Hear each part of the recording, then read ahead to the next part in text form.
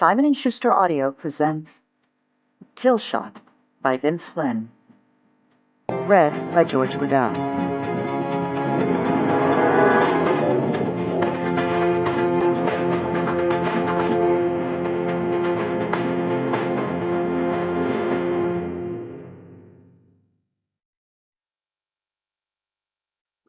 Prelude.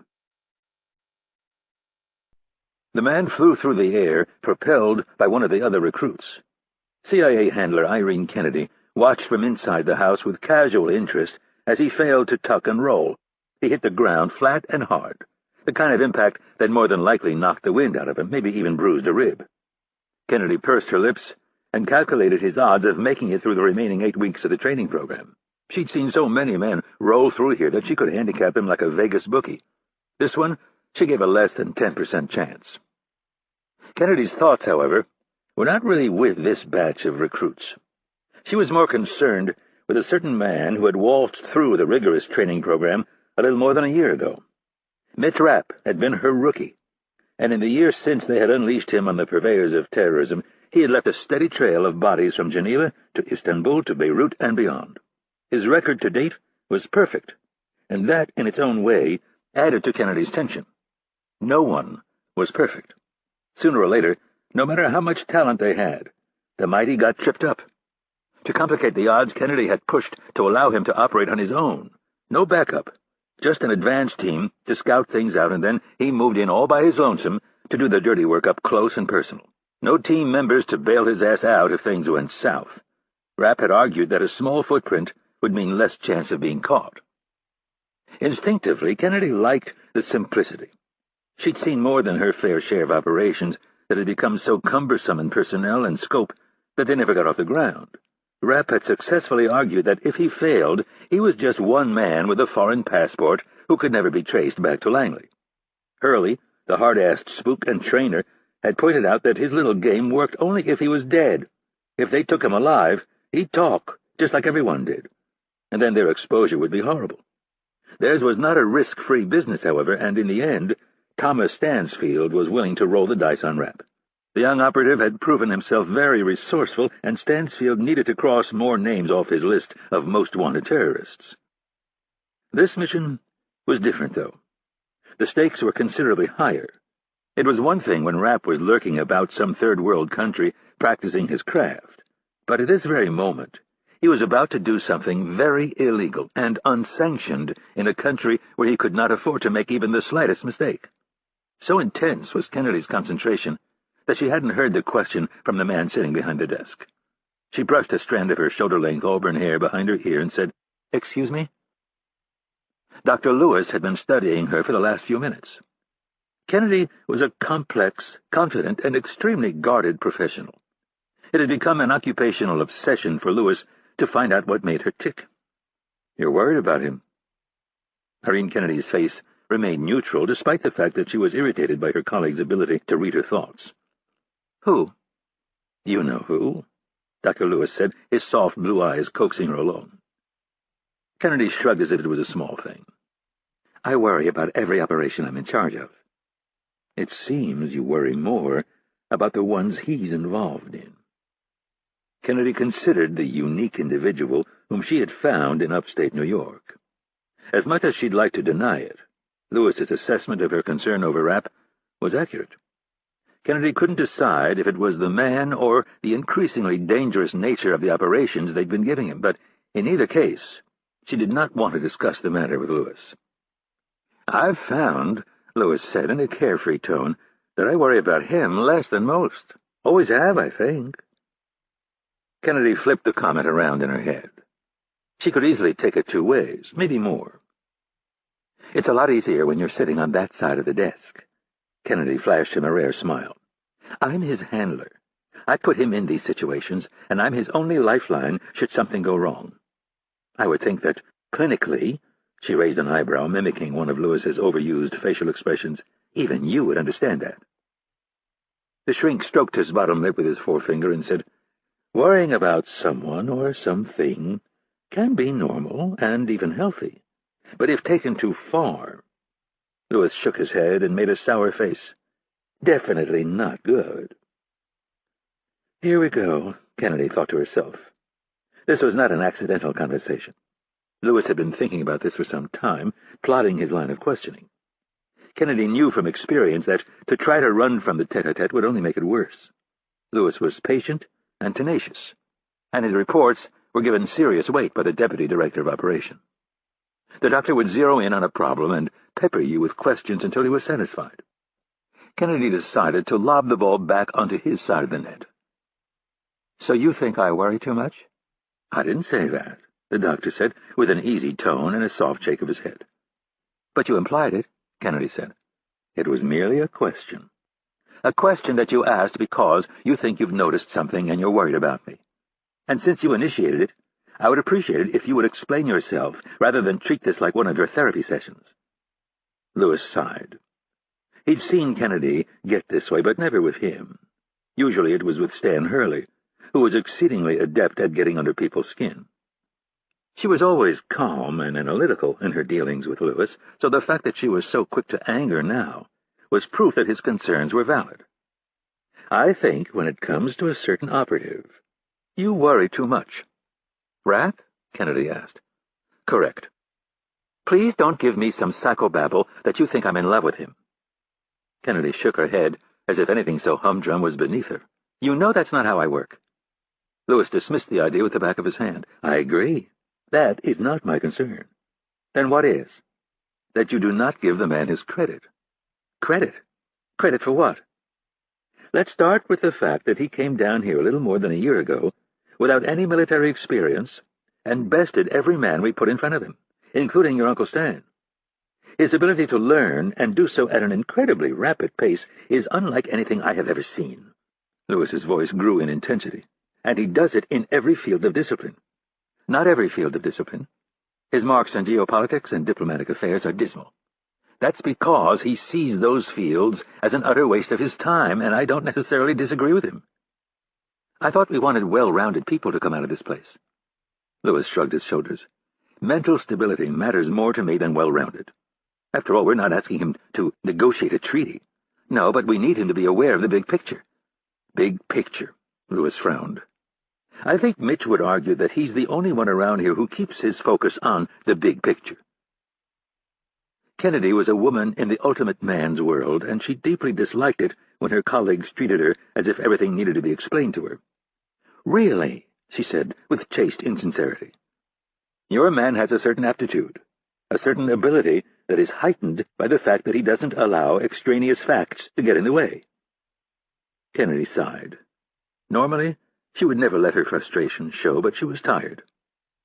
"I know you think I can read minds, but today that skill seems to have left me. Could you please get to the point?"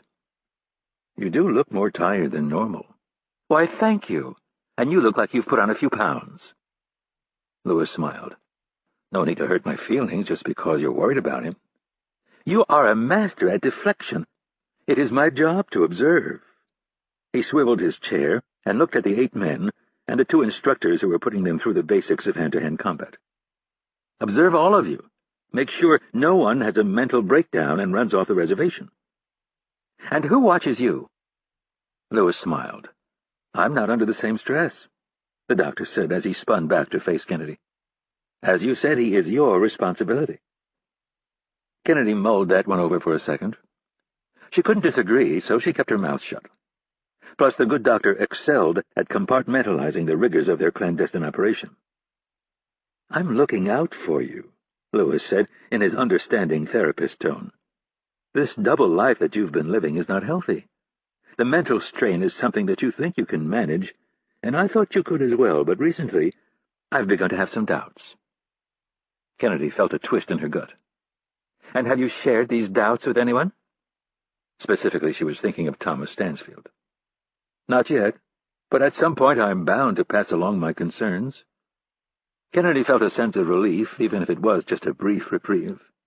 She knew the only way to avoid a bad personnel report was to allay Lewis's concerns, and the only way to do that was to talk about them. "This aptitude that you say he has, would you care to share it with me?"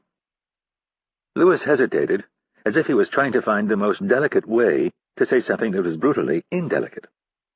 With a roll of his head, he said, I have tried to get inside Rapp's mind, and there are days where I swear he's so refreshingly honest that I think I know what makes him tick, and then—" Lewis's voice trailed off.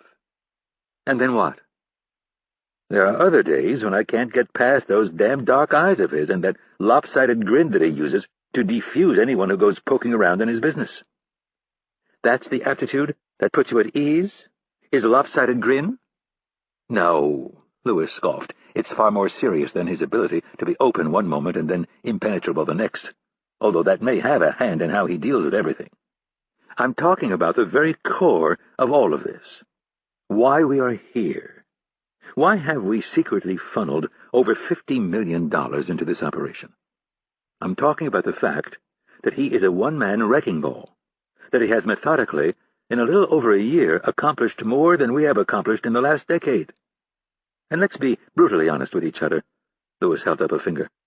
"The what that we are talking about is the stone-cold fact that he is exceedingly good at hunting down and killing men." Kennedy didn't look at Lewis, but she nodded. They had all come to the same realization months ago. That was why they had turned him loose and allowed him to work on his own. "I'm here," Lewis continued, "to observe and make sure we have the right people and that their minds can handle the unique stress of this job. I have stress, you have stress, but I doubt ours compares to the stress of operating alone, often behind enemy lines, and hunting down a man and killing him." "So you're worried that he's going to snap on us?" "Not at the moment.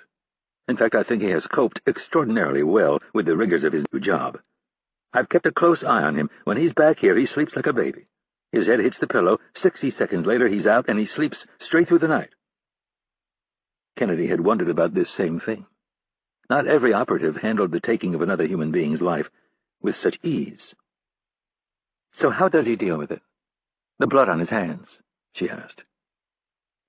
"He's a linear creature, which means he doesn't allow a lot of ancillary issues to muddy the waters of his conscience. These men, the ones we target, they all decided of their own volition to get involved in plots to kill innocent civilians. In Rapp's mind, and this isn't me guessing, he's expressed this very clearly, these men need to be punished." Kennedy shifted in her chair. "Simple revenge." "He says retribution. The distinction is slight, but I see his point. Given the loss of his girlfriend, I don't find that particularly troubling. After all, this is a job that requires a unique motivation." "Yes, it does, but his runs deep. He thinks if these men go unpunished, it will only embolden them to kill more people, to screw up more people's lives," Lewis answered. "You'll get no argument from me, nor our boss for that matter." Lewis smiled. "There's one more thing, something that adds a unique twist." "What's that?" "He wants them to know he's coming after them." "Theory or fact?" "A bit of both. He knows that he can make them jumpy, keep them up at night worrying when he's going to show up. He wants them to fear his existence." "He told you this?" Kennedy asked, more than a bit surprised. "Parts of it. The rest I pieced together," Lewis said with a nod. "And why didn't you tell me?" "I'm telling you right now." Kennedy moved to the edge of her chair. "I mean, why didn't you tell me when you first learned about it?" "I told Thomas," Lewis said, covering his bases. "And what did he say?" "He thought about it for a long moment, and then said making these guys lose a little sleep might not be the worst thing." "For Christ's sake!" Kennedy pressed her palm against her forehead. "As his handler, don't you think you should let me in on stuff like this?" "I'm not sure I understand your concern. I think he's fine, and Thomas does as well." Kennedy pinched the bridge of her nose in an effort to stifle the headache she felt coming. "This isn't the NFL. We don't trash talk. We don't taunt the other team in order to throw them off their game. My men need to be ghosts. They need to sneak into a country quietly to do their job and then disappear." "Irene, I think you're exaggerating your concerns. The enemy knows something is afoot. Bodies are piling up at an unusual clip, and if the fear Rapp is generating causes some of these men to be a bit jumpy—" Lewis shrugged. "Well, then, so be it." "So what in the hell are you trying to tell me? That you're okay with Rapp, but you're worried about me?" Kennedy asked, the suspicion in her voice obvious. "I'm okay with both of you. But I do think you worry too much. I'm worried about him because he's about to kill a high-ranking official in the capital of one of our closest allies. And if he screws up, the blowback could be so bad every single last one of us will end up in front of a committee on Capitol Hill, be indicted, and then end up in jail. Kennedy shook her head. I don't know what your shrink books have to say about all of this, but I think a fear of going to jail is a healthy thing. My point, Irene, is that Rapp is good, maybe the best I've ever seen, and his target is a lazy, overfed bureaucrat. Tonight will go fine. That's not what I'm worried about. Kennedy was so focused on Paris that she almost missed the last part. Then what are you worried about? Mr. Rapp is unique. He has already proven his penchant for autonomy. He bristles against control, and so far Thomas has been willing to ignore all of these little transgressions because the man is so damn good at what he does. But our country, as well as our beloved employer, has a glorious history of throwing those men who are at the tip of the spear under the proverbial bus when things get difficult. If they do that to a man like Rapp— Lewis winced at the thought. Our country and our employer don't even know he exists. I know that, Irene. I'm looking down the road, and I'm telling you there is a real danger that at some point we might lose control of him. Kennedy scoffed at the idea. I haven't seen a single thing that could lead you to that conclusion. Irene, Lewis said in a far more serious tone, strip it all down, and what we have is a man who has been taught to kill. Kill people who have harmed innocent civilians or threatened the national security of this country. Right now, his mission is clearly focused. He's out killing bad guys who live in foreign countries. What happens if he wakes up one day and realizes some of the bad guys are right here, living in America, working for the CIA, working on Capitol Hill? You can't be serious, Kennedy said, shocked by the theory. Lewis folded his hands under his chin and leaned back in his chair. Justice is blind, and if you train a man to become judge, jury, and executioner, well, then you shouldn't be surprised if he someday fails to see the distinction between a terrorist and a corrupt, self-serving bureaucrat. Kennedy thought about it for a moment and then said, I'm not sure I'm buying it. Lewis shrugged. Only time will tell. But I know one thing for certain. If there comes a time where you need to neutralize him, you'd better not screw up, because if he survives, he'll kill every last one of us.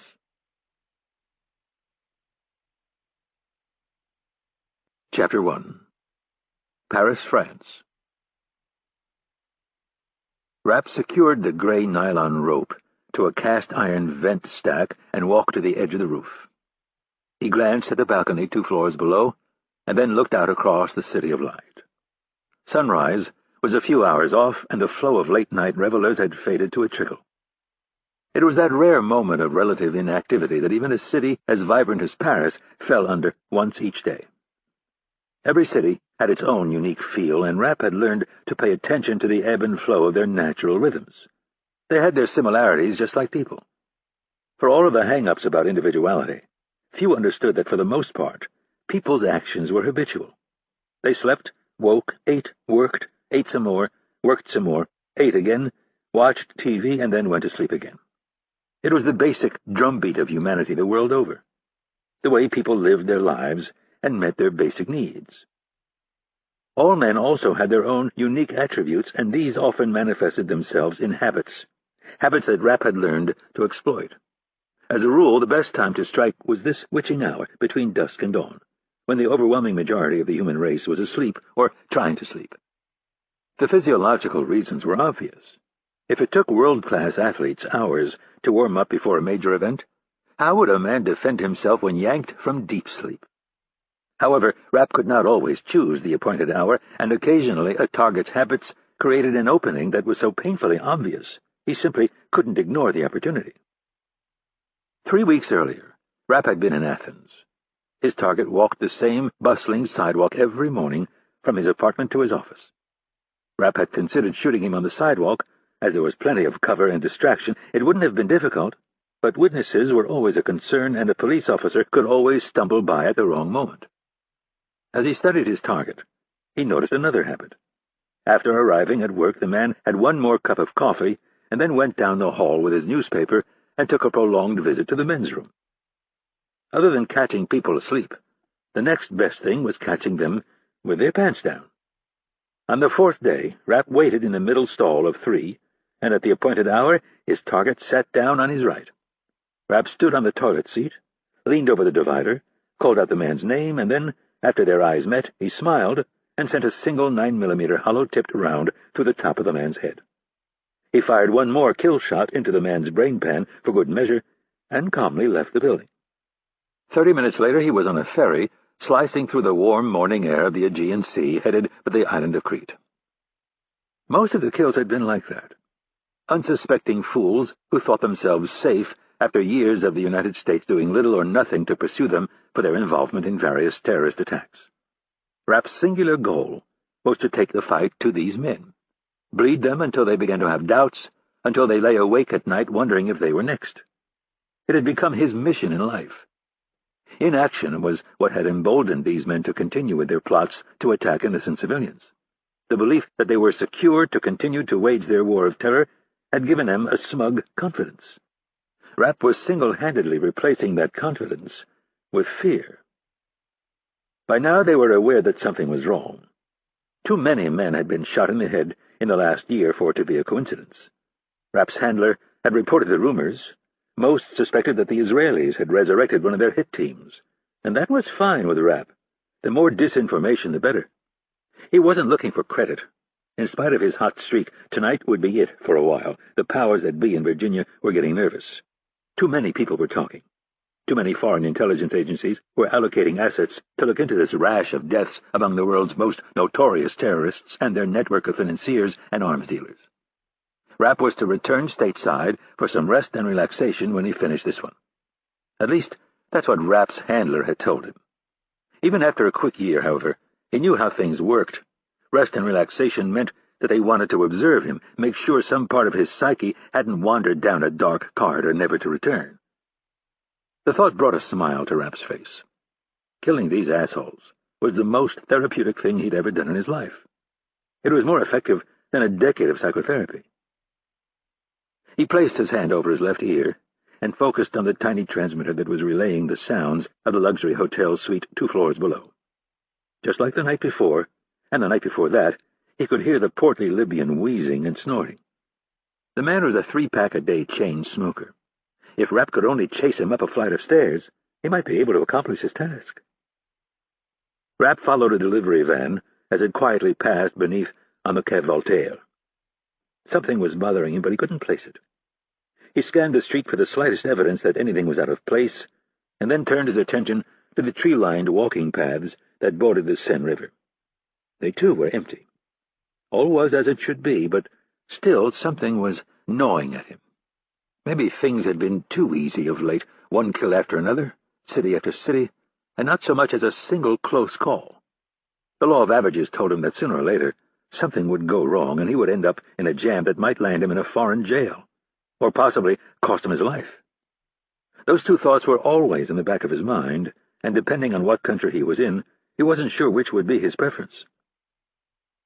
There was little room for fear and doubt in what he did. There should be caution and a keen eye to detail, but fear and doubt could incapacitate. He could stand up here all night thinking up excuses not to proceed. Stan Hurley, the tough SOB who had trained him, had warned him about the pitfalls of paralysis by analysis. Rapp thought about the stern warning that Hurley had given him and decided it was more than likely his handler's anxiety. She had warned him that if the slightest thing didn't seem right, he was to abort the mission.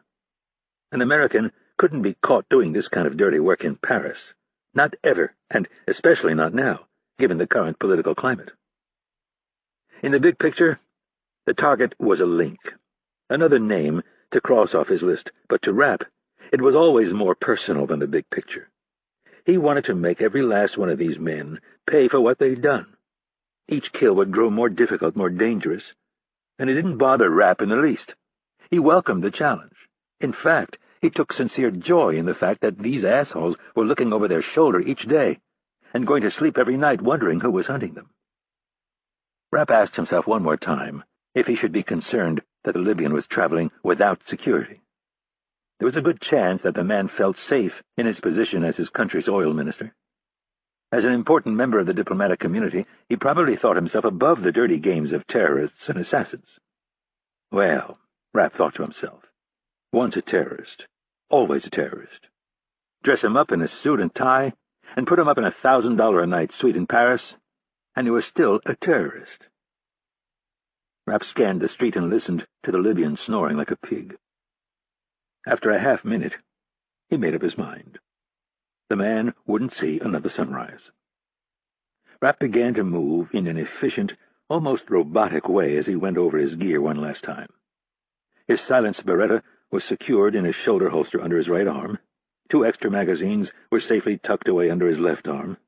A double-edged 4-inch combat knife was sheathed at the small of his back, and a smaller 9mm pistol was strapped to his right ankle. These were merely the offensive weapons he'd brought along. There was a small med kit, a radio that was tuned to the hotel's security channel, flex cuffs, and a perfectly forged set of documents that said he was a Palestinian recently immigrated from Amman, Jordan. And then there was the bulletproof vest. Wearing it was one of several things that had been beaten into him during his seemingly never-ending training. Rapp flipped up the collar on his black jacket and pulled a thin black balaclava over his face. He hefted the coil of climbing rope, looked over the edge of the building, and said to himself, 2 shots to the head.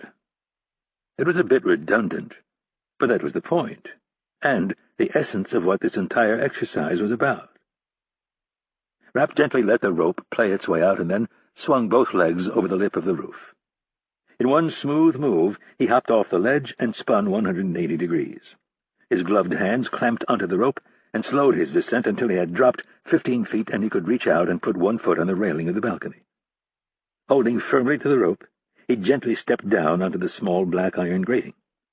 He was careful to keep himself off to one side, despite the fact that the blackout drapes were pulled. Dropping to a knee, he took the rope and brought it around the railing so it would be available should he need to make a quick exit. He had disabled the lock on the balcony door when he'd planted the listening device 2 days earlier. If there was time, he would retrieve the device, but it was nothing special. Rapp always made sure to use devices that couldn't be traced back to one of the high-end manufacturers that Langley used. He had the layout of the suite memorized.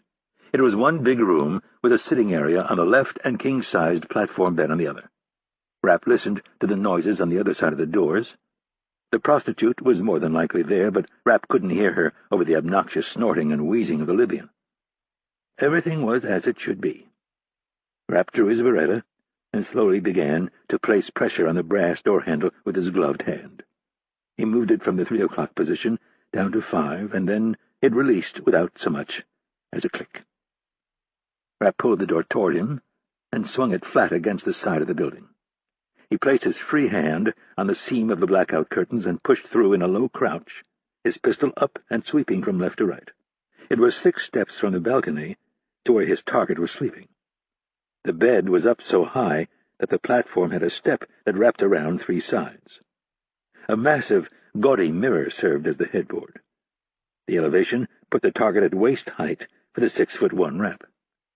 With the tip of the silencer only 4 feet from the Libyan's head, Rapp stole a quick glance in hopes that he could locate the prostitute.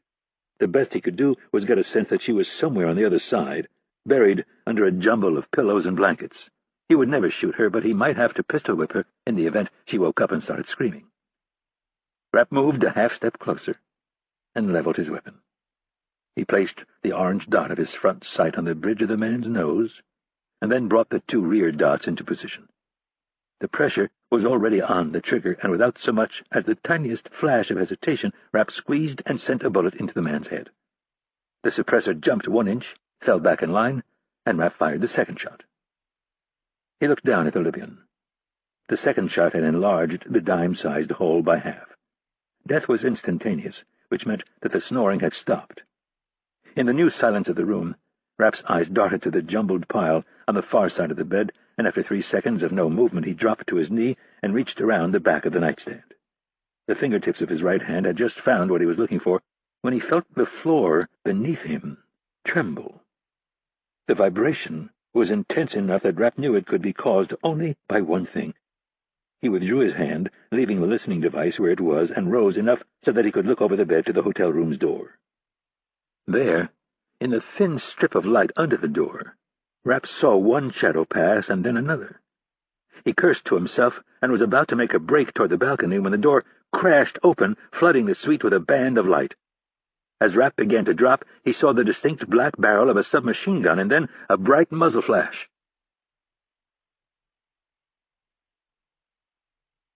Chapter 2. The room smelled. It was a brew of sweat and other odors given off by men stuffed for too long in close quarters. It was also tinged with a hint of fear. That troubled Samir Fadi deeply, even though he understood the cause. They were hunting a ghost, someone who had silently and steadily begun killing their brethren nearly a year ago. Samir couldn't change their situation, nor could he change the facts. The longer the men waited, the more bored they became, and the more bored they became, the more their minds wandered. It wasn't difficult to see it in their young faces as the gung-ho nature of their operation dissipated under the strain of monotony. They were each recalculating their chances for success, and the odds were moving in the wrong direction. Samir didn't fall prey to this weakness. They would meet this ghost with overwhelming firepower, and they would rid their cause of a major problem, and he would be celebrated as a hero. That was no small thing for Samir. He had felt for a very long time that Allah had magnificent plans for him, and when he returned from this operation with the head of the assassin, he would bask in the glory he so rightly deserved. Samir had been the lucky one to stumble upon the beginnings of a solution. They had all been shocked to hear that this was the work of one man. Samir had asked the most basic question: how do you find and kill an assassin whom no one knows? They had worked their sources across Europe and in Moscow and come up with nothing. Some on the council continued to argue that it couldn't be one man. It had to be multiple teams operating simultaneously. The Spaniard, however, held his ground. His source was above reproach. In addition to the source, the Spaniard had gotten his hands on some of the official police reports that were filed after the various murders. The reports all pointed to the fact that it was the work of one man. A support network and funding, to be sure, but it was one man doing the killing. The answer to Samir's question was every bit as simple. The Spaniard told the council that they needed to set a trap. Samir had been cut out of the following sessions. Only the executive council was allowed to weigh in on that decision, but Samir got the gist of it. They needed a plump target to lure the assassin out into the open. That plump target was now sleeping across the hall and 3 doors down. Samir was not told the identity of the bait until 7 days earlier, when he and his men arrived in Vienna. For 4 days, they had sat stuffed in a hotel room slightly smaller than this one, and then on that 4th morning they pulled out and left for France. They all traveled alone, dressed in suits, but on the same train. When they'd arrived in Paris, they were met by the Spaniard and a trusted brother who had prepped the hotel room with weapons and surveillance equipment. The bait had arrived by plane later that day, and after a brief lunch at the hotel he left to do some shopping. One by one, at random intervals, Samir's men entered the hotel and checked into different rooms on different floors. By nightfall, when the bait was out having dinner with a prostitute, they had all converged on the single room down the hall. Silenced submachine guns were waiting for them. The Spaniard and Samir both agreed that the assassin would strike at night, most likely in the pre-dawn hours, and it would be in the hotel suite where he could control the situation. Samir saw the wisdom, but felt the window of opportunity was too small. From sundown to sunup he had his men on high alert. During the day, 2 men were always on alert just in case. The other 3 men would head back to their rooms, order room service, and sleep. After 4 nights in Vienna, and now 3 in Paris, Samir could tell that the men were beginning to doubt the wisdom of the operation. The idea that they would dare question his authority upset him a great deal. He had chosen each man for his discipline and skills, and above all else, absolute obedience to his orders. They were told up front that this mission would require a great deal of patience, that it was likely to take several trips before the assassin showed up. But Samir and the Spaniard were adamant. The assassin would show up, and when he did, they would be ready to pounce. Over the course of the last 2 months, Samir felt that he had gotten to know this assassin. He was a man of unknown nationality who had penetrated their organization and begun methodically killing off the financiers, arms dealers, foot soldiers, and facilitators who allowed their organization and sister organizations to move about Europe, the Middle East, and North Africa. Thanks to the Spaniard, Samir had studied 5 of the kills in detail and was sure he understood how the assassin thought. He was ready to face him. He just wished it would be sooner rather than later. Samir checked his watch, looked around the room, and shook his head in disgust. There were 2 twin beds, and 2 of his men were lying on them in their street clothes, their heads propped up against the headboards. Both had dozed off, their silenced weapons resting on their laps. A 3rd man was on a chair by the door, leaned over, with his face buried in his hands. Samir couldn't tell, but he wouldn't be surprised if his eyes were closed as well. The 4th man, at least, was sitting attentively in front of the 2 monitors. They provided 2 angles of the room down the hall. He was also wearing headphones. The first few nights, they had all eagerly taken turns listening and watching while the lumpy Libyan had sex with a prostitute. 7 nights into it, the novelty had worn off. Even so, Samir did note that despite the Libyan's apparent bad health, he was extremely virile. It caused Samir to wonder if he could do the same, and he was still not 30. Samir was not a pious man when it came to his faith. He was a Muslim, but he left the holy prostrations to those who were more devout. He saw himself as a soldier tasked with taking Islam's fight to the dirty Jews and the rest of the decadent West.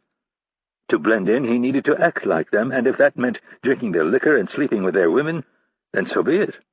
As long as insinuating himself into their culture would allow him to kill more of them, he was sure Allah would reward him. Samir stood and stretched his neck to one side and then the other.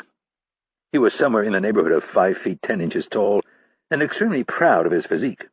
There wasn't an ounce of fat on his perfectly sculpted frame. He wore his raven black hair midway between his ears and his neck in the fashion that was so popular with the French youth. There was a mirror over the bed, and he paused to study his reflection before brushing his hair back behind each ear. He looked down at his chest under the tight white T-shirt and nodded his approval. He'd done thousands of push-ups to maintain his rock-hard muscles. It made him think that it would be a good idea to have the men get up and do some push-ups to get their blood flowing. By chance, he glanced at the surveillance monitors, and something caught his eye. He moved quickly to the screens and shook the man who was tasked with watching them. "Mohammed," Samir hissed, "did you see that?" There, on the black-and-white screen, a shadowy figure moved across the suite. Samir felt his throat tighten. The assassin was here. Samir turned and slapped the feet of the men on the beds. Restraining himself from yelling, he said, "He's here! Get up, you fools!" Samir grabbed his silenced submachine gun and lined his men up, slapping and shoving them into place. Within seconds, they were in position at the door. Samir's heart was racing, and he could tell by the wide-eyed expressions of his men that they were going through the same thing. He placed his hand on the door handle and nodded once before yanking it open.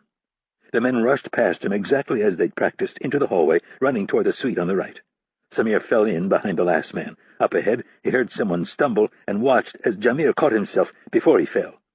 Samir cursed himself for not waking them sooner and getting them ready. He knew the assassin would strike in the pre-dawn hours. He should have had the men ready. At least 2 of them had just been yanked from their dreams.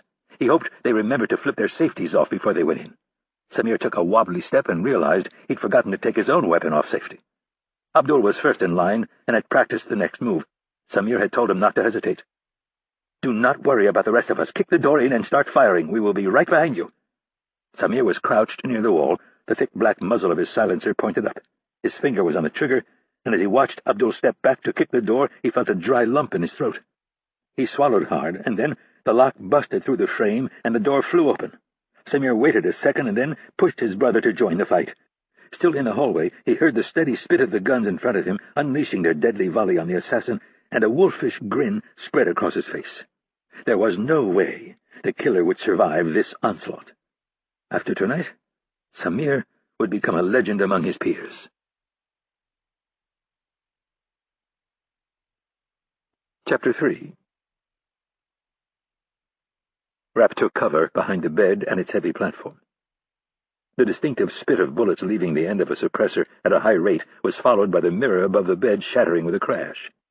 After that, bullets began thudding into the walls, furniture, and mattress. Rapp pressed himself into the floor as he tried to count the shots. The steady thumping of one gun being fired was quickly joined by at least 2 more. Rapp stole a quick look at the balcony, a mere 6 steps away, and fought the urge to bolt. With this much lead flying, he would never make it. Plaster was raining down on him, and he could hear bullets impacting the mattress just a few inches above his head. Rapp pressed himself to the floor, taking cover behind the carpeted platform that elevated the bed, and told himself not to panic. His only avenue of escape was cut off, and he was cornered and outgunned. As the hail of bullets continued around him, he was reminded of something his trainer, Stan Hurley, had once said. It took Rapp a half-second before he realized it was his only chance. Grabbing a spare magazine from under his left arm, he focused on the area past the foot of the bed and waited for his chance. Even with the suppressors, there was a great deal of noise, as there was a near-continuous spit of bullets flying and the metallic clank of slides blowing back and slamming forward. It was considerably quieter than normal gunshots, but by no means silent. Rapp guessed they were using MP5s or a close cousin. His mind jumped through the possibilities in a split second. MP5s almost certainly meant 30-round magazines, and with the weapon's rate of fire on full automatic, a man could burn through all his rounds in a matter of seconds. One of Rapp's assets was the ability to slow things down in his mind's eye. He'd honed it on the lacrosse pitch in high school and college. He could calculate what the other players were going to do and react. When things were tense like this, he could block out the fear and extraneous information, focus on what was important, and slow things down. Panic-induced decisions had a nasty way of leading to bad, or, in this case, fatal outcomes. Rapp's angle and concealment were as good as he could hope for, considering the fact that he'd been caught so off guard, and he used these few seconds to look at the tactical situation from 360 degrees.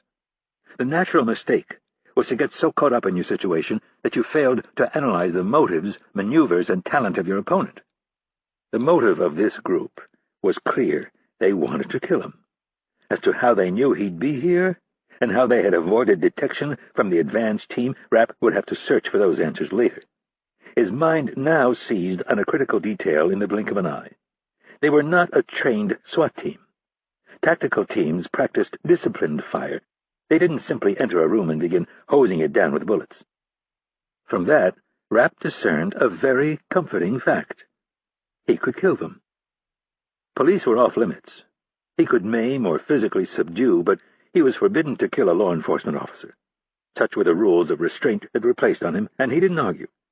Governments could look the other way when certain unsavory individuals were killed on their soil, but kill an innocent bystander, or worse, a law enforcement officer, and you could create an international incident that would bring the kind of attention they could not afford.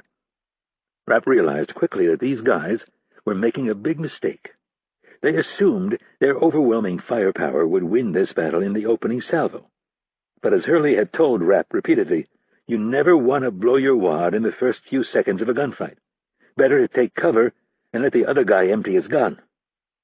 Taking this several steps further, Hurley and the other instructors forced him to learn how to classify different guns by sound alone, and more important, to keep track of rounds fired. The latter was hopeless in this situation.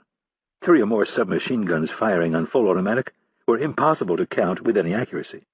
But at this rate of fire, it was pretty much a foregone conclusion that they would all be reloading in the next few seconds. Rapp anticipated what would happen next. He was on the verge of losing his cover. Rather than wait for the first shooter to move far enough into the room and get the angle on him, Rapp would broaden the angle first. He stayed low and crawled forward 2 feet. With his head near the edge of the foot of the platform, he could now see close to 3/4 of the room. Standing no more than 15 feet away, he saw his first target. The man was dressed in jeans and a T-shirt, and was in the midst of ejecting a long, curved magazine. Rapp swung his left arm around and shot him once in the face. He kept moving his pistol and found 2 more targets. One was still firing wildly, and the other was reloading. Rapp shot the second man in the nose and the third man in the throat, and then, before he could find the next target, bullets began thudding into the carpeting near his face. Rapp yanked his arm back and scurried in reverse for cover. He'd fired 5 rounds, which meant he had 14 left in the magazine, and 2 full magazines of 18 rounds, plus his backup gun. Now was not the time to stay pressed against the floor. If the man or men who were left standing decided to rush him, he'd be toast. Rapp popped up onto one knee and raised the pistol above the bed. Again, firing from left to right, he squeezed off 6 quick shots. On the 5th one, he heard a grunt and knew he'd hit someone in the torso. He moved his muzzle back a few degrees to the left and fired 4 more shots. And then all was quiet. Rapp paused, and then squeezed off his last 4 shots at the door. He quickly switched out magazines, hit the slide release with his thumb, and seated a fresh round in the chamber.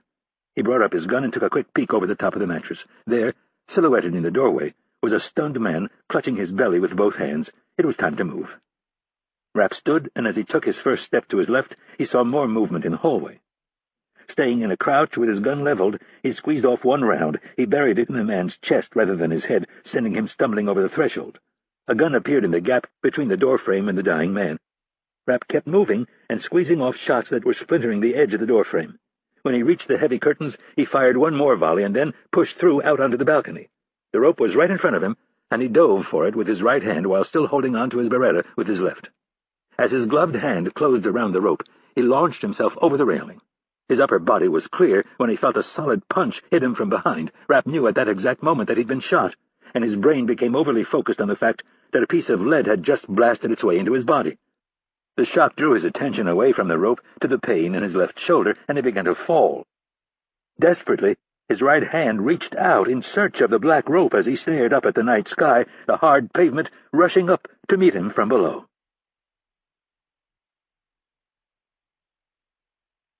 Chapter 4. Abdul continued straight into the room, sweeping his suppressed rifle from left to right, laying down a steady stream of bullets. Right on his heels, Damir joined the fight, spraying his bullets in a zigzag pattern. Mohammed was next, and then Samir's brother Habib. Samir's feet felt heavy, as if he was suddenly wading through sand. He forced himself to move forward as the gap grew between him and his brother. For all of his bravado and threats of violence, there'd been a sliver of his ego that feared facing this assassin. He did a good job keeping it in check and made sure the men never got a whiff of it, but it weighed on him. As the line of men pressed into the suite, Samir was steadily falling behind. He listened as the hail of bullets reached a fevered pitch, objects crashing and shattering under the fusillade of metal. Samir suddenly felt woozy. His chest tightened and his vision grew fuzzy at the edges. "Breathe," he rebuked himself. He was almost to the door now, and he took 2 deep breaths as he watched his brother enter the room. Samir stopped at the doorframe and listened to the barrage of bullets shredding the room. With fresh air in his lungs, he allowed a nervous smile to spread across his face. There was no way the assassin could escape this. The hunter would become the hunted. It was a mantra Samir had repeated for months. "The man I have been sent to kill will finally die, and I will be rewarded handsomely," Samir thought. Samir had played this out in his mind evening after evening, and the end result was always the assassin lying dead in a pool of his own blood. 4 men with submachine guns against a single man with a pistol, and he was in reserve just in case, hundreds of bullets against a handful. This would surely end in his favor. Samir was just about to enter the room when the clamor came to an abrupt stop.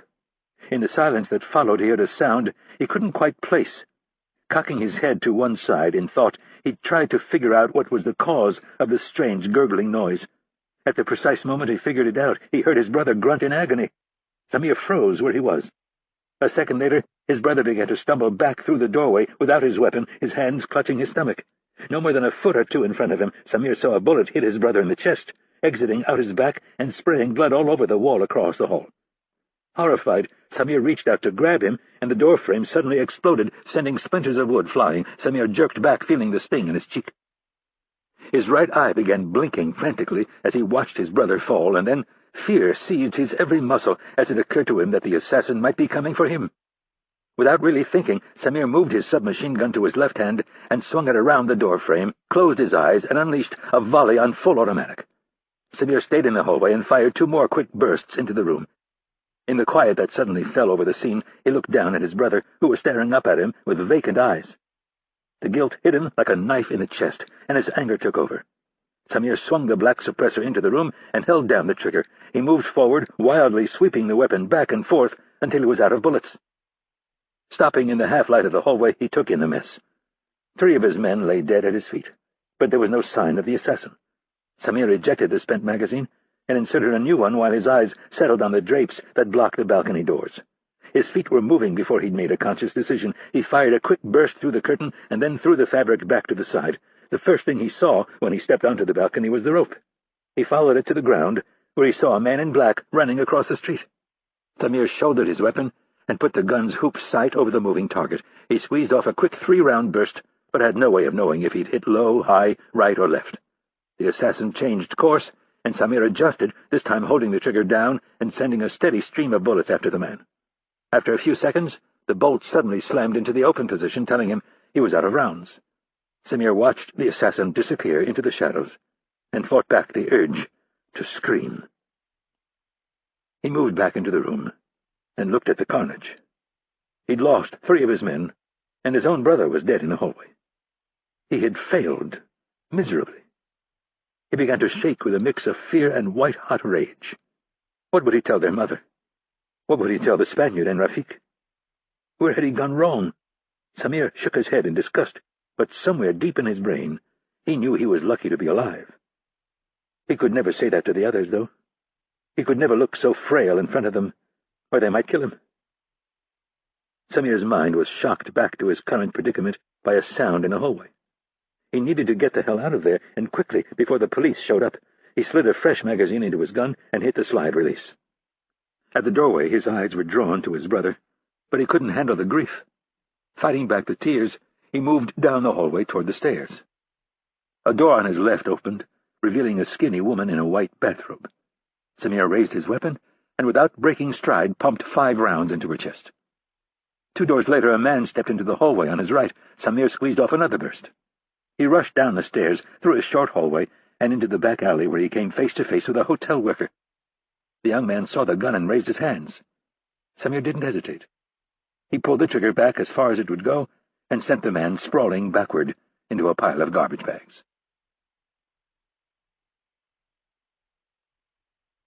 Chapter 5. Rapp had never been shot, but it wasn't the type of thing one had to experience to recognize. Bullets had been flying at a rapid pace, and one of them had found its mark. The impact had caused him to drop his gun to the street below, but he had held onto the rope. The zip of bullets cracked above his head as Rapp fell over the railing and then dropped. He clamped down with his right hand, the maneuver causing him to spin 180 degrees and come crashing back to the building. He got his feet out in front of him just in time to stop himself from slamming face first into the stone facade. Dangling with a bullet wound from a rope and with his gun 40-odd feet below him on the street gave Rapp a sense of vulnerability he did not like. The thought of grabbing his backup gun occurred to him, but his legs were already bending at the knees and kicking him away from the wall. He needed to get away from this place as fast as possible. He loosened his grip on the rope and dropped 10 feet before clamping down again. His feet found the wall once more, and he used them to push himself away from the building. When he reached the pavement, he looked down to find his gun just a few feet away. He grabbed the weapon and quickly looked left and right. No headlights were visible, but the police would be here shortly. Rapp was already moving across the street and toward the river. He was halfway clear when bullets started snapping in the air around him. He jerked left, crouched a bit, and then broke into a full sprint. The bullets followed him, and he jerked right, and then his feet found the grass and shadows of the trees. The bullets stopped, but Rapp continued to the right for another 50 feet to make sure he was fully concealed before he committed to his true course. The bench and walking path were exactly where Rapp expected them to be. He crossed the path and turned left, his feet barely making a noise as they moved lightly along the asphalt. His lungs and legs were working fine, carrying him at a quick clip toward a spot he had scouted out a few days earlier. Just before he reached the bridge, the first wave of pain hit him. It came rolling in, building in intensity until it hit, throbbed, and then diminished. Rapp resisted the urge to touch his shoulder and assess the damage. He could feel the slick wetness under his shirt, and that told him enough. The wound was somewhere in his left shoulder, which meant he should be able to handle it unless it had hit his axillary artery. If that were the case, he would most likely lose consciousness and bleed out in the next few minutes. Up ahead, he sighted a low-slung bridge with its curved stone arches. Rapp suddenly couldn't remember its name, which made him wonder if his brain wasn't getting enough blood. He slowed his pace and left the path. The crunch of dirt and gravel under his feet told him he had found the foot-worn trail. He followed it slowly to the south embankment of the river and the base of the bridge. The ledge was no more than 3 feet wide. Rapp paused and peered down the length of it. There was just enough light from the city bouncing off the water to see that he was alone. He ducked under the curved arch and crouched his way to the middle. He sat down on the ledge, his feet dangling a few feet above the water of the Seine. Out of habit, Rapp moved to switch his silenced Beretta from his right hand to his left so he could holster it, but his left hand didn't respond in the way he would have liked. He managed to move it a few inches, and then a stabbing pain told him it was a bad idea. Rapp cursed under his breath and then set the gun down on the ledge next to him. Using his teeth, Rapp tugged off the glove on his right hand, finger by finger, and dropped the glove next to the gun. He opened his jacket and then undid the next 2 buttons on his shirt. His hand slid over the rough fabric of his bulletproof vest and found his bare shoulders soaked in blood. A wave of pain peaked and he bit down hard. As the surge passed, his index finger found what he was looking for, the exit wound. Rapp breathed a sigh of relief. The bullet had gone all the way through, and the hole was no bigger than the tip of his finger. If it had been a hollow-tipped round, the exit wound would have been much bigger and the damage far worse. Reaching around his back, he found the entry wound and sensed there was less blood, but it was hard to tell. He unfastened a small pack around his waist and opened the medkit. His fingers found a small pen flashlight. Rapp placed it against his thigh and turned it on. Satisfied that the red filter was affixed, he placed the small flashlight in his teeth and found the first of 4 syringes. He popped the cap, letting it fall into the river, and then, pressing the plunger, he soaked his shoulder in iodine. Rapp looked at the next syringe for a second and hesitated. He had gone over this in theory, but now, sitting here bleeding, he began to realize just how much it was going to hurt. Before he did that, though, he had to plug the hole. He tore open a package of gauze and started feeding it into the entry wound on the back of his shoulder. The pain was more manageable than he'd expected, but this would be the easy part. When it was done, he picked up the next syringe and dropped that cap into the river as well. Grabbing his left wrist, Rapp brought it up and hooked the hand's fingers around his jacket and shirt, exposing the exit wound, and then let the limp arm hang there. Not wanting to think about the next move any longer than he needed to, he placed the tip of the plastic syringe into the exit hole, took a deep breath, and then shoved the needle in as far as it would go. It took every ounce of control not to scream. Rapp's entire body went rigid with pain, his eyes rolled back in his head, and for a good 5 seconds he feared he might pass out. The shock of the initial pain began to recede, and Rapp took several deep breaths. When he was ready, he placed his thumb on the plunger. Then he pressed down, and the first few cc's of the powdered blood coagulant flowed into the wound. Rapp pulled the syringe out an inch and pumped more of the powder into the wound. He repeated the process 2 more times until the syringe was empty. After discarding it, he grabbed the next-to-last syringe, popped the cap, and jabbed it into the wound. A muffled curse escaped his lips this time, and he grunted while he hit the plunger, sending superglue into the wound to help stop the bleeding. Police sirens could now be heard coming from every direction. Rapp tossed the syringe out into the current and leaned back. He had to get moving. He fished out the last syringe. It contained a broad-spectrum antibiotic. He sat up straight and found a patch of skin under his bulletproof vest. He jabbed the needle through the fabric of his dress shirt and didn't so much as feel a pinch. Not knowing how he would secure the med kit and thinking that he had pretty much done all he could, he dropped the entire thing into the murky river. He stared down at his gun for a second, and was about to dump it as well, but decided against it. Where he was going, he would have plenty of opportunities to dispose of it. Rapp grabbed the weapon with his good hand, reversed it, and nudged the tip of the suppressor into the holster. As he snapped it into place, he heard voices off to his right. He knew the temperature of the water, the speed of the current, and roughly how long he would last until hypothermia took his life. As the voices grew louder, Rapp scooted his butt to the edge, gripped the stone with his right hand, and slid himself quietly off the ledge and into the water. He sank beneath the surface smoothly, the suction of his clothes pulling him down. He knew not to panic. As soon as his clothes were soaked, they would be neutral. Rapp bobbed to the surface 5 seconds later, the current already pushing him to the west. He took in an easy breath and ignored the chill of the dark water, telling himself it would help slow his blood flow.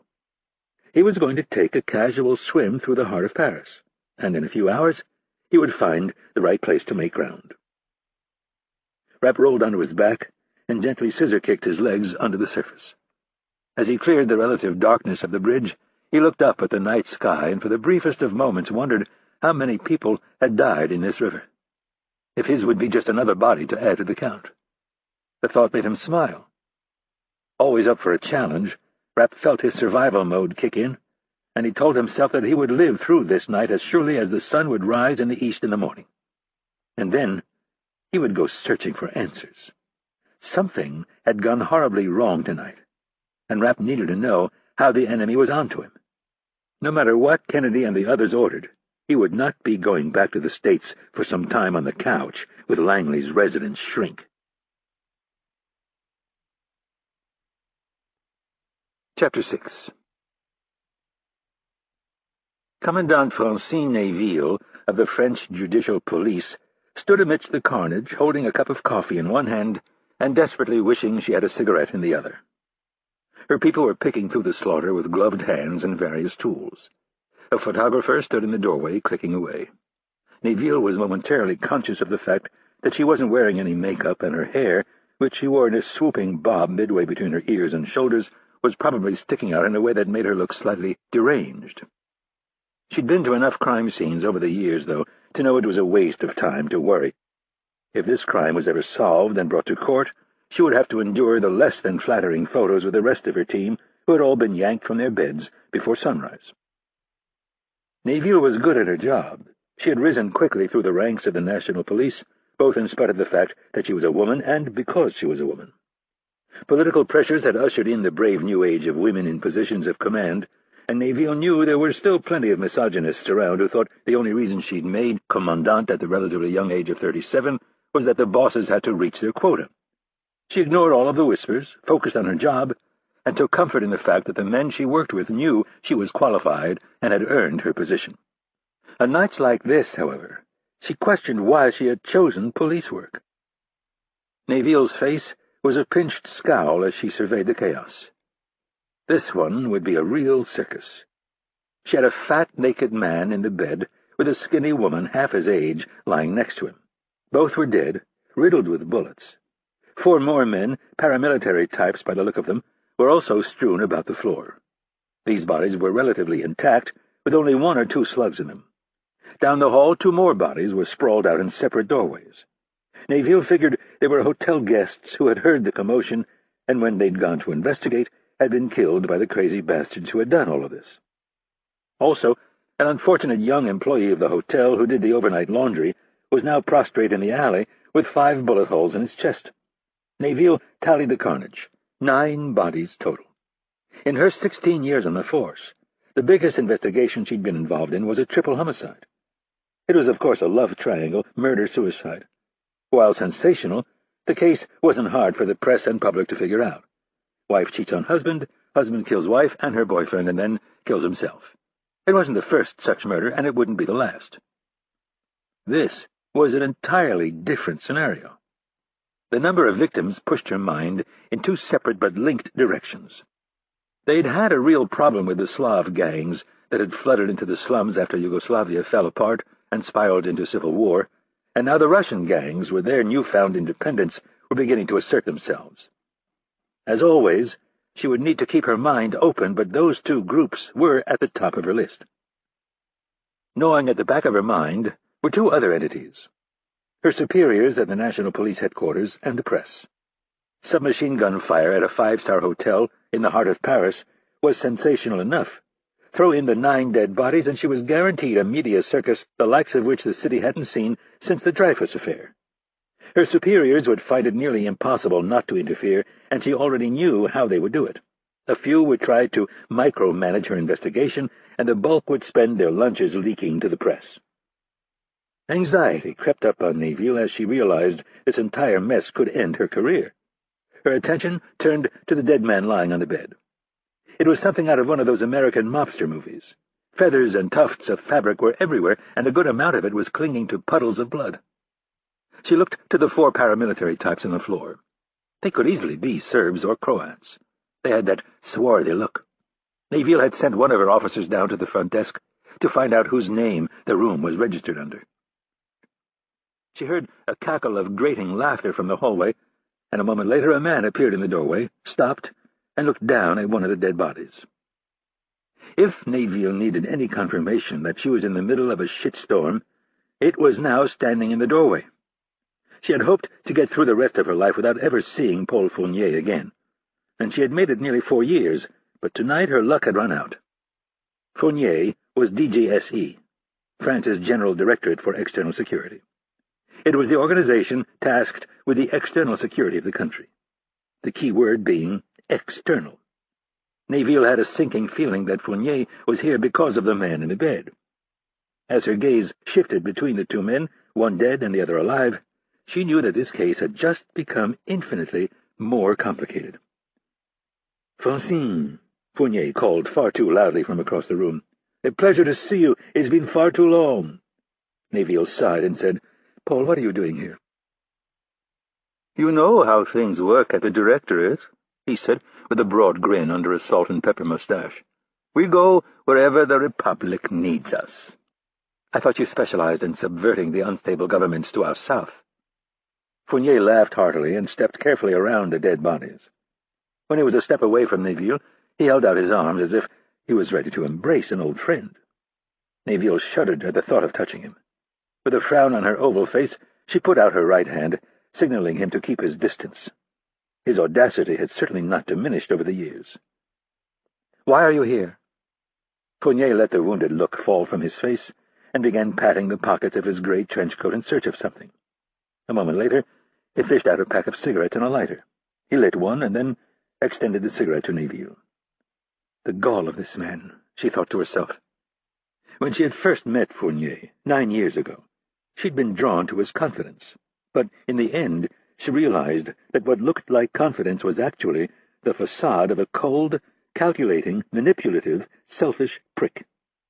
Straining to keep her cool, she shook her head at the officer and said, "Why is everything so difficult with you?" "I'm sorry?" he asked, pretending to not understand. She shrugged. "I ask you a simple question, but you refuse to answer." Fournier suddenly looked offended. "Come now, my dear Francine. I know things did not end well between us, and I'm sorry for that. But it was what, 10 years ago? Surely we can be professional about this." She ignored the fact that he was off by 6 years and instead focused on 1,000 things she'd like to say to the jerk. All of them would have felt good, would have been accurate, and they would all have been a mistake. Accuracy and truth had no sanctity to Fournier. For him they were devices to be used to advance his agenda and schemes. He would obfuscate and claim the mantle of victim no matter how egregious his sins. Engaging him was exactly what he wanted.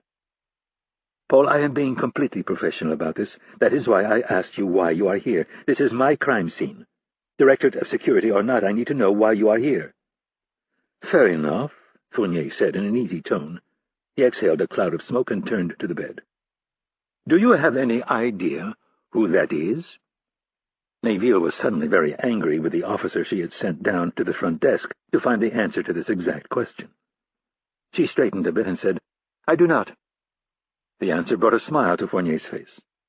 "Well, let's see." He wheeled back toward the dead bodies and said, 4 men with suppressed automatic weapons, all dead." Gesturing to the bed, he continued, "An overweight man in his 60s and a skinny young woman less than half his age, most likely a prostitute." Neville acted bored. The conclusions were obvious. She was tempted to say so, but knew the less she said, the better. Fournier had his stage, and he needed to play out this little game in order to diminish her in front of her men. "The man's name?" she asked, in a dispassionate voice. "I'm getting there," Fournier said, holding up a cautionary finger. 6 bodies. That's rather a lot." Neville didn't bother to correct him and tell him about the other 3 bodies. She would offer as little information as possible in hopes that the spook from Directorate of Security would get what he was looking for and leave. As Fournier continued to analyze the obvious, his eyes were busy noting the more interesting aspects of the crime scene. There were certain incongruities that Neville and her team would eventually notice, but for now it was hard to see the proverbial trees through the forest. He placed himself in the room when it all went down, looked at the shattered glass headboard, the bullet-pocked plaster wall, and the 2 bodies on the bed, riddled with bullets. Brass shell casings littered the floor. Hundreds of rounds had been fired. That the assassin had escaped was a miracle. Fournier looked at the nearest man on the floor and noted the precise location of the bullet hole in his forehead, and couldn't help but nod in respect for the man whose aim had stayed so steady under a fusillade of bullets. "The man's name?" Neville asked again. Fournier approached the bed. He looked down at the heavy-set man, noted more than a dozen shallow entry wounds, and then his eyes found the near-perfect dot just above the minister's nose. That would have come from their assassin. Fournier inhaled deeply and waved his cigarette at the bed. "That, my dear, is Tarek al-Magharia." Neville waited for him to expand. It was a long moment that grew longer, and when she tired of the wait, she asked, "And who is Tarek al-Magharia?" He is Libya's oil minister, and these men, I presume, are, or I should say were, his bodyguards." Neville closed her eyes for a moment and clenched her fists. Serbian and Russian gangsters killing each other was one thing. It wasn't good, but to a certain extent the good people of Paris didn't care as long as they were killing each other. A foreign diplomat, however, was an entirely different mess. A Libyan diplomat was even worse, and their oil minister the worst of all. Neville didn't know the exact number, but she knew her country received a large portion of its oil imports from the country across the Mediterranean. "Any idea who killed him?" She found herself asking the question before she could stop herself, and she instantly regretted it, for she knew Fournier was incapable of telling her the truth. "No idea at the moment, but the usual suspects will be looked at." "The usual suspects?" "The Israelis, a few others." Fournier knew much more than he was letting on, but he wasn't about to tell someone from the National Police that Almagria had spent most of his career working for Libya's brutal intelligence service, the Mukhabarat el-Jamahiriya. Neville eyed Fournier with suspicion. All of her instincts told her he was holding back information. "How did you find out so quickly?" "Quickly?" "That he'd been murdered." Fournier flashed her a proud smile. "I have my sources." Neville wondered if the DGSE had had the Libyan under surveillance. She was about to ask the question, but thought better of it. He would never give her an honest answer. She would pass her suspicions on to her bosses, and they could lock horns with the higher-ups at DGSE. "I'm still a bit confused as to why you're here." "We have a dead foreign diplomat, my dear. I would think you would understand the need for the Directorate to be involved." Neville gave him nothing. Fournier shrugged. "Well, my superiors want me to keep a very close eye on your investigation, so we will be seeing quite a bit of each other." Neville's light brown eyes were fixated on the inch-long piece of ash that was precariously dangling from the end of Fournier's cigarette. "This is a crime scene. I don't care how much clout you think you have. If that ash hits the carpet, I will have you handcuffed and removed." "Sorry," Fournier said, wide-eyed, as if he'd suddenly realized his mistake. He held a hand under the ash as he made his way to the balcony door. With light breaking in the morning sky, he could see the bullet holes in the curtain. He shouldered his way through the curtains and out onto the small balcony. Fournier flipped the ash over the edge and followed it down to the sidewalk. The police barricades were up, and a few members of the press and curious onlookers were beginning to gather. Word would continue to spread, and this place would be a circus by mid-morning. He turned his head toward the roof and took note of the fact that his man had retrieved the rope before the police had figured out it was there. Fournier wasn't sure how much more he could do to help muddy the waters, but he did know he needed to get out of here before too many cameras showed up. He walked back into the hotel suite and began stepping around bodies. "Francine, I will be in touch. If you need me, you know where to find me." Neville turned away from the examination of several shell casings on the near side of the bed. She felt a great sense of relief as she watched him leave the room, but then, within a few seconds, asked herself why he was leaving so quickly. Something didn't feel right, and in that moment, Neville had final confirmation that Paul Fournier was going to be a major complication in an already complicated case.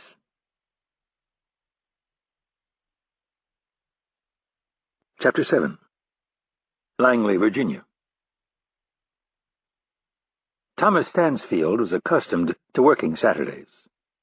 The world did not stop for the Deputy Director of Operations for the CIA to rest, so he worked 6.5 days a week. He was, however, not accustomed to being rousted by the Secretary of State at 4 a.m. on a Saturday. Even so, he kept his cool as the Secretary told him the news of a dead Libyan diplomat in Paris. He also managed to patiently listen as the Secretary made some extremely wild and uninformed accusations. Stansfield assured him the CIA had nothing to do with whatever it was that had happened in Paris, and before hanging up, he promised America's top diplomat that he would have some answers by noon. By 8 a.m., Stansfield was ensconced in the Situation Room at the White House with most of the National Security Council. With the President off playing golf in Maryland and the Vice President AWOL, Secretary of State Franklin Wilson led the meeting. After 2 hours of idle conjecture and a lot of bluster about putting pressure on Israel, Stansfield finally managed to break away from the meeting. With the morning already half gone, Stansfield was irritated that he didn't have a single salient fact. The questions were piling up, and he knew if he was going to get some answers, he would need to escape this meeting of Washington's power elite and have a much-needed discussion with one of his junior operatives and an old colleague who had better be waiting in his office back at Langley. Stansfield found Irene Kennedy sitting in his small lobby and signaled for her to follow him into his soundproofed office. In his eternally composed way, Stansfield motioned for Kennedy to sit in one of the chairs opposite his desk and then asked, "Where is Stan?" Kennedy shrugged. Her shoulder-length hair was pulled back in a simple ponytail. "He wandered off a while ago. Said he needed to talk to someone." Stansfield unbuttoned his gray suit coat, took it off, and draped it over the back of his leather office chair. He was annoyed that Stan Hurley was loose in the building, but he didn't let it show. They had a long, colorful history together, and Stansfield was intimately familiar with the man's abilities as well as his weaknesses. There were some very good reasons why Stansfield had turned him into a private contractor a few years ago. Chief among them was that Hurley was completely tone-deaf when it came to the internal politics of Langley. He was like a child who simply couldn't resist touching the paint when the sign clearly said, "Wet paint, do not touch." In the ordered, uptight halls of Langley, he was a disaster waiting to happen. Stansfield looked at his Timex watch and decided he would give Hurley 5 minutes before he sent someone looking for him. Turning his thoughts to the matter of most concern, he asked, "Our young friend, has he checked in?" Kennedy knew Stansfield's office was swept for listening devices on a daily basis, but these conversations always made her nervous. "No." "Any idea why?" "I would prefer not to jump to any conclusions until we know more." Stansfield looked at her with his gray eyes, waiting patiently for her to say more. The look on his face was one that was familiar to all who worked for him. He paid his people for their intellect and their opinions, not to play it safe until the answer was obvious. "I know he's still relatively new, but I assume you properly impressed on him the need to check in?" "I did, and although he may be new compared to some of the other people around here, in 1 year's time he's racked up more real field experience than any other 10 operatives combined." Reading between the lines, Stansfield understood that by practical field experience she meant kills. "Has he ever failed to check in before?" Kennedy considered the question for a moment, but then the door opened and Stan Hurley walked in. He was wearing a boxy-fitting blue suit, white shirt, and no tie. His mustache was trimmed short, but he'd skipped the razor this morning, so he had scruffy stubble that looked like it could be used to sand wood. Stansfield, knowing Hurley's uncouth side better than most, was impressed that he'd actually bothered with the suit at all. "Sorry I'm late," Hurley announced with a basso voice that he developed by years of smoking, drinking, and yelling. "What have you been up to?" Stansfield asked with sincere curiosity. "Just checking in on a few old friends." "Do I want to know who?" Hurley flashed him a lopsided grin and said, "Boss, you've got more important things to worry about." Stansfield would find out later. For now, they had to figure out what had happened in Paris and to what extent they might be exposed. Keeping his eyes on Hurley, he asked, "Any word on what happened last night?" 9 bodies. Libyan oil minister and a prostitute were gunned down along with his 4-person security detail." The deputy director of operations gave a slight nod. He'd already confirmed as much. "There were also 3 innocent civilians." Hurley leaned forward and rested his elbows on his knees. He stroked his mustache with both hands and folded them under his chin. The man seemed to be in perpetual motion. Even at 53, he had a youthful energy about him. 3 innocents?" Stansfield asked, betraying his surprise with only an arched brow. He turned to Kennedy. "Did you know about this?" "No," Kennedy answered honestly. 2 hotel guests," Hurley added, "just down the hall from Tarek's room, and then a kitchen boy in the back alley." 9 bodies, Stansfield repeated, still surprised by the number.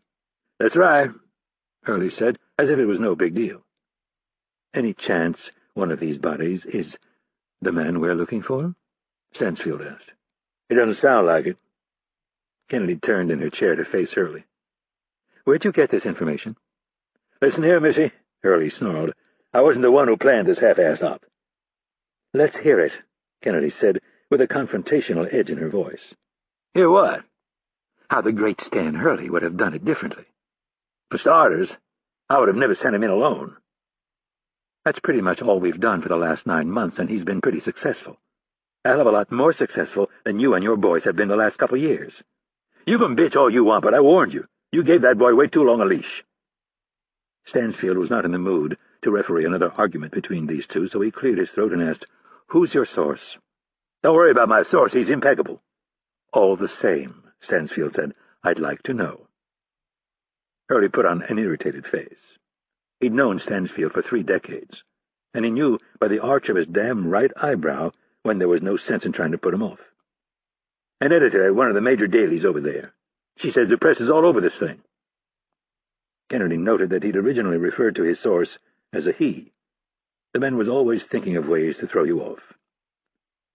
"Is this the she I'm thinking of?" Stansfield asked. Hurley knew how proper his old friend was, and he couldn't pass up the opportunity to say openly what he was really asking. "You mean the editor from Le Monde who I used to sleep with?" Stansfield nodded. "That would be her." "And how do we know that she has her facts straight? We can assume they have it right on Tarek and the prostitute. What about the other 7 bodies?" "She already has names on all of them. The police have asked her not to release them until they can notify families, but none of the names I was given popped." "So we can assume he's alive," Kennedy said, with just a hint of relief in her voice. "And that he fucked up big time," Hurley said, not giving her an inch. "We don't know that," Kennedy retorted, addressing Stansfield instead of Hurley. She had known both of these men since birth. Her father had worked with them out of this very building. She was perhaps the only person at Langley under the age of 30 who would dare disagree with them. Stansfield admired her for it, while Hurley thought she should keep her mouth shut until she'd served at least a decade. "What we know," Hurley said, his voice growing in intensity, "is that innocents are off limits. That is the unbreakable rule."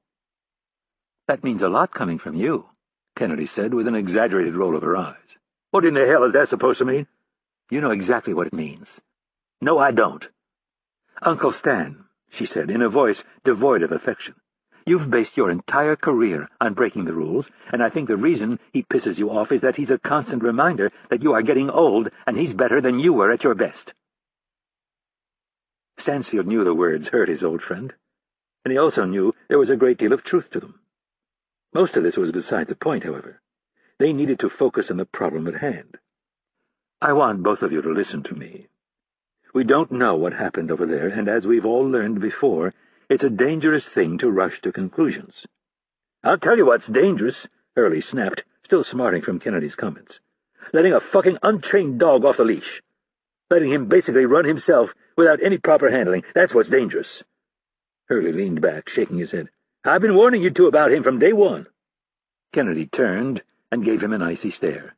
"I assume you're referring to the same dog who risked his life to save your ungrateful, stubborn ass in Beirut." Stansfield desperately wished these two could work out some truce, but according to Dr. Lewis, there were no signs of things cooling down between them. He listened to them argue back and forth for a half-minute and then said, "Are you two done?" He gave them a moment to absorb the fact that he was sick of listening to them, and then said, "Do either of you have any useful information that you could give me?" "I sent some assets over this morning. First flight out. They'll start poking around and see what they can find out." "Good," Stansfield said. "I want you to get over there, too, and make sure we keep a tight lid on this thing. Find out what is going on and bring him in." "That's my job, sir," Kennedy protested. "I'm his handler." Stansfield shook his head. "You're too official, and you don't have Stan's contacts. I need you here." Kennedy turned to Hurley, her eyes narrowing in distrust. "Who did you send over this morning?" "A couple of my guys." "Who, Stan?" "Don't worry," Hurley said out of the side of his mouth. "I know how to handle my people." Kennedy studied him for a moment and asked, "Did you send Victor?" "What does it matter if I did?" Kennedy turned her attention back to Stansfield. "If you've read my man's jacket, you know he and Victor have an explosive past." "This is getting old," Hurley shook his head. "I'm sick of being second-guessed." Kennedy kept her eyes on Stansfield. "If he gets a whiff of Victor and his thugs, things will end badly." "You're overreacting," Hurley grumbled. "Ask Tom," Kennedy said, referring to Dr. Lewis. "He'll give you an honest assessment." Stansfield nodded. I will, but in the meantime, I need you two to find out as much as you can about what happened last night." He motioned with a flick of his hand that they were done. Kennedy stood. "I understand that this looks bad, sir, but there's a lot we don't know." "I'll grant you that, but what we do know is not good. 9 bodies, at least 4 of them innocent bystanders." The veteran spy shook his head. "This was supposed to be a surgical strike, the target and as few bodyguards as possible, and that was it. No innocent bystanders. The rules were very clear." "I know, sir, but there could be an explanation." The problem, as Stansfield understood it, was that an explanation could be next to worthless at this point. But there was no sense in hammering the handler. He'd knowingly gone along with deploying Rapp despite repeated concerns raised by Stan Hurley. "Anything is possible, but we are in the answer business, and I need some answers." Hurley stood. "Don't worry, I'll bring him in. None of your cowboy bullshit, Stan. I want him back here in one piece." Hurley left without saying another word. After a few seconds, Kennedy started for the door. Stansfield, looking at some papers on his desk, ruminated. "There's a chance we misjudged him." Kennedy stopped abruptly, composed herself, and turned slowly to look back across the sterile office at the man she respected above all others. The disappointment on her face was obvious. "I don't believe I did, sir. The rest of you may have, and still are. He has performed beyond anyone's wildest expectations, and at the first sign of trouble, you all assume he blew it. I haven't jumped to any conclusions. I simply expect my operatives to check in, especially when their ops end badly." Stansfield picked up a file and said, "I've warned you before. Don't let your feelings cloud your judgment in these matters. Follow Stan's lead on this, and it will all work out." Stansfield opened the file, signaling the meeting was over. Kennedy's frustration boiled over. "Maybe you should have the same talk with Stan." "Excuse me?" he asked, looking over the top of his glasses. Kennedy's father had been a colleague of Stansfield's, and more important, a good friend. He had tragically met his death overseas, and because of that, Stansfield had always felt protective of Kennedy. He understood that he had become a father figure to her, and he welcomed that. But at the same time, he was aware that he was sometimes a bit overprotective of her. Maybe that had led him to think her less capable than some of the others. "You tell me not to allow my feelings to cloud my judgment. What about Stan? He's had it in for Mitch since day one. Mitch even saved his life, and the mean old cuss can't say so much as thank you." Stansfield removed his glasses. "I am well aware of Stan's shortcomings, and trust me when I tell you, he and I have discussed them at length. The problem, sir, is that he sees too much of himself in Mitch, and it drives him nuts that he can't control him." Stansfield couldn't disagree. Dr. Lewis had alluded to this very problem in several of his reports. In a soothing voice he said, "Irene, we prepare for the worst on something like this, and the truth is everything will more than likely turn out fine." She shook her head. "I don't think so. I know you don't like the way Stan deals with things, but he does have a very good record of delivering. If he's alive, Stan will bring him in." "I don't think so," she said in a distant voice. "If you want to bring him in, I'm the one to do it. If you want more bodies, then send Stan and his goons over there to try to collect him. Mark my words, sir, it won't end well."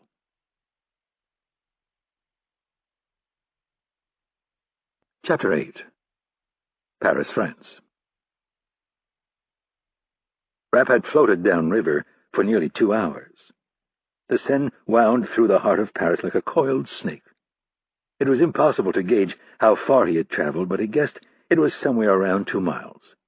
First light approached at roughly the same time he felt the effects of hypothermia settling in. In a way, the cool water was a blessing. It had helped slow his blood flow and ease whatever internal bleeding he had inside his shoulder. But Rapp didn't want to be stuck in the river when the sun came up, and he was fearful that he might lose consciousness if he stayed in the water much longer. The river flushed him around a big S-turn, and he saw an industrial yard with holding tanks for petroleum. This early on a Saturday morning, there were likely to be few, if any, workers. He decided it was a good place to make ground. Rapp swam up to the uneven wood pier and found an oil-slick ladder. He clung to it for a second, ignoring the rats that he heard squeaking under the recesses of the pier. His left arm hung limp, although he found that he could at least move his fingers and make a fist. Using his right hand, he got a grip and then found the first rung with his feet. Muscles stiff, he climbed the ladder until he had a clear view of the area. The yard was probably 400 to 500 feet wide. Parked at the end of the shallow pier were a forklift, 3 oil trucks, and a front-end loader. Beyond the vehicles sat an old brick warehouse that ran the length of the yard. The perimeter was marked by a 10-foot fence topped with barbed wire, all of it covered with vines and ivy. Rapp searched for motion lights and signs of a night watchman, or, worse, a dog. He still had the silenced Beretta. He'd debated deep-sixing it every few minutes while he'd been in the river. It wasn't the kind of thing you wanted to be caught with, but a silenced weapon was also something he'd learned not to toss away carelessly. The thought of a rabid guard dog lurking somewhere nearby made him glad he decided to keep the gun. Rapp turned and looked at the other side of the river. There were more warehouses, and as far as he could tell, there wasn't a light or sound of anyone moving about. Parisians weren't exactly known for their work ethic, and he doubted anyone would be showing up too early on a weekend, if at all. Trying to shake the stiffness from his limbs, he climbed onto the pier and began a slow, water-soaked trudge toward the warehouse. He walked upright and with as much purpose as he could muster. He ignored the pulsing pain in his shoulder and focused on his eyes and ears. There was no sense crouching and sneaking around in the open. It would only raise the curiosity of an onlooker who might then call the police. Rapp made it to the corner of the building and steadied himself. Looking back toward the river, he scanned the opposite shore once more to see if anyone was about. Satisfied, he moved on, acutely aware that if he didn't find some warmth and food, he might lose consciousness. The air temperature hovered somewhere in the mid-50s. Not harsh, but after a few hours in the cold water, his strength was being tested. The first few entrances were nothing more than large bay doors for vehicles. Farther down, though, he found a regular door and checked the frame. There were no signs of security wires, and the door looked flimsy enough to kick in, but Rapp didn't want to make that kind of noise, so he pulled out his knife. Wedging the forged blade into the gap of the frame and the door, he found the locking mechanism and worked the knife up and down and then back and forth until he had it in the right spot, and then he simply leaned his good shoulder into the door and nudged it open. Rapp stepped into the building and closed the door. Rather than turn on the lights, he pulled out his penlight and inspected the door, checking it for wires. Satisfied that he hadn't tripped an alarm, he turned his attention to the large warehouse space to his right. The entire place reeked of fuel. He kept the light pointed at the floor, its red glow illuminating the first tier of black oil drums. 20 feet ahead on his left was another door. Rapp moved toward it and found it was unlocked. He entered a hallway and closed the door behind him. There were 5 doors on the left and only 2 on the right. The first door he checked was locked, as well as the second, but the first door on the right was unlocked. Rapp nudged it open and found a row of lockers, as well as a bathroom and 2 shower stalls. The thought of a warm shower brought a smile to his face, and he was moving toward them before he stopped himself. Before he could do that, he had to check the rest of the building. He left the locker room, checking the remaining doors on the left. All were locked, but the last door on the right had no door at all. It was a break room.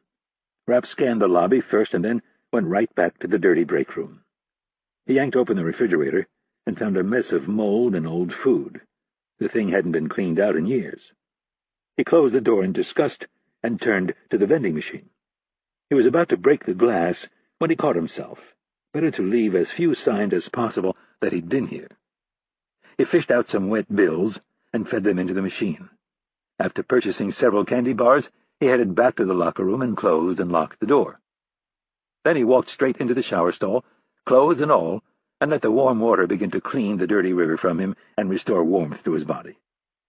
He ate both candy bars, and when he was done, he began peeling his clothes off one item at a time. His first look at his shoulder was underwhelming. The exit wound was no bigger than a quarter. The clear glue that he'd pumped into the wound had taken on a rose tinge from his blood. It had formed a hard shell that looked like stretched and burned skin. A bruise was forming around the wound. Considering how bad it could have been, Rapp felt very lucky. If the bullet had hit an artery, he would have been dead long ago. There was likely some internal bleeding, but it was probably stemmed by the junk he'd shot into the wound. He was dealing with a soft tissue wound that, while it wasn't life-threatening, hurt like hell.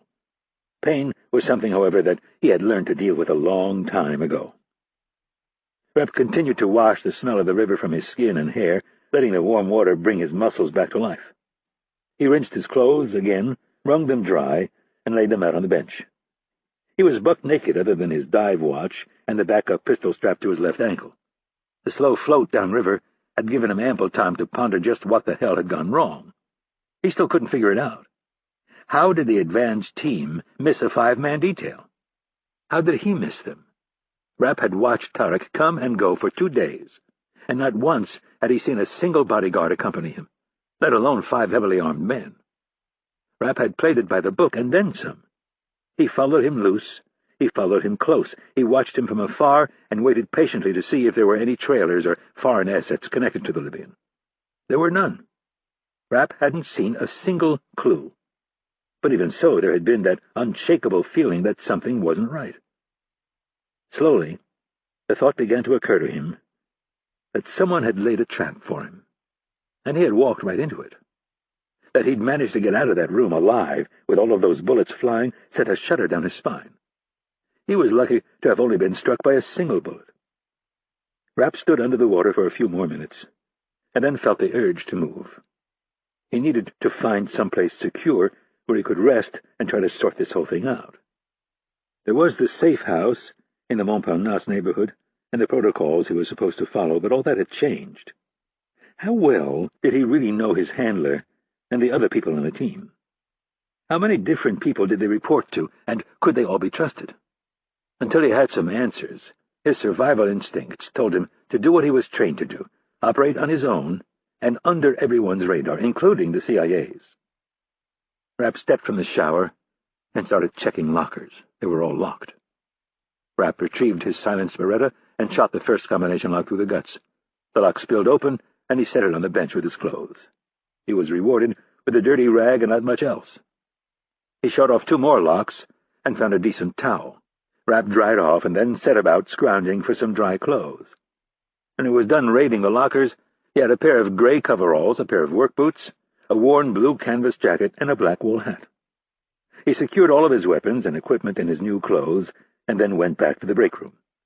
After some more foraging, he found a paper bag for his wet clothes and a prepackaged serving of ramen noodles. Rapp added water, tossed it in the microwave for 90 seconds, and then devoured the noodles. After putting his clothes in the bag along with the shut-out locks, he started for the front of the building, feeling much better than when he'd arrived. When he looked out at the yard, he was relieved to see that he didn't need to deal with a guard, just a chain-link fence and barbed wire. In the gray morning light, Rapp spotted a separate gate for employees. He checked the door for security wires, and then left the building, closing the door behind him. He walked casually across the yard to the gate and drew his silenced Beretta one more time. 2 shots disabled the lock. He stuffed it in the oversized pocket of his jacket, opened and then closed the gate. Rapp crossed the street to the sidewalk and headed away from the rising sun. His mind turned to the operation, and he once again began asking himself how well he knew the people he worked for. The answer was that he didn't, and that even at his relatively young age of 25, he could spot dysfunction, and there was some major dysfunction in his group. He decided the safe house was out of the question. 3 blocks later, he found himself crossing the river, his mood dark and cautious. Halfway across the bridge, he began casually tossing the shot-out locks over the side and into the river. He didn't want to throw away the Beretta, but he knew he had to. He still had his backup pistol, and the silencer would fit it as well, but he would lose the capacity of the Beretta 92F. With his gloves on, he drew the weapon from his holster, unscrewed the silencer, and stuffed it in the oversized jacket pocket. Using his nearly worthless left hand, he ejected the magazine, tossed it over the side, and then began stripping the gun, dumping pieces as he went. By the time he reached the other bank, he was focused on Irene Kennedy, his handler. She was by necessity the person who knew the most about him and the details of this mission. His orders came from her. If anyone were in a position to set him up, it would be her. Rapp thought of his protocols. Missing a check-in was a cardinal sin. They would all flip back in D.C. if he didn't call and do so quickly. Add to that the less-than-surgical carnage back at the hotel, and there would be some very upset people. He could practically hear Stan Hurley cussing at the top of his lungs. Rapp suddenly realized how this would go down. Hurley would blame him for screwing this up. He'd blame him for missing the security detail, and there would be hell to pay. The decision for the moment was easy. Being shot was all the excuse Rapp needed to explain why he didn't check in, at least in terms of D.C. But there was someone else he needed to alert. Rapp didn't want to disappoint her, and if he didn't call her, he'd do more than that. She worried about him under normal circumstances, and this was far from normal.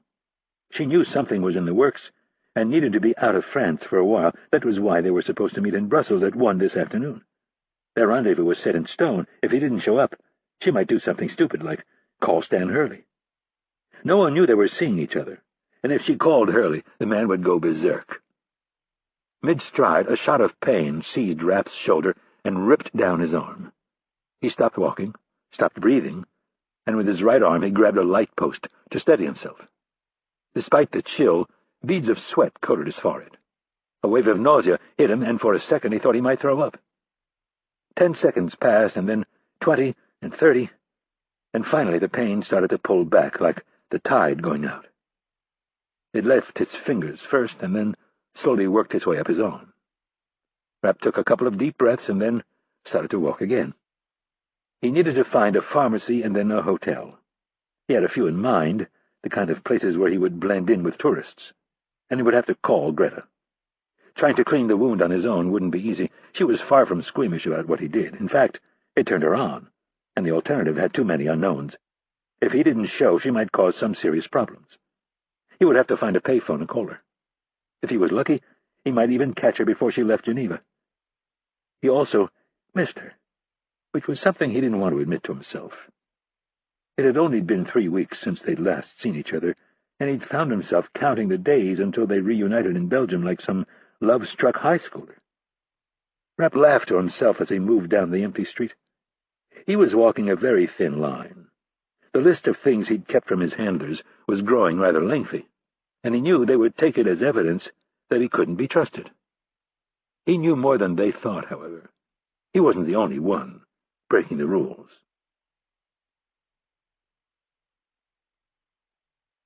Chapter 9. Washington, D.C. Secretary of State Franklin Wilson was wearing a white Oxford shirt under a yellow cardigan sweater. At 71, with thinning gray hair, he looked every part the wise elder statesman. A successful attorney, he'd served in 3 White Houses, the first as a Chief of Staff, then as the Secretary of Defense, and now as Secretary of State. The money came from his wife's family, a lucrative auto parts business in Ohio. The reputation was all his. He'd graduated near the top of his class from Harvard Law and joined one of D.C.'s top law firms. In between his stints as a public servant, he would return to the law firm of which he was now a fully vested partner. It had been a great run. He was one of the titans of the district, a man who was respected by both parties and the press. Despite all of his accomplishments, he was in a sour mood. The house felt lonely on this fall Saturday afternoon. Wilson had instructed his staff to take a few hours off so he could make this meeting as private as possible. The real reason it felt lonely, though, was that his wife of 47 years was gone, not physically, but mentally. She'd been diagnosed with Alzheimer's just 2 years ago, and although they'd all held out hope that the disease would advance slowly, it had instead ravaged her mind at a swift pace. Within a year, she'd forgotten her kids and grandchildren and could barely remember her husband. 6 months after that, she was dead to the world. 1 month earlier, Franklin Wilson did what he swore he would never do. At the urging of friends, his staff, and his children, he checked his wife into a home where she could receive 24-hour care. That was the justification, at any rate. But Wilson couldn't shake the feeling that he'd abandoned her. It haunted him every day. This beautiful Georgetown brownstone where they'd hosted so many parties, with the who's who of D.C., had now become a mausoleum for him.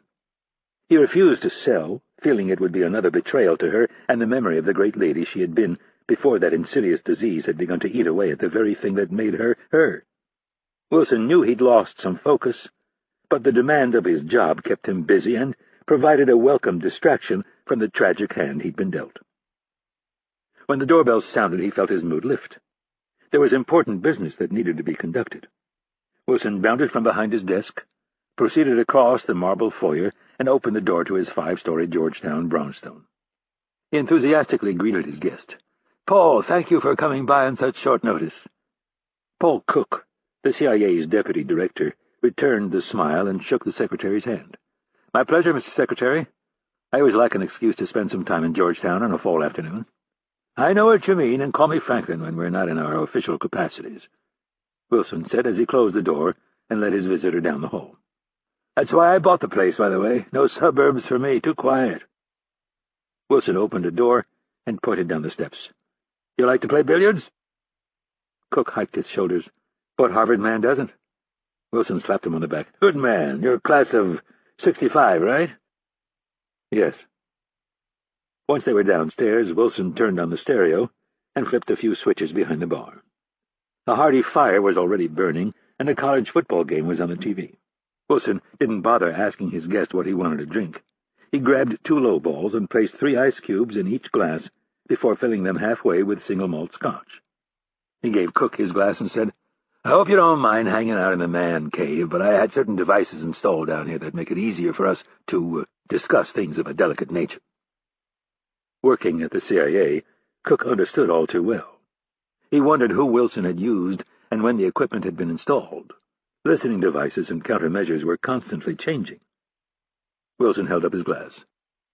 "To Harvard, the finest institution in the land." Cook smiled. "To Harvard." Wilson made small talk while he racked the balls and continued to keep the conversation light all the way through the first game. After trouncing Cook, Wilson smashed the second break and moved the conversation in a more serious direction. "Paul, may I ask you something?" "Of course." "This is serious, Paul. From one Harvard man to another." Wilson looked at the other man from across the table for a moment, allowing the words to sink in. The innuendo was simple. We are both gentlemen. We do not lie to each other. Cook inclined his head respectfully, signaling that he understood. "Do you trust Thomas Stansfield?" Cook was in the process of sipping his scotch, which was a good thing because it helped conceal the grin on his face. He quickly put his business expression on and said, "That's an interesting question." Wilson knew he'd have to lead this one by the nose, so he said, "Listen, I've known Thomas for close to 30 years. During the Cold War there was no one better, but the Cold War's over. And I'm afraid he's failing to keep pace." Cook had known there was some reason the secretary wanted to see him, but he hadn't expected it to be about Thomas Stansfield.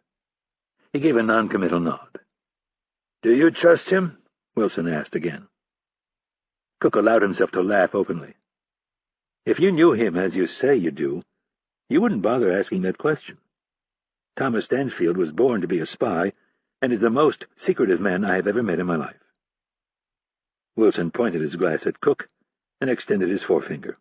"My point exactly." Treading carefully, Cook added, "It does kind of go along with the job description." "To a degree, but he is not a king unto himself. He still has to answer to certain people." Wilson searched the younger man's face for a sign that he could be an ally. So far he was getting nothing.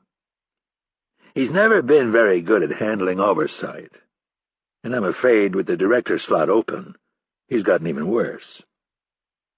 The previous director had unexpectedly retired for health reasons 1 month earlier, and the president had yet to nominate a replacement, so for the meantime, Cook was minding the store. "He does tend to run his own turf, and doesn't take too kindly to anyone sticking his nose in his business." Now we're getting somewhere, Wilson thought to himself. He refilled their drinks and kept the conversation moving in the direction he thought best for his objectives. He would touch on Stansfield and then move on to D.C. gossip or some funny story about him and the president pulling a practical joke on the hapless vice president. But he kept coming back to Stansfield. It was in the middle of the 5th game of pool and 3rd drink that Wilson saw his opening. "Paul, I need to confide in you." Cook leaned against his pool cue, understanding that they were finally going to get to the heart of the matter. "All right." "You're on the president's short list for director." This came as a surprise to Cook. His intel had told him that the president was set on bringing in someone who hadn't been tainted by the agency. Really? Yes. And would you care to know how you ended up on that list? Cook nodded. I put you there. I told the president you are a man who we can trust to get the job done.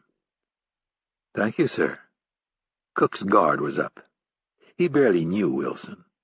If the man was recommending him to the president for the top spot at Langley, he must want something in return. You know who else is on that short list?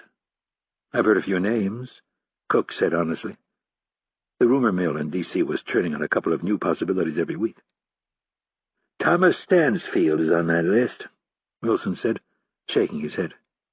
There's a group of very influential senators who are pushing for him, and I mean pushing hard. Cook nodded. Stansfield was connected, and on top of that, he knew where all the bodies were buried. Cook would never admit it, but he'd always considered the deputy director of operations a potential adversary and someone not to be taken lightly. The last thing we need is a Cold War cowboy running Langley, Wilson said with real vigor. That's why I'm pushing you. You know the place, you've come up through the ranks, and you already have the respect of the frontline troops. All I need to know is, can you handle Stansfield? Cook definitely knew the place. He'd worked there for almost 30 years. He'd come up on the administration side of things and knew how to run a tight ship. As for the respect of the frontline troops, that was a bit of a stretch, but he definitely had the respect of the majority of the employees working out of the Langley campus. As far as handling Thomas Stansfield, that was a tricky question. He wasn't sure anyone could actually handle the man. His contacts ran deep, and his ability to see 3 moves ahead of his enemies had always made him a formidable foe. The Russians actually respected him, which spoke volumes. Stansfield saw angles and opportunity where others saw chaos, danger, and a problem not worth tackling. But Cook had a few surprises of his own. He took a gulp of scotch and decided to go all in. I can handle Thomas. It won't be easy, but I can do it. Handling and reining him in are 2 different things. I need you to get the man under control. I need you to promise me you'll get him playing by the rules. I've been warning the president for some time that Stansfield is a ticking bomb. Sooner or later, one of his little operations is going to blow up in our faces, and he's going to embarrass the crap out of the president. We'll end up with committee hearings that'll drag on for years. It's hard enough getting elected president, but it's tough as all hell to get reelected, and even more so when you're being dogged by a scandal. Cook nodded. He'd seen it happen before. I understand. So, we can count on you? Cook wasn't sure, but he'd figure something out. You can count on me. Good. Wilson raised his glass and tapped it against Cook's. I'll tell the president you're our man. Cook took a sip and thought to himself, just like that, I'm the next director of the Central Intelligence Agency. It had been a lifelong dream. There's something we want you to look into first, Wilson said. The glass hadn't left his lips yet, and Cook thought, here comes the catch. This crap that went down in Paris last night. Yes, Cook said, hiding his surprise at the new direction of the conversation. The president is pissed. He spoke directly to the Israeli prime minister this morning, and they are denying any involvement. They always do, that's how it works. Yeah, well, this time it's different. There are certain things I'm not at liberty to discuss, but believe me when I tell you, the president believes Mossad didn't have a hand in it. Cook's face showed no emotion. I wish I could say more, but I can't. You're just going to have to trust me on this. Can you do that? Cook wasn't sure, but he wanted to see where this was headed. I trust you, Franklin. Good. Wilson took his cue and leaned it against the wall. Here's where things are going to get a little dicey. Not quite sure how to make the next step, he decided to simply spit it out. I think Thomas Stansfield is involved. Do you have any proof? Nothing concrete. Just some things I've picked up. The point is, he's been running afoul of congressional oversight for years, and now I think he's really stepped in it. Thomas Stansfield is not to be taken lightly. If you want me to get him under control, you're going to have to give me more. I will. "But I need you to do something first," Wilson said, sidestepping the request. "You remember a foul son of a bitch named Stan Hurley?" Cook certainly did, but he played it cool. "I know of him." "I thought you would. The bastard's supposedly retired, but guys like Hurley don't retire. They keep screwing with stuff in the shadows until the day they die." Offering no reaction one way or the other, Cook simply said, "We have a lot of retired operatives. Not all of them remain as active as Mr. Hurley." "So you're familiar with what he's been up to?" "I hear rumors, but they're just rumors." "Well," Wilson said, nodding his head vigorously, "you can believe at least half of them. The man is a certified paranoid schizophrenic and a sadist. He was very effective back in the day. At least, that's what they say. The operative phrase being back in the day. It's a new world now. No more of this Checkpoint Charlie Berlin espionage where we need our own ruthless son of a bitch to go up against the Russians' ruthless son of a bitch. The world is changing, Paul. Satellites and information are tearing down walls. What we need is intelligence and diplomacy. Hearts and minds are the keys.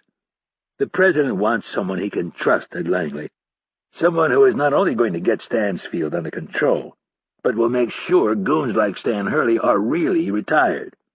Can you do that for us?" Cook relished the challenge. Mustering up every bit of confidence he had, and then some, he said, "I'm your man." "Good," Wilson slapped him on the back. "Get to the bottom of what in the hell happened in Paris last night and keep a lid on it. Report only to me. We don't want the CIA airing its dirty laundry and embarrassing the President." "No FBI?" Cook asked, feigning surprise. "If we can avoid getting them involved, great. If we have to bring them in, the President will make that call." Wilson wasn't about to tell him he was making this up as he went. Part of his job was to insulate the President from scandal, and that's what he was doing. "Focus on Stansfield and Hurley. Find out what they've been up to. Bring it to me, and we'll have them dealt with, and then you'll enjoy one of the quickest confirmations this town has ever seen." A broad smile spread across Cook's face. It wasn't born simply of confidence, or of the thought of occupying the corner office on the 7th floor of the old headquarters building. Cook had been building a nice, thick file on Stansfield and his old friend, Stan Hurley.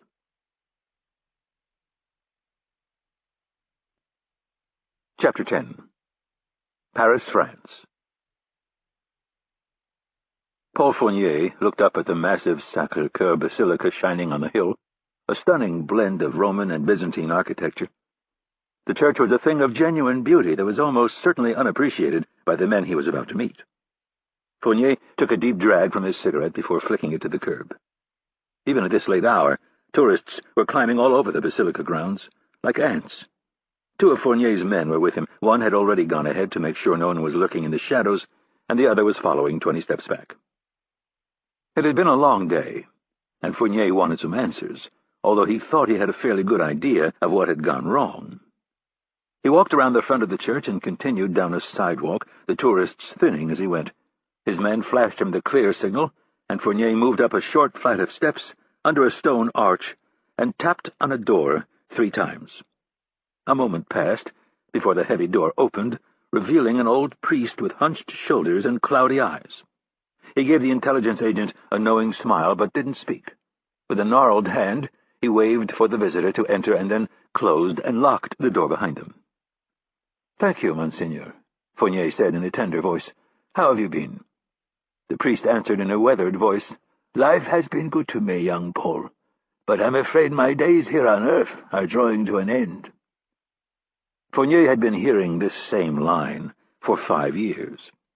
He didn't know the exact age of de Fleury, but he looked to be at least 90. The Monsignor was a legend in the intelligence community. When the Nazis occupied Paris in 1940, de Fleury was a priest at the famous Dome Church in the Invalides Quarter near the Eiffel Tower. The church was the focal point of a grand gesture by Louis XIV, founded in 1670 to honor his wounded and homeless veterans, and of course the Sun King himself. In the subsequent years, the area around the church and veterans' home became an administrative hub for the French military, and most famously in 1840, the final resting place of Emperor Napoleon. Hitler himself came to visit the church and pay homage to the tomb of the man and military tactician he so greatly admired. German troops were billeted in the surrounding buildings during the occupation. Many of them were Catholic, and de Fleury was fortunate to be fluent in German. These German soldiers lined up at his confessional weekly, divulging bits of information. But that was only the start. De Fleury insinuated himself into the company of high-ranking German officers who were in charge of the occupation. He passed himself off as a Jew-hating Catholic who owed his allegiance to God and the Pope. God had not spoken to him, but the Pope had made it clear that the Church was neutral in this war. De Fleury passed along crucial information to the French resistance, and after the war was over, he was privately awarded the Legion of Honor by General Charles de Gaulle. Fournier had been introduced to him by his old boss years before. The introduction came with the assurance that Father de Fleury could be trusted in all matters involving the security of the Republic. Fournier placed a gentle hand on the priest's shoulder and said, "But what a great life it has been." De Fleury gave him a sideways glance. The hint of a grin spread across his lips, and he thought to himself, "If only this young one knew." "Your guests are here." "They are early," Fournier responded, not able to hide the surprise in his voice. He himself was 30 minutes early. "And very nervous." De Fleury kept his eyes on the well-worn stone floor. Shuffling his feet as he moved through the shadows, he added, "And not the most well-mannered men, by the way." Fournier allowed himself to show some anger. The old man was too blind to see it, and if he did, Fournier didn't see the harm. De Fleury was not long for this world, and his contacts back at the Directorate were all dead. He sighed to release some of the tension that was building in anticipation of the meeting. Dealing with these idiots was testing his resolve. "I'm sorry for their behavior. I will have a word with him." The old priest stopped at the top of a flight of stairs. He looked down into the dim light of the crypt below. "You will have to excuse me, but my legs will no longer carry me down these stairs, and I will be taking up permanent residence there soon enough." Fournier laughed lightly at the old man's humor. "I understand, Monseigneur." Fournier pressed an envelope into the man's hand. "Your service to the Republic is admired by many." "We all do our part." De Fleury took the money and slid it into a fold in his vestments. He would count it later when he was alone in his room in the rectory. Fournier started down the steps. The air grew thick and stale, with a mixture of incense and decomposed bodies. When he reached the lower level, he looked down the length of the crypt, with its vaulted ceiling and alcoves that sprouted to the sides every 20 feet. Fournier moved briskly across the floor, ignoring the various famous people interred in the basement of this celebrated basilica. At the end of the hall, he stepped into a small, private chapel and felt the presence of the men off to his left. Fournier put on his mask of calm and approached them. From 5 paces away, he saw the bandage on Samir Fadi's face. "Why are you making us meet in such a place?" "What is the problem now, Samir?" Fournier had known this degenerate for less than a month, and he was already tired of this man's caustic attitude. "This is a fucking Catholic church," Samir snapped. "A shrine built to honor the Crusaders who killed my ancestors." "Actually," the voice came from the far side of the chapel, "this beautiful church is a tribute to France's victory in the Franco-Prussian War of 1870. You should read your history, Samir. The Koran makes you a very narrow-minded person." Fournier breathed a sigh of relief. It was Max Vega, or at least that was one of his names. Fournier knew of 2 others. Unlike the 2 men he was facing, Max was a man of intellect and civility. "I don't care when it was built," Samir snarled. "It is an offense to my faith." "The important thing," Max said in an easy voice, "is that this is a safe place for us to meet." "It is a convenient place for him to meet," Samir said, pointing a finger at the Frenchman. "It reeks of death." Max wandered over at a casual pace. "Samir, you need to show some respect to our friend, and lest you forget, Christianity predates our faith by some 600 years. Samir started to complain, but Max shushed him with a wag of his finger. "I have never heard Paul complain when you have asked him to meet you in one of our houses of worship. That is different. We don't fill our mosques with dead bodies." Samir spat on the ground. Fournier was a casual Catholic, but even he couldn't stomach this kind of disrespect. Turning to Max, he said, "I give him protection, And this is how he shows his gratitude?" "He is right," Max announced in a disappointed voice. "Is it possible, Samir, that you are mad at yourself for your own failures?" The comment stung. "What is that supposed to mean?" Samir asked, his eyes wild with anger. "I would say it's pretty obvious," Fournier said, folding his arms across his chest and letting his weight settle on one leg. "You were not there last night, so I would be careful what conclusions you draw." "Conclusions? What conclusion should I draw from 9 murders in the heart of Paris? You came here to kill one man. You failed, and now I have 9 bodies to deal with." Samir stepped forward to within striking distance. "I will only say it one more time. You weren't there, so I think you should be careful what tone you use with me." Fournier laughed. "I'll use whatever tone I like, you little turd. You are here because of my generosity. I handed you this assassin on a silver platter, and you fucked it up so badly I've spent the entire day trying to clean up your mess." "My mess!" Samir yelled. "I think you set me up. I think you are playing both sides in this, profiting from them and us with the same information." "Lower your voice, you idiot," Fournier hissed. "Why? Are you afraid the dead people will hear me?" "No, I'm afraid one of the priests will come down here to investigate why they have a screaming terrorist in the basement of the blessed church." Before Samir could respond, Max stepped forward and motioned for his men to back off. In a sensible voice, he ordered, "Samir, tell our friend what went wrong last night." "I will tell you what went wrong last night." Samir nervously shifted his weight from one foot to the other. "We were set up. The assassin was waiting for us. When we came into the room, he was concealed, and he shot my men before they had a chance to fire their weapons." Fournier shook his head, not buying a word of it. "You are a liar, Samir." "How dare you?" Samir snarled. "I was there this morning. There were bullet holes everywhere. Shell casings littered the floor, and I saw at least 3 empty magazines lying next to your men. Your men were not ambushed. They were outmatched." "We were ambushed," Samir said, his eyes wild with rage. "Look at my face. I barely escaped. I have wood splinters in my cheek. I was almost blinded." "Yes, well, you are doing much better than your men, so consider yourself lucky." The third man finally spoke up. Rafik Aziz looked at Fournier and asked, "How did he know we were coming?" This one made Fournier nervous. Samir was a zealot, and he was blinded by his own rage. But Aziz was more complex. He had the anger as well, but was more calculating. Fournier had been around killers before, and Aziz had that same look in his eyes. "Who says he knew you were coming?" "Samir." "Samir," Fournier said, scoffing at the idea. "Yes, I believe my brother." Fournier took a step back and looked to Max. "I know one thing. Samir here was given a golden opportunity last night, and he blew it. And then after he blew it, he managed to kill 3 innocent civilians on his way out of the hotel, and now he wants to blame this on me." Then, looking back at Samir, he said, "I'm not the one who should be explaining myself. In fact, you are lucky I don't have you thrown into the Mediterranean and drowned." Samir drew his gun and pointed it directly at Fournier's face. "How dare you!" Aziz drew a knife from his waist. "Maybe we should slit your throat and rid ourselves of a traitor." "Put your toys away, gentlemen," Max ordered. Samir did as he was told, but Aziz kept his knife out, proving he was less willing to comply.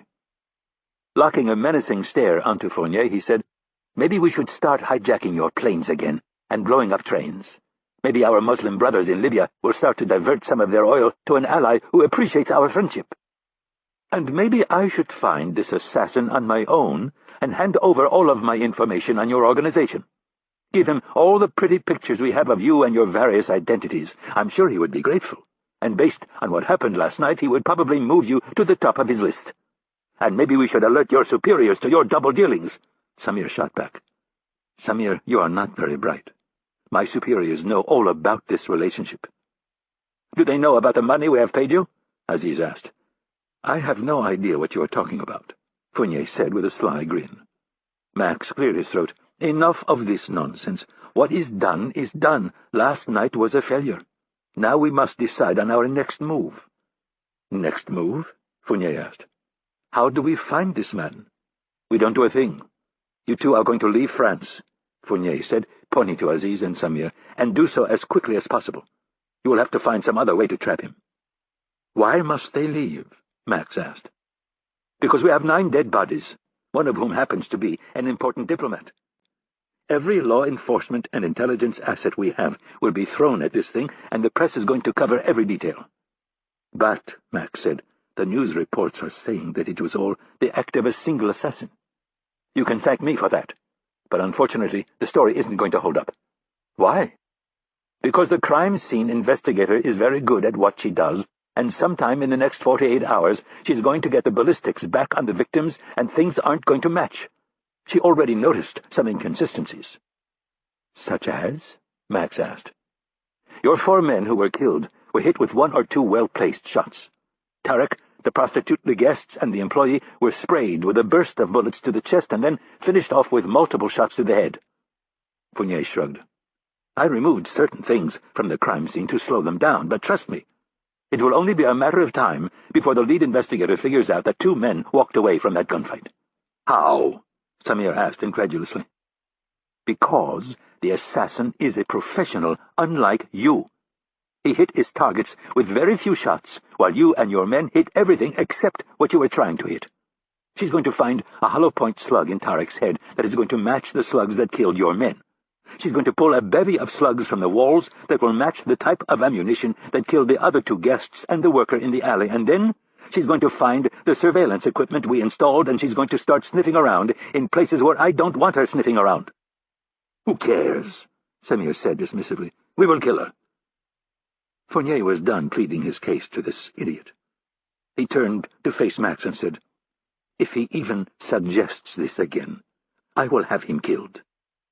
I understand. Turning to Samir, Max said, Do not open your mouth again, or I will kill you myself. Last night was a bloody mess, Fournier said. Libya is raising holy hell, OPEC is furious, and everyone in the French government is enraged that another government might be behind such a bloodbath. A lot of people are suddenly very interested in finding out the identity of this assassin and who is behind him. So they will do our work for us. That is my hope. This man has proven extremely elusive, but up to this moment very few people even knew he existed. Now everyone will be looking for him. Exactly. What about this investigator? Are you afraid she will stumble onto what we were up to? Fournier had spent much of the day worrying about this, but he wasn't about to tell these fools after they'd suggested she be killed. I will make sure her focus is on foreign intelligence agencies. For now, we need the press to continue to report that it was a single assassin. Why? Aziz asked. Max finally saw where Fournier was headed.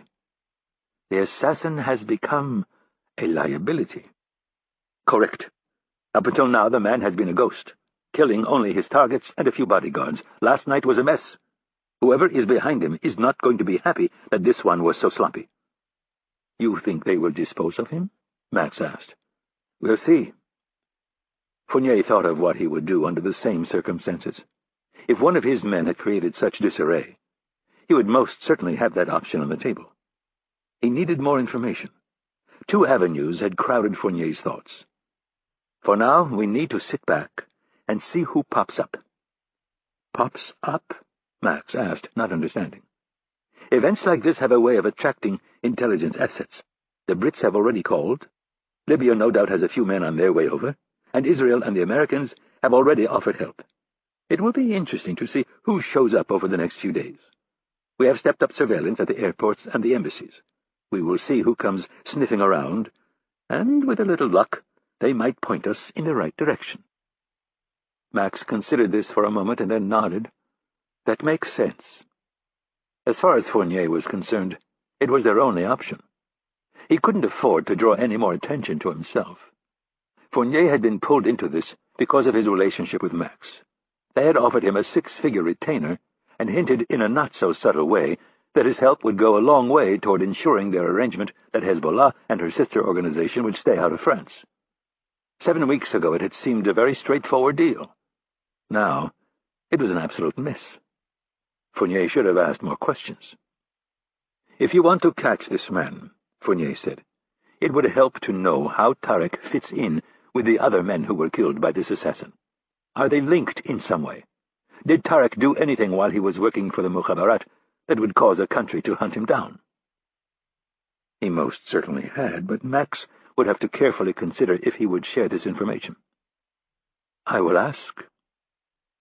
Fournier could tell he was holding back. "Max, our relationship has been one of mutual trust. You are going to have to open up if you want my help. And if that means telling me Tarek double-crossed the Russians, or stole money from them, or some other country, you need to tell me now." "This has nothing to do with the Russians." "You're sure?" "Yes." "Then who? You must have some idea." Max didn't bother to look at the other two men. "We have some ideas." "Then please share them, because if you don't, you will never catch this man. As it is, he is probably sunning himself on a beach halfway around the world. After something like this, he will lie low for a long time, and the trail will grow cold. If we want to catch him, we have to move fast." Max was under no illusion that he could trust Fournier, but his points were valid. He could never share everything, but maybe he could give him just enough to help point him in the right direction.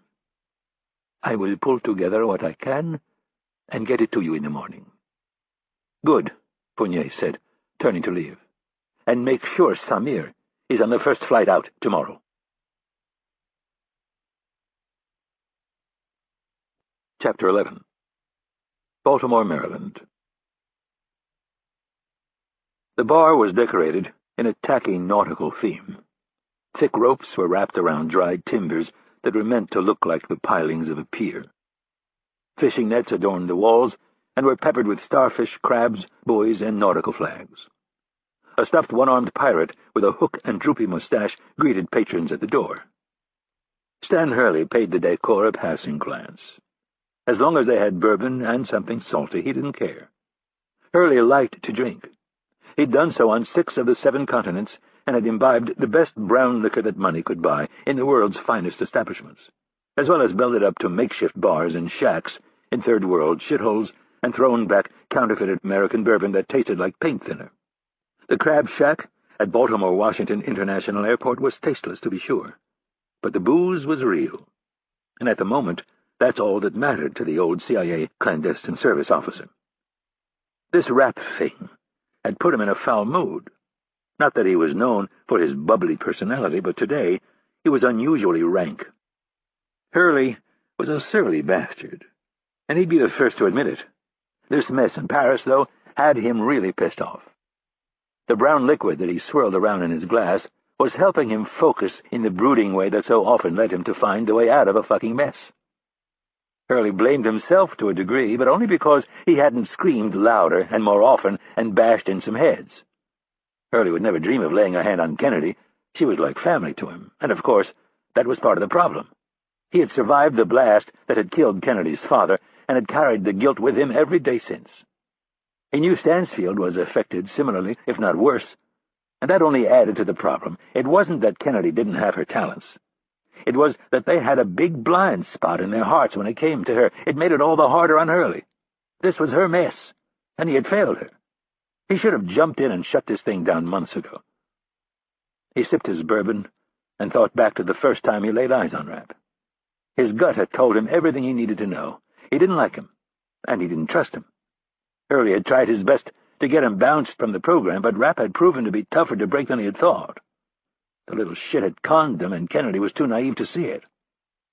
Rapp was all about himself, a one-man wrecking ball, bent on killing every last terrorist son of a bitch he could get his hands on. A broad grin fell across Hurley's leathery face. Rapp's goals, at least, were worthy. He had to give him that much. But that wasn't the problem. Hurley wanted to kill the assholes every bit as badly as Rapp did, but it was a bit more complicated than that. This was a delicate business, where patience was every bit the virtue. Yes, you had to have the mind and stomach for killing and getting your hands messy, but you also had to have the patience of a hunter. They called it clandestine for a reason. It was important to keep a low profile and keep as many people in the dark as possible. Rapp had blazed a damn trail of bodies around the Mediterranean and had brought way too much attention to their work. They'd argued about it in London only a few months ago. Hurley had tried his best to get Rapp drunk enough to open up. About all he got out of him was that Rapp didn't care if they knew he was coming after them. He wanted it that way. He wanted his targets sleeping with one eye open. He wanted them to know that he was coming after him. Hurley had blown his lid, unleashed a tirade on Rapp, who seemed impervious to everything he told him. When Hurley demanded a response, Rapp calmly explained the psychological toll that he planned on extracting from these men, that it wasn't enough to simply kill them. He wanted them to lie awake at night and wonder who was after them. He wanted them to spend their entire waking day glancing over their shoulders and looking under every car they rode in and every bed they slept in. He wanted to drive them insane. Hurley knew he had his own issues, but he was starting to worry that Rapp had a screw loose. And then Rapp explained his motive. Thousands of people the world over lay awake at night in agonizing pain, lamenting the loss of loved ones at the hands of these cowards. Rapp wanted them to experience genuine fear.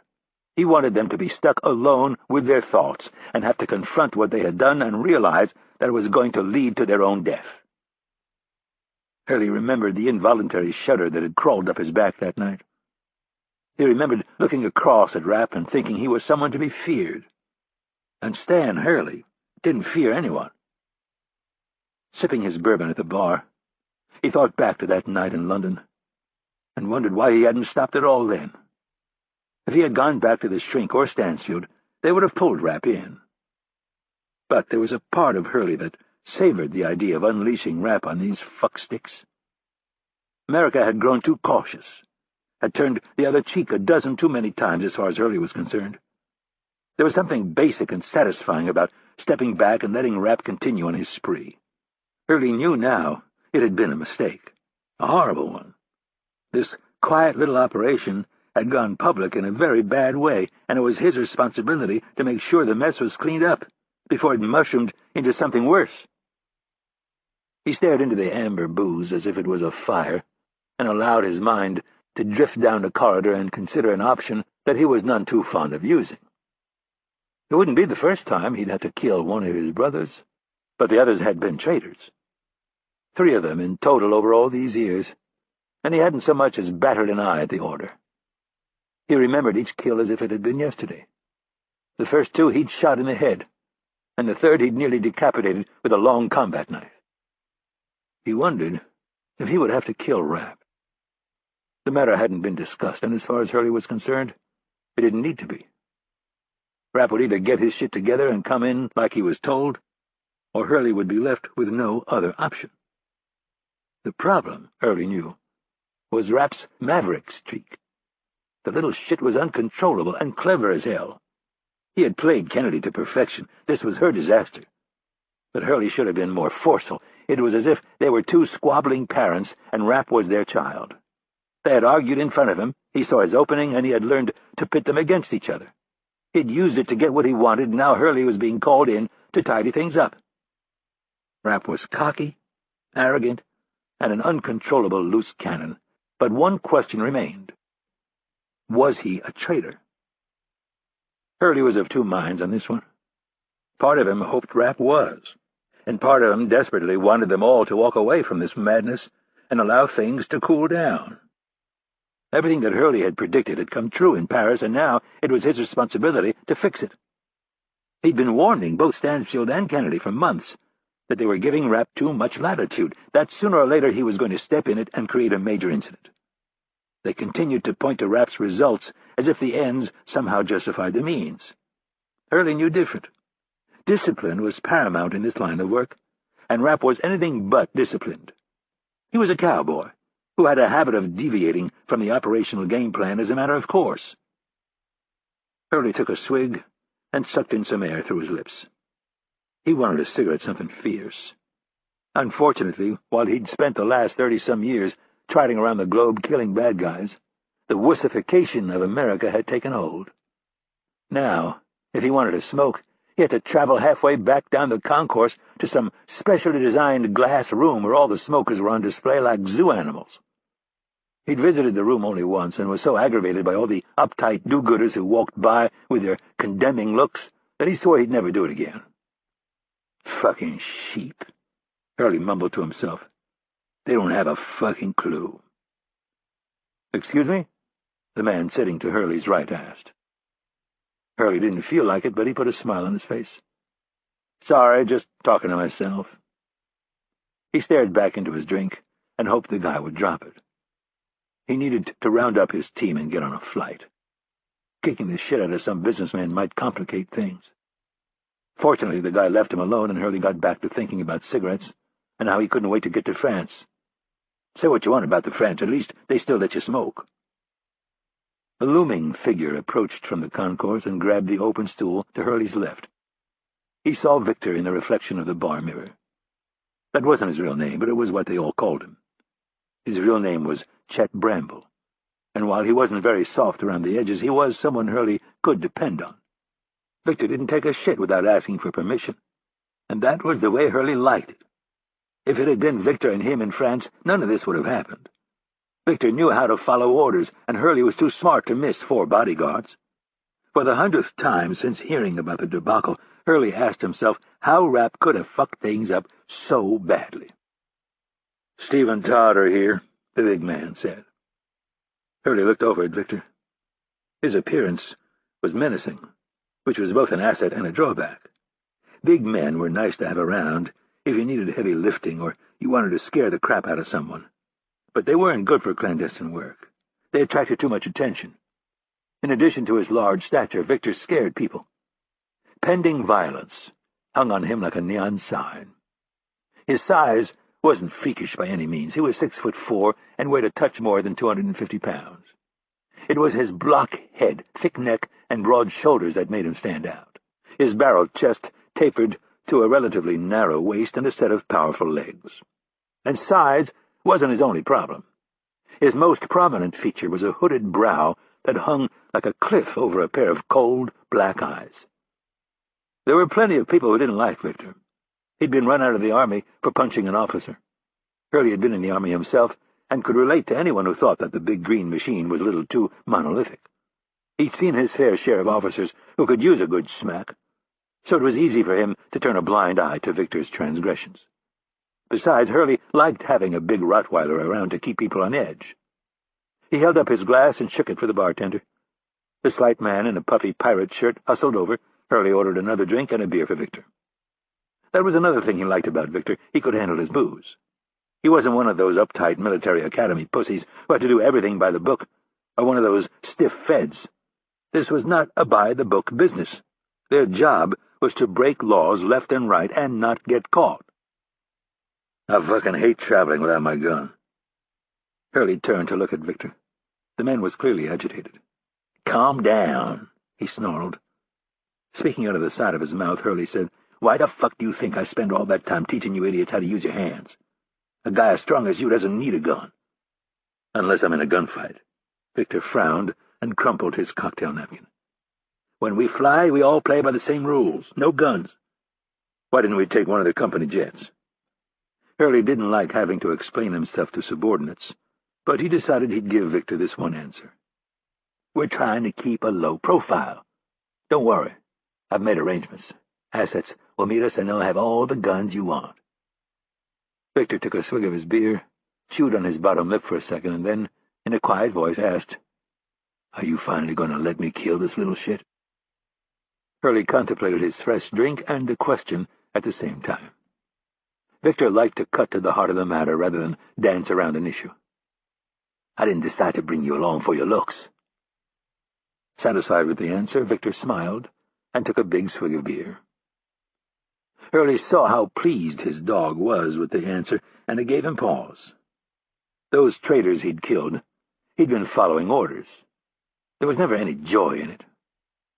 Victor seemed downright thrilled over the prospect of killing a fellow team member. He knew there was no love lost between the two, but this seemed to be taking it a little too far. "Let's just hope it doesn't come to that." "Why?" Victor growled. "You hate the little fuck just as much as I do." "How I feel about him is none of your business," Hurley snapped. "We're going to give him a chance to come in on his own." "And if he doesn't?" Hurley looked into his drink for a long moment, and then drained it in 2 big gulps.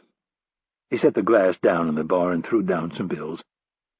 As he stood, he said, "If he doesn't come in, all bets are off." Hurley started to walk away, while behind him Victor took a couple of big swigs and drew his forearm across his mouth to reveal a broad grin. He was clearly thrilled with the prospect of ending Rapp's life.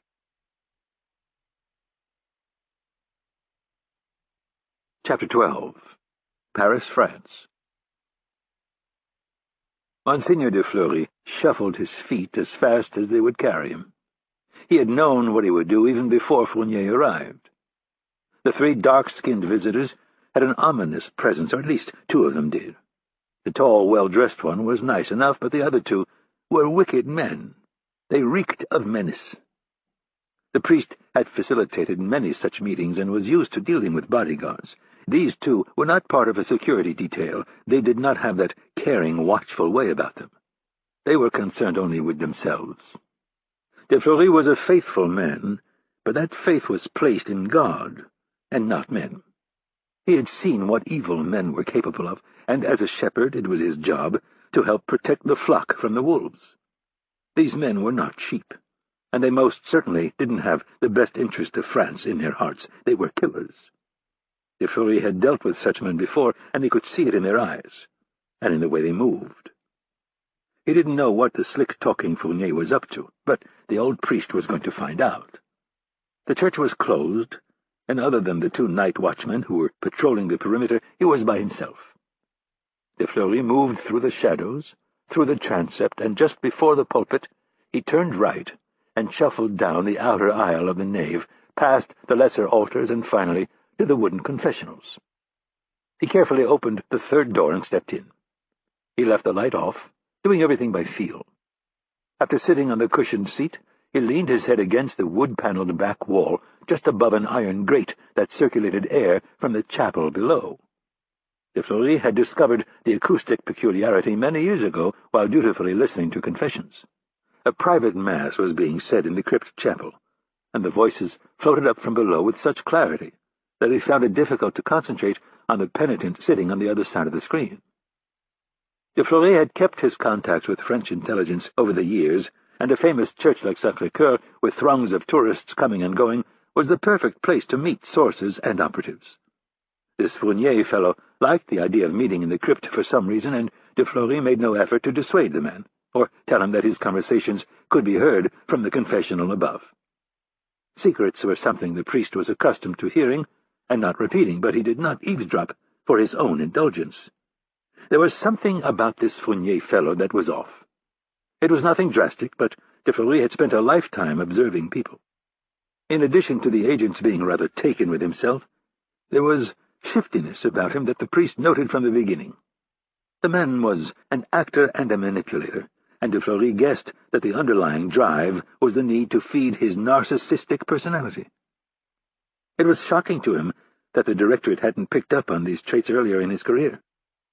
To put someone with his personality in charge of the Special Action Division seemed to be a very dangerous thing. The previous meetings in the crypt had mostly been with double agents who worked for other governments, and while de Fleury had heard some very interesting things over the past few years, there had been nothing that he considered a grievous offense to the Republic. Tonight, however, he had an ominous feeling that the Republic's best interests were not being guarded. As the words began to float up from the crypt, his concern only grew. The guests were Muslims, and their lack of respect was obscene. Before the priest could get over his initial shock at the slurs against his beautiful basilica, Fournier said something that took his breath away. Surely they weren't talking about the bloody hotel murders that had gripped Paris? Within seconds, they answered that question beyond any reasonable doubt. The priest grew increasingly alarmed with each passing moment by what he heard. What in hell was Fournier doing associating with such people? Why would he aid them in any way? It was money, of course, and some arrangement that the DGSE had made with these animals. A Faustian deal, undoubtedly, made by careless men with no understanding of history. De Fleury had seen firsthand the horrific results of appeasement. It was a path chosen by feeble-minded people who were morally incapable of confronting evil. He saw many parallels between the Nazis, the Communists, and these jihadists. They were all sociopaths at heart, obsessed with their own tribal desires and utterly incapable of conferring justice or compassion on those outside the tribe. If you were not one of them, you were a lesser human, and thus deserved to be treated in any way they saw fit. And if that meant blowing up airliners and buses full of innocent civilians, then so be it. De Fleury did not move when the meeting ended. The normal protocol was for Fournier and his guests to let themselves out at properly spaced intervals from different locations. The doors would lock behind them. The priest sat motionless in the dark confessional for a long time, analyzing what he had learned and considering what he would do with the information. His contacts in the government were not what they once were. Almost all of them were either dead or retired, and he couldn't say for sure that he could trust any of the few he had with information of this magnitude. There was always the press, but de Fleury had no fondness for them and no stomach for airing the dirty secrets of the Republic on the front pages of the daily rags. He would have to find another way. Caution was of the utmost importance. A man like Fournier would do anything to protect his image. The priest knew how it would play out. At his age, it would take nothing to suffocate him while he slept or toss him down a flight of stairs. Either would kill him, and either would be so plausible the police wouldn't even bother with an autopsy. De Fleury stood and stepped from the confessional. As he worked his way quietly toward the rectory, a possibility occurred to him. A man whom he had helped a long time ago. He was a foreigner, but a trusted ally. He was still in a position to do something with the information. Maybe he could deal with Fournier and these men without having to go public. The old priest decided he would sleep on it. In the morning he would pray for guidance from the Holy Spirit, and if it were to be, he would make the call.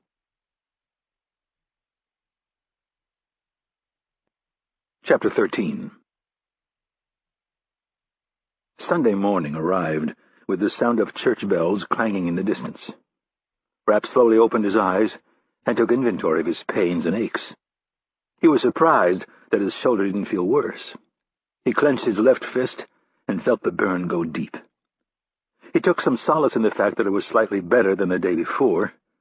Raising his right hand from under the sheets, he noted the time. It was 9:03.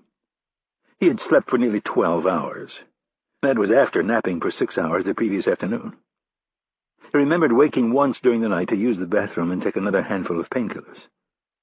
He rolled his head toward the window, looking at the shades framed in white light, his mind already working through the events that had brought him to this hotel, and the one question that he still couldn't answer. Who could he trust? The desire to flee is not always wise. That was what he'd told himself while riding the metro in the early morning after the slaughter at the hotel, and now he found himself repeating the mantra once more.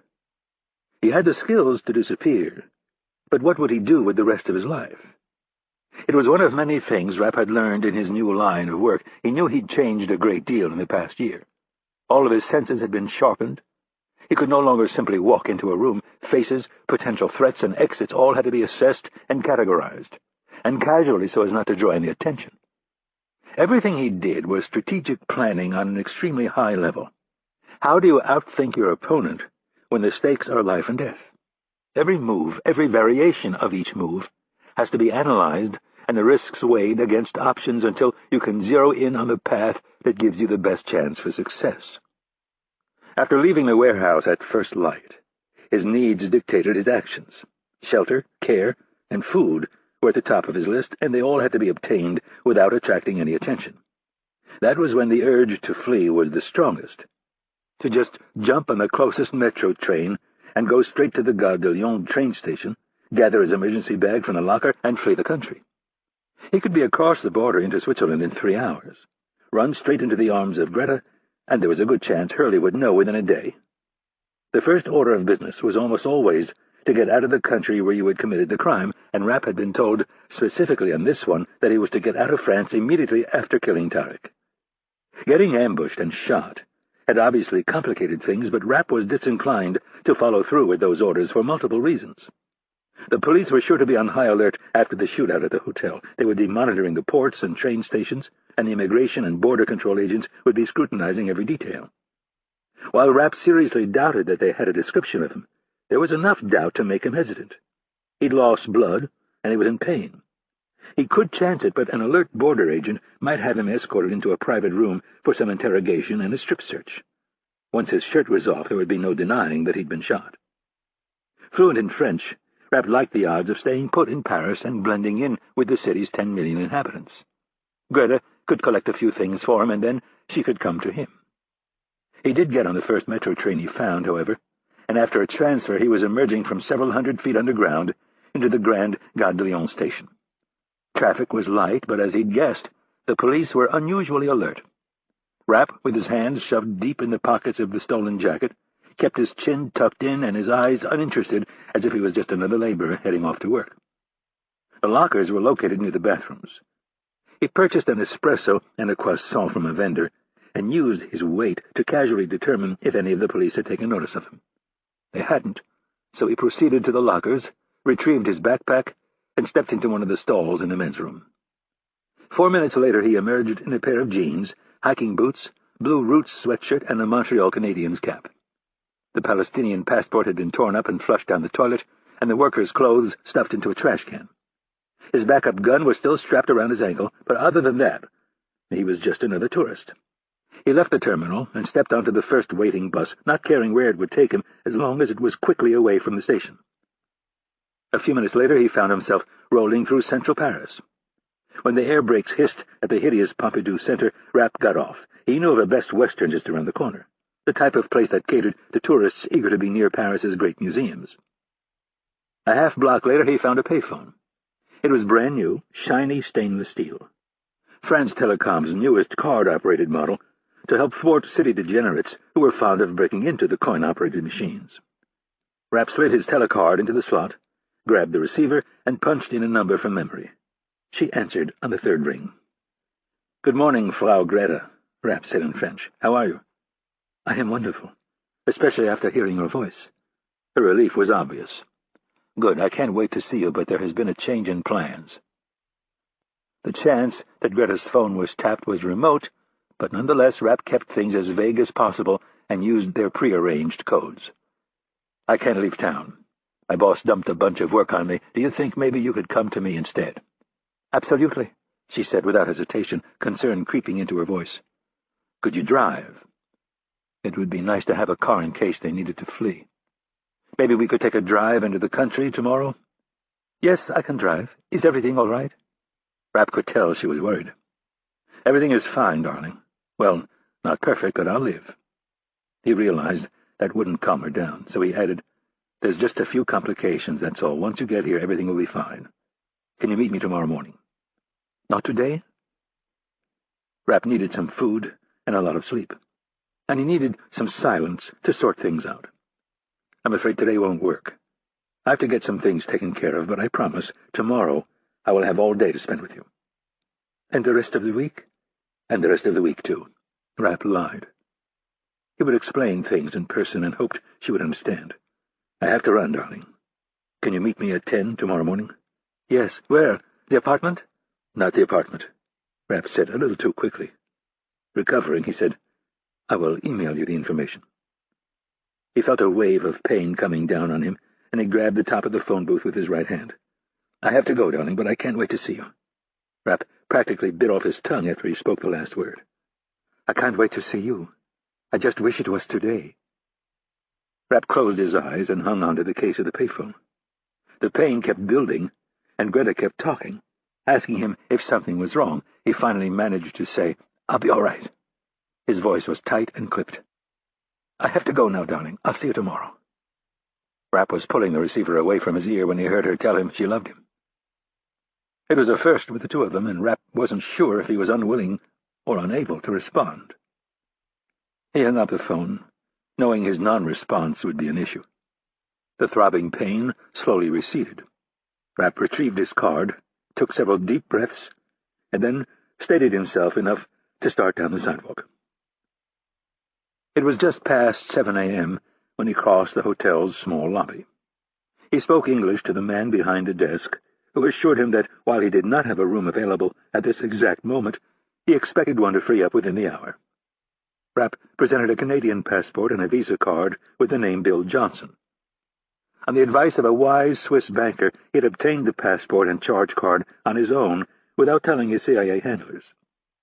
He devoured a big breakfast, did his best to ignore the pain in his shoulder, and scanned the papers, even though he knew the killings had happened too late to make the morning editions. The man behind the desk was true to his word, and within an hour he was standing at Rapp's table. "Monsieur Johnson," the man said, "your room is ready?" Within minutes Rapp was in his room, sitting on the edge of the bed, transfixed by the TV. The hotel murders were the hot topic on every local channel.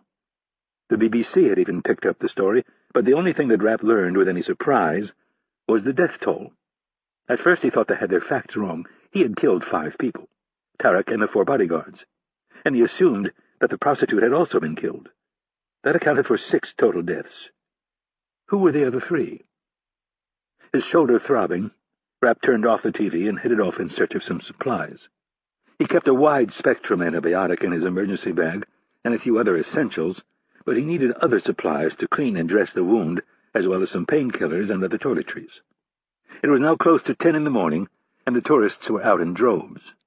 Rapp hit 3 different pharmacies in a 4-block area, wanting to spread out his purchases so as to not draw too much attention.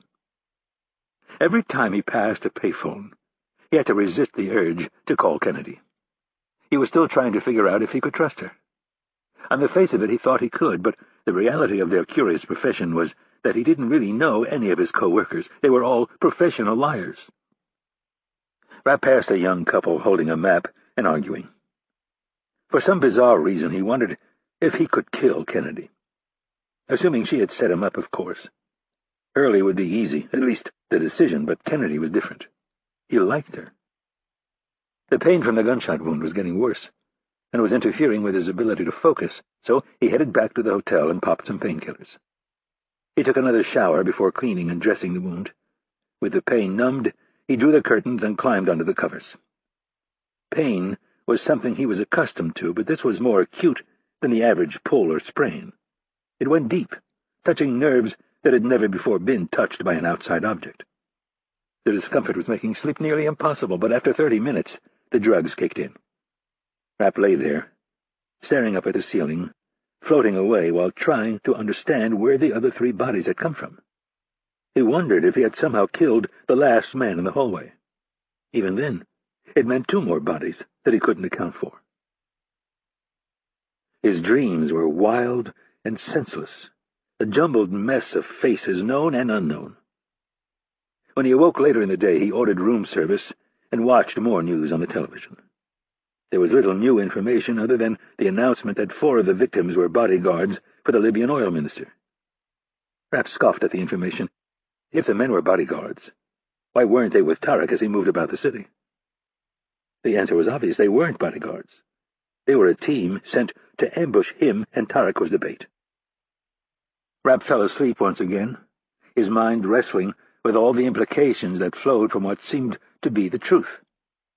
Had Tarek volunteered for this mission, or had he betrayed his own brotherhood? Had his value to his organization declined so much that they deemed him expendable? How had they known that he would be next on Rapp's list?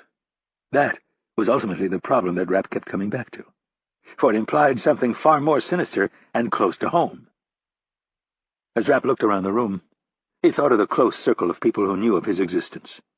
The Orion team was a small clandestine unit, intentionally set up outside Langley with the explicit purpose of hunting terrorists.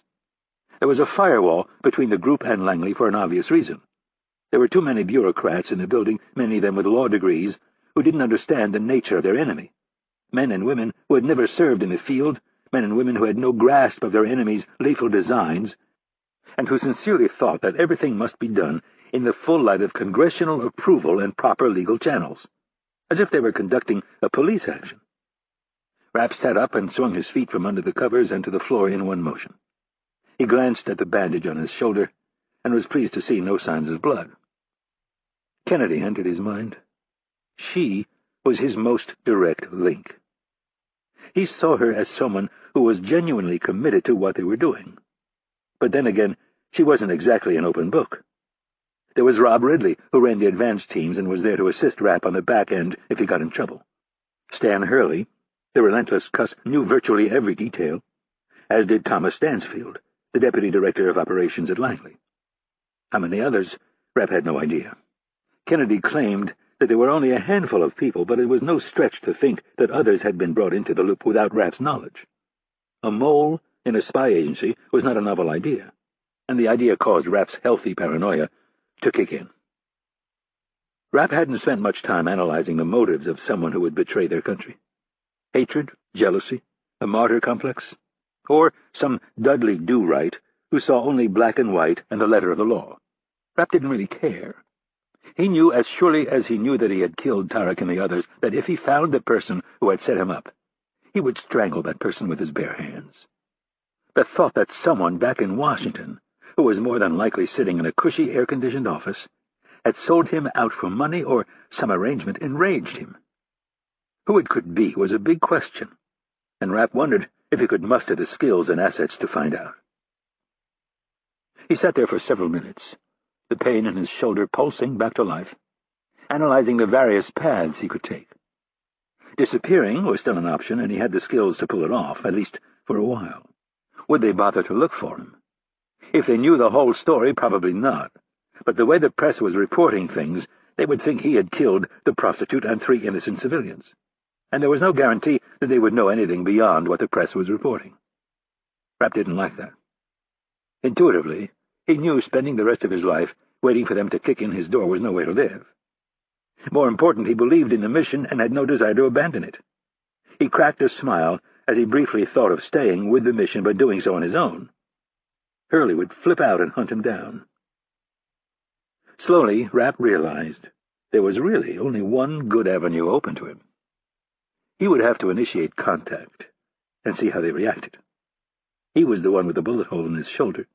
They could bitch all they wanted about their protocols, but he was the one getting shot at. He would call Kennedy. It would be a day and a half late.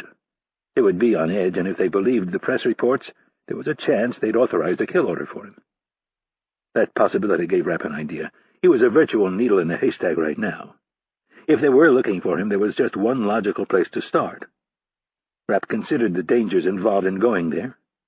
Rubbing his eyes, he tried to work the fog of the painkillers from his mind. He was going to need all his wits about him for what was coming next.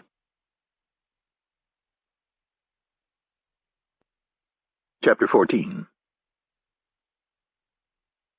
When Rapp stood up, his shoulder immediately let him know that it was not happy. He froze between the bed and the bathroom, not sure if he should push on or lie back down. The pain, though, receded more quickly than it had the day before. He was either getting used to it or it was getting better. He moved into the small bathroom and checked out his shoulder in the mirror. It didn't look good. Bright red and purple bruising was spreading beyond the white bandage in every direction. None of it was migrating down his arm, though, which he took as a positive sign. Then he remembered he'd spent a long time on his back. Turning to the side, he craned his stiff neck as far as he could and caught the reflection of his back in the mirror. Instead of bright red, the bruising was purple and almost black in a few spots. Rapp cringed and asked himself if it was possible that the bullet had clipped his lateral thoracic artery. He shook his head at his own question. If that big tube was nicked, he would have bled out and died a long time ago. Besides, that main highway ran pretty deep. When he'd bandaged the wound the day before, he'd done his best to line up the entry and exit wounds. The bullet had punched through close to the middle of his left shoulder and exited closer to the outside. The angle should have carried it clear of the hub of arteries and veins that carried blood to and from his left arm. It was more likely that a good number of capillaries and plenty of tissue had been damaged. The internal bleeding had probably stopped, and the blood had pooled while he'd slept. At least that's what he hoped. He stared at his reflection in the mirror. He made no attempt to deceive himself. The dark black eyes that were staring back at him were the eyes of a killer. Somewhere in the distance he heard more church bells. He briefly considered going to Mass, and then, with a heavy sadness, told himself that God wouldn't want him in his house. Thou shalt not kill was a pretty big one. Rapp felt himself heading down one of those dark hallways of introspection that led to pity, recrimination, and doubt. After he'd lost his girlfriend and 34 fellow Syracuse students in the Pan Am Lockerbie terrorist attack, there'd been times where he allowed himself to walk down these sunless corridors. After a lot of tears and a lot of time spent feeling sorry for himself, he began to recognize that he could be lost in these hallways for a long time if he didn't practice some mental discipline. The bleak corridors of his mind were full of pain and weakness and no answers. Rapp flashed himself a devilish grin as he remembered another popular biblical phrase, the one that had pulled him out of his self-pity, an eye for an eye. The 10 Commandments were bullet points, a quick reference on how to live your life between the lines. The Bible was the more detailed reference, and it was filled with examples of how the wicked should be punished, especially the Old Testament, Thou shalt not kill, unless it's a piece of shit terrorist, or a traitor, or a rapist, or a pedophile. The list could go on for a long time. Rapp had bigger and more immediate problems to deal with at the moment. He would have to put off debating his salvation for another day. Right now, he was more focused on finding out how Kennedy would react to what he had to say. After that, he would run his colleagues through some tests to see whom he could trust, and if he got the feeling that he was being played, he might have to disappear for a few months. Even as he thought it, he knew it wasn't an option. Lying low was not how he worked. He would find out who had betrayed him, and then he would kill them. The knock on the door pulled him from his thoughts of retribution. He moved quickly for the silenced pistol on the nightstand, and then remembered Greta was supposed to meet him. He kept the pistol as a precaution and started for the door. He stopped dead in his tracks when he saw his reflection in the mirror across the room. He looked like he felt, which was like crap. His dense black hair was shooting out in various directions, and he had a thick sheet of stubble, as he hadn't shaved in 2 days. That was hardly the worst of it, though. His shoulder was a real problem. He thought about putting on a T-shirt, but it would hurt too much and take too long, and Greta was not good at waiting. He knew she'd be mad that he'd put her off for a whole day. He shook his head, sighed, and figured he might as well get it over with. She was going to find out sooner or later. Rapp stepped softly to the door, stopping a few feet away, and peered through the peephole. There was Greta, all 5'6" of Nordic perfection. Blue eyes, high cheekbones, and a strong jaw that tapered to a little apple chin. Her blonde hair was pulled back in a high ponytail, as it almost always was. Rapp preferred it that way. The minimalist look framed her perfect face. In the year he'd known her, Rapp had seen grown men, complete strangers, become so fixated on Greta that they walked into things. She was literally a head-turner. It had irritated Rapp at first, having to deal with all the gawking men when they were in public. After a while, he decided to take it as a compliment. If men wanted to stare, then they could go ahead.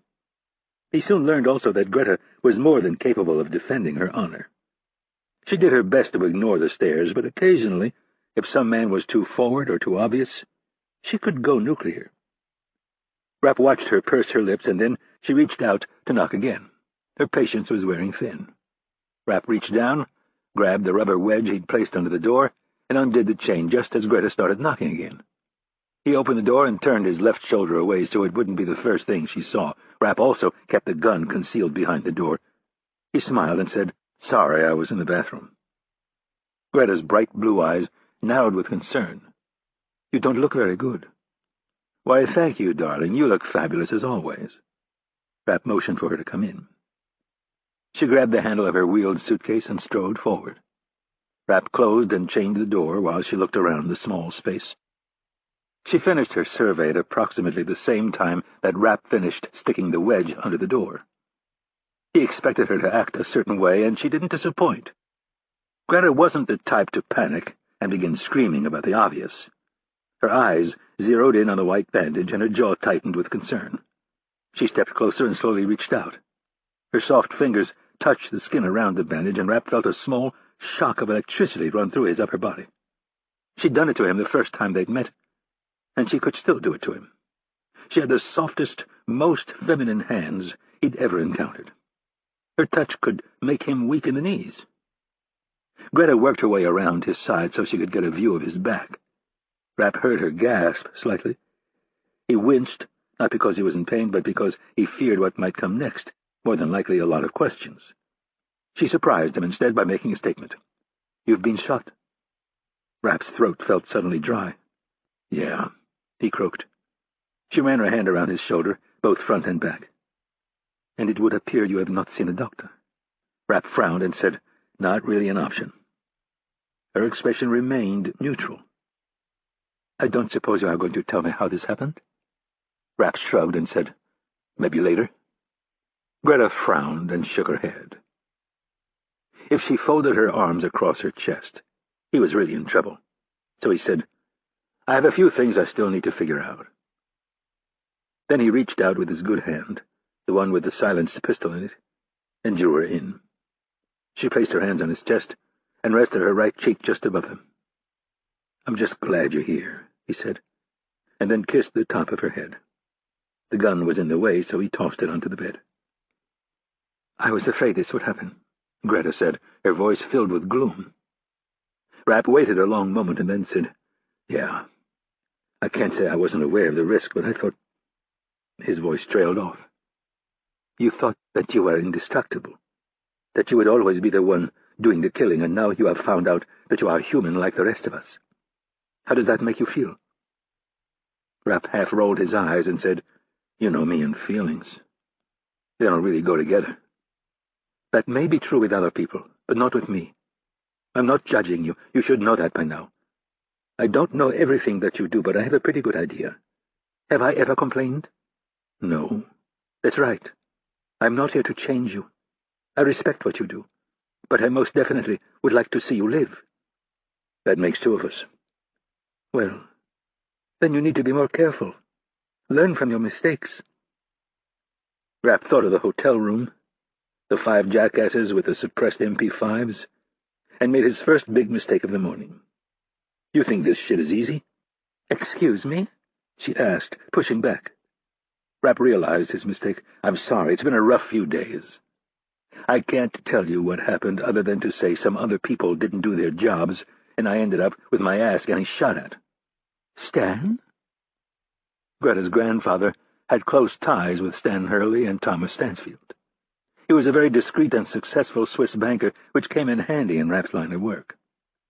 He didn't want to get her directly involved in this, though, so he suppressed his theories and said, "I'm not sure, but I don't think so."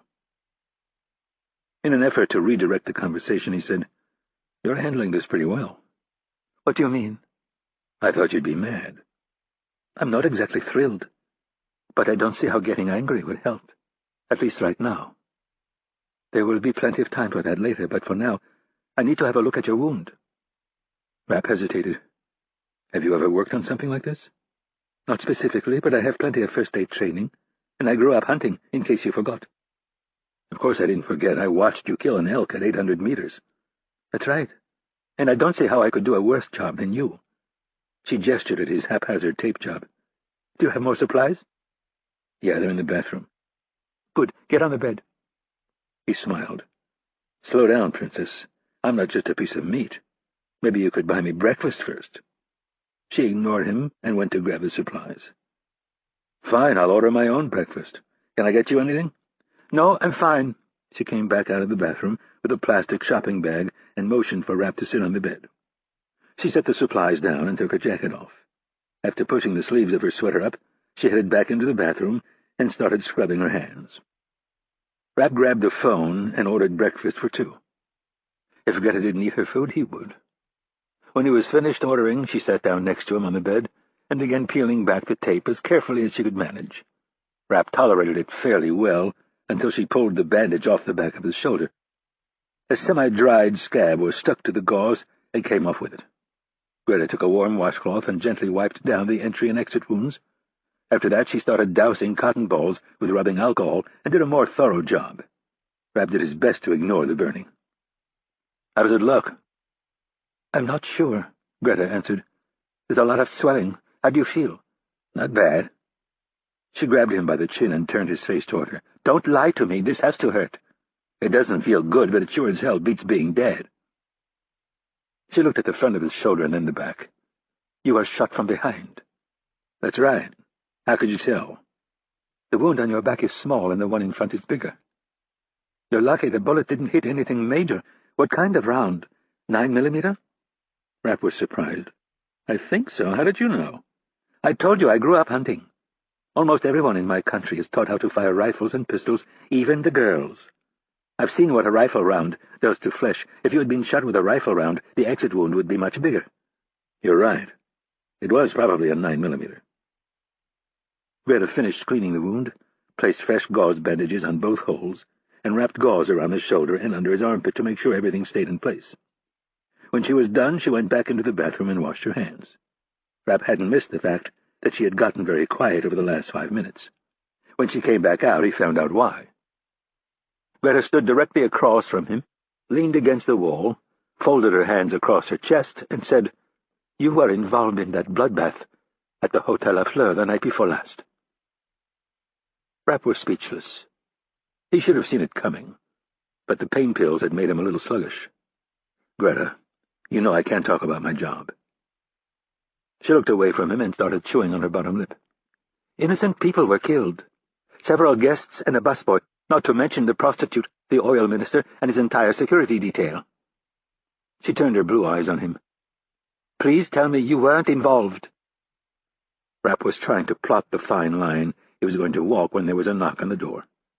A male voice announced that it was room service. Greta looked as if she might cry. Rapp grabbed the gun and looked through the peephole. The man was in his early 20s. Rapp pulled the wedge out from under the door to let the waiter in, and then walked over to Greta. In a voice barely above a whisper, he said, "I will explain everything after he's gone." His words didn't appear to calm her, so he tried again. "Greta, I didn't kill any innocent people. The papers don't have the story right." Rapp kissed her on the forehead and then went into the bathroom and closed the door. He looked into the mirror, took a deep breath, and tried to figure out how much he could tell her.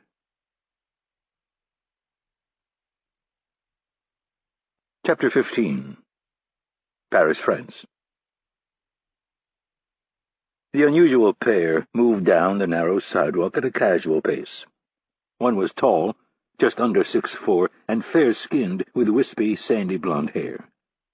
The second man was of medium height and powerfully built. He had thick black hair that looked as if it hadn't been combed in a week. His full beard ran down his neck, where it blended in with tufts of coarse chest hair poking out of the open collar of his royal blue shirt. A tan cashmere scarf knotted around his neck helped fight off the cold. Jones was almost always cold, while his bear of a friend shunned gloves, hats, and scarves even on the rawest of days. Today, as on most days, though, Bernstein was wearing a field jacket open and flapping as he walked. Bernstein didn't wear the jacket for warmth. He wore it because he tended to carry a lot of stuff. Pockets were a necessity of his job as a freelance photographer. He was never without at least one camera, usually his trusted black Leica M6, which was hanging around his neck. His pockets were always stuffed with extra batteries, film, lenses, and all sorts of tools, including maps and various forms of identification, and cash concealed in secret pockets. The two men stopped at the corner of Rue du Tournon and Rue du Vaugirard. The Palais de Luxembourg loomed across the street.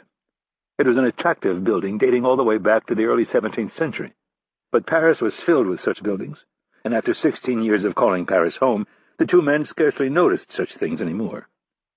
Heavy clouds had settled over the city. Jones regarded the cold gray sky and shivered. He thought the day was supposed to clear up, not get worse. He tucked his chin down, shoved his hands deeper into his pockets, and mumbled to himself. "Did you wear your long underwear?" Bernstein asked with a sly grin on his face. "Damn right, it's freezing."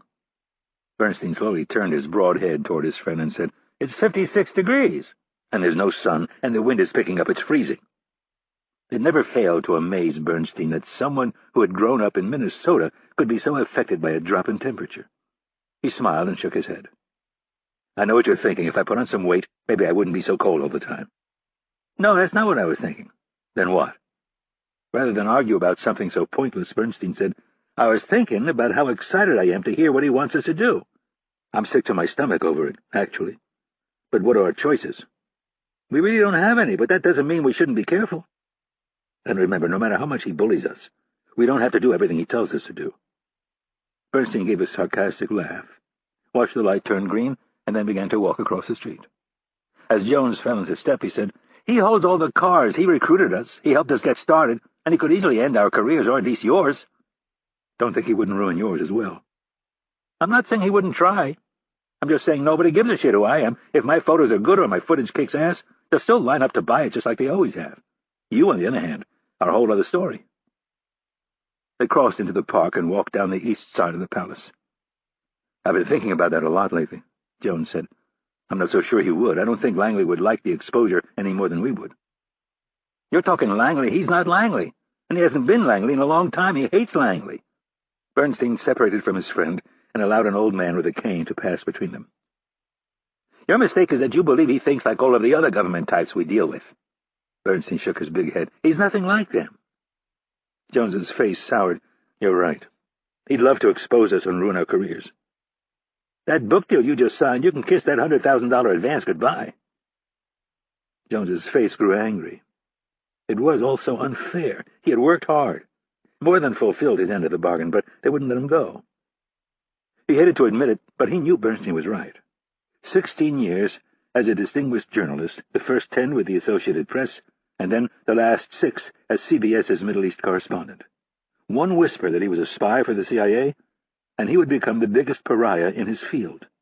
He'd be fired by his employer, and with it his expense account and entire way of life would vanish, and then he would be ostracized by all of his colleagues and hated by almost every friend he'd made over his professional career. Although, maybe it might help book sales, he thought. Times had changed, despite what his handler had always said. The mean old bastard loved to describe to him in detail what would happen to him if he was ever exposed. "You can't let this shit get to you," Bernstein said, trying to snap his friend out of his funk. "At least hear what he has to say." As they continued down the crushed gravel path, Bernstein wondered about the roles they played. Jones was the on-air talent, the pretty face with a deep voice and sympathetic blue-gray eyes. A nice head of hair, but thinning just enough to give him the seasoning of a man who has seen the world and knows the difference between right and wrong. Insecurity came with the job, unfortunately. There was always someone younger and better-looking out there hot on his heels. Bernstein was the hustler, never afraid to go anywhere if it meant getting the shot. They'd both won a mantle full of awards. Where Bernstein was reckless, Jones was cautious. The taller of the two had saved them more than a few times by refusing to enter a particular hotspot. He had an uncanny sense for situations that were about to fall apart, and Bernstein had learned to respect it. They continued for a good 100 yards without speaking, passing the octagonal lake and making their way toward the eclectic corner of the park where the young, old, brilliant, and strange gathered to play chess. As they rounded the lake, Jones decided to make one of his pronouncements. "I have a bad feeling." Bernstein was long past giving him shit about these premonitions. He cleared his throat, looked over both shoulders, and asked, "What is it?" "I think this has something to do with the massacre at the hotel the other night." Bernstein digested the news, took a few thoughtful strides, and said, "No sense worrying about it until we hear what he has to say." "I'm not so sure. I'd just as soon tell him to fuck off. I could be in Cairo by nightfall, and they can all kiss my ass. I'll still write my book, and maybe I'll out all these fuckers." Bernstein knew his friend well enough to know he was prone to theatrics and grandiose statements when he was nervous. "You might want to keep that thought to yourself." "Oh, trust me, I know. I'm the one he yells at, not you." "That's because I keep my mouth shut." Bernstein shoved his hands into his pockets. "You ask too many questions. I'm a reporter. That's what I do for a living. I ask questions, lots of them." "Well, maybe today you could give it a break. Just sit there and listen for a change." They found an open table with a little space between them and the guys who were playing chess. Bernstein produced a folding chessboard from his jacket and 2 Ziploc bags, one filled with white pieces and the other filled with black. Holding the bags under the table, he extracted one piece from each and then held his fists out for Jones to choose. The Minnesotan tapped the right hand, and Bernstein cringed as he opened it to reveal a black bishop. "Oh, great, you get white. I might as well quit right now." Bernstein didn't want to hear any more complaining, so he handed the white bag across the table. "I don't want your charity. And I don't want to hear you bitch anymore. Besides, we both know I don't need the first move to win." "Oh, fuck you." "No thanks," Bernstein responded as he started to set up the black pieces. The two were so focused on setting up the board that they failed to notice a bald man in a khaki trench coat sit down at the table next to them. He was wearing a pair of sunglasses and thin leather driving gloves. He took a newspaper from under his arm and set it on the table. In a gravelly voice, just above a whisper, he said, "So you'd just as soon tell me to fuck off? Be in Cairo by nightfall and out my ass?" The color rushed from both of their faces, and Bernstein gave his friend a look that said he would like to shove every last chess piece down his throat. Slowly they both turned their heads and looked at the man sitting 4 feet away. Stan Hurley slid his sunglasses down to the tip of his nose and looked straight at Jones. "How about I put a bullet in the back of your head and we call it even?" The tall reporter sat gaping for a moment, as he was too shocked to think of a reply. Slowly his mouth started to move, but no words came out, and then he started to stammer as if he were back in grade school. "Stop fucking mumbling," Hurley ordered. "How long have I been working with you two?" Again Jones began to stutter. Hurley, as impatient as ever, answered his own question. 17 fucking years, and this is how you want to treat me, you selfish prick? I got your ass out of that jam in Turkey. I helped both of you find jobs, and there's been no shortage in cash that has come your way over the years, and you act like you're a fucking victim. I was only— Shut up! I don't want to hear you speak yet. I'm still trying to figure out if you're worth the risk. Hurley leaned back and crossed his legs. Turkey. And I'm not talking about Thanksgiving, I'm talking Midnight Express. 2 stupid college kids deciding they're going to try to bring a bunch of drugs out of the country and then sell them stateside and make a nice profit. I'm talking big, hairy Turkish guards gang-raping a couple of East Coast journalism majors. I thought that nice little visual was seared into your brain pans, because it sure did seem like it when you were both bawling like babies for me to save your asses all those years ago. Bernstein looked solemnly at Hurley and said, I have not forgotten the fact that you saved us, and I never will. You're not the one who worries me, Dick. It's Pretty Boy here. Jones had managed to get some saliva in his mouth so he wouldn't have to croak out his words. I'm sorry. I haven't been feeling all that well, and it's put me in a bad mood. Mood? Hurley threw the word back with disgust. Mood has nothing to do with this. This is serious shit. And while I know you think you made a deal with the devil, you should open your mind to the possibility that all these years you've spent rubbing elbows with all of your fellow bleeding heart reporters has turned you into a half-commie. Hurley leaned in close. The US-A is not the bad guy in this fight. The CIA is not the bad guy, and if you opened your eyes and fucking looked around at all the nasty shit you've seen, you'd know that. We're not perfect, but we're a hell of a lot better than the opposition. Now, I'd like to hear from you, Brian, what in hell has been so difficult about our little relationship? Jones looked down at the chessboard and cleared his throat. It's just that it's unethical for a journalist to work for you and your organization. It puts a lot of stress on me. If word ever got out— His voice trailed off, and he began to shake his head. Unethical? Hurley laughed. You mean like trying to transport illegal drugs from one country to another? Would that be unethical, or should we just cut through the bullshit and elevate it to a crime punishable by 20 years in a Turkish prison?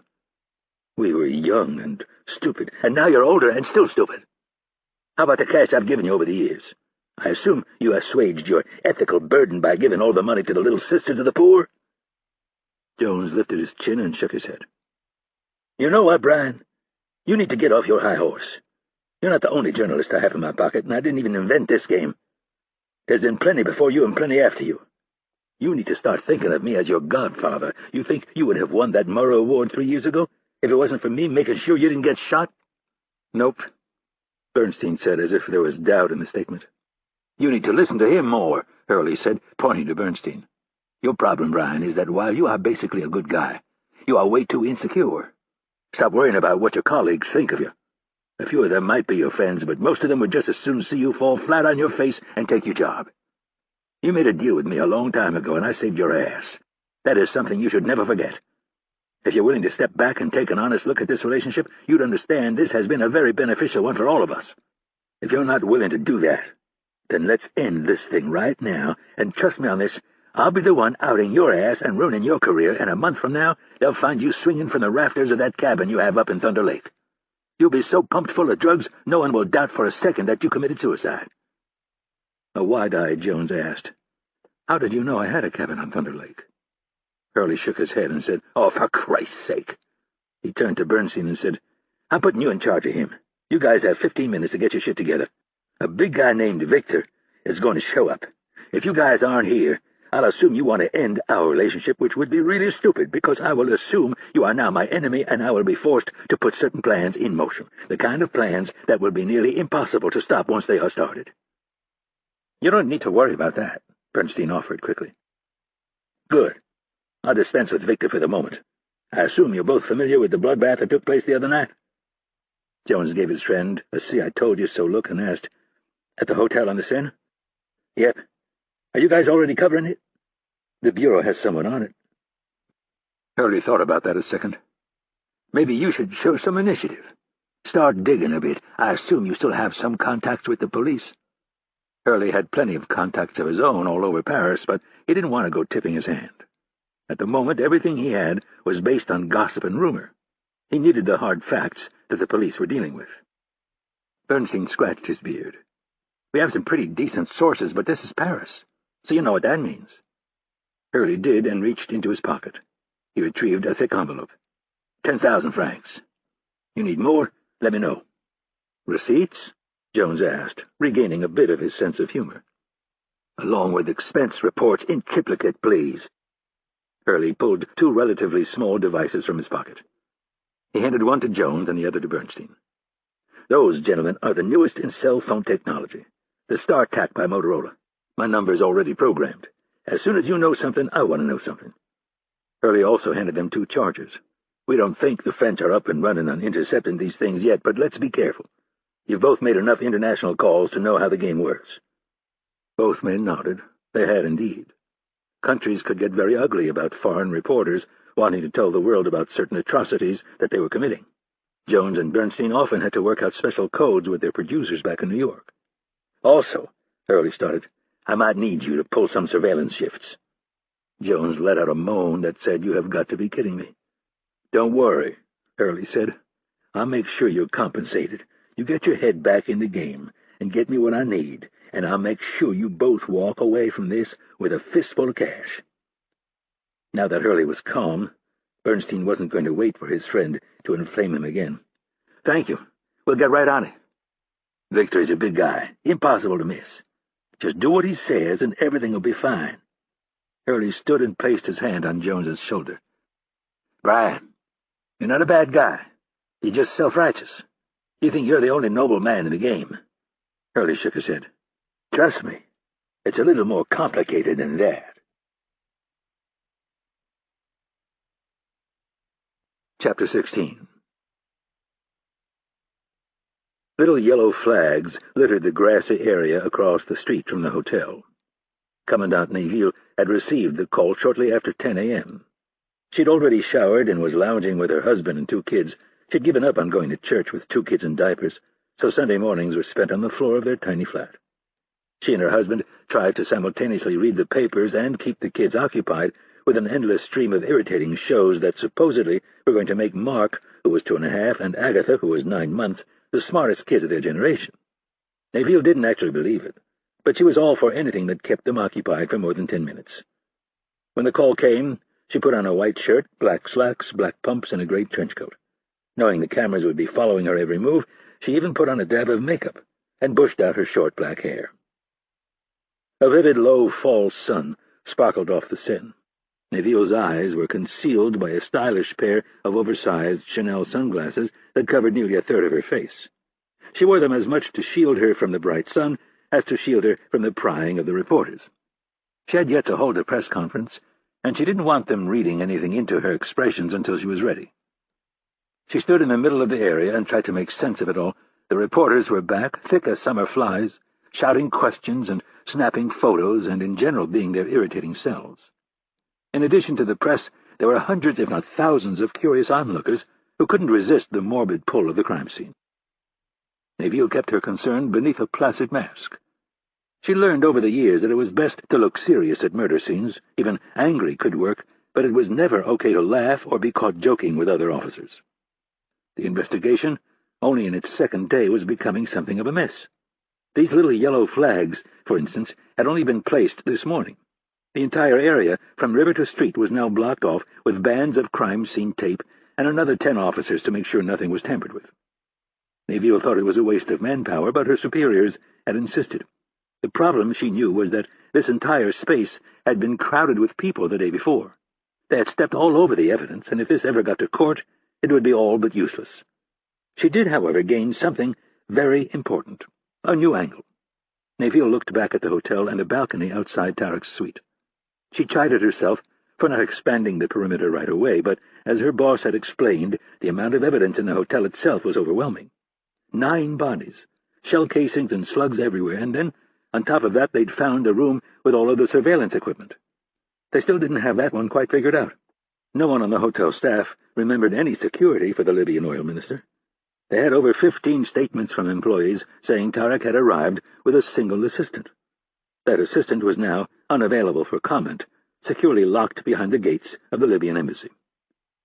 The tough one to stomach for Neville was that she had more than 30 officers assigned to the case, and she had only learned of the spent shell casings that were strewn about the sidewalk and gutter in front of the hotel the previous evening. The press might eat her alive for that one. She went back to the crime scene, examined the casings, and wondered how many had been crushed, kicked, and taken during the course of the long day. They were more or less spread out under the suite's balcony. The logical assumption was that either someone had stood on Tarek's balcony and fired into his room, or someone had stood on his balcony and fired at someone or something down on the street. She went up to the suite, stood on the balcony, and looked into the room. The wall directly in front of her was untouched, whereas the wall to her right was pocked with bullet holes. Turning toward the river, she looked down at the sidewalk where the shell casing had been found, and imagined firing a weapon. After a long moment of reflection, she ordered her deputy, Martin Simon, to rope off the area, bring in the metal detectors, and begin the search for 9mm slugs. Neville then went home, full of self-recrimination for the mishap. She had allowed herself to be sucked into the most plausible theory, that one man, or several men, had killed Tarek, the prostitute, the supposed bodyguards, and then 2 guests and a hotel worker, on his way out the back door. In barely a day's time, it was all falling apart. The Libyans were so far refusing to talk, saying only that the 4 men were there to protect their oil minister. As a police officer, Neville despised being lied to, and like most cops, she had a very well-tuned BS detector. The 4 dead men were not bodyguards. They might have been sent to keep an eye on Tarek, but they most certainly were not bodyguards. She would have to ask around, but to the best of her knowledge, she'd never heard of bodyguards using silenced weapons. Neville ignored the reporters who were yelling her name, instead choosing to act as if the pattern of little yellow flags would give her a glimpse into how to solve the crime of the century. Martin Simon approached from behind and called out her name. When Neville turned, she could tell by the open-eyed expression on his face that the case was about to take another turn. "What's up?" "Let's take a walk." Simon glanced back toward the hotel. "There's something interesting you should see." Neville fell into step with the red-haired Simon. Although he was 2 years older than her, his red hair and freckles made him look as if he was 10 years her junior. When they were clear of the throngs of reporters and onlookers, she said, "Please tell me we didn't find another body." Simon laughed. "No more bodies. I think 9 is enough." "Then you've solved the crime for us?" Simon shook his head as they entered the lobby. "No, but I think I found something that is going to upset you." She pulled off her sunglasses and placed them in her purse. The hotel staff watched them with understandable anxiety. More than half their guests had checked out, and future reservations were being cancelled at a quick clip. Neville felt bad for them. They were overworked and stressed, and this thing was far from over. Every single one of them, whether they had been on duty or not, would be interviewed at least twice more. It was an avenue that had to be pursued for 2 reasons. Either one of the employees had seen something without realizing it, or one of them was involved in giving the killer or killers information about Tarek's comings and goings. They entered the elevator, and when the doors were closed, Simon said, "I couldn't sleep last night." "That's because you drink too much coffee," Neville said in a matter-of-fact tone. "Don't start, boss," he said as he watched the brass arrow move from left to right, ticking out their ascent. "While I was lying awake staring at the watermarks on my ceiling, I asked myself why someone would stand on the balcony and shoot toward the street and the river. And the 9mm casings we found on the street matched the ones that were scattered all around Tarek's suite and in the hallway, and the ones found by the body at the back door." The elevator stopped at the top floor, and the doors opened. Neville exited first. "So you think they were fired by one of our Libyan bodyguards?" "Maybe, but for the moment, I'm more interested in who was being shot at than who was doing the firing." Neville's thin lips pinched to the left, in an expression that told Simon she wasn't following this line of reasoning. Simon stopped walking in the middle of the hall and acted as if he was holding a gun. "If I'm standing on the balcony and firing at someone below, why am I firing at them, and how did they get there?" Neville shook her head abruptly as if she was trying to clear her thoughts. "What are you talking about? Somebody or several people killed those bodyguards, and then they had to get out of the hotel. We jumped to the conclusion that the same person or persons killed Tarek, the prostitute, the bodyguards, then killed the 2 guests and the worker. Correct? Then who was shooting from the balcony down onto the street? And more important, who were they shooting at?" Neville visualized what he was saying and said, "I see your point."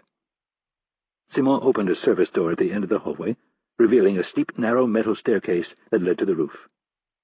Whoever was being shot at was not the man who killed the employee who was in the alley. You wouldn't leave by the back door and then come around to the front of the hotel where there's a greater chance that you'll run into someone. Simone started climbing the stairs. The hatch that led to the roof was already opened. Neville followed her fellow officer onto the roof and immediately noticed two of her best crime scene technicians.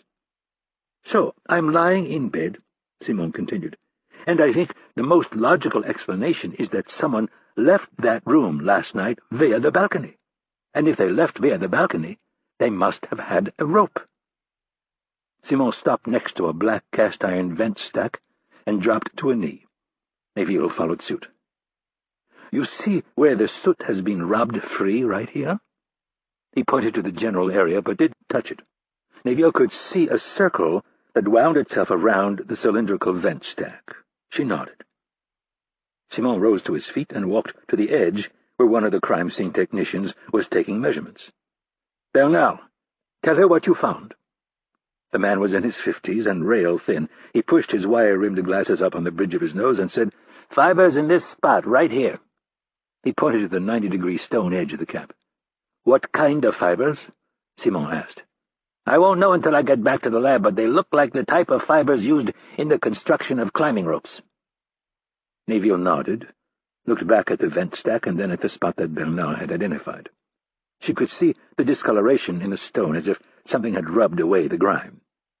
She peered over the edge, and directly beneath was a balcony. "I assume that's the balcony of Tarek's room?"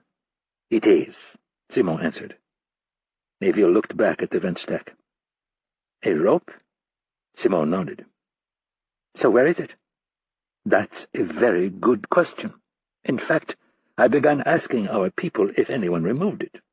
No one did, of course. Our people know better than that. But I did find one officer who was early on the scene who says he definitely remembered a rope running down the side of the building. He's certain of this. I had him show me the exact spot where he remembered seeing the rope." Simone pointed down. "He showed me where he parked his car and led me directly to the spot right beneath us."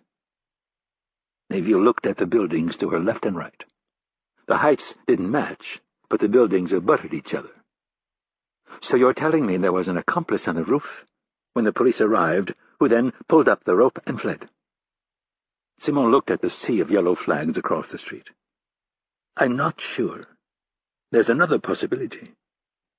Neville could tell by his expression that he was deeply concerned about something. "What's bothering you?" "What's not bothering me would be a more accurate question." She shared the same ominous feeling. "Spit it out."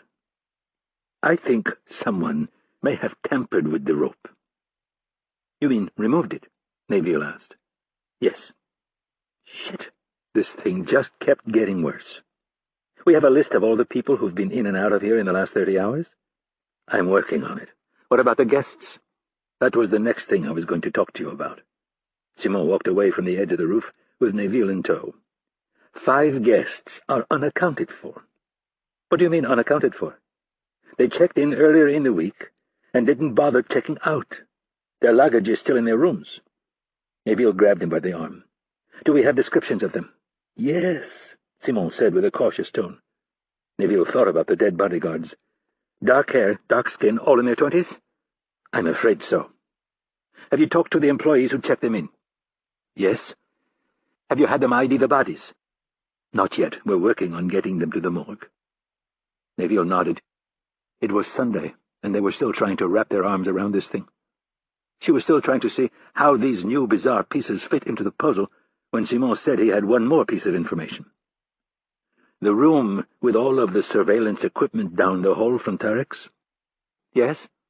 "The hotel's computer says the room was unoccupied and being remodeled." "Has anyone on the staff confirmed that it was in fact being remodeled?" "Not so far, but I haven't talked to everyone." Neville thought of the missing rope, the missing guests, who were more than likely sitting on cold metal tables in the morgue, the strange behavior of the Libyan embassy, and now this room full of surveillance equipment. "Has the forensic team finished going over the room with the surveillance equipment?" "Yes." "Tell them I want them to focus on matching any hair samples with the 4 bodyguards in the morgue." "Nice work, Martin." "You would have figured it all out," he said, trying to play down the whole thing. "Maybe, maybe not. Let's see if we can punch some holes in it and keep it between us until we know we have it right." Neville headed for the steps. "Where are you off to?" "Remember the guy from the directorate who showed up last night?" "Your ex-boyfriend?" Neville was about to argue the point, but figured it wasn't worth it. "I have a feeling he and his people know a lot more about what happened here than they're letting on." "I agree," Simon said, rushing to catch up with her. "And that's why I'm coming with you. I can handle it on my own." "I know you can," Simon said as he started down the steps. "But it's always good to have an extra set of eyes when you're dealing with professional liars from the directorate."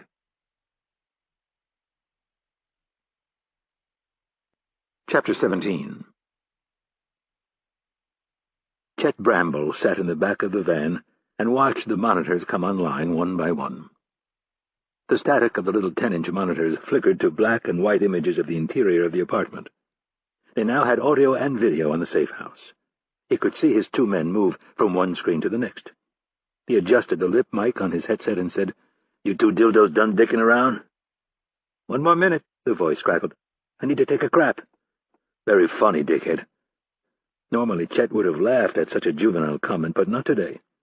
"I told you to, this guy is a sneaky fucker. Get your asses moving and get out of there. If he walks in on you, you'll be dead before I can get in there and save your worthless butts." The 2 men began collecting their gear and moving toward the door. Bramble leaned back in the small chair and exhaled, rubbing his right forearm. The temperature was dropping, and it was starting to ache. He was a big man, 6 feet 3 inches of sculpted muscles and brawn. He had a broad forehead, a thick neck, and a pair of legs that provided a sturdy base to an immovable object. His entire persona exuded violence, and he still couldn't figure out how Rapp had beaten him more than a year ago. By rights, he should have wiped the mat with the young recruit, but somehow the sneaky little fucker had put him in some move he'd never even heard of, and about 2 seconds later there was a sound like a dry branch snapping in two. There was a moment of nothing, and then searing pain, followed worst of all by the fact that his arm was bent in a way that it was never meant to bend. Chet Bramble was the son of a Georgia pig farmer. He had only one sibling, Bob, who had spent nearly an hour hung up in his mother's narrow birth canal. Rather than do a C-section, the country doctor yanked and pulled and twisted with a pair of forceps until little Bob was wrenched from his mother's womb. The end result was that Bob had a deformed head and was a little slow mentally. He was 2 years younger than Chet, but from the age of 4 on, he was nearly identical in size. Bob was his older brother's shadow for much of their youth. Chet loved him and fiercely defended him against any and all antagonists, no matter their age or size. But as he became a teenager, he quietly grew to resent him. Chet's mother spent her days baking, doing chores, listening to Christian radio, and reading the Bible. His father, Jacob, or Jake, as his friends knew him, was a massive man with a Puritan work ethic and absolutely no sense of humor. He drove both his boys hard, but drove Chet harder for the obvious reason that he wasn't half retarded. As soon as they could walk, they were helping feed the pigs, and not long after that, they were shoveling shit. So much shit that all these years later, the mere mention of it filled Chet's nostrils with the overpowering smell. As far as Chet could tell, none of his DNA came from his mother's side. She was a frail little thing, and her brothers, 2 lawyers and an insurance salesman, were pussies. Chet was big and strong like his dad, who had played football for the University of Georgia. There was, however, one big difference between father and son. While Jake was a stoic man who was slow to boil, Chet was hot-tempered and prone to flying off the handle with little or no warning. There was one exception, his brother Bob, and his endless, simple questions. When it came to him, Chet had the patience of Job. But that was where it ended. The fights started early on and continued all the way through his senior year in high school. It wasn't that Chet couldn't control his temper. It was that he chose not to. He learned at an early age that it felt good to pummel another person with his fists. His first real fight was in 2nd grade, and like most fights at that age, it started on the bus. A couple of 5th graders were picking on Bob, who was a kindergartner at the time. In addition to his odd-shaped head and his simple-mindedness, Bob had a speech impediment that Trevor Smith and Nate Huckster simply couldn't resist imitating. The first day Chet sat in his seat and stewed, worried that if he did what he was thinking, he'd end up in such big trouble that his father would whip him. That night he didn't sleep well. He lay in the bottom bunk, with his brother sleeping soundly a few feet above him, and plotted.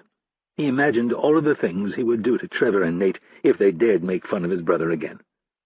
Chet decided there would be no warning. He instinctively knew that warnings wouldn't do a thing, that talking was useless, and that he needed to send a clear message to everyone who even thought about teasing Bob. Trevor and Nate started in the next day from the moment they got on the bus. Chet was sitting next to his brother when the two goons grabbed the seat behind them and started in with their stuttering and teasing and laughing, and with each passing mile, Chet let his anger grow. Clenching and unclenching his fists, he passed the time by imagining what he would do to these two when they got off the bus. It went down on the sidewalk in front of Benjamin Lincoln Elementary School. The two fifth-graders followed Chet and Bob as they filed toward the front door with all the other students, and continued to heckle Bob, who, although he was a kindergartner, was as tall as the average fourth-grader. Chet was by far the biggest second-grader, and he was unnaturally strong thanks to his father's genetics and all of the heavy lifting he had to do around the farm. There was one other thing. Chet was quick, lightning quick from chasing pigs. Without warning, Chet spun to his left, his G.I. Joe lunchbox clutched firmly in his right hand. He swung it with such force that he broke Nate Huckster's jaw, knocking him out cold. The fifth-grader crumpled to the sidewalk like a wet noodle. Trevor Smith froze as he watched his friend go down. Nowhere in his imagination had he seen this coming. His own fight-or-flight reflex never had a chance to engage. The dirty little pig farmer was on him like a violent summer storm. A flurry of punches and then kicks were delivered, and Trevor Smith ended up curled up on the sidewalk next to his friend, begging for the beating to stop. It was a teacher who saved him by literally yanking Chet off his seat. The fallout was interesting, and it taught Chet a lesson he would never forget. Chet didn't care what they were going to do to him. The beating he delivered to those two jerks was worth it. He'd never been in trouble before, but he knew what happened to kids who fought in school. They were sent to the principal's office and usually given detention, which almost always involved cleaning erasers after school. That punishment would be light. He had a feeling he would get a little more than that. They'd probably paddle him, but he was tough enough to take it. There wasn't a thing they could do to him that could match the wrath of his father. That was the one thing that had him worried, his father. But then again, his father had told him on more than one occasion to make sure no one picked on his brother. All Chet knew was that watching his defenseless brother get picked on made him sick to his stomach, and that he couldn't live with himself if he didn't do something about it. He was prepared to take whatever punishment they gave him. One other very important thing happened that day. Chet realized he enjoyed beating the crap out of other boys. The principal was nowhere near as upset as Chet thought he would be. Apparently there was something very novel about a second-grader beating the snot out of two fifth-graders. Chet learned by certain things that he heard in the following days that Trevor and Nate weren't much liked by the faculty. Evidently, they'd been terrorizing the school for several years, and the teachers couldn't wait for them to move on to the middle school across the street. The other thing he learned was that teachers in general don't take very kindly to kids picking on mentally challenged students. Where Chet had really miscalculated, though, was with his parents. His father barely said a word, while his mother lost her mind. She was obsessed with the fact that Nate Huckster was the son of the preacher at their church. In Chet's mind, this was all the more reason to give him a beating, since the son of a preacher should know better than to pick on a slow-minded kindergartner. However, that's not the way Emma saw it. This was an embarrassment to the family. The Hucksters were good people. Great-Grandma Huckster was a founding member of the United Daughters of the Confederacy, and Trevor Smith's grandfather owned the bank, which carried the note on their farm. Chet rode home in the back seat of his mom's Ford wagon with Bob and listened to her scream at his father about a lot of things that he didn't understand. When they were finally home, his father took him out to the barn, where he fully expected he would be told to drop his pants and assume the position. It never happened. His father placed his giant hand on his shoulder and nudged him toward a hay bale. He made no attempt to enlighten him on the meaning of social pariah, uncouth dirt farmer, or any of the other things that he had heard his mother scream about in the car. He told Chet in no uncertain terms that he would deal with his mother. He was proud of him that he had stuck up for his brother, and yes, the son of a preacher should know better than to make fun of a gentle boy like Bob. And if he didn't know better, he deserved to have the snot knocked out of him. As far as the Smiths and the note on the farm were concerned, there was nothing to worry about. Trevor's father had been an all-conference running back in high school for one reason: Jake Bramble blocked for him, and as starting right tackle, there wasn't a defender in the conference who could stop him. Trevor's dad was a good man, and when he found out his son was picking on little Bob, he would be delivering a second beating. Chet couldn't understand any of it, but something had changed in him. He didn't tell his father, and he sure as hell didn't tell his mom. He had enjoyed beating those two boys more than anything he had ever done in his life. He replayed it over in his mind with pure glee, often smiling and laughing aloud to himself. As happens in rural communities, word spread pretty quickly that Jacob Bramble, the 3-time all-conference tackle for the beloved Georgia Bulldogs, had a 7-year-old son who had beaten the snot out of 2 11-year-old boys. A period of calm followed, where the other boys gave him due respect, not wanting to get smacked in the head with a G.I. Joe lunchbox by the psychotic pig farmer. The high school wrestling coach, however, stopped by to talk to his dad about channeling Chet's natural talents in the right direction. Chet never knew this, but his dad had been worrying about his son long before the fight in front of the school. He had sensed a mean streak in him that was evident when he was around the animals. He would kick the pigs and spit on them when they didn't do what he wanted them to do, and there was the time he caught him dropping the cat from the rafters of the barn. Jake hoped it was a phase, but in the meantime, he saw wrestling as a way to channel his son's energy into something with discipline. At first it worked. Chet devoted himself to wrestling with the zeal of a missionary. By the age of 10, he was Georgia state champ for his age and weight class. As he continued to excel in wrestling, he began playing full-contact football. He was an absolute beast. He played fullback and linebacker.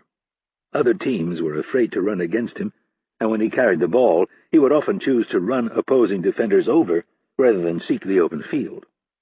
By the time high school rolled around, his body was transformed into a mass of solid muscle. He started for both varsity teams as a freshman and as a junior. He was all-state in 2 sports. The girls loved him, the boys feared him, and unfortunately Bob was becoming a bigger and bigger embarrassment. As everyone advanced, Bob's brain seemed to be stuck somewhere between 3rd and 4th grade. In Chet's junior year, they were playing their arch-rivals for the conference championship, and one of the linemen on the other team started to make fun of Chet's brother, calling him a retard and every other cruel thing he could think of. Chet, who was already known as a dirty player, responded decisively. Several plays later, the team ran a sweep. Just as the whistle blew, Chet caught the oaf standing around the pile, and he buried his helmet in the side of the kid's knee, snapping it at a 90-degree angle. Chet had been extremely proud of himself. To this day, he could put a smile on his face when he remembered that big fat bastard lying on the ground crying like a little girl. The following year, in the same game, the fat bastard's little brother returned the favor.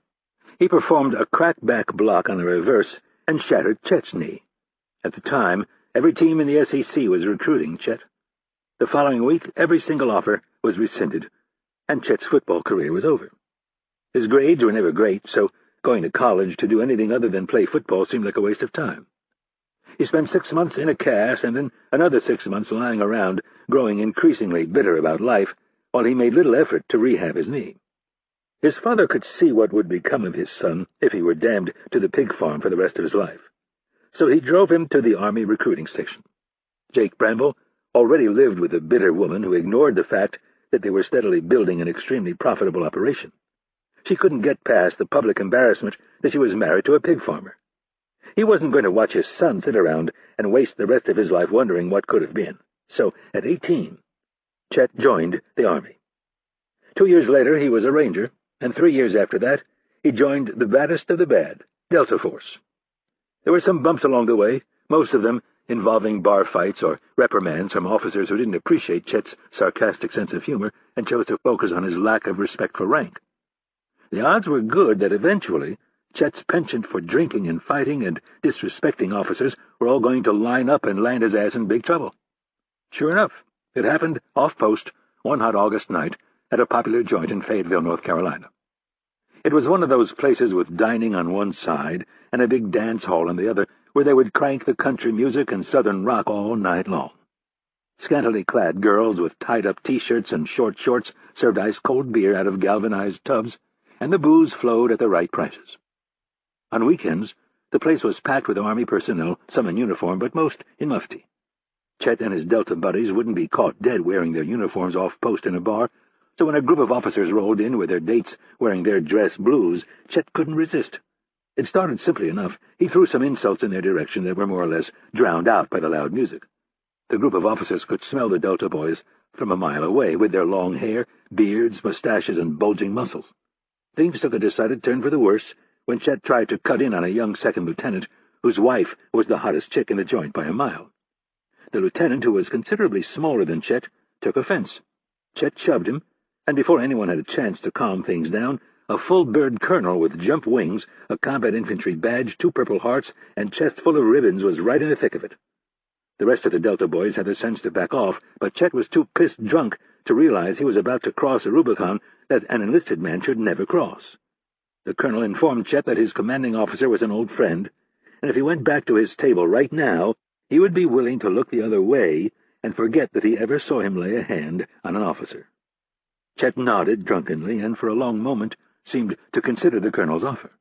Then he told the officer to fuck off. The colonel was sober, squared away, and a badass in his own right. He looked to the other Delta boys and advised them to get their buddy the hell out of here before he had him thrown in the stockade. And that was when Chet unleashed a big left hook that glanced off the top of the colonel's head. Before anyone could react, the colonel delivered 2 lightning punches, the first to Chet's nuts and the second to his solar plexus.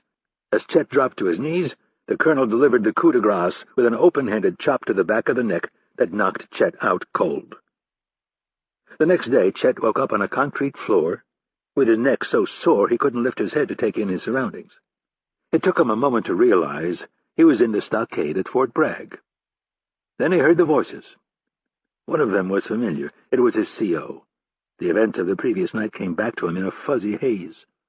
Chet knew he was in some deep shit. He heard another voice and thought it sounded like that peacock colonel that he was going to pound the crap out of. Chet rolled over to get a look at them and realized he had thrown up on himself.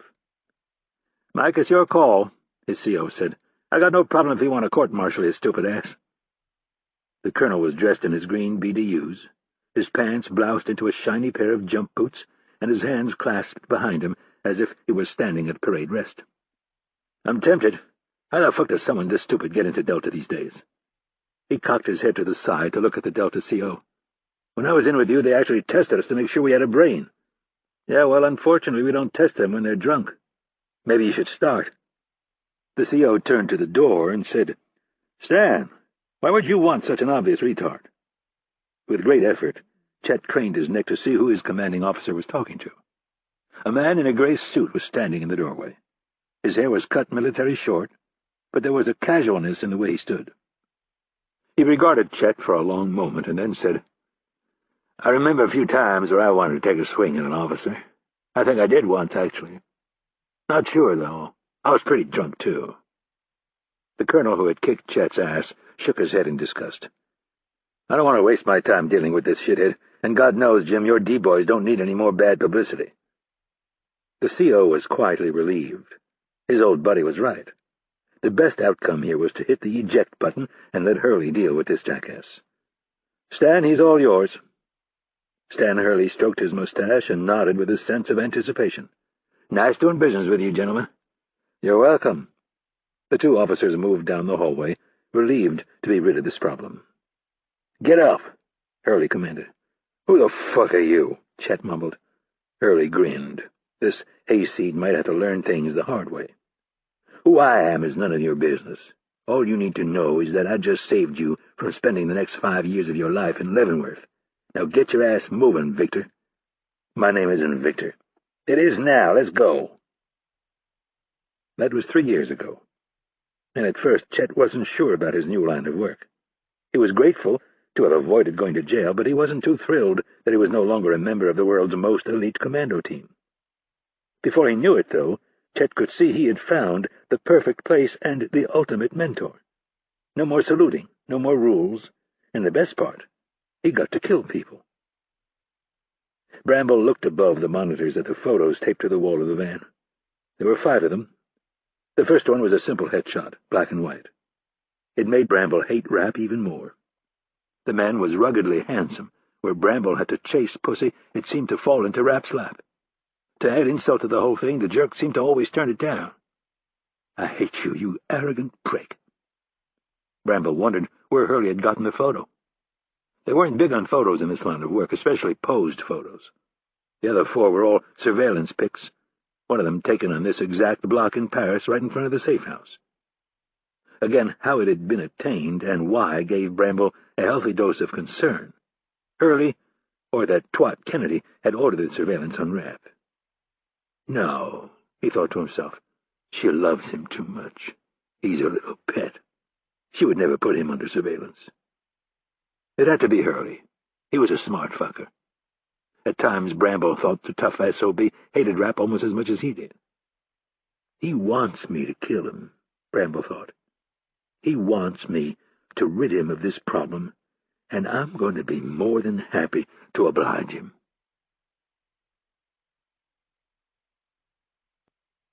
Chapter 18. Alexandria, Virginia. Irene Kennedy was sitting in the sunroom of her 2-bedroom brownstone in Old Town. Her husband was out training for yet another marathon, while she was midway through her second newspaper and her 3rd cup of tea. Her marriage could be better, but it could just as easily be worse. There was no shouting or violence, but there was an unstated truce and an underlying knowledge that they did not love each other more today than they had the year before.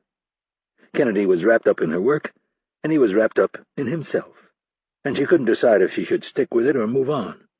Divorce was a messy, protracted battle, and besides, she wasn't the kind of person who quit something so important so easily. There was a fair amount of self-recrimination over her lack of effort, but her job afforded her little time to come up for air. And as she'd learned over the years, her husband was hardly the kind of person who would meet her halfway. He was basically a spoiled, selfish boy who refused to grow up.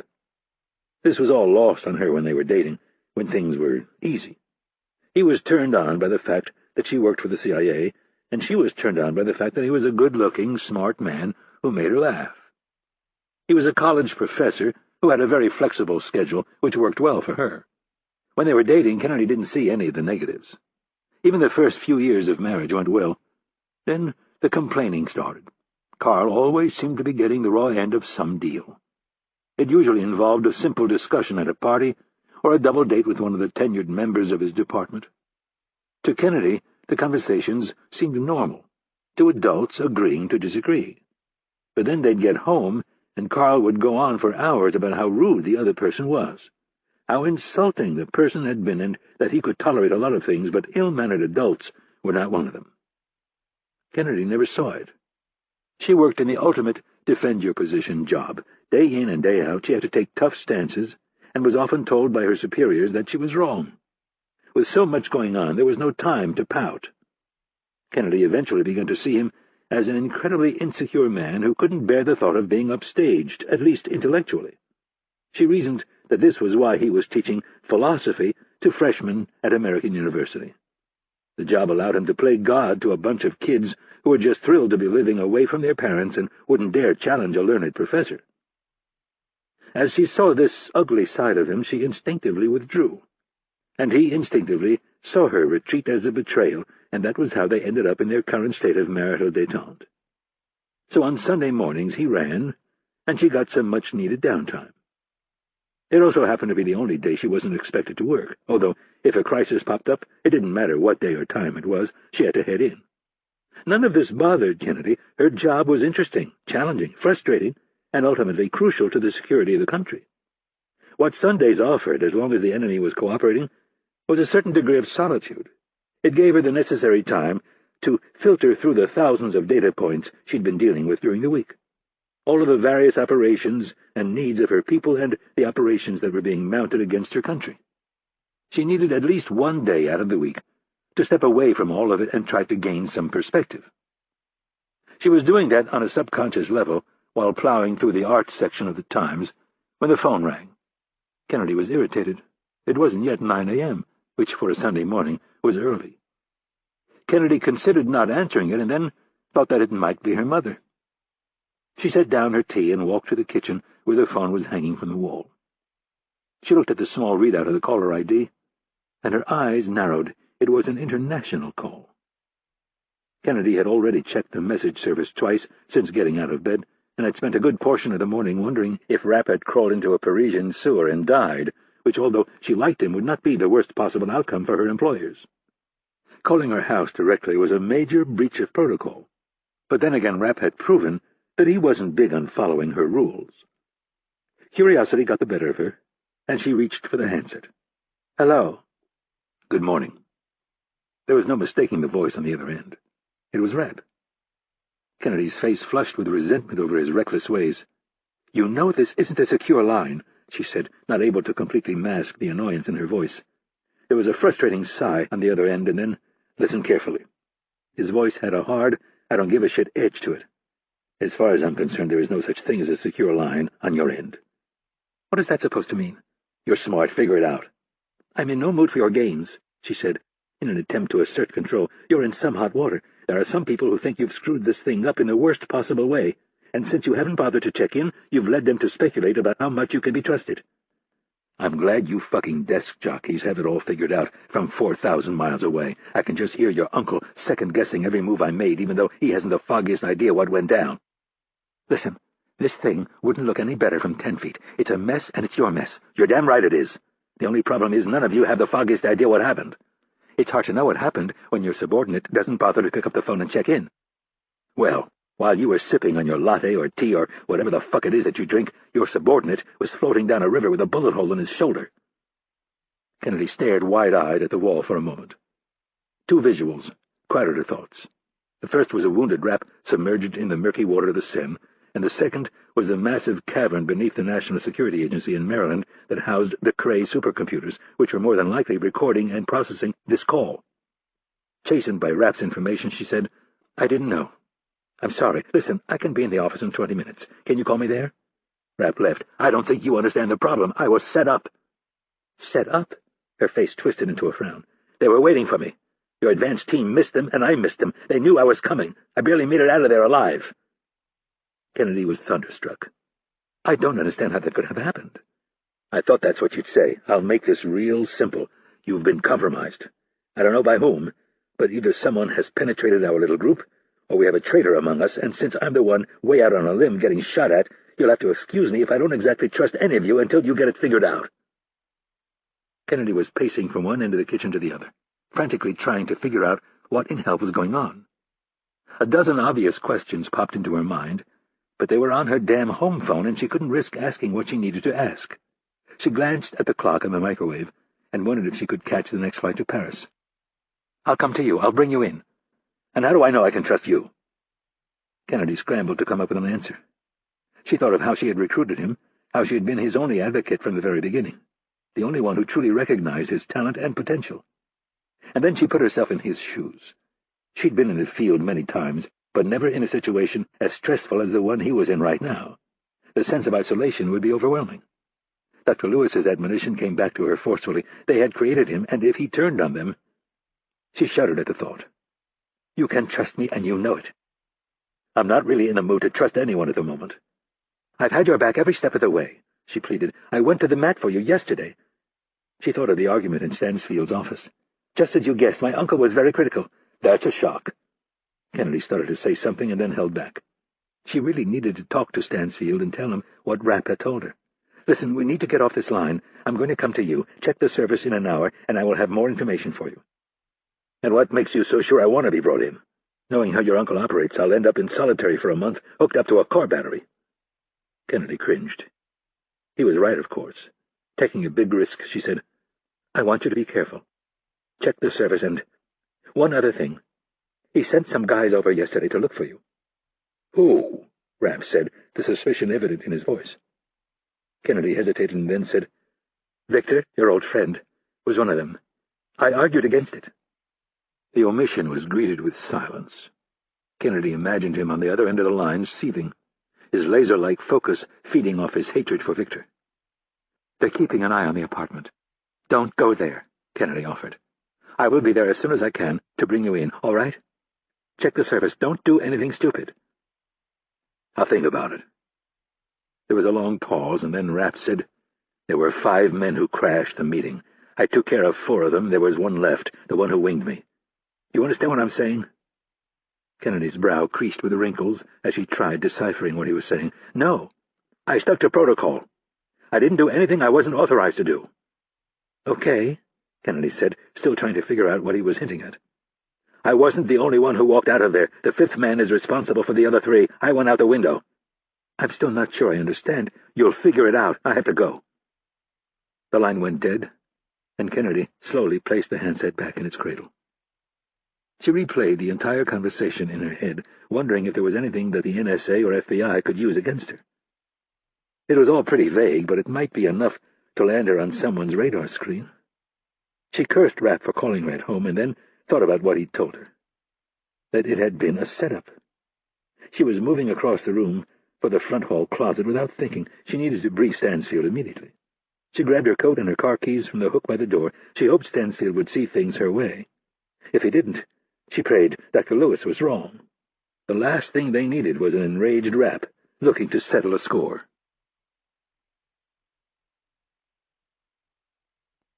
Chapter 19. Paris, France. The black Renault sedan had tinted windows that made it impossible to see who was in the back seat. It was double-parked in front of the luxurious Hôtel Balzac, only a few blocks from the Arc de Triomphe. A policeman had already tried to move the car, but was rebuffed by the driver, who sat securely behind the sedan's bulletproof windows. The driver was armed with a unique badge that sent the police officer on his way. He also wore a gun on his right hip. The other man in the front seat had the same badge and gun, and also had access to an Uzi submachine gun, which was hidden under the dashboard. The vehicle was retrofitted with a thin skin of Kevlar between its frame and the metal exterior. The man in the back seat had traveled the world and had seen more than a few men gunned down in their cars, so he took this aspect of his personal security very seriously. When Fournier was younger, he had carried a gun. It was part of his job, and it didn't hurt that certain women were turned on by the cold steel he wore on his hip. He had killed precisely 3 men during his career, all of them execution style. His bosses ordered the hits, and he carried them out without question. The men were ne'er-do-wells and reprobates. In one case, the target was a traitor who was selling state secrets.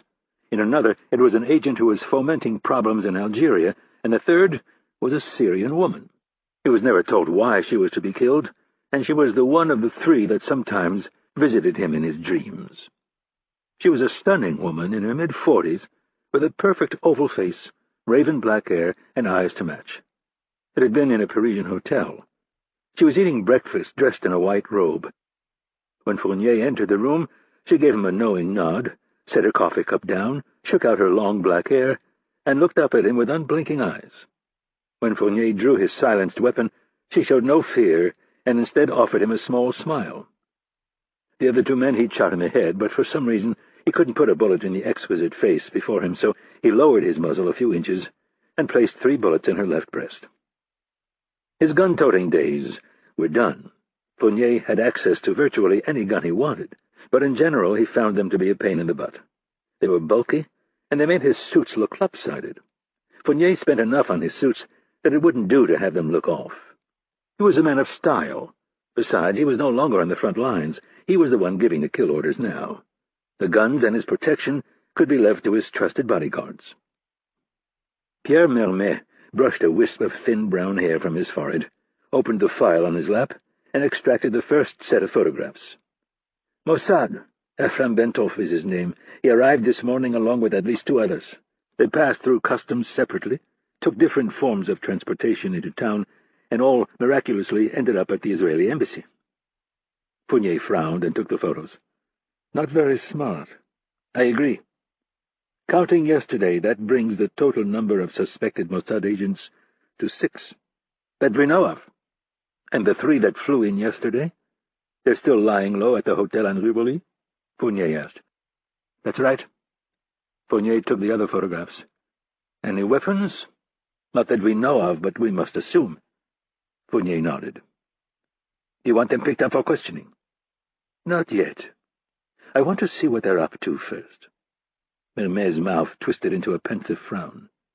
Fournier had seen the look many times. You don't like my decision? The 3 at the hotel have no diplomatic papers. We could force the issue. If they have guns in their room or on their persons, we could hold them and question them indefinitely. We could do that, Fournier said in an easy voice, and then my counterpart, Big Ben Friedman, would grab some of our people in Israel and do the exact same thing, and where would that get us? Given what happened at the hotel the other night, I think we have more leeway than we could normally expect. We do, but Ben Friedman is a bear I would prefer not to poke. Mermet took the rebuke well. It's just that we're spread thin. We have 6 men following the Russians, 8 following the Brits, and 10 on the Americans. Fournier knew what Mermet was thinking. If this continued for any length of time, they would have to call in more men and ask for more money, and that would mean more eyes in the government would be drawn to what they were up to. I understand your worries. If nothing has happened by tomorrow, we'll reassess. Maybe even nicely ask a few of these gents to leave so we don't have so many heads to keep an eye on. And there's undoubtedly a few we missed. Fournier had thought of the same thing, but he had certain information that he wasn't willing to share.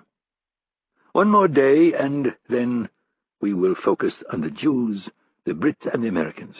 Any more interesting news to share about our American friends? Yes, Mermet said, almost forgetting that he had a new face to run by his boss. The 3 who showed up yesterday. They're still cooped up in the van on Champlain. Another man showed up this afternoon. Mermet found the photo and handed it to his boss. Fournier's eyes widened with disbelief. Oh, my God! What is it? Who is it, you mean?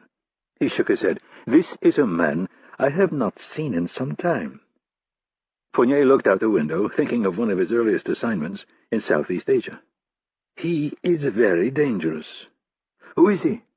Stan Hurley, CIA, or I should say, was CIA. I had heard he'd retired a few years ago. He looks a little young to retire. Fournier nodded. Hurley is like a shark. They only know one thing. Men like that don't retire, they just simply die one day. I should have known better. I assume he was on the operations side of the business? Yes. Fournier shook his head as he thought of the time he'd watched Hurley slice a man's ears off in Vietnam. And then there were the stories he'd heard over the years involving the Soviets. He was very good at his job. Drove the Russians nuts, or so I've been told. So what is he doing in our fair city? That is a very good question. Did your men follow him? No, we didn't know who he was and thought it was better to stay with the surveillance van. Knowing how thin they were stretched, Fournier couldn't chastise Mermet. Tell our people to check the customs database. Look for the name Stan Hurley and any other aliases we may have on file. The next time he shows up, I want him followed. I want to know every move he makes. I assume they should exercise a fair amount of caution. That is a very astute observation, Pierre. He is a man very comfortable with violence. An ally, though? The idea made Fournier smile. France's relationship with the United States was fraught with complications. Traditionally, yes, but we have no way of knowing who he is working for at the moment. The truth was Fournier trusted no one, but he knew that position would sound a bit too paranoid to a pleaser like Mermet. We shouldn't assume he is still beholden to the CIA. Just find him, and let me know as soon as you do. Fournier reached for the door handle, assuming the meeting was over. There are 2 more things. Your friend, the Spaniard. Fournier let his hand fall to his knee. He was parked in front of the Balzac because he was going in to meet Max Vega. Yes. Well, his friend has not left the country. Fournier thought of Samir, the idiot. He so disliked the man that he didn't bother to hide his irritation. You're certain? Hermé nodded. He's upstairs in Vega's suite right now. Fournier swore to himself. These fundamentalist morons were turning out to be more trouble than they were worth.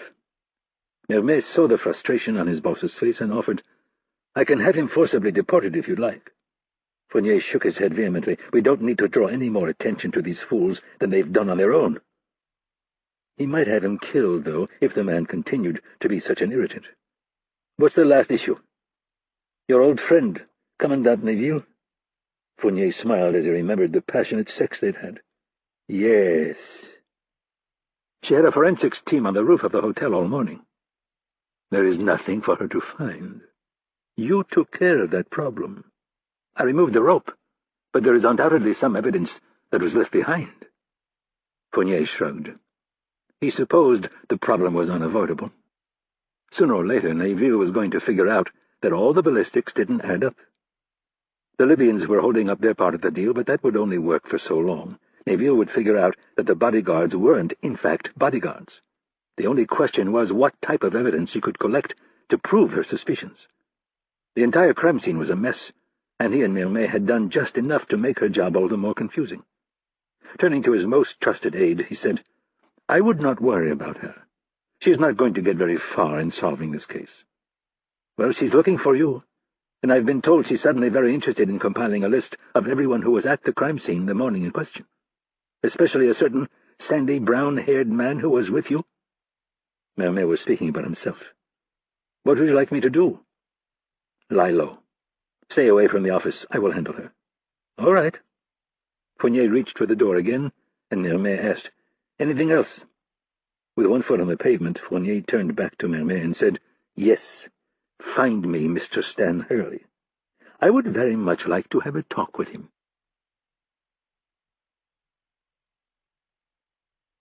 Chapter 20. In general, big cities the world over shared the same basic makeup. They had centers for banking and finance, business districts, retail meccas where you could buy almost anything, museums and concert halls, above and below ground rail systems, and roads that traveled out from the central downtown to suburbs like arteries from a heart. There were parks and neighborhoods that accommodated the super-rich, the destitute, and everything in between. The affluent neighborhoods had fine restaurants, fine jewelers, art dealers, and boutique stores that carried the most expensive clothes.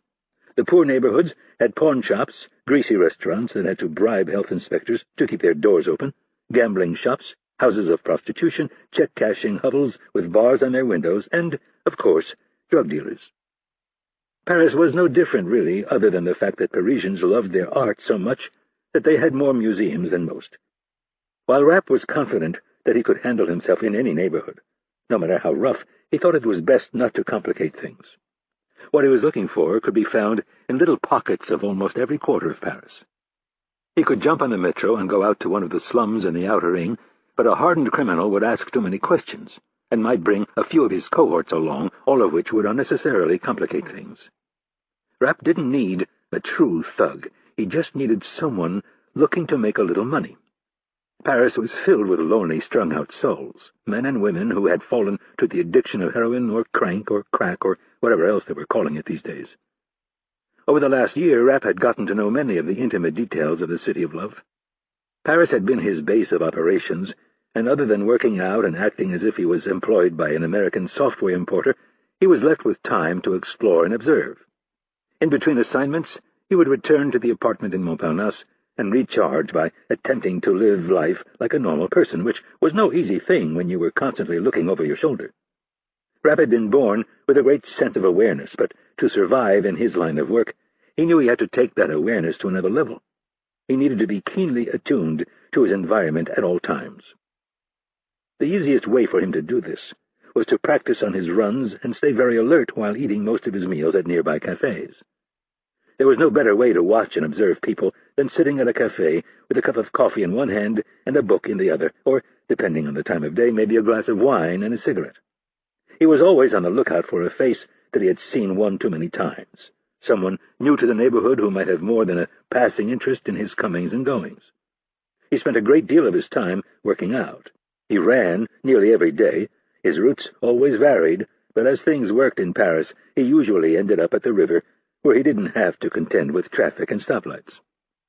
Rapp often cut through the Latin Quarter, home to some of France's greatest institutions of higher learning, such as the Sorbonne and the Collège de France.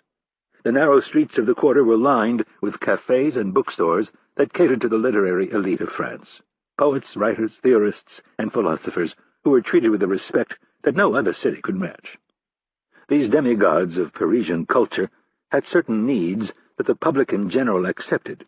In order to tap into their genius and break their earthly bonds, many of them needed the assistance of certain hallucinogenic drugs. Rapp wasn't interested in these people. They were too old and too wise for what he had in mind.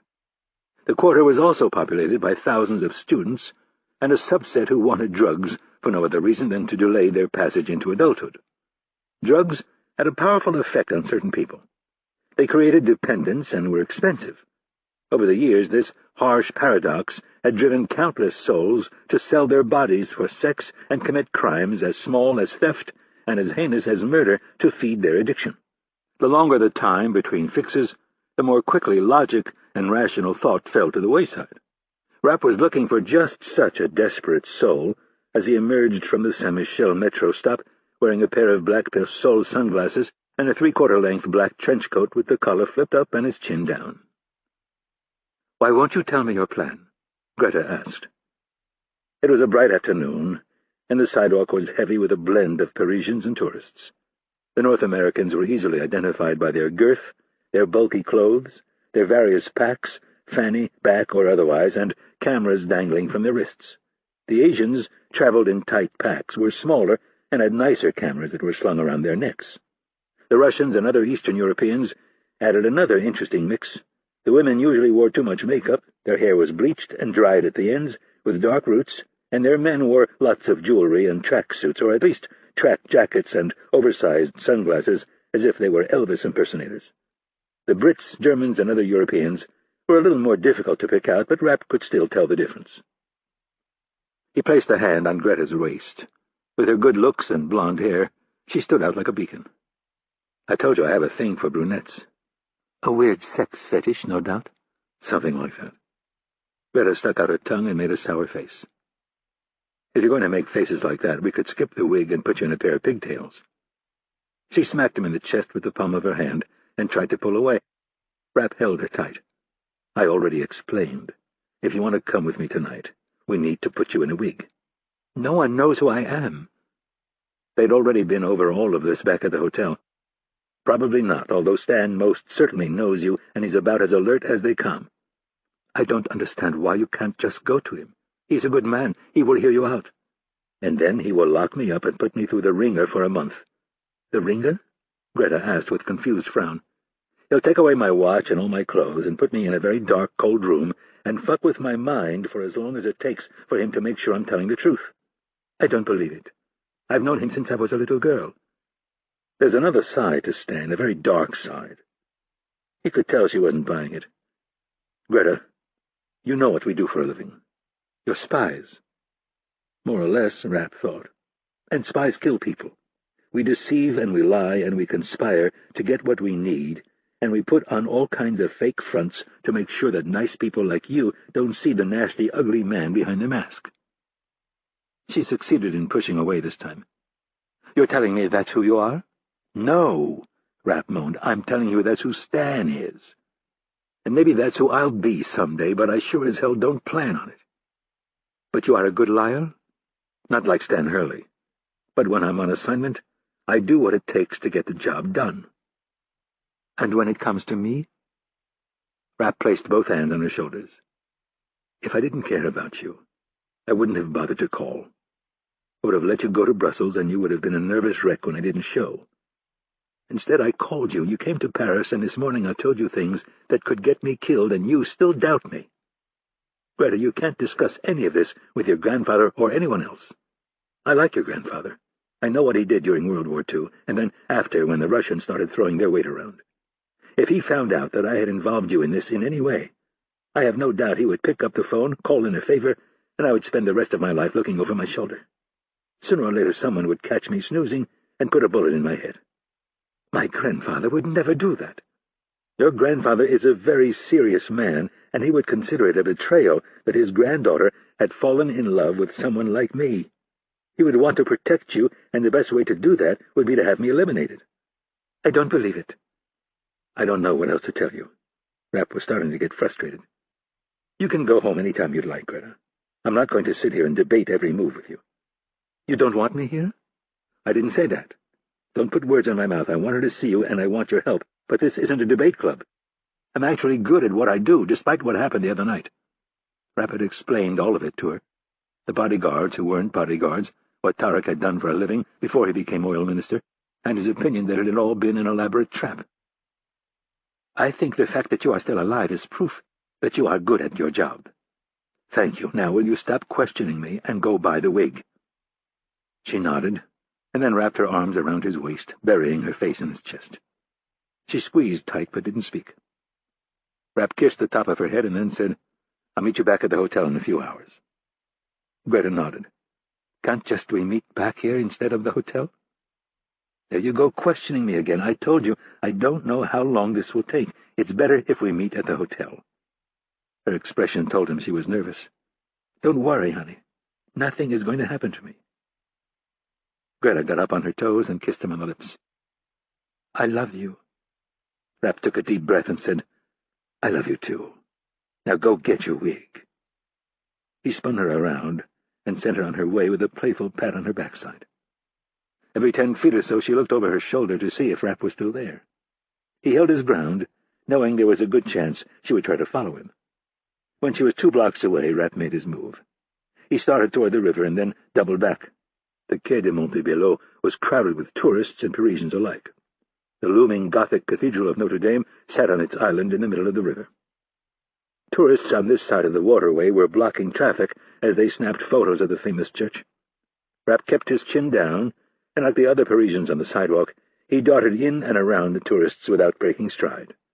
He had a destination in mind, a place he had passed many times, a place where he'd seen the hopped-up, jumpy amble of users who were desperate for a little something to take the edge off their come-down or a more powerful fix that could launch them back into nirvana. Rapp took a right on the Rue du Petit Pont. 2 blocks later, he was standing in front of Saint-Séverin's Catholic Church. That was another thing about Paris. Unlike Berlin or London, the odds were overwhelming that almost every church you encountered would be Catholic.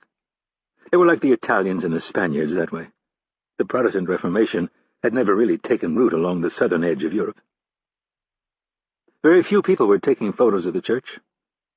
Saint-Séverin's was rich in history and was a perfect example of Gothic architecture, but it simply couldn't compete with the grand scale of Notre Dame a short distance to the north.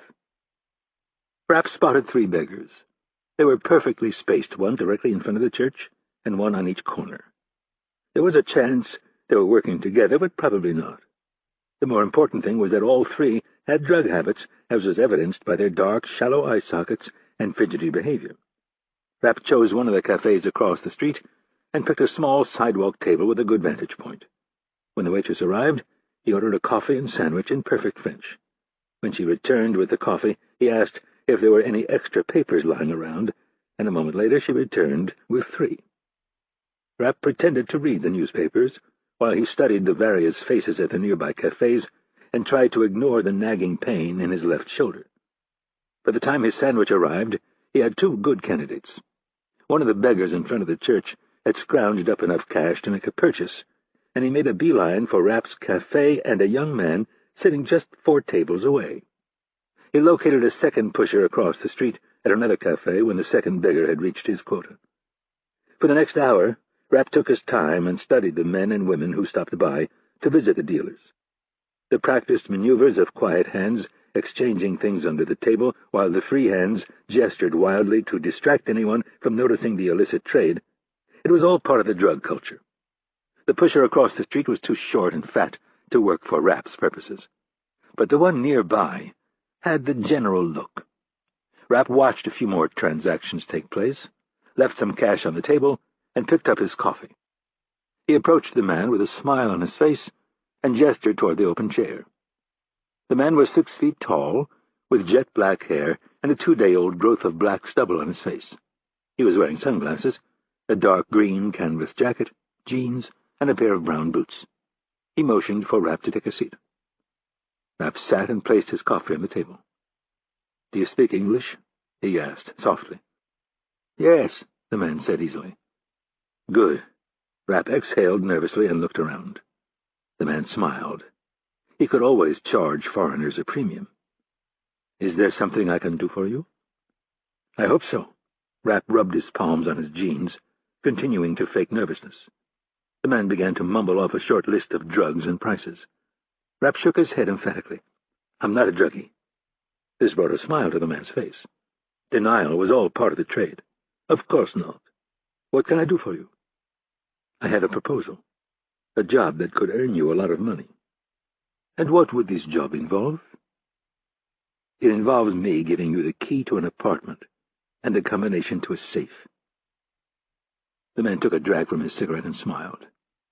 "What's in the safe?" "Some cash." "How much?" "A lot." The Frenchman tilted his head from side to side. A lot is a relative thing. What might be a lot to you might not be so much to me.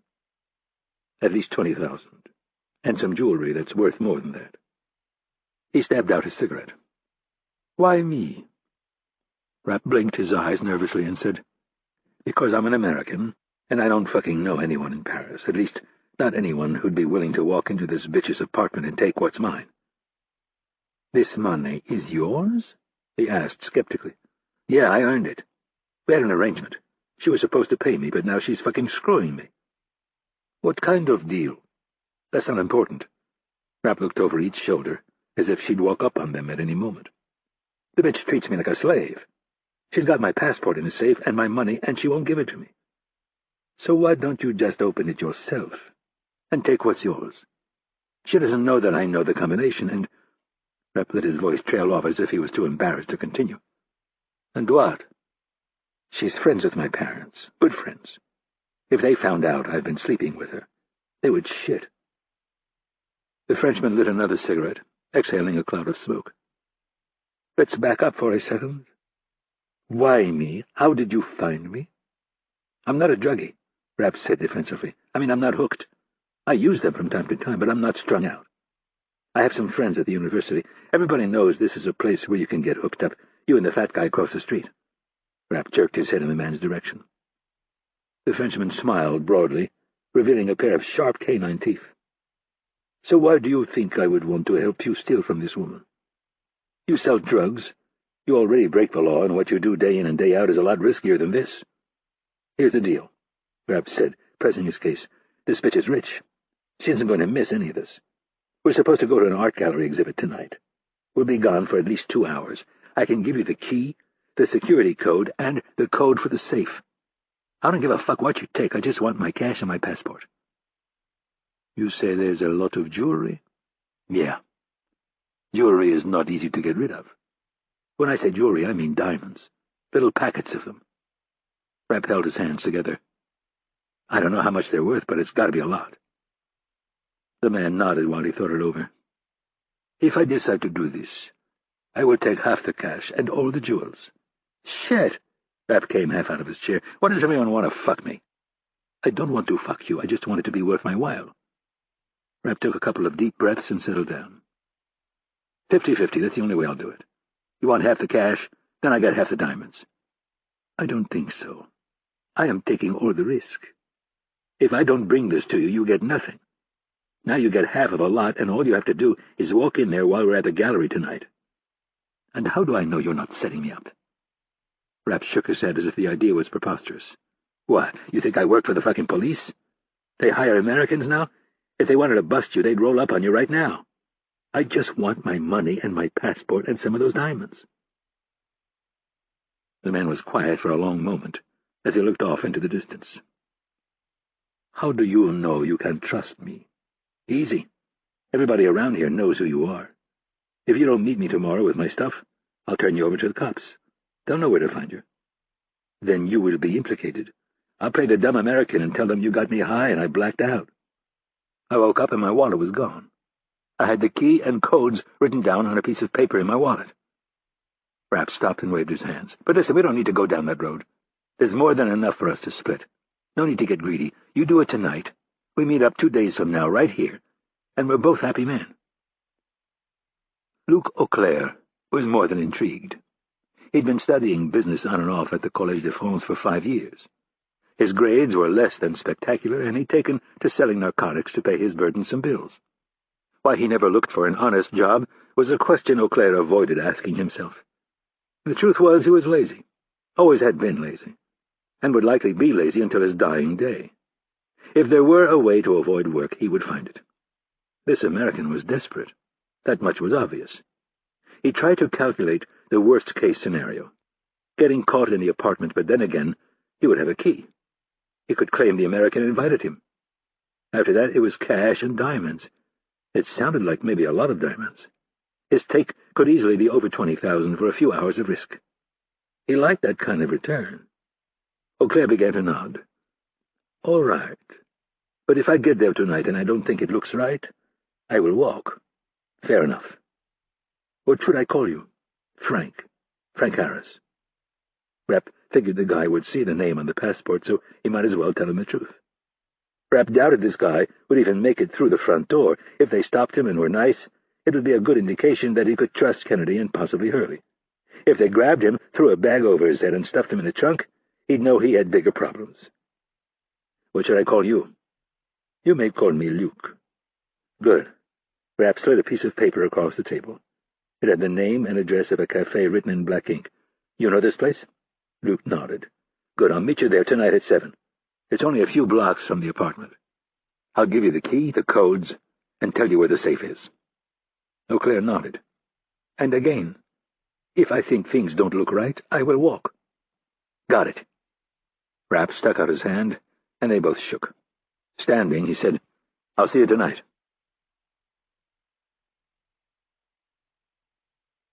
Chapter 21. Langley, Virginia.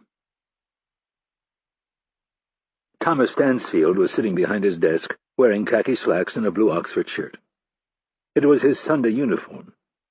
He'd been to church with his wife and several of his children and grandchildren, and was looking forward to heading back to the house on the Potomac for a nice egg bake and some time with his grandkids, Molly, Bert, and little Thomas. Molly was 4, and in Stansfield's biased opinion she already showed great potential. She was in fact the only person in the entire family who dared boss him around, which provided great entertainment for Stansfield's grown children. Stansfield himself was highly amused at the confidence displayed by this little 3-foot-tall towhead.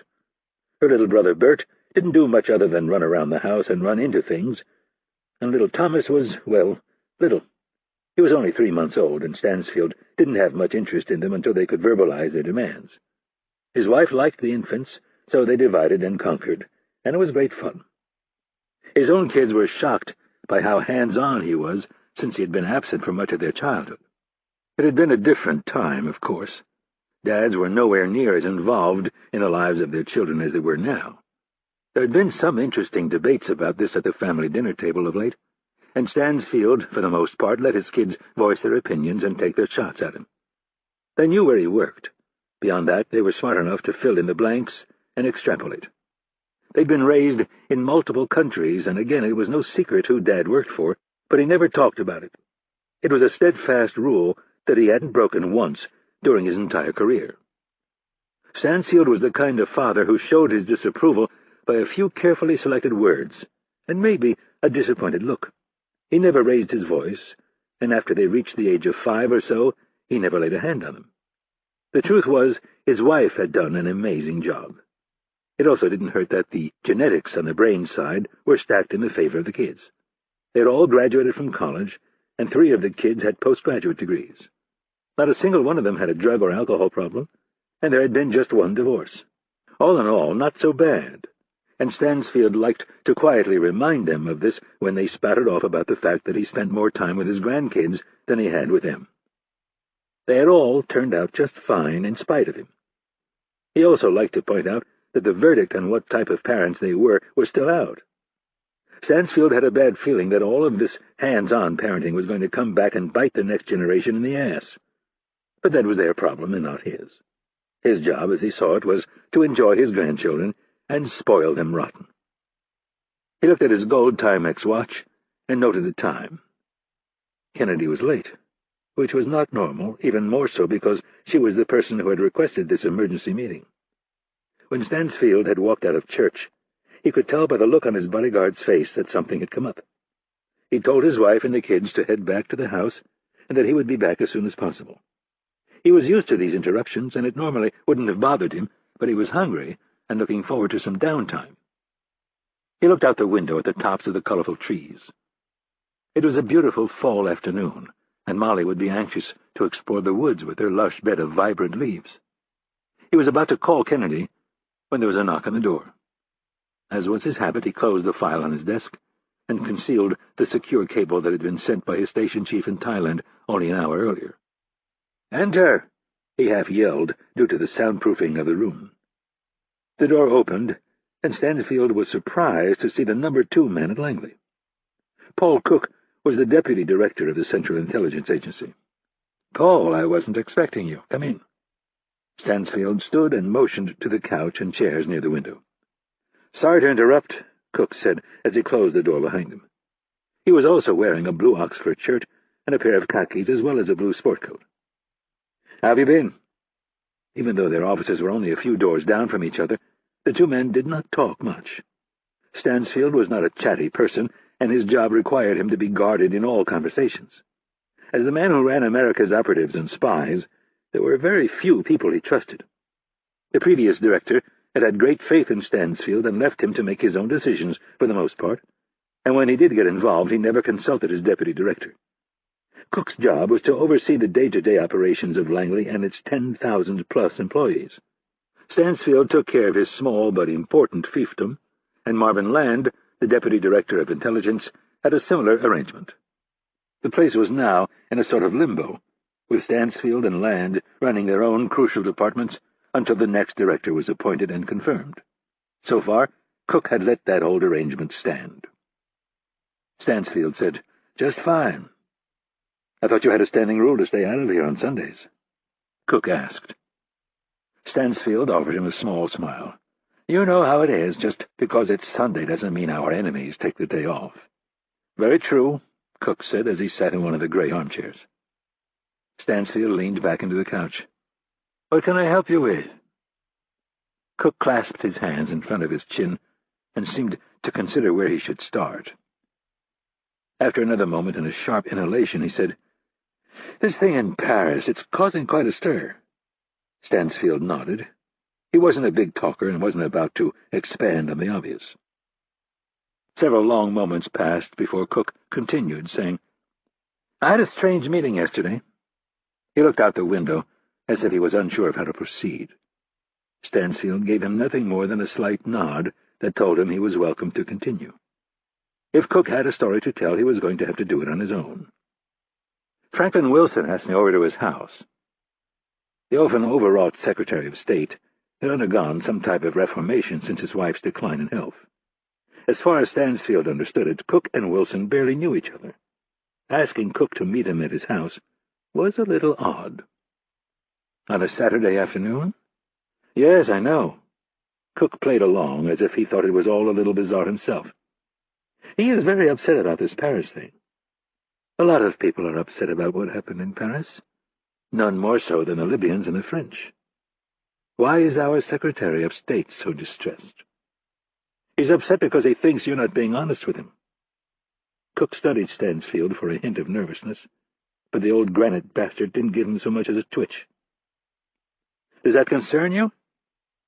"I learned a long time ago, Paul, that I can't control what people say or do in this town. Franklin Wilson is a very opinionated man who has been acting a bit strange since he institutionalized his wife. If he has a reason to be upset with me, he can pick up the phone and tell me himself." Cook crossed his legs and then uncrossed them. He would have to tell Wilson exactly what Stansfield had said about his wife, maybe even play it up a bit. If the man had a hard-on for Stansfield now, he was going to want to gang-rape him after he heard this. "It goes a little deeper than that," Cook said. He cleared his throat and then added, "He thinks you were involved in what happened the other night." "The other night, meaning?" "Paris." Stansfield stared back at him without saying a word. "You don't have anything you'd like to say?" Cook asked.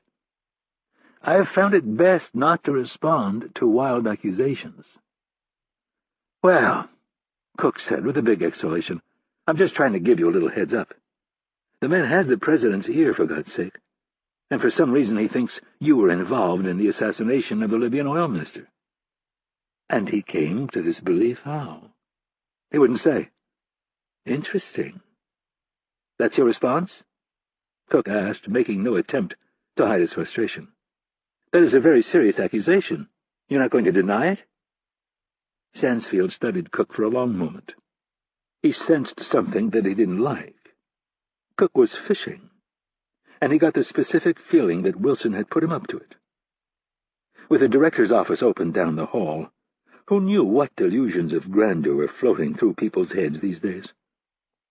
Cook did not have the analytical abilities to run Langley, but he could certainly see Wilson waving the job in front of his face to get him to do his bidding. "Paul, you should remind the secretary They were all on the same team, and he should probably think twice before he starts throwing around wild accusations that could seriously harm this country and our foreign policy. So you had nothing to do with what happened the other night? Cook might not have known it at the time, but Stansfield could see that a line had been drawn. Any Langley man who was dumb enough to be a messenger for the State Department was dangerous. Stansfield looked Cook straight in the eyes and said, "I had nothing to do with it. Are you satisfied?" Cook accepted the answer, even though he knew it was a lie. "Well," he slapped his knees and stood, "I'm heading over to Paris in the morning. See if I can help smooth things over." "What exactly do you have to smooth over?" "That might be the wrong choice of words. I want to reassure our allies that we had nothing to do with this." Cook started for the door, and when he reached it, he looked back to Stansfield and said, "You're more than welcome to join me if you'd like." Stansfield took the invitation with a reasonable nod. "I'll think about it.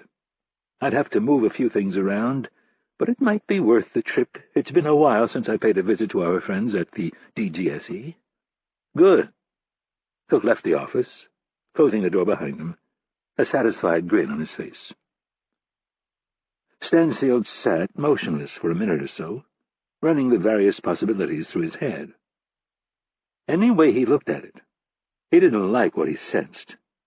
The old spy's strength was his ability to take facts, plug in a person's motivation, and predict what he was after. Cook was up to something. Stansfield considered the possibility that he had underestimated the man. He very quickly concluded that there was a good possibility that he had. Frowning, he decided that he would have to move quickly to deal with the situation. He ran down a list of trusted operatives he could call on. There were no files for these men. All of them were retired, yet still very useful. Stansfield decided on an asset, and then asked himself if he should have a talk with Marvin Land. Stansfield and Land had a great deal of professional respect for each other, as they had fought side by side against the Soviets. He wondered if Cook had already tried to play Land. That would be an interesting, yet very stupid move.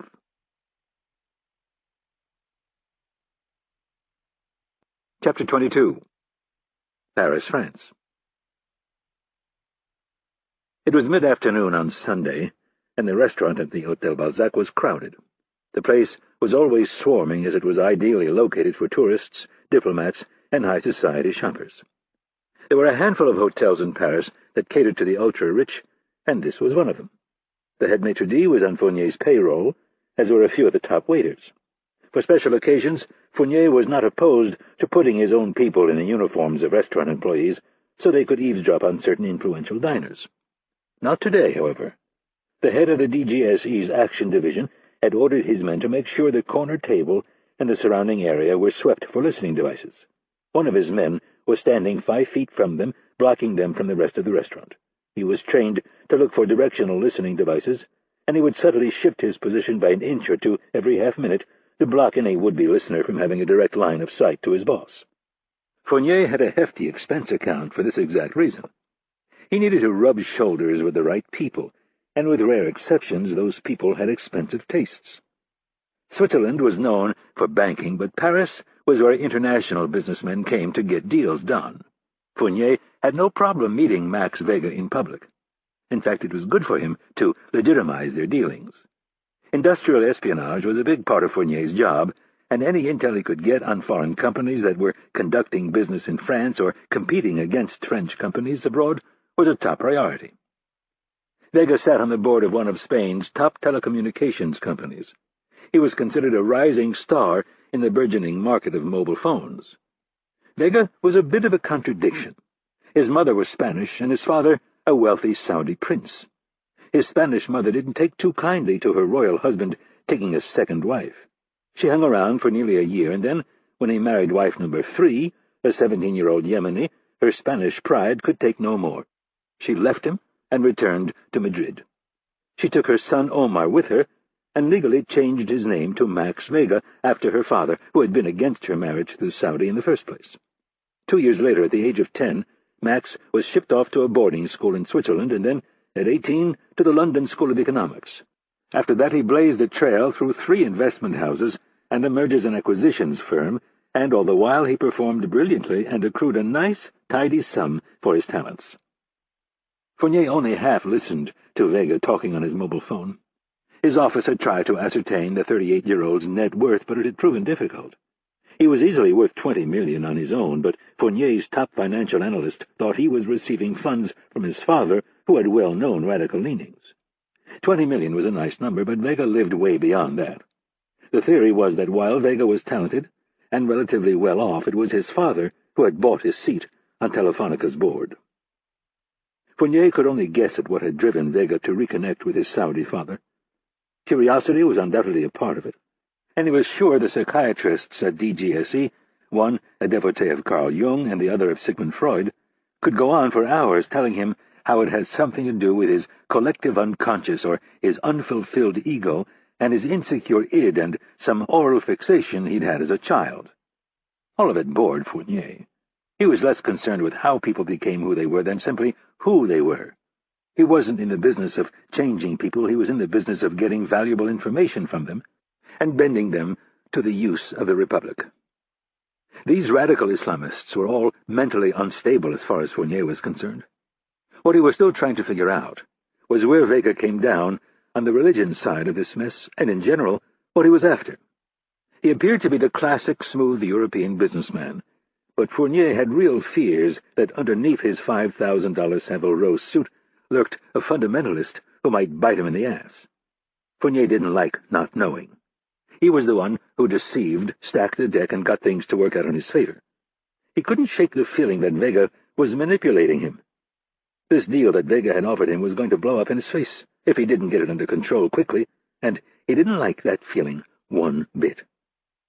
These were the thoughts that were circulating through Fournier's brain as he took a sip from his second glass of Syrah and looked into Vega's oily black eyes. It was easy to like Vega when you compared him to the 2 imbeciles, Rafik and Samir. It still irritated Fournier that Samir had fucked things up so badly.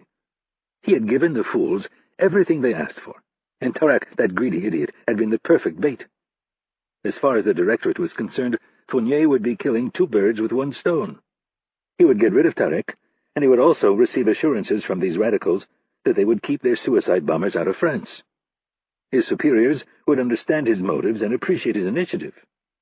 As for the cash on the side, Fournier had already moved it from one bank in Switzerland to another. It would be untraceable, and, unlike other intelligence agencies, the DGSE wasn't too hung up about its people padding their retirement accounts. It was considered the wise thing to do.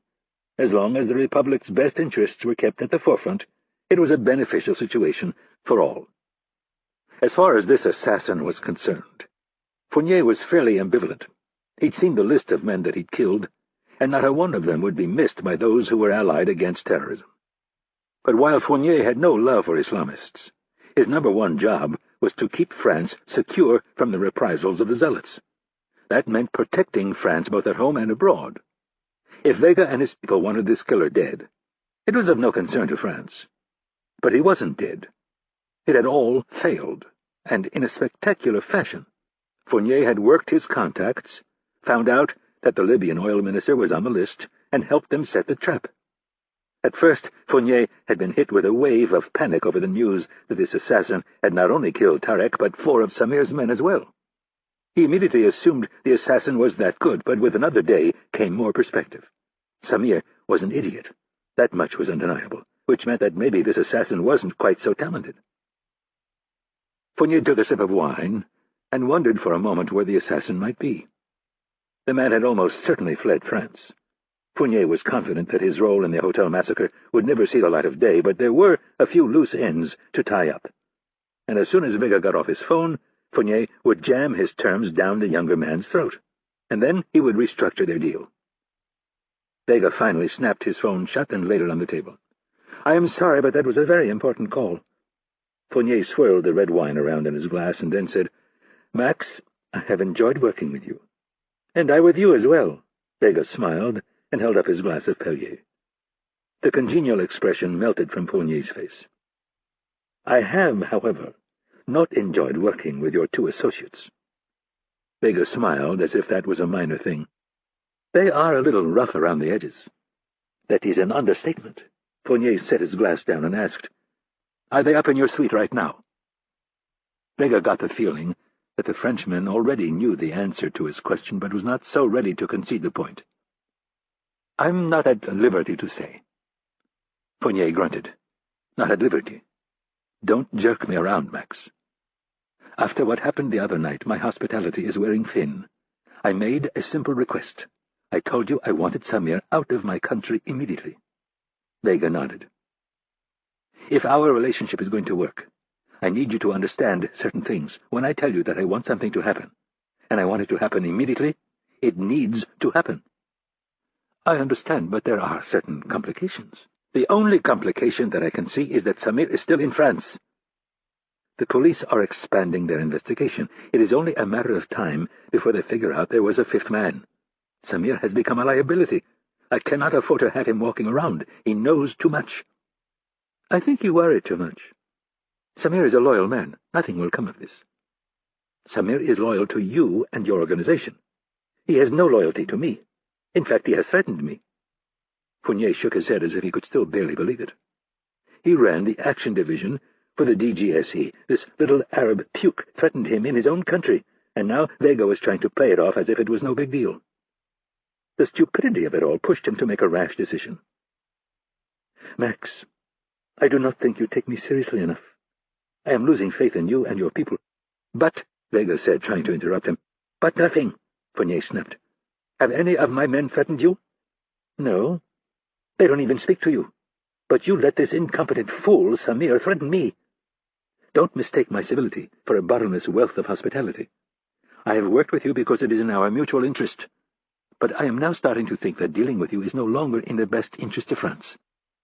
"I disagree." "Don't interrupt me," Fournier said in an icy tone. "I like you, Max, but I am worried about your judgment. If you can't honor a simple request, then I can no longer deal with you, and make no mistake, this is France." Fournier tapped the linen tablecloth and leaned in to within a few inches of Vega. "If Samir is not out of this country by tomorrow morning, you will force my hand." Vega felt the hair on the back of his neck stand up. He cleared his throat and pushed his chair back a few inches. "There has been a complication." Fournier half laughed, expecting some lame excuse. "Please do tell." "I have been informed that I am on the list." "The list?" It took Fournier a moment to understand which list he was referring to. "You mean the same list Tarek was on?" "Yes," Vega said with a solemn nod. Fournier took in the new information, and his mind immediately seized on a potential problem. "You are sure?" "Yes." "How?" "My father passed along the information. He wants Samir and Rafik to keep a very close eye on me." Vega paused for a beat. "And he is sending more men to help protect me." Fournier didn't bother to hide his displeasure. "And when were you going to inform me of this?" "I only found out this afternoon." "On your phone?" Fournier asked, as he pointed at the black mobile phone on the table. Vega nodded. Fournier cringed. "I have told you before. You cannot trust those devices. We can intercept them, so can the Russians, the British, and the Americans." "We have our codes," Vega said, shaking his head. "They can listen all they want. All they will ever hear is a man talking to his father about business." Fournier didn't share his confidence. He knew the capabilities of his own organization, and they paled in comparison to what the Americans could do. This meeting had taken a decidedly bad turn. Fournier thought of his various options, and was about to tell Vega it was time for him to leave France, when a very unwelcome visitor appeared at the table. Chapter 23. Langley, Virginia. Stansfield was still rolling Cook's visit around in his mind when Kennedy finally showed up with the youthful-looking Dr. Lewis. He set the one problem aside and prepared to deal with another one. Kennedy had refused to tell the head of Stansfield's security detail why she needed to see him so urgently, and the deputy director of operations wasn't surprised. CIA headquarters was just 5 minutes from their house, and it was common for him to be called in on a moment's notice for the simple reason that most of his conversations had to be held in a secure environment. Kennedy plopped down in one chair and Lewis took the other. Stansfield returned to the couch and looked at Kennedy. "What's the problem?" She'd been thinking about how much she should tell Stansfield, and in the time it had taken to get dressed, pick up Lewis, and get to Langley, she had decided that it was best to keep nothing from him. "Rapp called me this morning." "I assume you mean he called the service and left you a message?" There was a touch of concern in his voice. Kennedy nervously cleared her throat and said, "He called me at home." He took the news stoically and said, "So he's alive?" "Yes." "Did he have an explanation for missing his check-in?" "Yes, he was shot."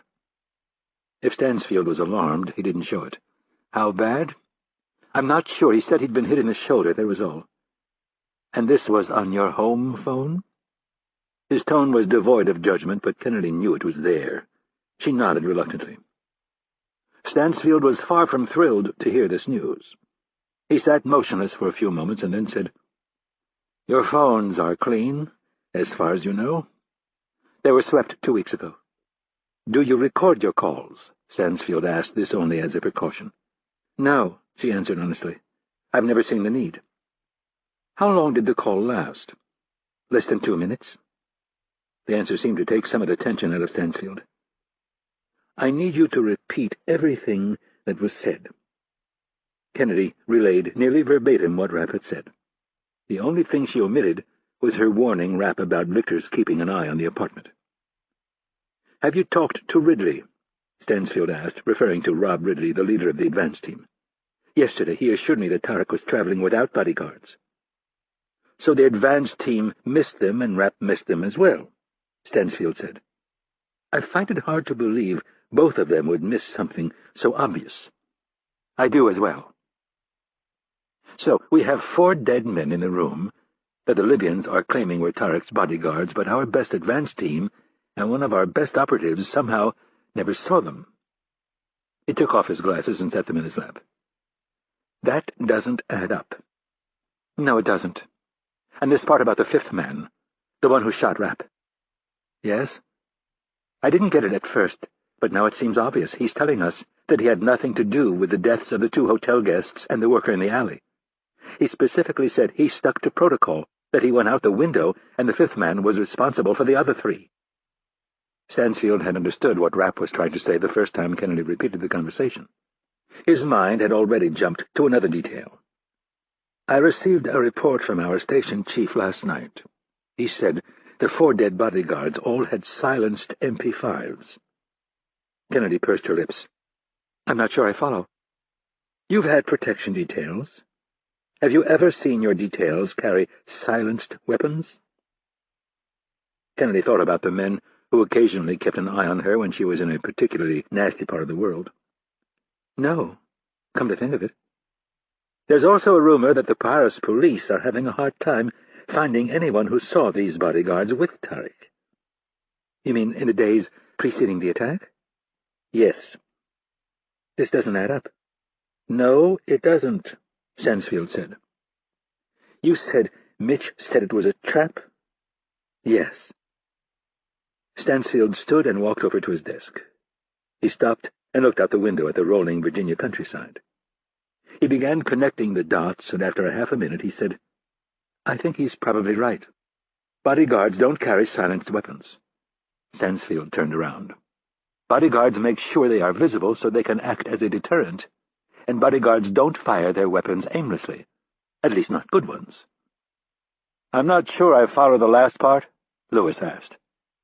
"Apparently over 300 rounds were fired in that hotel room. Doesn't that seem a bit excessive to either of you?" Stansfield shook his head. "Put yourself in their shoes. You are tasked with protecting one of your country's most important ministers. Do you think you are going to simply rush into the room, guns blazing on full automatic? Tarek and the prostitute were shot more than a dozen times each. I took another look at Mitch's file yesterday. He's 1 or 2 shots to the head, and that's it." Lewis nodded. "That's how Hurley trained him. The caliber of the weapon and the distance to the target dictate the number of shots. Rapp likes to get close for the kill shot. That's what Hurley calls it." Stansfield had heard it all before. Rapp was not the first person Hurley had trained. Get close, keep it simple, 1 or 2 shots to the head, and then get clear. That's what he tells his trainees, Lewis said. So do either of you believe that Rapp went into that hotel room and shot Tarek 12+ times and then pumped as many rounds into the prostitute? Not unless he lost his mind, Lewis replied. Kennedy frowned and said, It's not his M.O.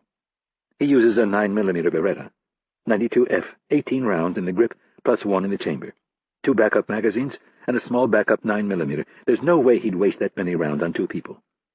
No, Stansfield said. Plus we have to assume he killed 4 of the bodyguards. Kennedy looked at her boss and said, The 2 hotel guests and the employee were all sprayed with bullets, multiple shots to the chest and face in one case. Kennedy shook her head. I should have seen it sooner. And I should have too. Stansfield put his hands on his hips and tried to focus on what was bothering him. He was missing something in the midst of this sea of facts, something that was right in front of him. Kennedy knew him well enough to see what was going on, so she kept her mouth shut. Lewis wasn't much of a talker, so he simply observed. Stansfield turned the problem around and looked at it from the other side. Rapp had said it was a trap. How would you lure someone like Rapp into a trap? You offer him up a nice, fat target like Tarek. But how would they know Tarek was on the list? And why would they be so willing to sacrifice him?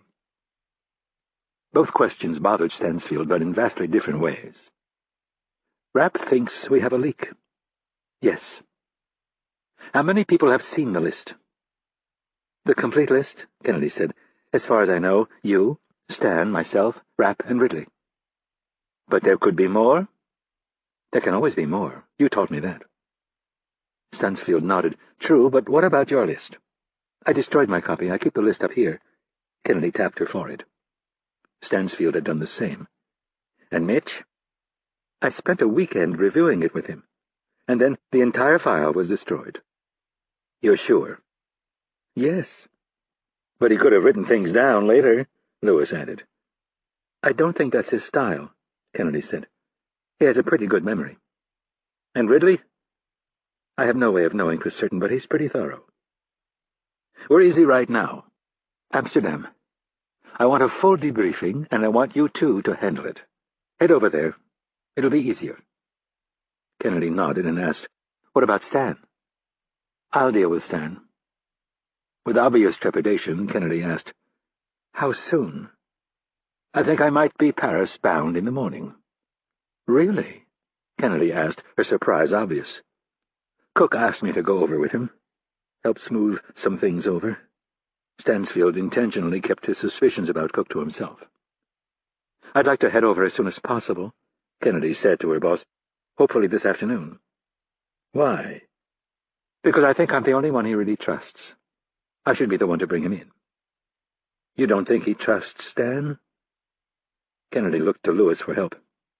As was his habit, Lewis had his hands steepled under his chin. Glancing at Kennedy, he said, Tell Thomas what Mitch told you about Stan.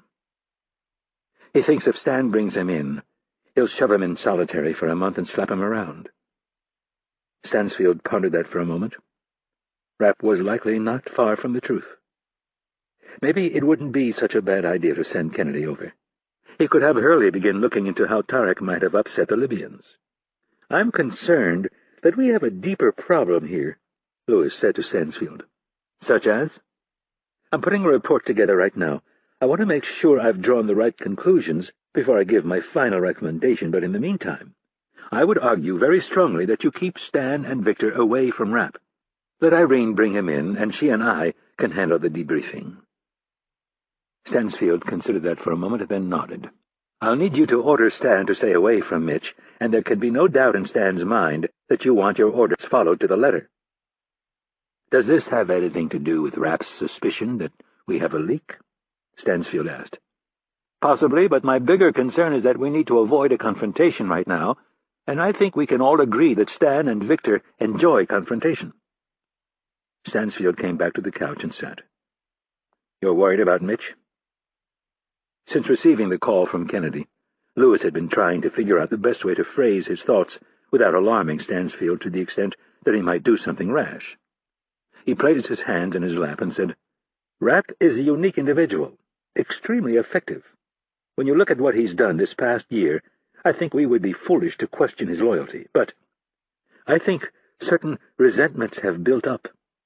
With Stan? Yes, and others.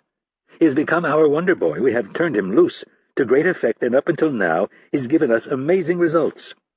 Stan doesn't appreciate what he's done, and Victor seems to hate him for the sake of hating him. As you well know, Stan has control issues, and he doesn't like the fact that Irene and Mitch have been allowed to operate outside his direct authority. He was very quick to blame Mitch for what went wrong in Paris, and he did so without any evidence. Now it looks as if none of this can be laid at Mitch's feet. In fact, it's quite amazing that he managed to eliminate the target and get away." Stansfield nodded. "Hearing this new information, I see your point. Rapp said something to Irene on the phone this morning that I think is very telling. I'm paraphrasing, but he said something to the effect of, 'I'm glad you desk jockeys have it all figured out. I can just hear your uncle second-guessing every move I made, even though he has no idea what went down.' That is a statement filled with resentment. Towards Stan? Yes, and possibly others. I'm sure you remember how it was at certain points in your career. We have all been there, thousands of miles away, feeling isolated and abandoned by bosses who issue orders without the foggiest idea what the situation on the ground is actually like. Stansfield could recall many such instances. So I send Irene over to bring him in. I keep him away from Stan, and then we sit down and sort the rest of this out. Basically, but I do have to bring up a concern. I have a good handle on Rapp's psyche. He's far less complicated than you would think. He's very linear. He has it in his mind right now that someone in our group has betrayed him and almost got him killed. It's my estimate that he will not stop until he finds who that person is, and when he does, he will kill him." Stansfield considered this for a moment and then asked, "Even if I order him to stand down?" "He has a great deal of respect for you. If you can convince him that you are going to deal with this person, he might stand down, but he is going to want proof that the problem has been dealt with." Stansfield nodded, turned to Kennedy, and said, "Bring him in. I'll call off Stan, and then we are all going to sit down, and I am going to put an end to all of this infighting. From now on, when I give an order, I expect it to be carried out, and anyone who can't abide by that will no longer be a part of this team." Lewis and Kennedy shared a quick look and then nodded. "I mean it," Stansfield said, obviously tired of the squabbling. "And trust me, I'm well aware that I have a blind spot where Stan is concerned." The two men had a long history that stretched from Berlin to Budapest to Moscow in the Middle East and beyond. Stansfield shook his head in disgust over his mistakes. "This crap is going to end, and it's going to end right now." "Yes, sir." Kennedy stood and thanked him for his time. "Is it okay if we do Ridley's debriefing in Paris?" "Fine, just make sure the location is locked down and secure." "I will, thank you. We'll give you an update as soon as we're on the ground." Stansfield watched them go. He wasn't sure they understood how precarious things had become. If they had a leak, it needed to be stopped before they were all hauled before a congressional committee and eventually to jail. They had the right of it about Rapp.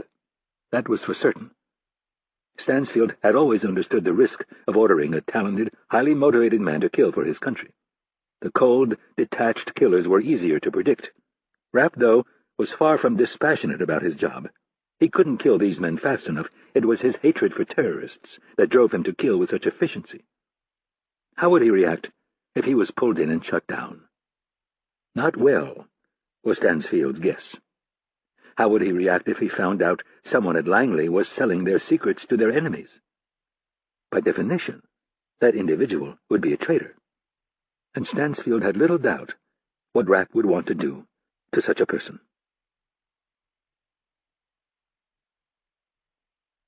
Chapter 24. Paris, France.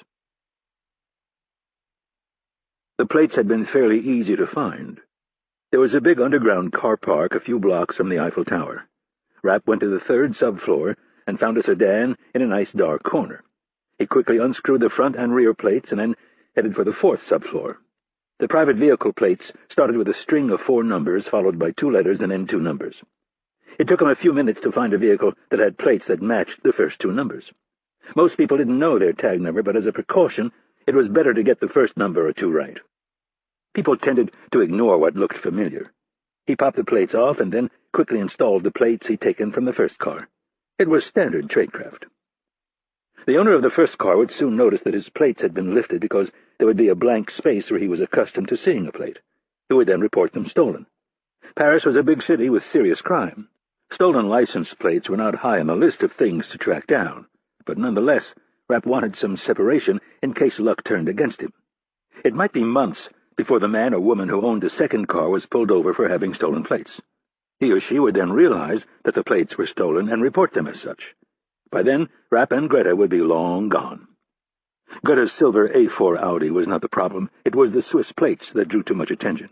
If they had to flee, they didn't need an innocent bystander giving her license tag to a police officer, and they certainly didn't want Hurley to see them. Rapp arrived back at the hotel, with his shoulder feeling marginally better and his mind satisfied that they were ready for tonight. Greta was waiting for him in the room, and looking a bit nervous despite her effort to seem otherwise. She wanted to know what had taken so long, and he told her about the license plates and a few other seemingly meaningless tasks that he'd performed. Before she got on a roll, he turned the tables and started asking her questions about her afternoon. While he listened, he emptied the contents of one of his shopping bags onto the bed. There was a sewing kit, a pair of jeans, a new jacket, and some other items. Rapp laid the jeans on the bed and retrieved his silenced Glock from the back of his waistband. Greta stopped talking at the sight of the gun. Rapp placed it over the left thigh of the jeans, grabbed a marker, and began to make an outline. "Did you try on the wig?" Greta ignored him. "What are you doing?" "My shoulder holster is rigged for a lefty, and my left hand isn't much use right now. I need to make a holster for my gun. Keeping it stuffed in the back of my pants isn't the best move." "Why? Because you might shoot yourself?" "No, it's not very comfortable and not very easy to draw when you need it." She nodded while she watched him take a pair of scissors to the new jeans. When Rapp had his hunk of fabric, he placed the new black denim jacket on the bed and opened it to reveal the inside front left side. He set the gun down and then laid the jean patch over it until he had the angle right. He pinned the fabric to the flannel liner and then got out a needle and string. "I didn't know you knew how to sew." Rapp gave her a lopsided grin. "It's one of my many talents. Are you hungry?" She shook her head. "Just tired." Rapp plunged the needle through the denim and the flannel, and then brought it back up before he pierced the denim on the outside of the jacket. "Why don't you try the wig on for me? We don't want any surprises tonight." Greta wanted to ask him why he needed to bring a gun if there was no risk, but she knew it was a stupid question. His whole life was a risk, and she'd been trying to ignore that fact for as long as she'd known him. She grabbed her shopping bag and went into the bathroom, closing the door behind her. She took her ponytail and twisted it into a bun, and then carefully placed the wig over her blonde hair. After tugging the left side down and then the right, she patted the top and shook it out. It was fine, but she didn't like the fact that she was looking at a stranger. Rapp heard the door open and looked up from his needle and thread. The black hair ran several inches past her shoulders. Her perfect face was framed by black bangs that stopped an inch above her eyebrows. Rapp didn't realize it, but his mouth was hanging open. "What do you think?" Greta asked. "I think I'm horny." "Not funny." "I'm not trying to be." Rapp set the jacket on the bed and stood. He walked over to Greta, stopping only a foot away. She looked at him for a second and then protectively folded her arms across her chest and looked across the room at the blank wall. Her body language was clear enough, but Rapp was not so easily deterred. He gently placed his right hand on her chin and turned her face toward his. "I'm sorry I got you involved in this. Maybe it would be better if you went back to Zurich. I'll do what I need to do, and when things have settled down, I'll come see you." "And if things don't settle down?" "Then I'll probably be dead," he thought, but he didn't dare say it. "They will. I'm good at my job, honey. Trust me when I tell you these guys have more to fear than I do." She shook her head, and her eyes began to fill with tears. "You were almost killed the other night. If that bullet had been just a few inches to the right, you would have bled to death. As it was, you almost fell to your death. I just don't understand why you can't leave with me right now. Walk away from this insanity." "This isn't the type of job you just quit." You're going to have to trust me on this, Greta. And if you can't, then you should head back to Zurich." "Is that what you want me to do?" The first tear began to roll down her left cheek. Rapp didn't like to see her like this. He wiped the tear away with his thumb. "I want you to be safe. And the safest place for you is definitely not with me. But there's another part of me." Rapp's voice trailed off. "What?" "There's another part of me that can't bear the thought of never seeing you again." More tears fell. "It doesn't have to be that way. All you have to do is walk away." Rapp shook his head. "It's not going to happen, darling. I need to see this thing through, and then we can talk about it." Greta reached up and grabbed his face with both hands. "I love you." Rapp smiled. "I love you too." He bent down and kissed her. His right hand left her chin and found the small of her back, pulling her in tight. Their kisses became deeper and more passionate. Rapp's breathing grew heavier, and he slid his hand down to her perfect little ass. Greta moaned. She knew what he wanted, and she wanted it every bit as badly. She missed him and wanted nothing more than to lie in his arms and spend the rest of the weekend in bed. But she pushed herself back a few inches and asked, "What about your shoulder?" Pulling her close, Rapp whispered in her ear, "We'll just have to be careful." Greta started unbuttoning his shirt. Rapp hooked his thumb under her sweater and slid it around her hip to the front of her jeans.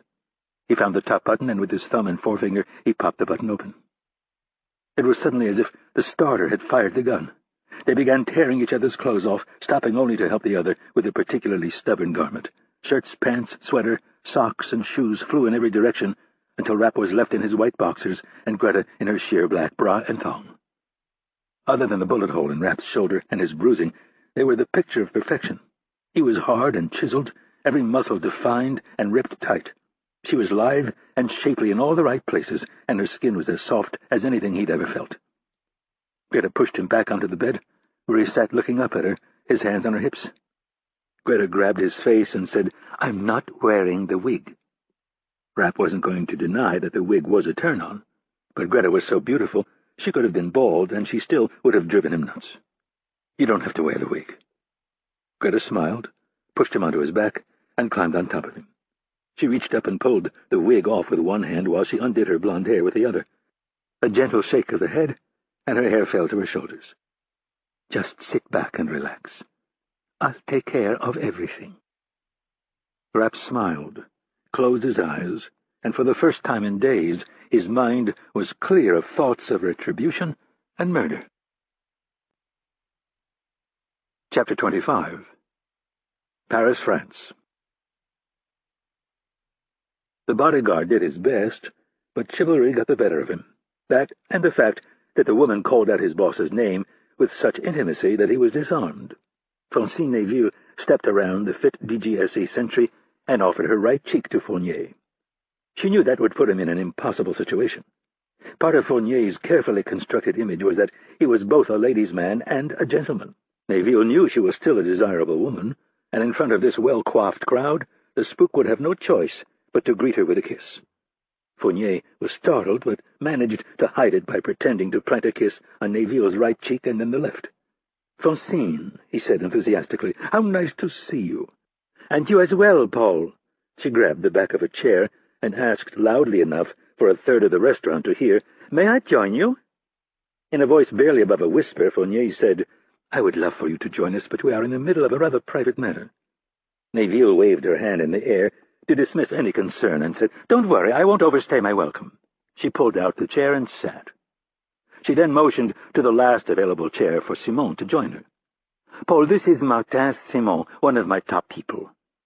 Before Fournier could respond, Neville turned her delicate brown eyes on the foreigner sitting to his right. "Hello." She extended her hand across the table, palm down. "I'm Francine." Vega smiled warmly and took her hand. "Very nice to meet you, Francine. I'm Max." He intentionally ignored the mousy-looking man who was with her. "I hope I'm not interrupting anything important," Neville said.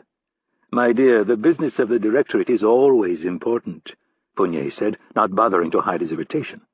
"But obviously the security of the Republic is not so important to you. Unfortunately, we don't all agree on the best way to keep the Republic safe." Not wanting to give Fournier a chance to reply, Neville turned to Max and said, "I detect a slight accent. Are you Spanish?" He nodded. "Secede?"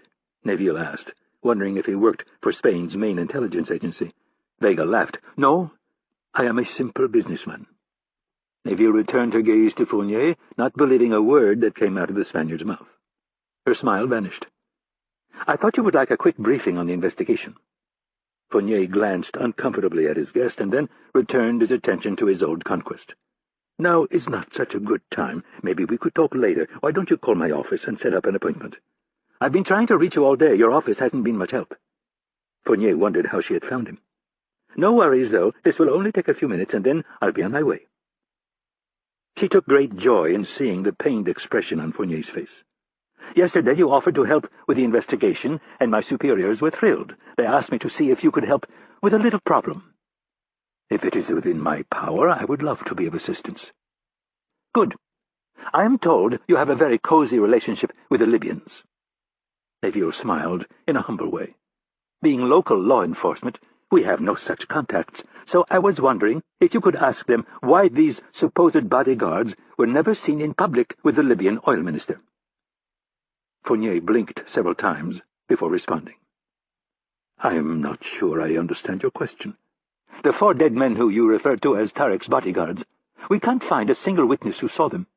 Tarek checked into the hotel with his assistant, who told one of my officers that they were traveling without bodyguards." "That seems a little strange," Fournier said. "What seems strange? You telling me they were Tarek's bodyguards, or Tarek's assistant telling my officer that they were traveling without protection?" "Francine, my dear, I assumed they were Tarek's bodyguards, just as you did. I have no information that would say otherwise." She nodded. "Well, the assistant is now at the Libyan embassy. They won't let us interview him." "I'll see if I can change their mind," Fournier offered in a helpful tone, even though he had no such intention. "There's another interesting tidbit. We have been unable to locate 5 of the hotel guests." "I'm not totally surprised. The place was crawling with cops and reporters. They probably left and checked into other hotels." "No," Neville said, shaking her head. "Their bags are still in their rooms, and you wouldn't believe the coincidence," she said in mock shock. 4 of those guests match the descriptions of the 4 dead bodyguards." "Really?" "Yes. And we found a room down the hall from Tarek's that was loaded with surveillance equipment." "I thought that was the room where Tarek's bodyguards were keeping watch." "That's what we thought, but according to Tarek's assistant, he didn't have a security detail with him." Fournier pursed his lips into a thoughtful expression and then, in a helpful tone, said, "This assistant was probably scared out of his mind when your officer interviewed him. Maybe he left out a rather important detail." "And what about the hotel staff and guests who we interviewed? Tarek left the hotel at least 7 times, and no one remembers seeing a security detail with him." "Well," Fournier said, trying to come up with a logical explanation, "maybe Tarek didn't want them with him in public. Maybe he preferred a low profile. The room with all of the surveillance equipment in it, the hotel computers had it blocked off. The computer said it was being renovated, even though it was renovated only a year ago." Fournier frowned. "That doesn't make any sense." "No, it doesn't." Neville could see through the act. "Do you know what else doesn't make sense?" Fournier got a bad feeling that he wasn't going to like the answer to this question. "No. My officers say that while you were in Tarek's suite with me, one of your men made a little visit to the roof. I had several men with me. I don't know where they were specifically. I instructed them to spread out and see what they could find out." "I'm sure you did," Neville said, her tone changing from congenial to suspicious. "A rope was taken from the roof." She wasn't going to tell him how she knew. "Any idea what happened to it?" "Surely you are not trying to say one of my men tampered with evidence?" Fournier acted as if he was offended by the accusation. Neville kept her eyes locked on him. "Paul, I know you better than most. I know you are an extremely deceptive man who is involved in all kinds of nasty things that, God forbid they ever came to light, might possibly destroy our country, so please don't act offended. Deny all you like, but we both know you are capable of transgressions far worse than interfering with my investigation." Vega cleared his throat and grabbed his phone. "I have other business to attend to, if you'll excuse me." Fournier placed his hand on Vega's wrist and kept his gaze on Neville. "Francine and I have a long history. I fell in love with her, but she broke my heart. One should never mix business and pleasure. I'm afraid our history is complicating matters." Neville tossed her head back in fake laughter. "Actually, Max, I found out he was cheating on me, and I told him I never wanted to see him again. Lying comes very easy to Paul, so you have to be very careful in dealing with him." "Come now, Francine," he said with a pouty grin. "Don't worry, Paul. I got over you a long time ago, but I did learn some valuable lessons. For instance, that you are an incredibly selfish and deceptive man." She turned to Simon. "What would our profilers call that?" "Narcissistic." "Yes, thank you. That is the right word." Fournier held his hands up in mock surrender.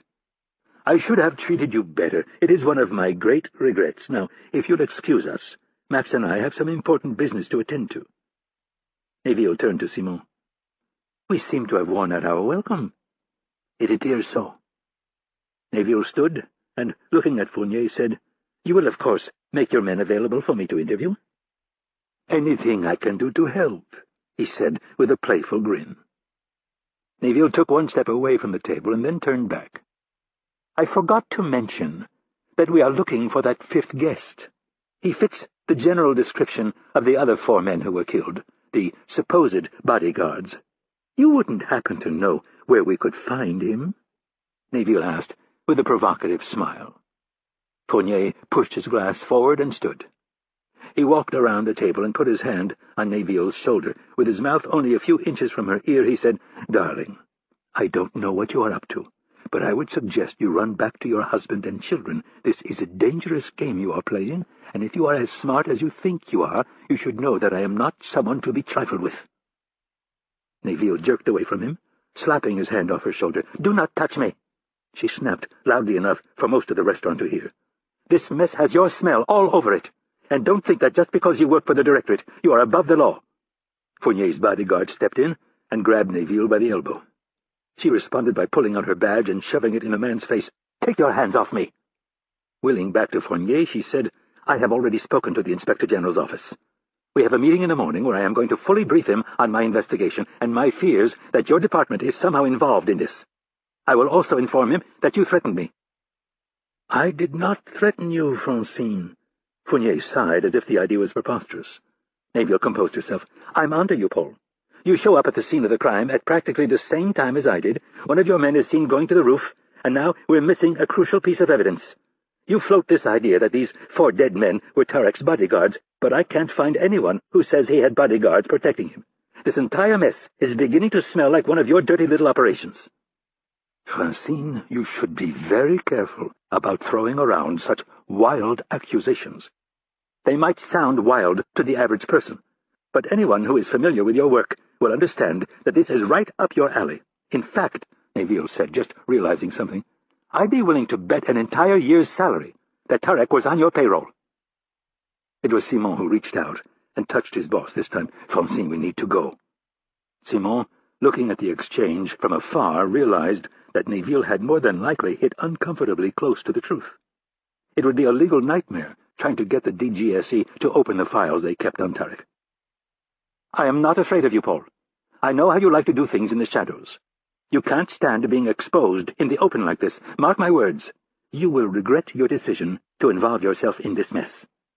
Neville turned and marched through the restaurant, Simon in tow. When they reached the lobby, Simon said, "Well, that wasn't exactly what I expected." "It wasn't what I expected either," Neville snapped. "Boss, do you know what Tarek did before he became Libya's oil minister?" Neville stopped in the middle of the lobby and faced Simon. She searched his face for a clue. "What?"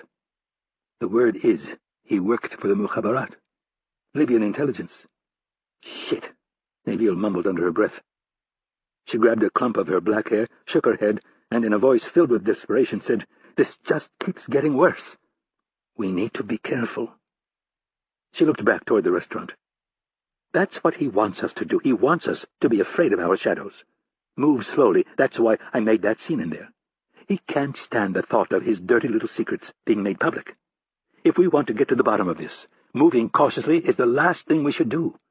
We need to expose him and do it quickly." Simon grimaced. "Francine, this is very dangerous. We have nothing that ties him to any of this. You think he just showed up before the bodies were cool because he was out for a walk?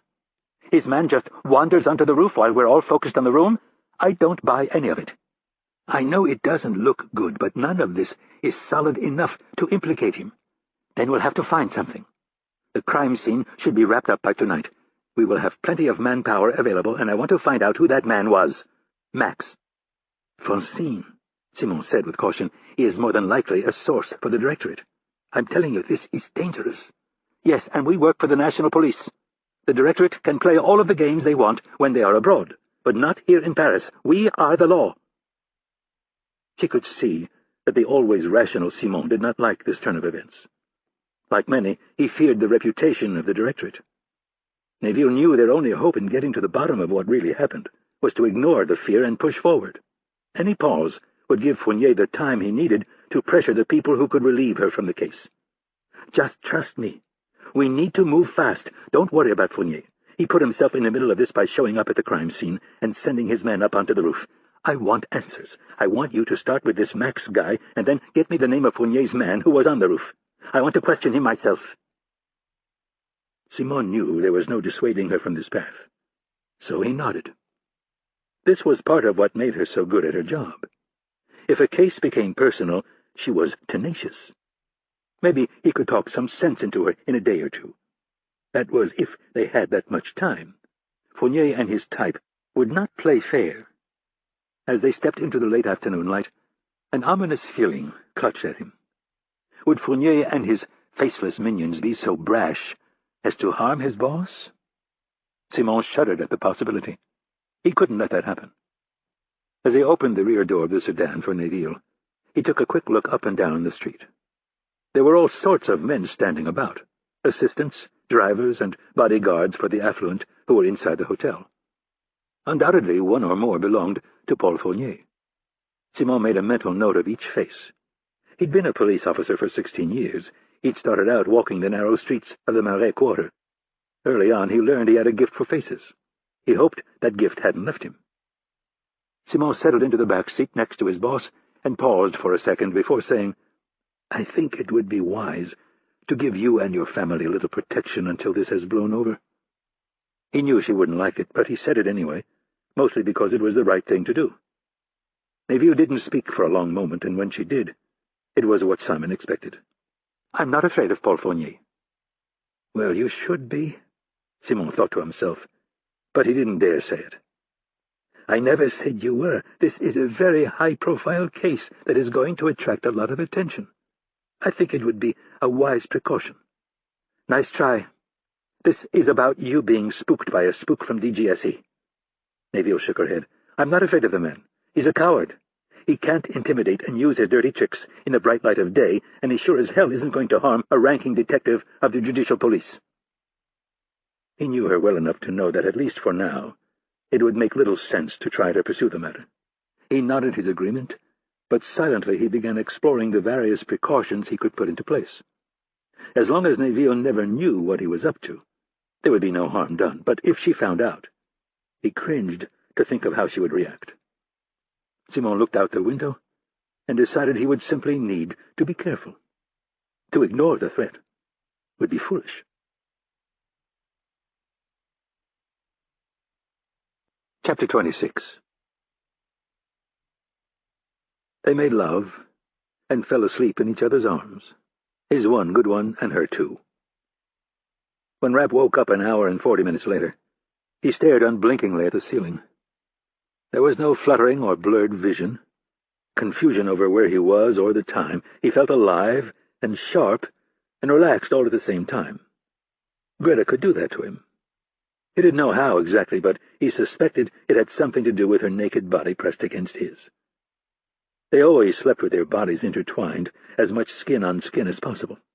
Her warmth and energy simultaneously comforted him and made him feel alive. There was no denying she made him happy, happier than he'd been in a long time. So much so that, as he lay there, he actually thought about dropping everything and driving back to Zurich with her. He could scare the shit out of Kennedy and quite a few others. The phone call would be easy. Just dial the service and leave a message.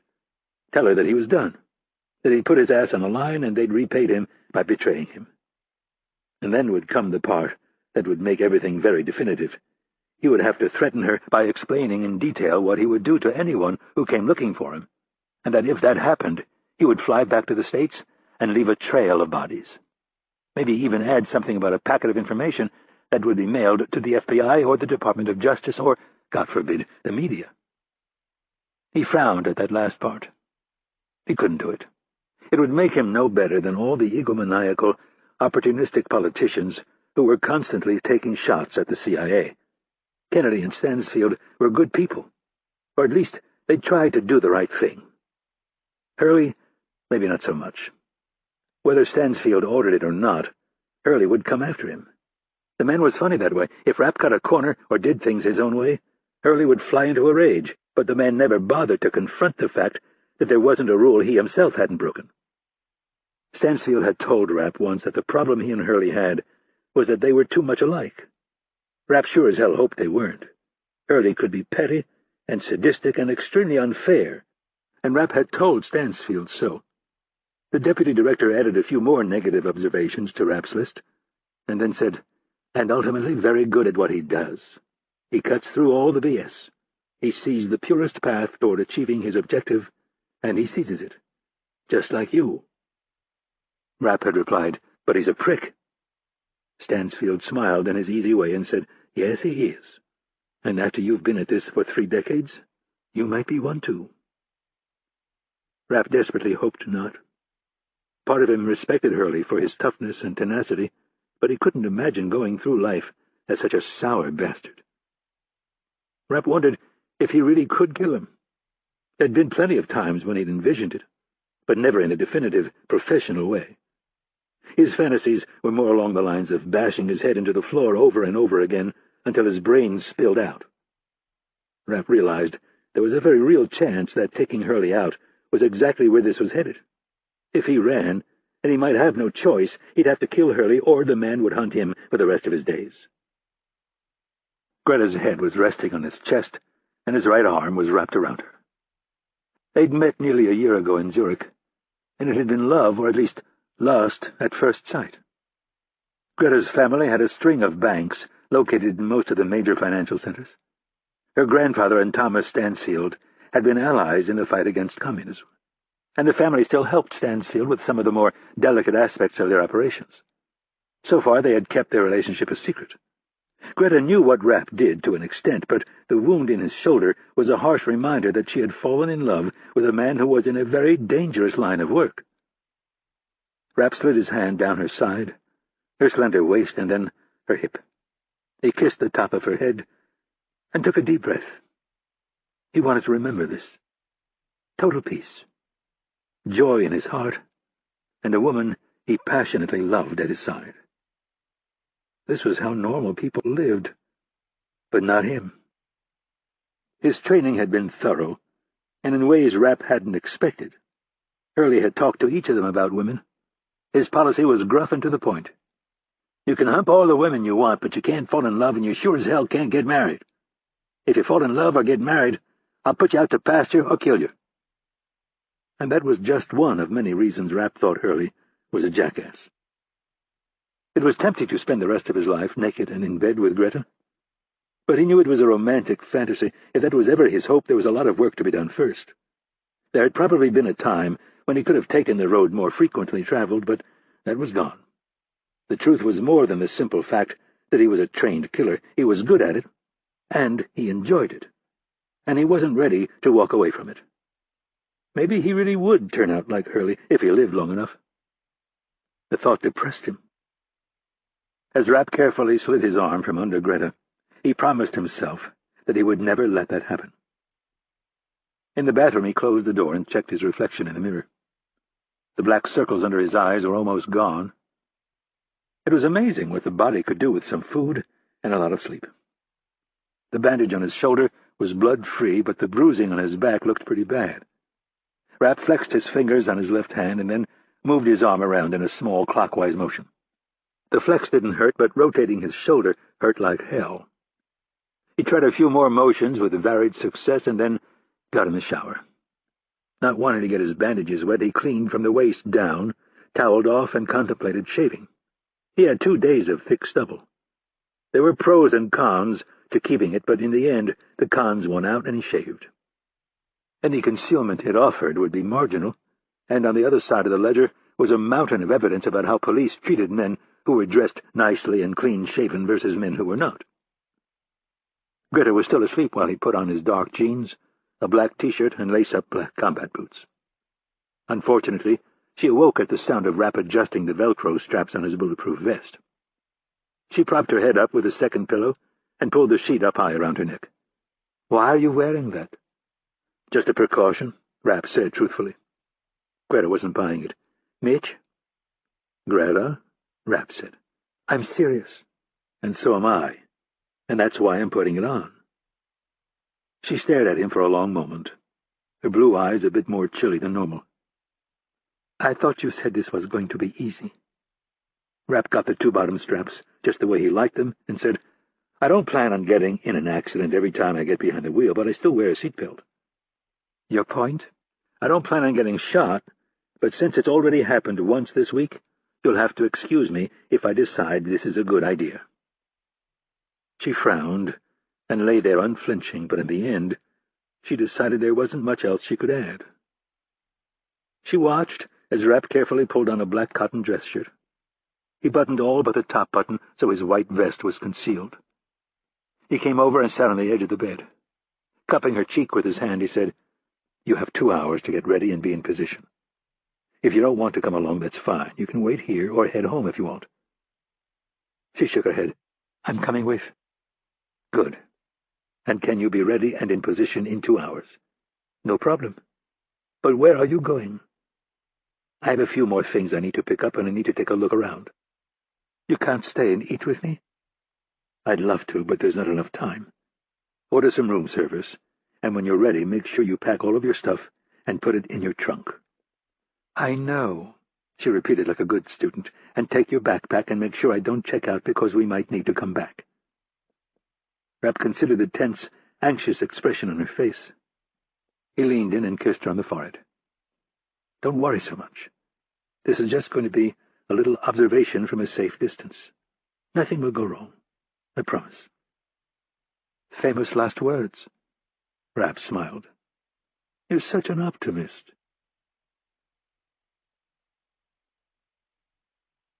Chapter 27. Washington, D.C. Jim Talmadge chose the 4-year-old metallic gray Toyota Camry because it was the most common make in the district and also the most common color. He had 3 dogs to choose from, and the choice was easy. The German Shepherd would stand out too much, and the White Scottish Terrier only slightly less, so it would be his trusted mutt, Bert. Talmadge had picked him up from a pound 3 years ago. Bert was only 4 months old at the time. The pound had no papers on him, but a lot of opinions as to who his parents were. As Bert grew, it became obvious to Talmadge that he was a mix of Border Collie and Labrador. Of his 3 dogs, Bert was the smartest by a long shot. He had a black coat with a fist-sized patch of white at the chest, and the only reason he needed a leash was so as not to alarm one of the many fascists that walked the streets of the district looking to scream at anyone who didn't have his dog on a leash. Bert sat near the trunk of the car while the 61-year-old Talmadge surveyed his equipment. He looked older today because he had put some powder in his hair, giving it more of a gray look. All of his equipment was contained in 4 black cases that could easily be moved from one trunk to another. One case contained a variety of cameras, from big SLRs that could handle thick, long lenses to tiny cameras not much bigger than a man's thumb. Talmadge chose the camera he would use, but didn't pick it up. Instead, he opened a medium-sized square duffel bag with 2 zippers along the top. A piece of nylon fabric connected both zippers so they could be opened at the same time. Talmadge pulled them back, and the top of the duffel bag opened like a tongue. Neatly folded jackets were arranged inside, along with a variety of hats. Talmadge chose a houndstooth driving cap to start with, and then he put on a trench coat that reversed from black to khaki. He chose the khaki side and moved on to another black case. Inside were a variety of transmitters, as big as a box of playing cards and as small as a ladybug. He considered his subject before deciding, and then pulled on a thin pair of brown leather gloves and grabbed 2 options as well as a receiver. He didn't bother checking them, as he had done so back in his basement shop earlier in the day. The receiver was placed in the left pocket of the trench coat, and the 2 transmitters in the right. Next, he chose a medium-sized SLR. It was a Canon, the kind of camera carried by tourists who were serious about their photos, but not the kind of monster carried by a pro. He twisted a 135mm lens onto the end and hung the camera around his neck. He closed both cases, and then his hand hovered over the third for a second. It was full of directional listening devices, and he wouldn't need any of them for the next hour. His hand stopped over the 4th case, and he seemed hesitant to open it. He knew what was inside. He just wasn't sure he needed to be packing heat. There'd been a time in his career when he wouldn't have even considered not carrying, especially in the district. He had all the proper paperwork should the police stop him, but that wasn't why he carried. He carried because many of his subjects were under extreme pressure, the kind of pressure that could cause certain men to do stupid things if they discovered they were being followed. The other reason he carried in the district was the criminal element. D.C. had been top 5 in the nation for murders for more than a decade and running. It was the thugs that made him decide to punch in the code and pop the case. Inside were a Browning 1911 .45 caliber pistol, a Beretta 9mm pistol, and a customized Colt .45 caliber machine pistol with a collapsible buttstock and threads for a suppressor. Talmadge grabbed the Browning. He was in a nice part of town, the part of town that the city's criminal element liked to visit to commit violent crimes. The last things he grabbed were a copy of the New York Times, Bert's dog leash, and a plastic shopping bag. Talmadge closed the trunk and activated his customized alarm with a key fob. Bert sat perfectly still while Talmadge attached the leash. He even stopped slapping his tail against the pavement. The man and beast then started across the parking lot toward the trees, the walking and biking paths, and the dark brown Potomac River. Bert kept pace with his owner, never pulling on the leash or tripping him up by walking underfoot. When they made it to the first path, both dog and owner stopped. In unison, they looked left and then right, and then stepped off. They continued to the next path, and then onto the threadbare grass just beyond. Talmadge surveyed the river. 25 yards away, a young couple in a kayak zigzagged their way upstream, laughing at their own inexperience. Out in the middle of the river, a 6-man crew slapped the water in unison as they flew back downstream. Closer to the far shore, and a little to the north, 2 more kayaks were navigating the rocks. This time of year it wasn't too difficult, but come spring it wouldn't be for the faint of heart.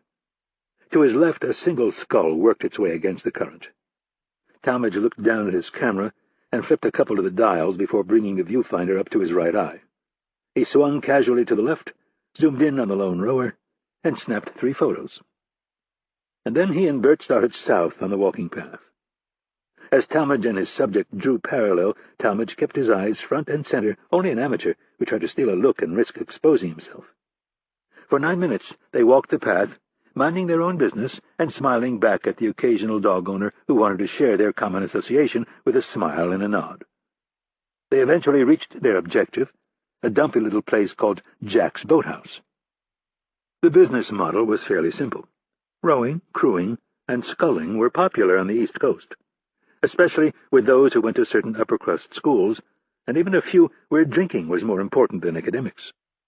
A fair number of those graduates matriculated to D.C. after graduation, and rather than act like a gerbil on a wheel at their local health club, they came to the Potomac during the warmer months and got one of the best workouts known to man. Jack's catered to these people by renting various boats, sculls, and kayaks, and also providing storage for those who didn't have the room at home for their equipment or didn't want to bother lugging it back and forth. Talmadge had already learned 2 things about his subject. He owned his own single scull, and he was too cheap to rent a spot for it, so he drove it back and forth, tying it to the roof of his 8-year-old sky-blue Volvo station wagon. Talmadge could now see the station wagon to his left, parked among the various vehicles in Jack's packed parking lot. He checked upriver first to see the location of the subject. Talmadge judged he was too far away to notice what he was about to do, and if he could see, he'd be too out of breath and focused to notice what was going on nearly a mile downriver. Talmadge started talking to Bert for no other reason than to buy some time. Surveillance was a tricky business, especially in this town. You never knew who else might be lurking about with eyes on your target. After a minute of looking crazy talking to his dog, Talmadge thought he was clear. He started for the cars, not directly for the Volvo, but in its general direction. He casually nudged Bert where he wanted him to go, and when he had him in near-perfect position, he gave a one-word command. Bert stopped right on his mark and squatted down, his left rear leg tapping the ground as if he was priming a pump. A few seconds later, Bert was finished with his business, and Talmadge slid him a treat and said, "Good boy." Bert took the treat and wagged his tail while his owner got down on one knee and pulled out the shopping bag. With the bag turned inside out, Talmadge scooped up the pile and tied the bag in a knot. He transferred the bag to his left hand, and then, before standing, he reached out and steadied himself on the front bumper of the Volvo.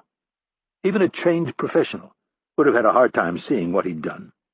Talmadge then walked over to the nearest garbage can and deposited Bert's droppings. They started back up the path to the north. Up ahead, through the trees, Talmadge could see the man in the lone skull turning around. He was just a speck at this distance. Talmadge only knew it was him because he'd catalogued every person on the river and the walking and biking paths as well. He was as certain as he could be that he was the only person surveilling the deputy director of the CIA.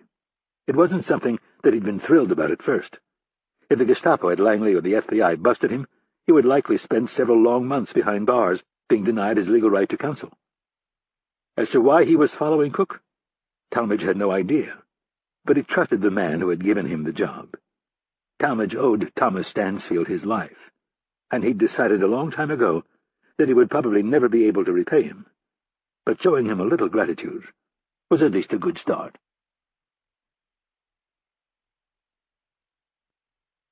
Chapter 28. Paris, France. His checklist complete, Rapp moved through the neighborhood with the collar of his jeans jacket pulled up high around his ears and his chin tucked down. The early evening air was damp and cool. A plain blue baseball cap covered his thick black hair, and he was wearing a pair of black eyeglasses with clear lenses. With his hands shoved in his pockets, his eyes swept both sides of the street. He'd done some loose reconnaissance an hour earlier, and had spotted two vans within a block of the apartment. He was fairly confident which one contained Victor and the other men. Rapp's only real worry at this point was whether his new drug-dealing friend would show up for their meeting. If he didn't, Rapp would either have to go knock on the door of the van or figure something else out. So far nothing obvious had presented itself, but he had time. His conversation with Kennedy had gone about as well as he could have hoped. She would take his concerns straight to Stansfield, and the old Cold War warrior would never disregard something this serious. If the Orion team had been penetrated, Stansfield would have a major dilemma on his hands, and he would move at top speed to find out the identity of the traitor. Rapp showed up at the cafe and took a quick look at the crowd. Night was on the city, and the dinner crowd was brisk. The temperature hovered near 60 degrees, and there were only a few people sitting outside at the small green bistro tables. Rapp glanced inside. There was no sign of Luke, so he grabbed one of the small tables outside that gave him a good view of the intersection and placed his back to the building. He checked his watch. He was 5 minutes early. He wondered briefly if drug dealers were punctual, and decided more than likely not. He picked up a paper, and when the waitress approached, he ordered a glass of red wine. Rapp rested his left hand in his lap and made a fist.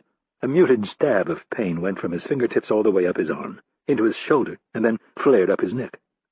Part of his training had covered the nasty hazards of his business, and how to stay alive should he fall on the receiving end of a gunshot or a variety of other attacks meant to kill him. The electric shock that ran up his left arm told him he had some nerve damage. It would more than likely heal, but only if he babied it. The pain pills were a mixed blessing. They allowed him to go about his business without having to deal with the distraction of pain, but they also gave him a false sense of confidence that could cause more damage. His best guess was that his arm was no better than 50%. He could use it if he had to do something like making a simple magazine change, but if he had to punch or grab with any sort of force or leverage, the damage would be intense. The wound would reopen and the bleeding would begin anew. That's why he'd decided to sew the new holster into the left side of the quilted jeans jacket. This way, he could reach across his body with his right arm for an easy draw. Now, more than ever, He understood why they trained him to shoot with both hands. He was a lefty with a natural eye, but it had taken a good deal of work to get his right hand up to snuff. At 25 feet, he could place all 100 rounds in the black, shooting left-handed, and he could place all but a handful in the black when shooting with his right hand. Rapp glanced down and unbuttoned one of the brass buttons on the jacket so he could have easier access to the pistol, just in case his new drug-dealing friend did something stupid. He had been trained to think ahead, to always cover the gamut of possibilities. He took a sip of wine and placed a pack of Gaulois cigarettes on the table. It was a nasty habit and one that Rapp had reluctantly begun, but his job required long periods of sitting and watching while trying to act as if he wasn't watching. He had become the worthless man who hung out at cafes for long hours, drinking, smoking, working on crossword puzzles, and reading important books that barely held his attention. If you wanted to fit in, if you wanted to pass the time without looking like a private eye, a policeman, or an intelligence officer, it was better to adopt the appearance of yet another bohemian artist who was trying to avoid work. As the appointed hour came and went, Rapp nursed his wine and lit a cigarette. He decided he would wait until 30 minutes past the hour, maybe 10 minutes past that at the most, and then he would abandon his plan, meet up with Greta, and try to come up with something else. 5 minutes later, Luke approached from the west, a cigarette dangling from his lips. Rapp was pleased to reconfirm that they were roughly the same size and build. Luke hadn't shaved in a few days, and his face was covered with thick black stubble. They moved differently, of course, but on second thought, Rapp realized that would help. Victor and his crew would assume Rapp had adopted some kind of disguise and had changed his gait. Only Rapp, Ridley, Kennedy, and Hurley had access to the apartment. When Luke showed up, they would jump to the most logical conclusion, and Rapp would watch how they reacted. He watched Luke stop at the nearest intersection. Even though the light had turned green, he didn't move. Rapp was wondering what he was up to when he saw Luke turn and greet another man. He was a big fellow, almost 6.5 feet tall, with a big, knobby, bald head and arms that hung halfway to his knees. Rapp had learned to spot that on the lacrosse pitch. Rapp himself had long arms, but only a few inches longer than most. It was enough to give him a nice advantage in things like fights and stick handling. This mountain of a man, however, looked more like an ape, and his hunched shoulders made his arms appear even longer than they were.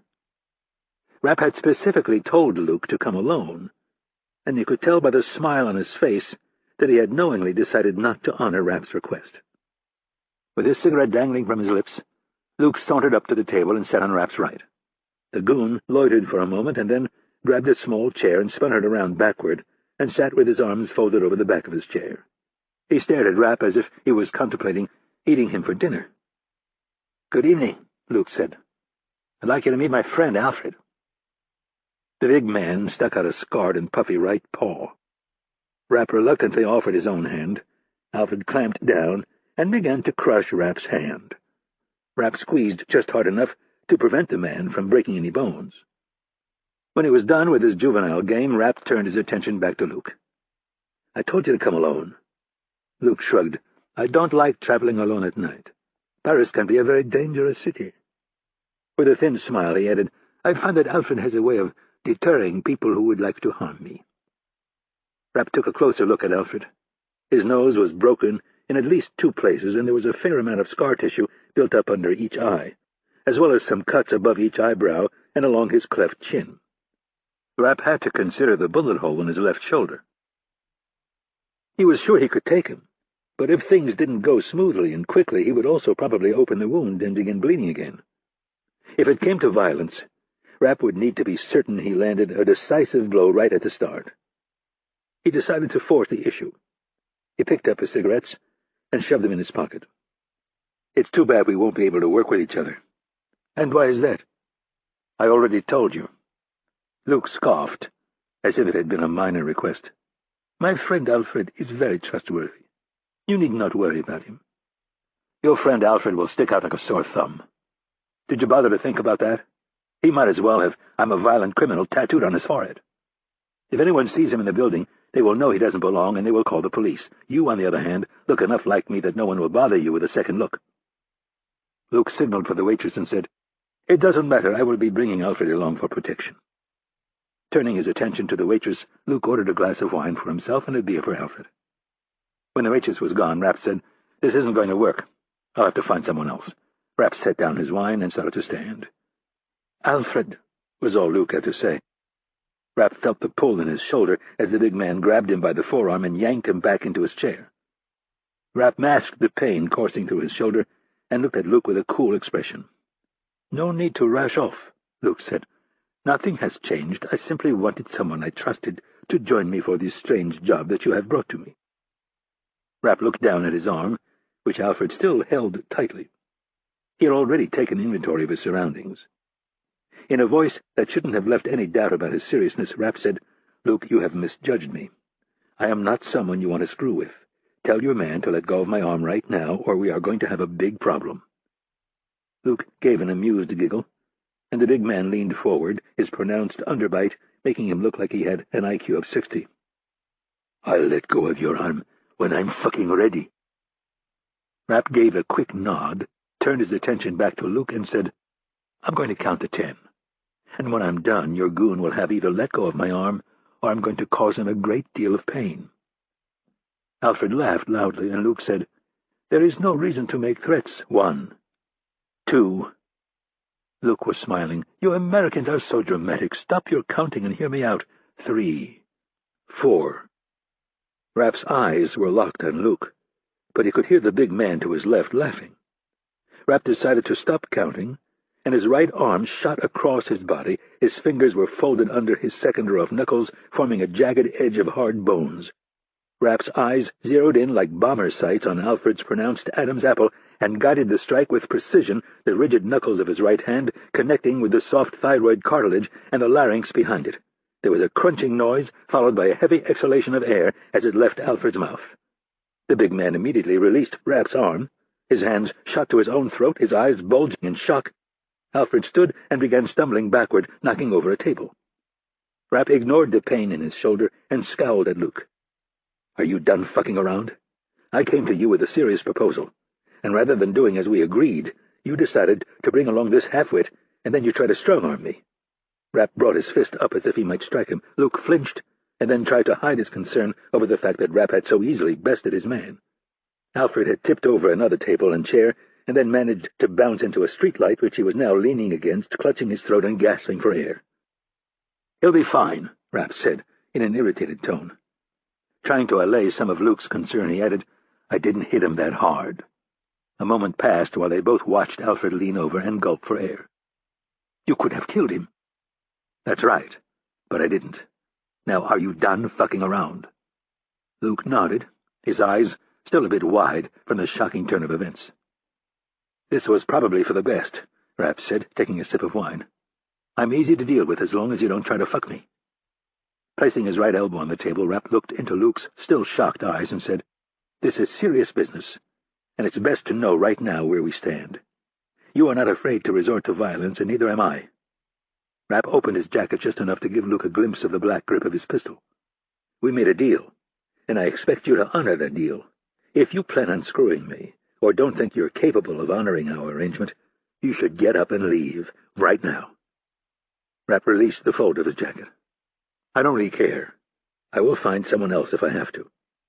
Rapp let a beat pass. "However, I'd prefer to get this done tonight. Everything is in place. The question is, are you going to be greedy or smart?" Ignoring the question, Luke craned his neck around and studied Alfred. He seemed to find some relief in the fact that his friend was breathing more regularly. A couple passed on the sidewalk, and for a moment it looked as if they were going to stop and help Alfred. But once they got a good look at him, they decided to hurry past. Luke shook his head and turned back to Rapp. In a voice full of suspicion, he asked, "Who are you?" For most people, it would have been a fairly easy question to answer. You are who you are, after all, but for Rapp, his life had become something far more complicated. There were times when even he wasn't even sure who he was. He had 5 separate identities that he used on a regular basis, and several more that were tucked away in a safe deposit box in Switzerland. His existence had become a lie within a lie.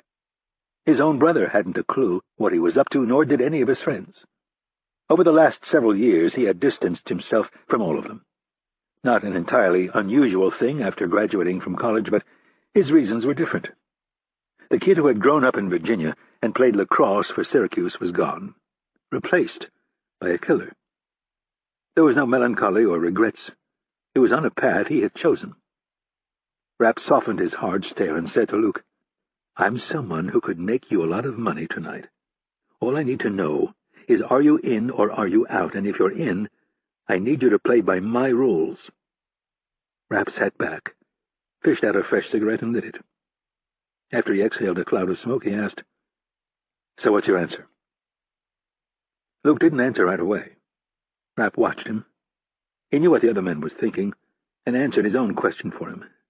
"Luke, if I worked for the police, why would I go through all of this when we could simply arrest you for selling drugs? This is exactly what I told you it is. You either want to make a boatload of money tonight for very little work, or you don't. But I need an answer right now." Luke regarded Rapp for a long moment before nodding. But I'm warning you, I have friends with the police, and a very good attorney. If anything goes wrong, you will be the one taking the blame, not me." "Nothing is going to go wrong, Luke. Trust me. Famous last words." Rapp cocked his head, revealing a bit of surprise. "You're the second person who's said that to me today. Maybe God is trying to send you a message." "I don't think so." Rapp took off his hat and handed it to Luke. "Here, wear this. If anyone sees you, they'll think it's me." Rapp fished out the keys and a piece of paper with instructions and the codes for the security system in the safe. He went over everything with Luke and answered his questions as patiently as he could. Alfred wandered back to the table at some point, and Rapp showed just enough of the pistol to get him to back off. Luke told him he would meet up with him in a few hours. When Rapp was done, he pointed to his watch and said, "You have 1 hour. Be on time. All right?" Luke nodded, and Rapp got up and left.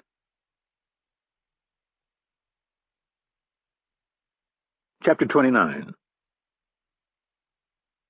There were days when his job truly sucked, but this wasn't one of them. Tonight, Stan Hurley was a happy man. He had over 10 grand in his pocket, and a beautiful, classy woman at his side, who he happened to have fantastic intimate memories with. The food was off the charts, and the sommelier had come through with 2 phenomenal bottles of Bordeaux. She'd aged a bit, but so had he, and on her it looked good. Her raven black hair was shorter now, just below her ears, and she'd added a few wrinkles around her eyes and mouth, but in a strange way it made her even sexier. That a woman could age so gracefully was something that turned Hurley on. Whether it was due to genetics or some daily regimen, he didn't care. The end result was all that interested him, and the end result was a gorgeous 44-year-old woman who had never tried to place any constraints on him. There were never any games with this one. No matter how long it had been since they had seen each other, they always picked up where they'd left off, which was dinner, lots of laughs, and great sex. Paulette was a refined metropolitan woman who oozed confidence. She was nearly 10 years younger than the rough-and-tumble Hurley, but she had a wisdom about her that Hurley had found extremely unusual for a reporter. She had pegged Hurley for a spook from almost the moment they'd met in Moscow nearly 20 years earlier. Paulette Lefebvre had been a reporter back then and was stationed in Moscow, where Hurley was running around doing all kinds of bad things for the CIA. Now she had risen to the position of chief editor of Le Monde, the left-leaning French newspaper. While it was easy to classify the political bent of the newspaper, Lefebvre was more complex. She was too independent to march in step with any political party, and she had a contrarian streak in her that, depending on her mood, made her either predictable or unpredictable. She had been raised, an only child, by 2 devout communists who had thoroughly indoctrinated her into the utopian ways of the Soviet form of governance. She was raised in a commune an hour outside of Lyon, where she had grown up speaking both French and Russian. Her parents had taken her on multiple trips behind the Iron Curtain, and she had watched them lie to themselves and their friends about how much better life was under the benign velvet glove of the Politburo. When she was 11, they were having a picnic in Gorky Park in Moscow with several families from the commune who were all extolling the virtues of centralized planning and shared sacrifice, when Paulette's mother announced that she needed to use the bathroom. She then asked one of their companions for the communal roll of toilet paper. The future reporter looked up at her mother and said, "If communism is so great, Then why do we have to bring our own toilet paper everywhere we go? It is one of Hurley's favorite stories. He'd spent drunken weekends arguing with entrenched communists and gotten nowhere. But somehow an 11-year-old girl had managed to break the debate down to the most basic level. How could one form of government be superior to another when it couldn't even keep its public restrooms supplied with toilet paper? Hurley smiled at her and thought back to their first meeting. It was at a party in Moscow hosted by the French embassy. Lefebvre, with shoulder-length shiny black hair, was dressed in a pair of form-fitting black pants, a white blouse, and a pair of black leather riding boots. From Hurley's vantage, she looked to have the nicest ass he'd ever laid eyes on. She was an intoxicating combination of simple and stunning at the same time. Hurley couldn't resist her pull and began to make his way across the crowded room. Within an hour he had talked her into leaving the party. Unlike most foreigners, Hurley knew the local hotspots.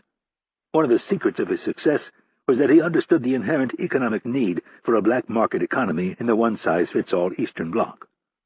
Hurley specialized in getting to know the people who ran these underground markets. He'd done so in Budapest, Prague, and then Moscow. It was a world where American cash was king and the profit margins were enormous.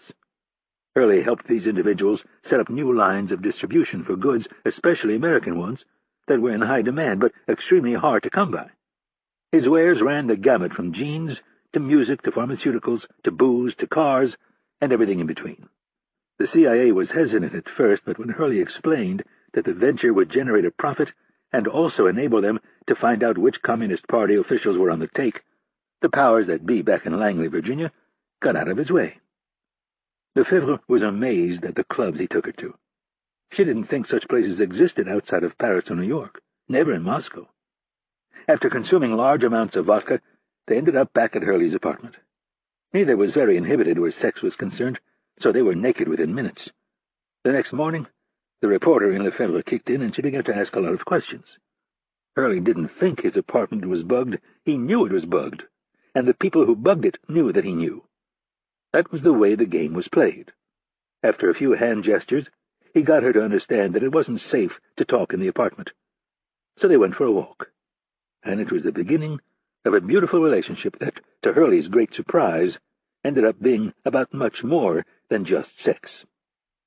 Lefebvre was an intellectual dynamo with a tireless thirst for truth and a mind that could quickly dissect the incongruities in an argument, movement, or philosophy. He remembered her saying on that walk, "If communism is so wonderful, then why must they force people to participate? If it is so wonderful, why do they control the press? Why do they have to spy on their own people?" Hurley would have asked her to marry him right there on the spot. But he was already twice divorced, and had come to the conclusion that marriage was not an institution he should participate in. His life was full of too many lies, too many late-night phone calls, too many sudden business trips where a long weekend turned into months away from his family, and worst of all, too much death. Lefebvre had somehow managed to make it work. She'd been married for 11 years, and seemed to be happy, which sometimes irritated the heck out of Hurley. He snagged a fresh cigarette and asked, "So how is your husband?" Without bothering to look, Lefebvre smacked him in the shoulder. "The last time I saw you, you promised you would put your jealous ways to bed." "I said I wanted to take you to bed. I never said anything about putting my jealous ways to bed." "You always want to take me to bed, so that is nothing new. As for my husband, he's fine." "And he's home tonight?" Lefebvre folded her arms across her chest and leaned back. "Where he is none of your concern. I have told you before, we have an open relationship. He has his mistresses, and I have you. As long as we are discreet, there is not a problem." Hurley did his best to look wounded, and she laughed him off. "Are there any other men that I need to know about?" "I have lost track. There have been so many, but you are definitely in the top 5. Hurley felt his cell phone vibrate in the inside pocket of his suitcoat. He snatched it out and looked at the caller ID. It came up as private. There was a good chance it was Stansfield. Hurley closed the phone and put it back in his pocket. He didn't need HQ ruining a promising evening. Looking back at Lefebvre, he said, "I'm sorry, where were we?" "You were about to tell me about all the women you have been sleeping with." Hurley laughed. "There's only you, baby." I am not so naive. I know you too well. You are a very thirsty man. It would be impossible for you to be so saintly in between our rendezvous." Hurley was about to reply when the phone began to vibrate again. He checked the small screen, and again it came up as private. He grunted disapprovingly and silenced it again. These new phones would be the end of him. Hurley detested the notion of his bosses being able to get hold of him whenever they wanted. He was used to going days, weeks, and sometimes even months without checking in with them. These phones were nothing more than a leash, and he had known it the first time they gave him one. He closed the phone, stuffed it back in his pocket, and forced a smile on his face. "I'm sorry, darling. I hate these things." "You are a man of international intrigue," she said with a thin smile. "I would imagine the call might be important." "Not as important as you."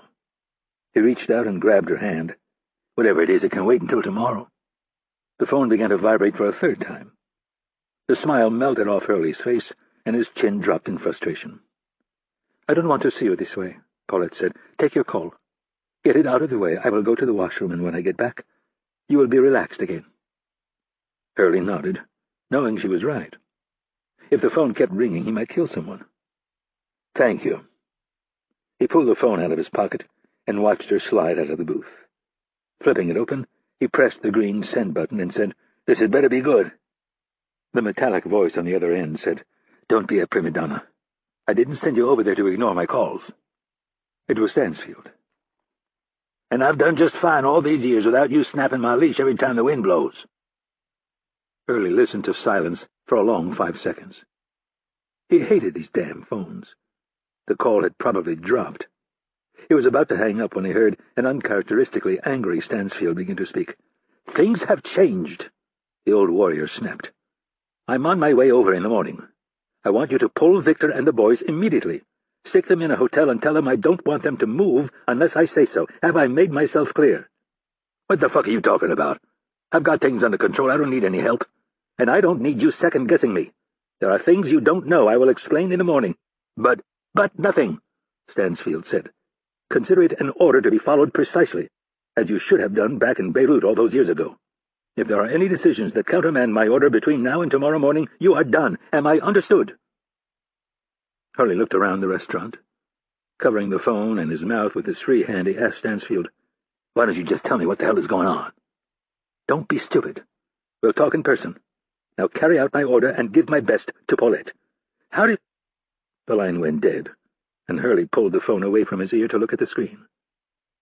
How in hell did Stansfield know he was with Paulette? He stared at the phone for a long moment. Every instinct he had was telling him not to make the next call. Rapp was no good. He had broken every rule in their dirty little book, and if he wouldn't come in on his own, he needed to be dragged in. But Hurley had rarely, if ever, heard Stansfield more adamant. The individualist in him wanted to ignore his boss's order and leave the men right where they were for another 12 hours. But Stansfield had made his intentions clear. After another moment of indecision, Hurley said, "Screw it." He pressed the number 2 and held it down until the phone started to dial the number. "Hello? You've been yanked. Head back to the hotel and sit tight until I give you further orders." "What the fuck are you talking about?" "Listen, dickhead. You think this is a debate club? If I wanted any shit out of you, I'd come down there and squeeze your head. Pack everything up and get your ass back to the hotel, and do it now. Get some sleep and I'll call you in the morning." But nothing. Do what you're told. End of discussion." Hurley stabbed the red end button, flipped the phone shut, and dropped the small black device on the table. After 2 big gulps of wine, he called the waiter over and told him he wanted a bourbon on the rocks. Why in hell would Stansfield be flying over here? He asked himself. He'd bring way too much heat. He was the damn deputy director, for Christ's sake. This doesn't make any fucking sense. The bourbon arrived before Paulette, and Hurley took a big gulp. He was trying to sort through the different possibilities so he could put this thing out of his mind and focus on Paulette for the rest of the evening, when a man approached the table. Hurley looked up, assuming he worked for the restaurant. He had a neatly trimmed mustache and was dressed in an expensive suit. As was his habit, Hurley sized up the fit of the man's jacket for any bulges that might mean a concealed gun. "Stern, it's been a long time." The man spoke in English with a French accent. Hurley studied the face of the vaguely familiar man. It must have been the mustache. He couldn't place him. "I know," the man said with an easy smile. "It's been a long time, and your reputation was far beyond mine back then. I've been to a lot of places over the years. You're going to have to do better than that." Just then, Lefebvre returned from the washroom. "You two know each other? I should have guessed." She eased into the semicircular booth and inched her way around until she was nestled next to Hurley. She pointed to the other side of the booth and said, "By all means, join us for a drink. I'm sure you two have a lot to catch up on." Hurley said, "I don't have the foggiest fucking idea who this guy is." "Oh," Lefebvre said, surprised. "This is Paul Fournier. He runs the Special Action Division for the DGSE. The same spooky black bag stuff that you do. I would have thought you two would know each other." Hurley instantly knew the name, and it helped the face fall into place. "Shit," he said to Fournier. "It sure as hell has been a long time. Vietnam more than 20 years ago, you were a virgin." Fournier smiled. "We all have to start somewhere." Hurley vividly remembered the brutal interrogation he'd conducted all those years ago. "You weren't squeamish like the rest of those pussies." "That has never been a problem for me. The ends almost always justify the means." Hurley held up his glass and gave him a salute. "Sit," Lefebvre commanded. After she flagged down a waiter, she asked for another glass and ordered another bottle of wine. "Paul," she said to Fournier, "I get the feeling that you have some things you'd like to discuss with my friend." She hooked her arm around Hurley's. "Men like us can always find something useful to talk about." "I'm sure that's true, but I know you well enough that I think it highly improbable that you just happened to wander into this particular restaurant tonight." Fournier shrugged, as if to say, "Guilty as charged." "I am very possessive of Stan.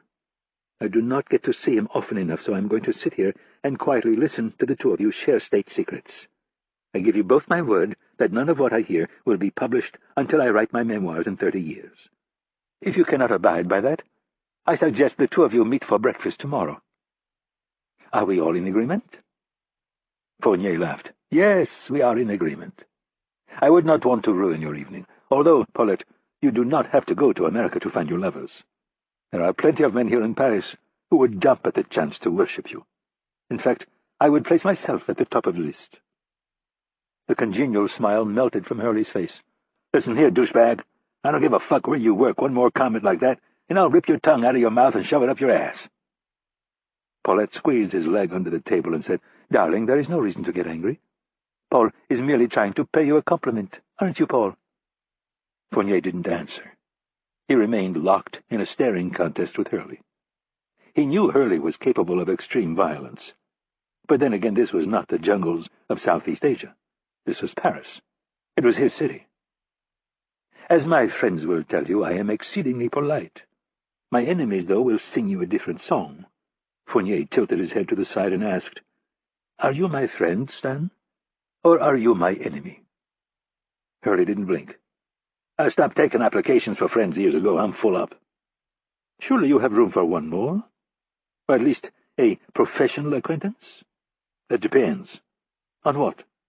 If you're going to drop your little bullshit charade and get down to business or keep blowing smoke up my ass." Fournier smiled. "Fair enough." The waiter arrived with a fresh glass and new bottle. He poured a taste for Fournier, and after it was approved, he poured more into the glass, set the bottle down, and retreated. Fournier took a drink and placed the glass on the white tablecloth, holding the stem between the thumb and forefinger of his right hand. Looking across the table at Hurley, he asked, "So, what brings you to my beautiful city?" "Just a little sightseeing and Paulette, of course." Fournier laughed. "You'll have to excuse me for being so blunt, but I think it is you who are blowing smoke up my ass." Hurley smiled in return, but inside he was boiling.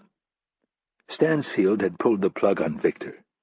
He'd announced he was flying over in the morning, and now this suit from DGSC had shown up. Individually, none of it was good. Taken together, it was a mess. And now he had to dick around with this asshole for God only knew how long before he and Paulette could be alone. A night that had started out with such great promise appeared to be going to shit. Chapter 30. The alley was dark and narrow, 6 feet wide at one end and just 4 at the other. It was one of those antiquated paths that made sense before the invention of the internal combustion engine. Back in the day, a horse could have pulled a small cart down the alley to collect garbage and make deliveries. Today, the garbage men drove a 3-wheeled scooter down the alley to collect the refuse. Rapp had seen them do it and was fascinated by how they adapted. Growing up in the suburbs of D.C., all he'd ever seen were big, lumbering garbage trucks with a massive steel maul in the back that swallowed and compacted the refuse as it rolled through the spacious neighborhoods. Paris was older and more cramped by American standards, but compared to many of Europe's other gems, it was downright spacious. At night, the space was like a tunnel, but Rapp wasn't worried. This was a gentrified neighborhood, and if he happened to run into a criminal, it would be the other man's unlucky night, not his. He took one last look around, then disappeared into the darkness. He had been in the apartment before. It had been a breach of protocol, or at least not reporting it had been. In just 1 year's time in the field, Rapp had grown tired of the tedious aspects of his job. He also had a healthy skepticism of the one-way street that ran between him and his handlers in Virginia. While they kept him in the dark on a great many things, he was supposed to report to Kennedy the minutiae of his relatively mundane life. When he was on the hunt, things were different, of course, but here in Paris, where he cooled his heels between assignments, his life was as boring as the average Joe's.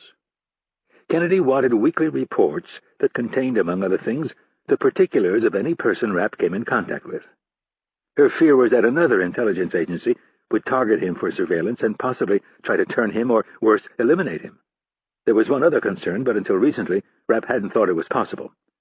Kennedy feared that a terrorist organization, possibly with the help of a friendly state security service, would somehow ensnare him, torture him, and then show the world that the hated Satan employed assassins. The video would then end with them slicing his throat and Rapp drowning in his own blood.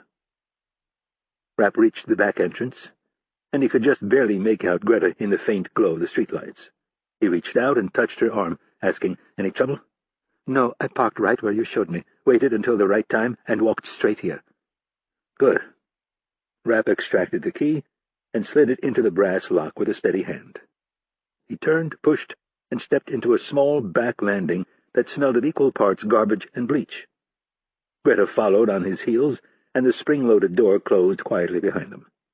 Rapp paused and listened for any noises that would tell him someone was moving about on the floors above them. The next door was metal with glass on the top half. It had been painted the same cream color so many times to cover up the scuff marks from furniture, luggage, grocers' carts, and garbage, and whatever else people hauled in and out of the service door, that the paint was uneven and lumpy, especially at the bottom. Rapp nudged the door open and looked up the winding back staircase. There was another staircase at the front of the building, and a small elevator as well. He was greeted with silence, so he motioned for Greta to follow, and started up the carpeted stairs 2 at a time. There was a simple reason he had decided to ignore Kennedy's orders. If they could keep secrets from him, he could keep secrets from them. Besides, something had told Rapp that this place might come in handy one day. He reached the 2nd floor and moved quietly but quickly down the length of the hallway to the last door on the right. The key was out, and Rapp slid it into the old lock without hesitation. His greatest fear at this point was a nosy neighbor. He knew the key would work because he had tried it before. The deadbolt opened with a faint click, and Rapp turned the handle and stepped into the apartment. Greta was close behind. Rapp softly shut the door and did not reach for the light switch. Instead, he stood there and listened. He was almost certain the owners weren't home, but he wanted to know if anyone was moving about in the hallway. Rapp had already filled Greta in on the owners of the apartment. It belonged to the McMahons, Bob and Teresa. Rapp had run into Big Bob McMahon at Le Bon Café 5 months before. A snobbish French waiter was doing his best to not understand McMahon's simple order.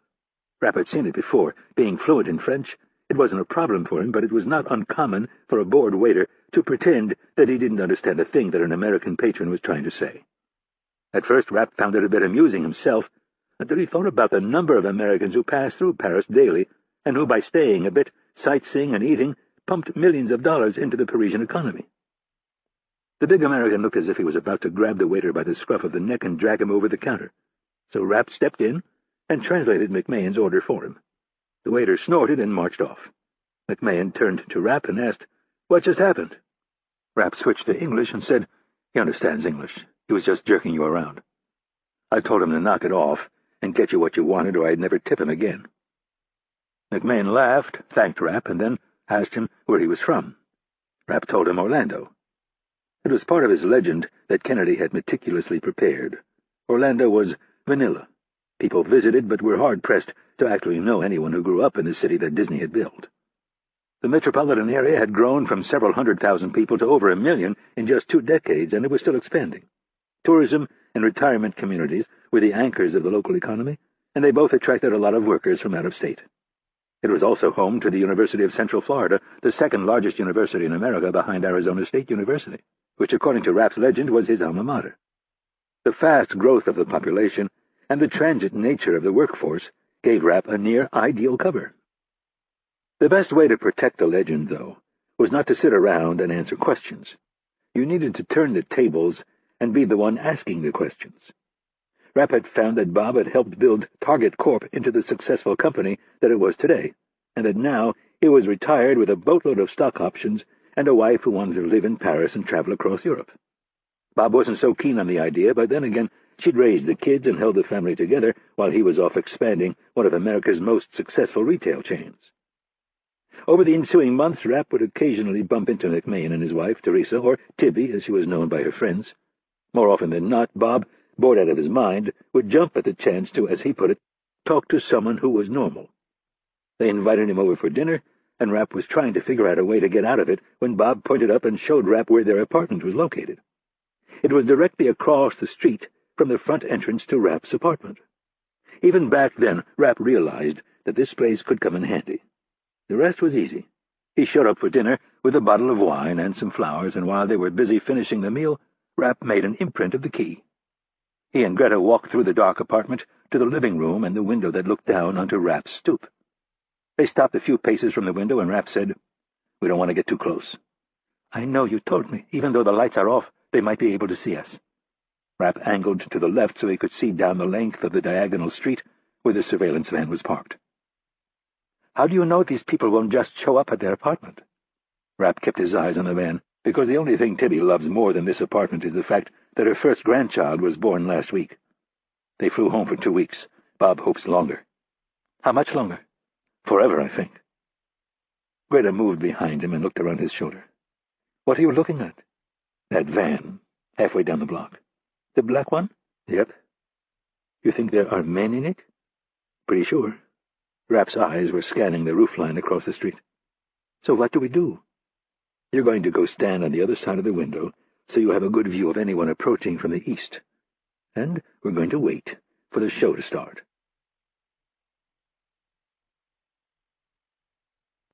Chapter 31.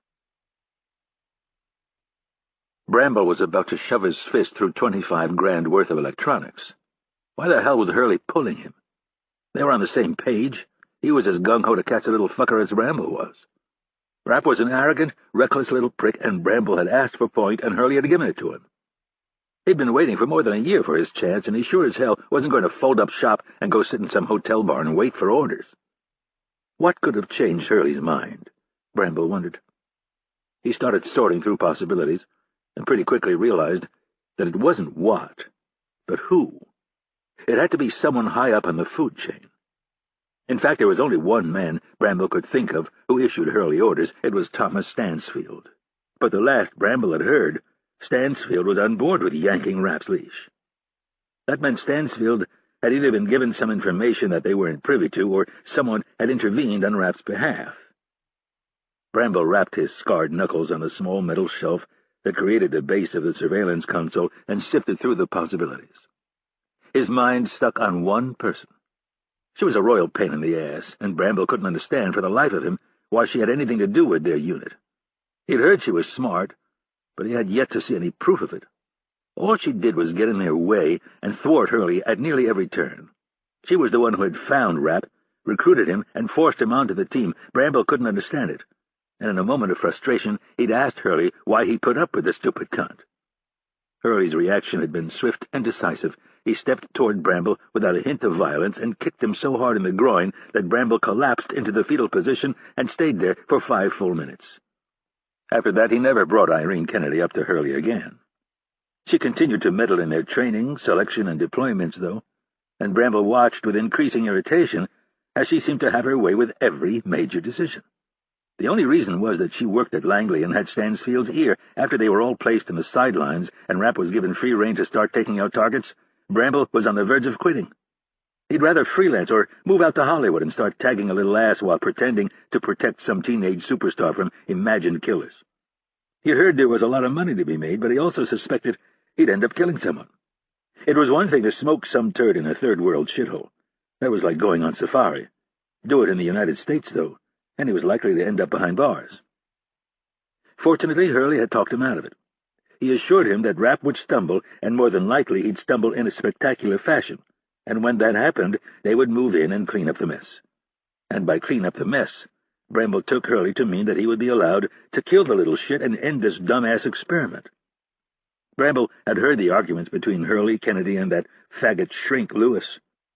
Kennedy had created this problem, and Lewis and God himself, Thomas Stansfield, had abetted her. The shriek was worthless. If any of them needed to talk about their feelings, they were in the wrong line of work. Kennedy was nothing more than a glorified desk jockey with a hold over Hurley that he couldn't understand, and Bramble had spent far too much time trying to figure it out. The only thing he could come up with was that Kennedy had caught Hurley doing something so embarrassing that he had no choice but to back down every time there was a confrontation. Ultimately, though, it was Stansfield who was the problem. He was a damn relic, from way back when. Rumor was he'd been OSS during World War II and had parachuted into France and then Norway, and Bramble could give a shit. So the guy knew how to cross-country ski, operate a ham radio, and live off pine needles and tree bark. Big deal. The fossil needed to be put out to pasture and let guys like Hurley run the show. None of it made any sense to Bramble, not then and especially not now. Based on what had happened over the past 36-plus hours, Hurley's order to stand down seemed downright stupid. Was that Stan? Bramble slowly turned his head to look at Steve McGurk. Shut up, I'm thinking. McGurk smiled and asked, Does that hurt? Does what hurt? Bramble asked. Thinking. Bramble was in no mood for McGurk's smart-ass attitude. He sprang from his chair and smashed the smaller man against the back of the driver's carriage. Did I somehow give you the impression that I was in the mood to listen to your bullshit today? Because I'm not.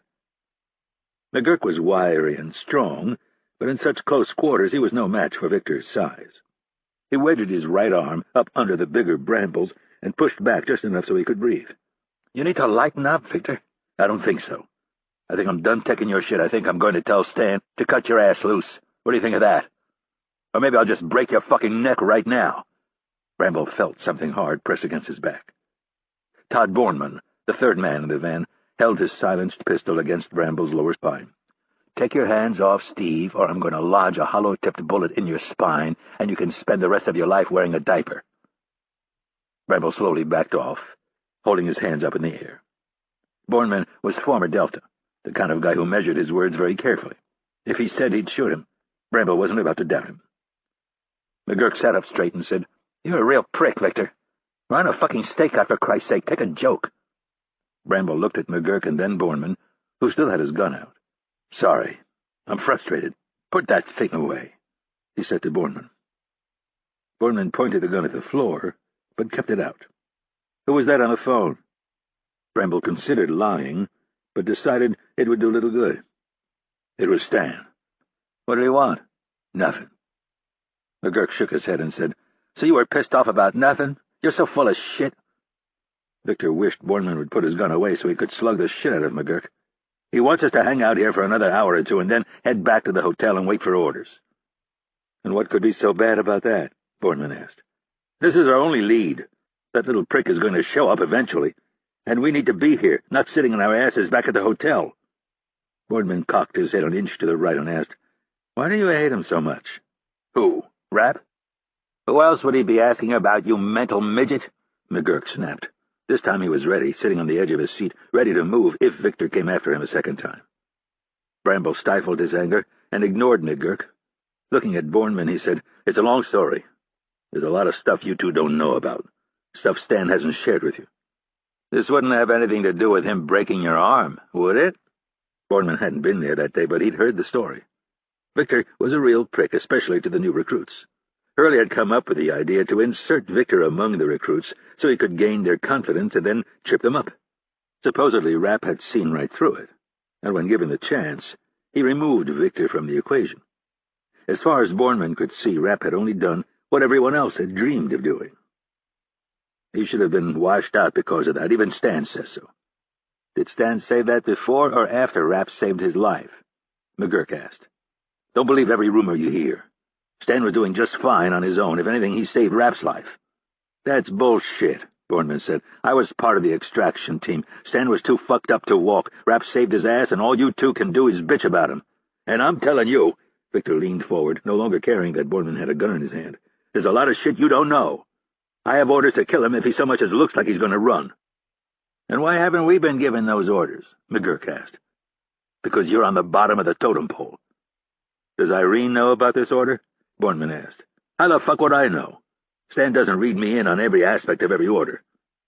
This is going to be interesting. What? Kennedy's on her way over. Boardman checked his watch. She's due to land within the hour. Just the mention of her name soured Bramble's already foul mood. That must be why Hurley was pulling the plug. If Bramble could only figure out a way to kill both Kennedy and Rapp. He was at the beginning of exploring that fantasy when the surveillance console began to beep. Bramble spun around in his chair, his heart already picking up the pace. His eyes flashed to the blinking light on the panel. The motion sensor in the front hallway of the apartment had been tripped. Bramble's eyes darted from one monitor to the next. What is it? McGurk asked. While you two ladies were asking 1,000 questions and distracting me, someone walked up the front steps, climbed one flight of stairs, and is now poking around the apartment. How do you know it wasn't the back door? McGurk asked. I don't, so why don't you get over here and find out how he got in? McGurk stood in front of the far side of the console and began typing in commands and winding dials. A few seconds later, they had footage of a man walking up the front steps of the apartment and into the building. That's him, Bramble announced. Are you sure? Boardman asked. I'd put $1 million on it. Bramble's eyes danced over the other monitors. McGurk and Boardman traded an oh fuck expression. Damn! Bramble grabbed a radio and an earpiece. You two shitheads stay right here and don't move a fucking muscle unless I tell you to do so. Am I clear? Both men nodded, McGurk a little more enthusiastically than Boardman. Good. And if I call for the van, be ready to move. Victor suddenly had the beginnings of a plan forming. He clipped the radio to his hip and ran wire up the inside of his brown leather jacket.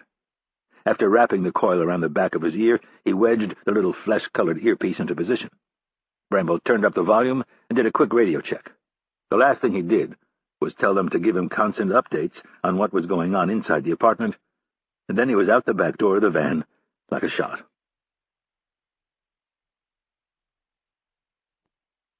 Chapter 32. Georgetown, Washington, D.C. 2 suits from diplomatic security were posted at the front door of a 5-story brownstone. Their black Suburban was parked directly in front of the house between 2 orange cones meant to keep the space available 24/7 for the men and women who babysat the Secretary of State. Security here in the United States wasn't a big deal. The biggest threat on a weekly basis was the Georgetown students who wandered past late at night smashed out of their minds. Always loud and short on common sense, they sometimes thought it was a good idea to stop in front of Secretary Wilson's house and try to bait the security personnel. The men and women on the detail were professionals, but every once in a while they had to strong-arm someone on their way. Cook paid the 2 men more than a passing glance as he drove past, looking for a parking place. If he became the director of the CIA, he'd have his own security detail. As the deputy director, he was on his own. Thomas Stansfield, who was his subordinate, had a security team, and while Cook had never said a word to anybody, it irritated him that he didn't have one too. He outranked Stansfield, after all. Cook had heard the reasons. The detail had been in place long before he'd become deputy director. It had something to do with the number of threats that Stansfield received and the consensus that he knew more state secrets than any other person in Washington, and that it wouldn't do to have him kidnapped and interrogated. Having a security team in Washington was a real status symbol. Only the most important players received around-the-clock protection. The President and Vice President, of course, the Secretary of State, Secretary of Defense, Director of the FBI, and Thomas Stansfield. From time to time, other cabinet-level people would receive protection, but only if they'd received a specific threat. Cook hated it that Stansfield was part of that rarefied club. He decided that the moment he became director, he would yank Stansfield's detail, and then, with Wilson's help, he'd force Stansfield to retire and put one of his own people in charge of operations, someone whom he could control, someone who understood loyalty. On his third pass, Cook gave up on finding a spot and decided he would wedge his Volvo into the short driveway that led to the heavy-lacquered black garage door of Wilson's house. He wasn't blocking the street, but the back end of his wagon made the sidewalk nearly impassable. It wasn't the ideal spot, but Cook was in a hurry. He needed to have this meeting with Wilson, head back to the office to check on a few things, and then pack for France. They had an early flight. Cook looked through his windshield at the two bodyguards on the front stoop. They both had brown hair, but one of them had more of it. Both men had casually opened their suit coats and placed their hands on their sidearms. Cook knew he should have called ahead, but he wanted to surprise Wilson. Cook got out of the car. He was wearing gray sweatpants and a gray hooded sweatshirt that had Harvard Crew stenciled in crimson across the front. He put his right hand on the shiny red hull of the skull he had strapped to the hood of his car, looked up at the bodyguards, and said, "Guys, Deputy Director Cook here. I need to have a brief word with the secretary. Is it okay if I leave my car here?" The men exchanged a brief look, and one of them said, "I'm sorry, who did you say you were?" "Deputy Director Cook." It was obvious by the way the two men looked at each other that they had no idea who they were talking to. "I'm sorry, which agency, sir?" "You've got to be kidding me," Cook thought. "CIA," he said with an impatient face. "Please tell the secretary it's rather urgent." The one with more hair disappeared into the house, while the other one stayed at its post. He looked down at the visitor and asked, "Do you have any identification on you, sir?" Cook shook his head and thought, "How is it that these simpletons have no idea who I am?" "Sorry, I don't carry my wallet with me when I'm rowing." Cook patted his skull like a proud father. "And leaving it in the car isn't very bright, is it?" The man didn't respond. He just stared at Cook with a suspicious glare and wondered what kind of person drove around D.C. without any identification. A deputy director at the CIA should have more common sense. A few moments later, his partner popped his head out of the door, and the two exchanged a few words. The one who was losing the follicle battle motioned for Cook to approach. Cook swung around the back of his car and started up the steps. There were 5 of them, made out of the same brick as the house, and then a landing, a left turn, and 5 more steps. The front stoop was big enough for the 3 of them to stand comfortably, or at least so Cook thought, until Mr. Male-Pattern Baldness ordered him to raise his hands so he could frisk him. "You're kidding me," Cook said, irritated by the request. "I run the CIA. The secretary and I talk all the time." The bodyguard remained unfazed by the information. "If you run the CIA, where is your security detail?" Now Cook was really bothered. Who the hell did this rent-a-suit think he was, asking him questions? Staring the man down, Cook lied. "I gave them the day off." The man considered the response for a moment. It didn't make a lot of sense. The CIA was a serious place, with serious threats. Why would any sane man give his security detail the day off? "No disrespect, sir, but I don't know you. You don't have an appointment, and you don't have any identification. My job is to protect the secretary, period. If I were to let a complete stranger into this house, I wouldn't be very good at my job, would I?"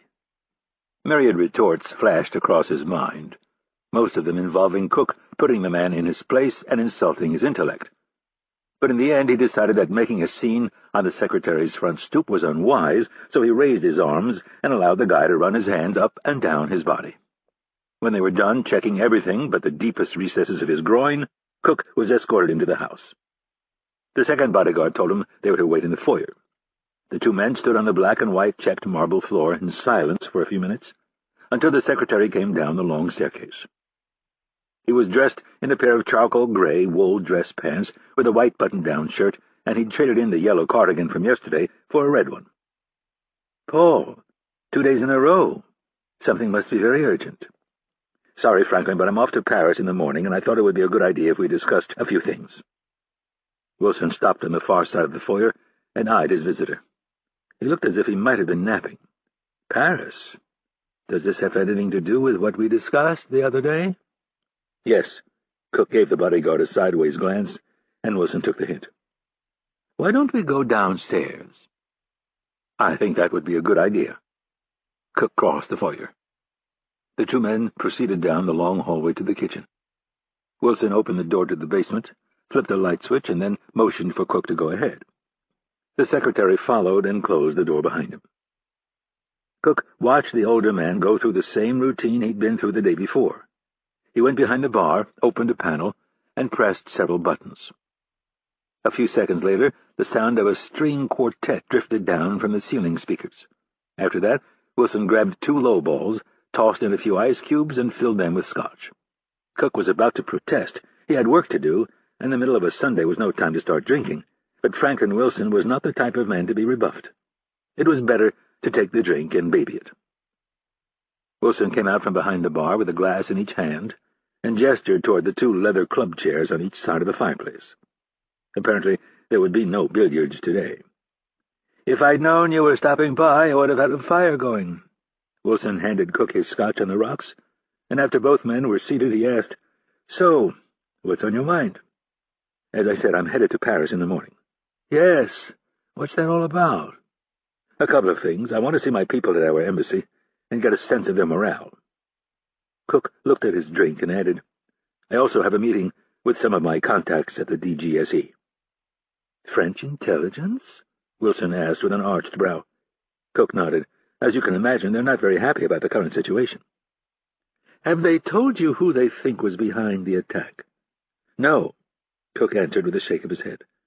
"But there are certain things in my business that we're loath to discuss over the phone." "Of course." Wilson took a gulp from his drink and sighed as it warmed his throat. "Do you have a sense, though, that they might have some leads? Apparently it's turned into a spook convention in Paris, and everyone is a suspect." "And Stansfield?" "He's flying over with me." Wilson stared at his visitor for a moment. "Your idea or his?" "Mine. I thought it would be a good idea to get him out of his element. I have some surveillance teams set up to follow him. If he does anything unusual or meets with anyone of interest, we'll know." "Sounds like a good idea. What else?" Cook took a tiny sip and said, "Hurley showed up." Wilson edged forward in his seat. "Interesting. Where is he?" "Paris. DGSE has him under surveillance." "You're good," Wilson said with an admiring tone. "Has he done anything stupid?" "Not yet, but knowing his history, there's a good chance he'll give the French a reason to arrest him before the week is over." Wilson smiled. "I hope you're right. What else?" Cook nodded, and then took his time. He took another small sip, set his glass down on a cork coaster sitting atop a small wood side table, and leaned forward, placed his elbows on his knees, and folded his hands. "I'm not sure how to put this, so I'm just going to come out and say it. Is there something between you and Stansfield you haven't told me about?" Wilson gauged that Cook was in possession of some information that had caused him to ask the question. Being an attorney by trade, he did what all good attorneys do. Rather than answer the question, he asked one. "What do you mean?"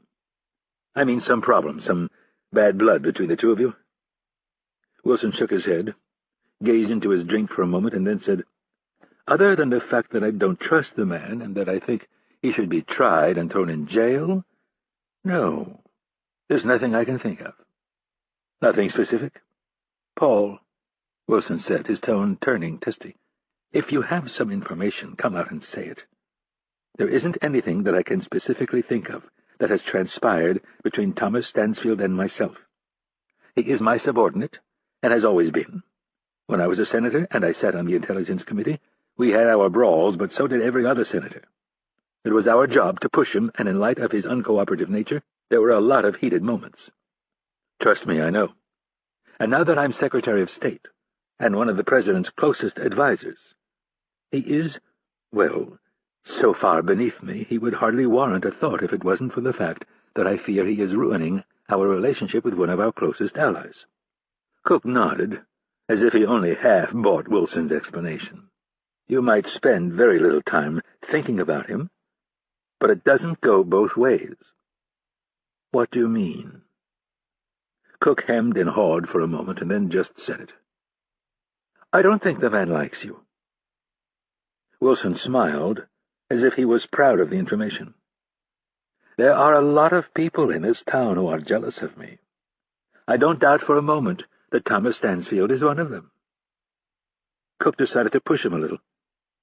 "Thomas Stansfield isn't some amateur, and you're not the first cabinet member to go after him. He's outlasted more directors and presidents and Senate oversight committees than we could begin to count." Wilson shifted in his leather chair and straightened his back a few degrees. "Your point? You'd be a fool to underestimate him. I never underestimate my enemies, and I have a strategy that will prevail." "What's that?" "I'm going to win because I will refuse to play Stansfield's games. I don't operate in the shadows. I work in the harsh light of day, where the truth can flourish. These others who have gone after him were foolish enough to think they could beat him at his own game. I'm not so naive." "Fine," Cook said, even though he was thinking the exact opposite. The only way to take on Thomas Stansfield was to plot so carefully, walk so softly, that he never saw you coming until you shoved the knife in his back. Well, you either have scared him or you did something to really piss him off, because I've never seen him like this." "Like what?" "I stopped by his office this morning to ask him about Paris." "And?" "He denied any involvement, of course. Not that I expected anything different." "So it was an unremarkable meeting?" "I would say yes, at least until your name came up. And then he became uncharacteristically heated." Wilson liked this. He'd never seen so much as a crack in Stansfield's sphinx-like demeanor. "What did he say?" Cook cleared his throat and started with his first lie. "He said that you should worry about managing all the dilettantes at the State Department and leave the espionage game up to us." Wilson didn't flinch. "What else did he say?" "Do you want the sanitized version or the unvarnished?" "Unvarnished." Cook had tried to figure out the best way to deliver this next part. With the right embellishment of Stansfield's own words and a few lies, he would cut close to Wilson's heart. "He said that you've turned into a bitter, angry man." Wilson laughed a little, thought about the comment, and then asked, "Why would I be bitter? I've had an amazing life. I'm one of the most powerful men in this country. What could I possibly be bitter about?" Cook tried his best to look uncomfortable.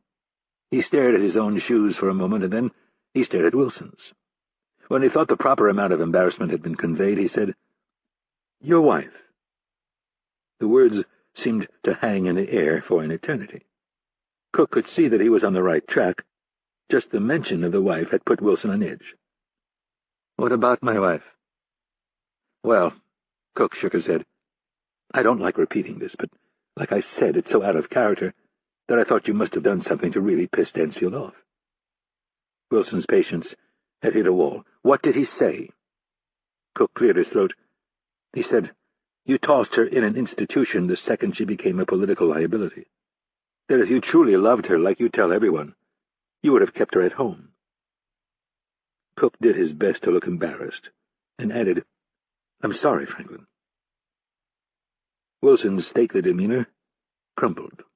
His complexion turned ruddy, his jaw clenched, his nostrils flared, and he looked at the wall to his right. In a wounded voice, tinged with anger, he proclaimed, "How dare he?" Cook was pleased with himself, but did a good job concealing it. "This was a private conversation, Franklin, between the Deputy Director of Langley and the Deputy Director of Operations. If word were to get out that I shared this information with you, there would be some very upset people at Langley. Even so, I felt you needed to know. I myself was shocked that he would make such an insensitive comment. I had no idea he disliked you so much. Trust me, the feeling is mutual, and I get your point. I won't be saying anything to Stansfield that would put you in a compromising position. That's not how we're going to win this battle."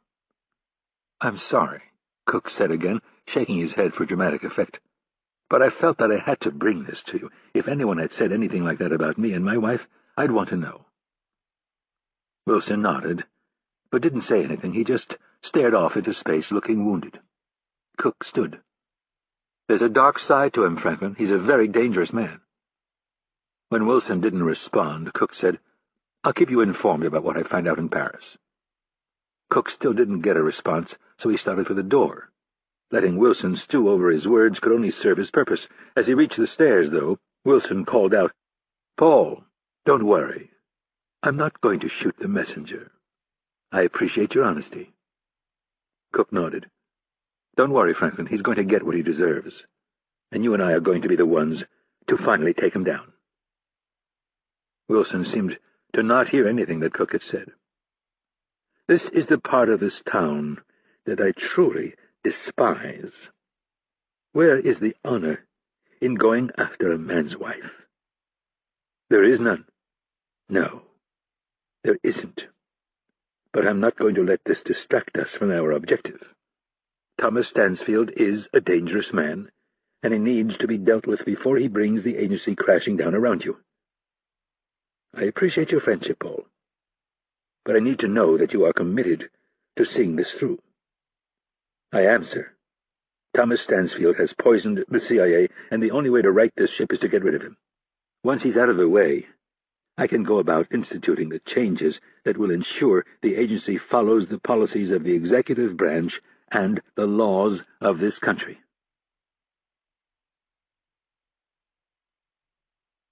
Chapter 33. Paris, France. Rapp smiled. Luke was playing his role to perfection. He had his hands stuffed in both pockets of his jacket, and every 5 steps or so he scanned the block to see if there were any signs of danger. It wasn't the way Rapp would have acted, but then again he'd told Kennedy that he'd been shot. It wasn't a stretch for the men in the van to think that he was a little more jumpy than normal. Rapp had a pretty good idea what was going on inside the van, and he wouldn't deny that he was taking a certain amount of delight, knowing that they were probably falling all over each other trying to figure out what to do. As to who was in the van, he didn't have a clue, and until right now he hadn't really considered the question. There were only a handful of people who had watched him closely enough to be able to tell the difference between him and an imposter. Even so, the street was dark, and Luke had the same general build. In these situations they would see what they wanted, and that was Rapp returning to the safe house for something that he needed. Of all the possible assets, Rob Ridley was probably the one who had the most practical knowledge of how Rapp operated. Kennedy and Hurley knew his movements well enough, but neither of them would be pulling surveillance duty. Hurley was too impatient. He needed to be moving, or at least have the option to move, especially after his abduction in Beirut. The man would never admit it, but there were some psychological scars that he still hadn't dealt with. The most likely option would be Ridley, who specialized in surveillance and advance work. He and his people had done the advance work on the Tarek hit, and then vacated the city the day before Rapp had killed the oil minister. Rapp didn't know where they were headed, but Hurley would have had a day and a half to turn them around and get them back into position. It was possible, but Rapp had a feeling it was someone else. It would all come down to the call he'd made to Kennedy and whether she was able to convince Stansfield that he'd been set up. If she had failed, Rapp had little doubt who was in the van. Hurley would be calling the shots, and he would have his pet dog, that asshole Victor, on duty. Rapp had spent very little time at the farm over the past year, and the year before that they had gone to great lengths to keep his identity a secret from the other visitors. Over that time he'd seen a little over a dozen faces, men who had returned from operations overseas and guys who were trying to make the team. One of those faces was already gone, killed in Beirut. Rapp didn't like to think about that day. It was too stark a reminder that his life could go the same way in the blink of an eye. Kennedy had said she was coming to Paris. How that would play out was obvious. Hurley would be pissed, and he'd tell her to go back to Langley and sit behind her desk and do it in very insensitive, colorful language.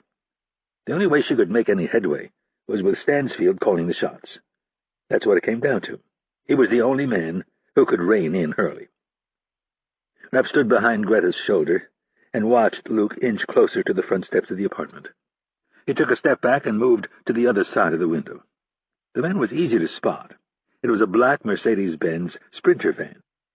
Boxy and tall, it offered the men inside room to move around, and they were fairly common in most big cities, as workers used them to navigate the narrow, congested streets. What made this one stand out was the roof rack.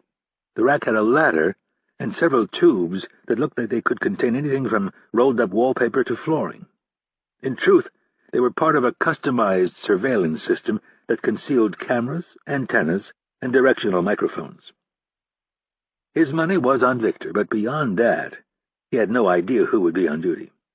More than likely they had pulled assets from stations across Europe, although most of those men would be attached to embassies with official covers, and exposing them to someone like Victor would be a big gamble. Rapp put himself in Hurley's shoes and decided he'd never do it. Hurley would grab some of his ex-Special Forces assets, guys who didn't have squeamish stomachs, and knew how to keep their mouths shut. "Greta," Rapp asked as he kept his eyes on the van, "what do you see?" "The man in the hat. Nothing else." Rapp stepped back 2 steps and crossed over to Greta's side of the window. Luke was roughly 30 feet from the front door. Rapp scanned the area beyond to see if there was any movement. There was none, so he went back to the other side of the window to keep an eye on the van. He thought he saw the van rock slightly, but it was hard to tell from this distance. "He's going up the steps," Greta announced. Rapp didn't bother looking. He was too focused on the van. "He's inside." In that moment, it occurred to Rapp that they might be waiting in the apartment. His eyes darted from the van to the second floor across the street. He counted 3 windows in from the corner. The shades were drawn on both the third and fourth windows. There was no way of telling if anyone was in there. Rapp grew a little tense. If they grabbed him and interrogated him, they might come to the conclusion that Rapp was nearby watching them. "Greta, remember what I said to you. If I tell you I want you to head to your car, I don't want you to argue with me." She took her eyes off the building. "But I don't understand why you wouldn't come with me." "We're not going to argue about this," Rapp said in a firm tone. "I need to know you're going to do exactly what I want you to do when I ask you. Your safety is my first priority. If you're not willing to do what I ask you to do, then you might as well leave right now." Greta shook her head and frowned.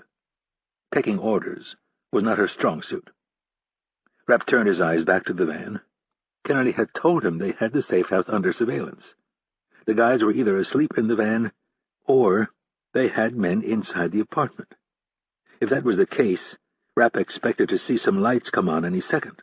Luke would be in for one hell of a surprise, and likely a 2 or 3 day debriefing where he would literally have the shit scared out of him.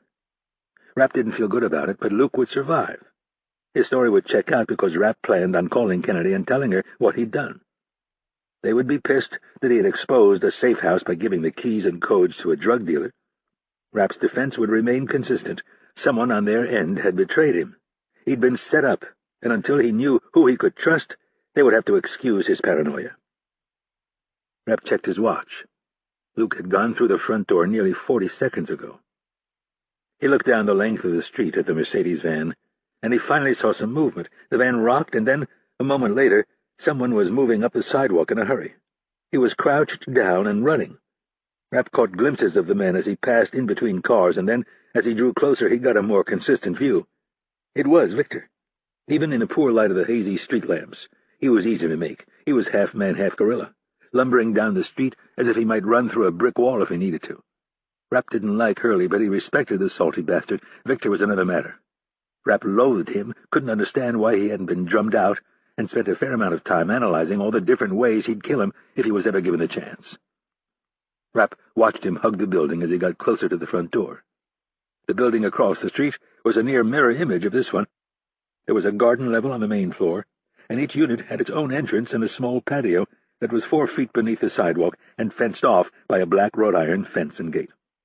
The first floor was elevated above the sidewalk by 8 feet, so the front steps were fairly steep and led to a pair of double doors. Victor positioned himself exactly where Rapp expected. He sank into the shadows beside the front stoop. Rapp squinted, but it did no good. Victor was dressed in black. He was a shadow among shadows. Rapp checked the lights in the apartment. They were still off. He looked at his watch. Luke had been in the apartment for close to 2 minutes. Rapp had timed it in his head. If he did exactly as Rapp ordered, he could be in and out in less than 5 minutes. Something told Rapp, though, that Luke might take a little extra time to see what else he could take. "Who is that man?" Greta asked. "The one I warned you about. Victor."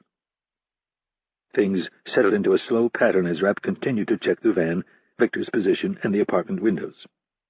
For 4 minutes and 27 seconds nothing happened. And then, suddenly, the moment was upon them. The front door of the apartment building opened, and Luke stepped into the night air. He hustled down the steps and turned to the right, just as Rapp had instructed.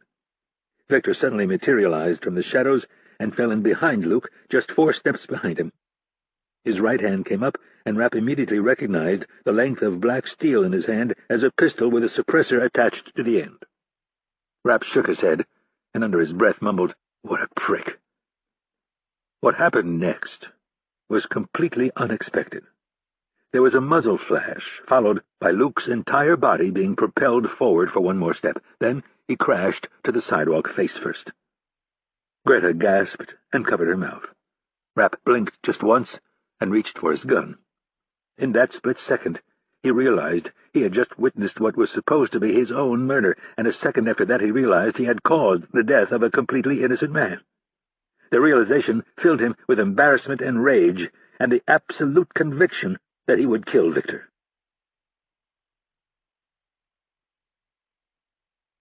Chapter 34. Bramble had already scoped out the spot. That was the way his brain worked. He was a hunter, a natural-born killer, and a badass to boot, which was why Rapp didn't stand a chance.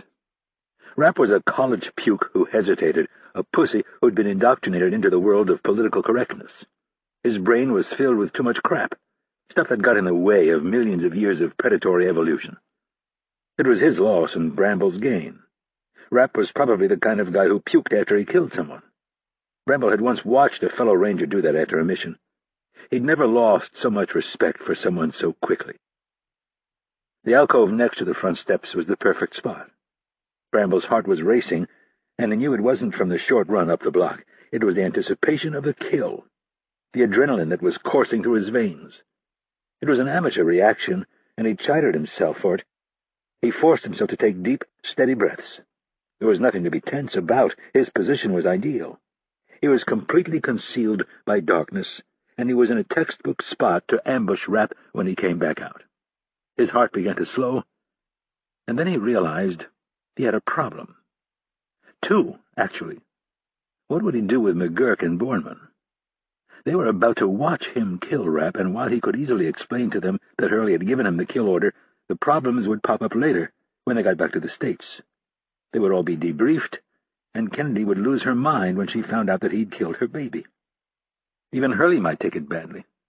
He despised Rapp, but he wouldn't take kindly to one of his men initiating a kill order on his own, especially after having been told to stand down. Bramble was scrambling to come up with an out when McGurk's voice came over his earpiece. "He's going for the safe."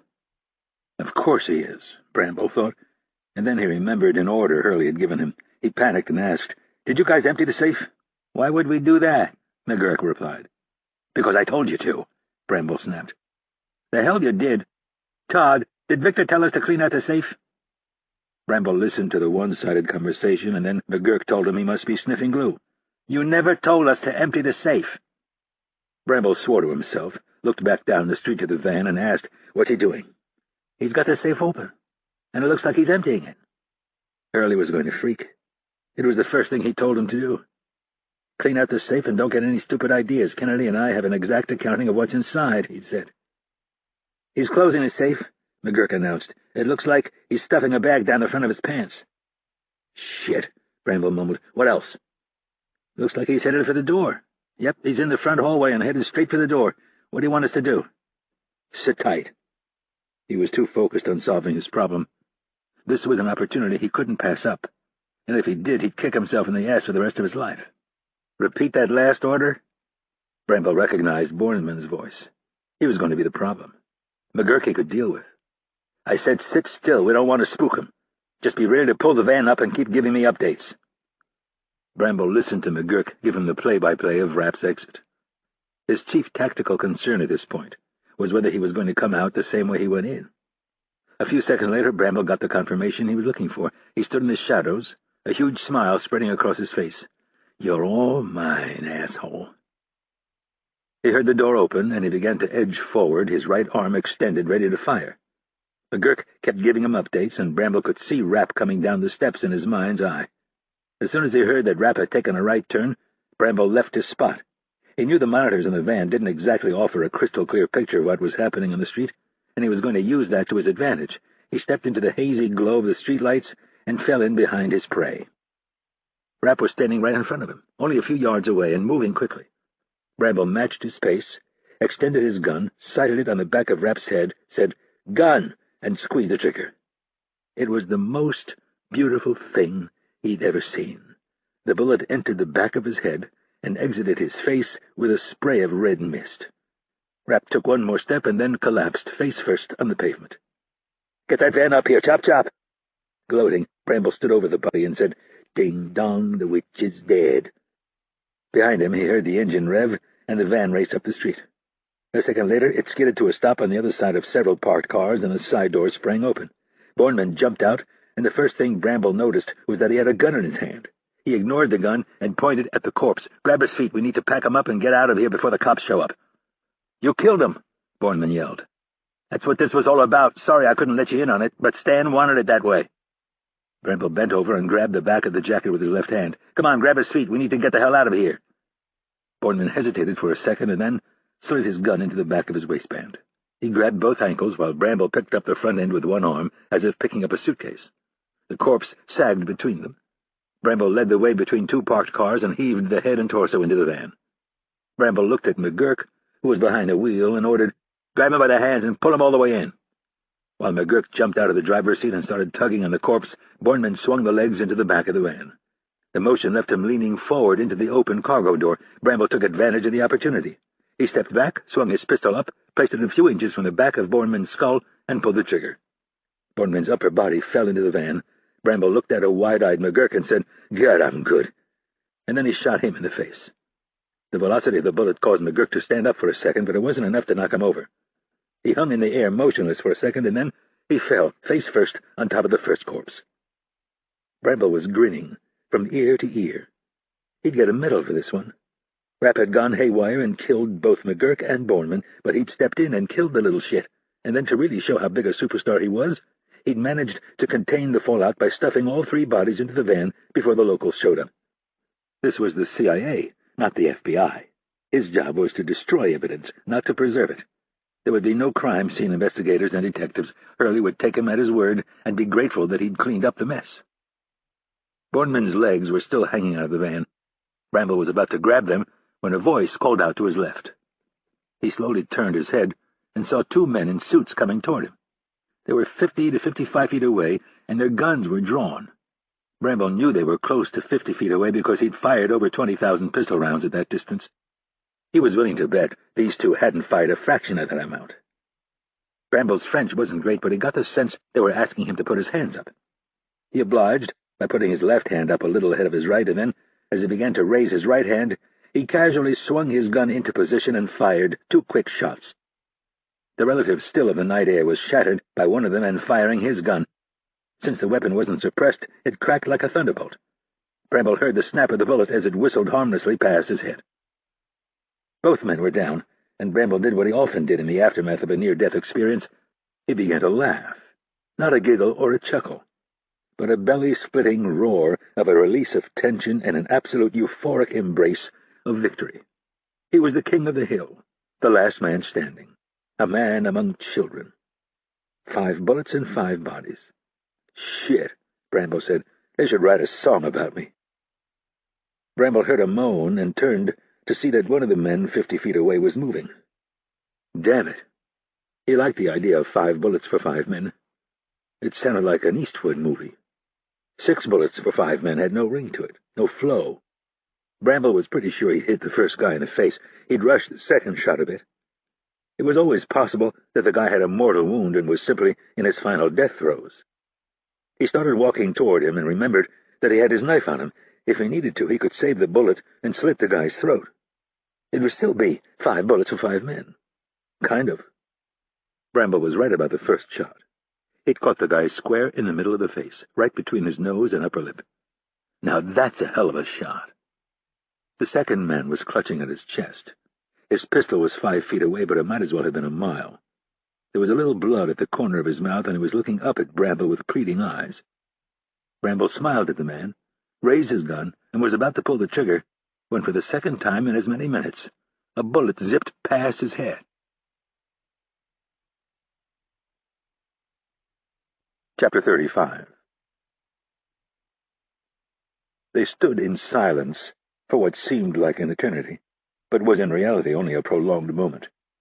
The van pulled around, and Rapp saw a man get out. He was one of Hurley's ex-Special Forces guys, and by the look on his face he was none too happy about what had just transpired. It looked as if he was yelling at Victor, and Rapp could tell by his body language that he was on high alert. Victor said something that appeared to calm the man down, and then the two of them grabbed Luke's body and carried it to the van. They both disappeared for a moment, and then Victor stepped back into sight. Rapp saw him raise his right arm, smile, and then there was a quick flash, followed a few seconds later by another. Greta asked, "What just happened?" Rapp shook his head. "I think he just shot the two men." "Who?" "The two men he was with." "Why?" "That's a good question. I think I'm going to go find out." Rapp already had his gun in his right hand. "Greta, remember the plan. Go out the back door, get in your car, but don't start it. Wait for 5 minutes and not a second longer. If I'm not there, leave. I will either call you at the hotel or meet up with you by tomorrow morning." "But—" Rapp cut her off. "Don't. You promised me no more questions. I can take care of myself." Greta bit her lower lip and nodded. She looked out the window, and Rapp could tell by the expression on her face that something was going on. Rapp turned to see what she was looking at. Two men were coming up the sidewalk with their pistols drawn. Rapp knew what would happen next. Victor was not the kind of guy who would surrender. "Come on." He grabbed Greta by the arm and pulled her toward the door. "Go straight to the car. Don't stop for anything, and if you don't hear from me by tomorrow morning, I want you to tell your grandfather what you saw. Tell him it was Victor." He got the sense she was in a bit of shock, so he added, "Now tell me what you're supposed to tell your grandfather." "It was Victor. Victor killed everyone." "Good." Rapp opened the door, and they stepped into the hallway. She had tears in her eyes. "There's no time for that, honey. Don't worry. I can kill that fucker and still get to the car in 5 minutes, and I don't even need my good hand." Rapp kissed her on the forehead. "I'll see you in 5 minutes." Rapp pushed her on her way. "Get going." He then turned and raced down the stairs. There were 10 steps, and then a landing, and then 10 more steps. Rapp burst through the first set of doors, and beyond the glass of the second doors he saw Victor with his damn gun pointed at what he assumed was a man on the ground. And he had that stupid grin on his face again. Rapp wondered what kind of nutjob took such perverse joy in killing another person. Rapp knew he didn't have time to strategize or get cute with this, so he burst through the second set of doors, raised his pistol, and fired. The silenced round whistled through the air, and Rapp heard it slam into the building across the street. "Victor, you asshole!" Rapp yelled as he bounded down the steps and squeezed off another round. This one hit the side window of the car in front of Victor. "You killed the wrong guy, you stupid prick!" Rapp hit the sidewalk and cut to his right. He had surprise on his side, but he needed to get Victor away from the men or man whom he was about to execute. Victor had dashed out of sight, but even so Rapp squeezed off 2 more rounds. One of them hit the building, and the other skipped off the trunk of the car Victor was hiding behind. Rapp moved down the sidewalk, putting more distance between himself and Victor and keeping his mouth shut. It worked. A gun popped up above the trunk, and Victor fired 3 shots in the direction of the front door of the apartment building. Rapp swung around the back end of a big 4-door Mercedes sedan and lay down under the trunk. With his gun stretched out in front of him, he searched for movement under the cars across the street and to his left. Rapp saw part of a leg next to a rear wheel. He sighted in on it, fired 2 shots, and was rewarded with a howl and a string of expletives. Rapp rolled out from under the trunk, ignored the pain in his shoulder, and sprang to his feet. He looked over the trunk of the Mercedes and then darted across the street, moving 1 more car to his right. It was the basic rule of a gunfight: fire and move. Rapp found refuge between a small 2-door Peugeot and an even smaller Ford Fiesta. This next part was the biggest gamble. He was about to place himself in a shooting alley with Victor, and he had no idea what kind of weapon the guy was carrying. Waiting was not to his benefit, though, so he shaded his right eye around the rear bumper of the Peugeot. Victor was moving as fast as his crippled leg would carry him toward the van. He was already 2/3 of the way there and a good 80 feet from Rapp. Rapp broke from his cover and gave chase. After about 10 steps, he passed the 2 men on the ground, and he could see Victor was going to beat him to the van by a good distance, so he raised his gun and started firing 1 steady round after another. Victor's running crouch made him a poor target. Rapp expended his last round and was in the midst of changing magazines when Victor dove into the open side door of the van. Rapp swore to himself, and he seated a fresh magazine and released the slide. He pressed forward and then skidded to a stop when the black barrel of a submachine gun popped out of the side door of the van. The night erupted with the loud blasts of over 20 bullets fired on full automatic. Rapp dove for cover behind a parked car and made himself as small as possible. Several more bursts were fired, and then Rapp heard the sound of an engine revving and wheels squealing on the pavement. Rapp reacted quickly and moved into the street. He sighted in on the back left door of the van and started unloading rounds as fast as he could fire them. A body fell from the side door of the van, and a second after that he was empty. The van turned right and disappeared. Rapp eyed the body, but didn't bother to investigate. It was one of Hurley's SF guys. Rapp turned and ran back to the two men on the sidewalk. They were both in suits. The one on the right was shot in the face and obviously dead, but the one on the left was alive and gasping for air. A few feet away, his FN pistol lay on the ground. Rapp grabbed it and stuffed it in his pocket. Then he knelt next to the man and started searching for his wound. He heard it before he saw. A chest wound makes a strange, sucking noise that once heard is never forgotten. The man was wearing a black dress shirt and a dark gray suit. Rapp grabbed his shirt and ripped it open. The wound was right there on his right side of his chest. He might live, but not without some immediate medical attention. Rapp remembered the small medical kit that he carried. The pull to flee was strong, but he knew if he didn't help this guy, there was a good chance he'd die. Grumbling and fighting the urge to run, he pulled the pack from the small of his back, set it on the ground next to the man, and went to work. He had only one packet of quick clot.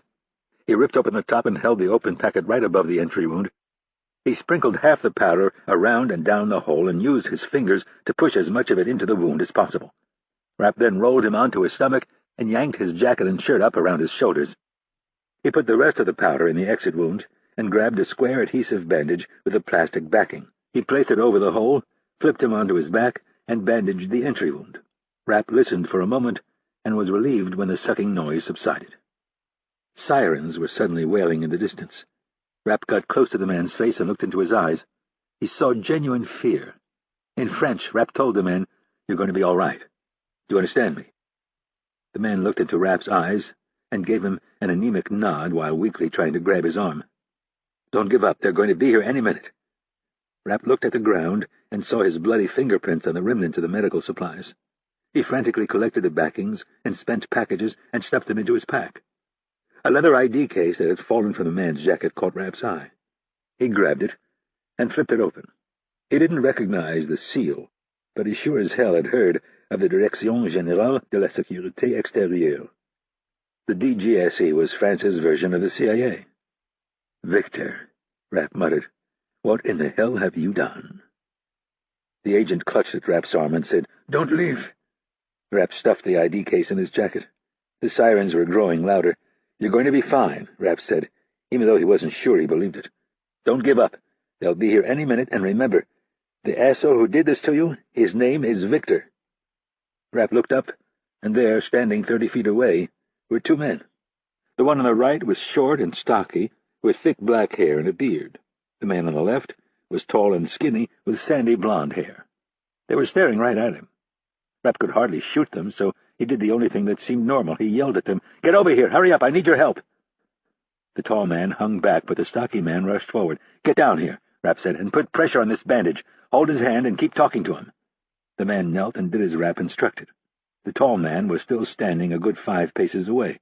Rapp screamed this time, "Get over here! Take that scarf off and put it under his head! Lay your jacket over his stomach!" Rapp stood. "Hurry up! I'm going to run and get help!" And with that, Rapp was sprinting down the street, hoping that the two men were not good at remembering faces.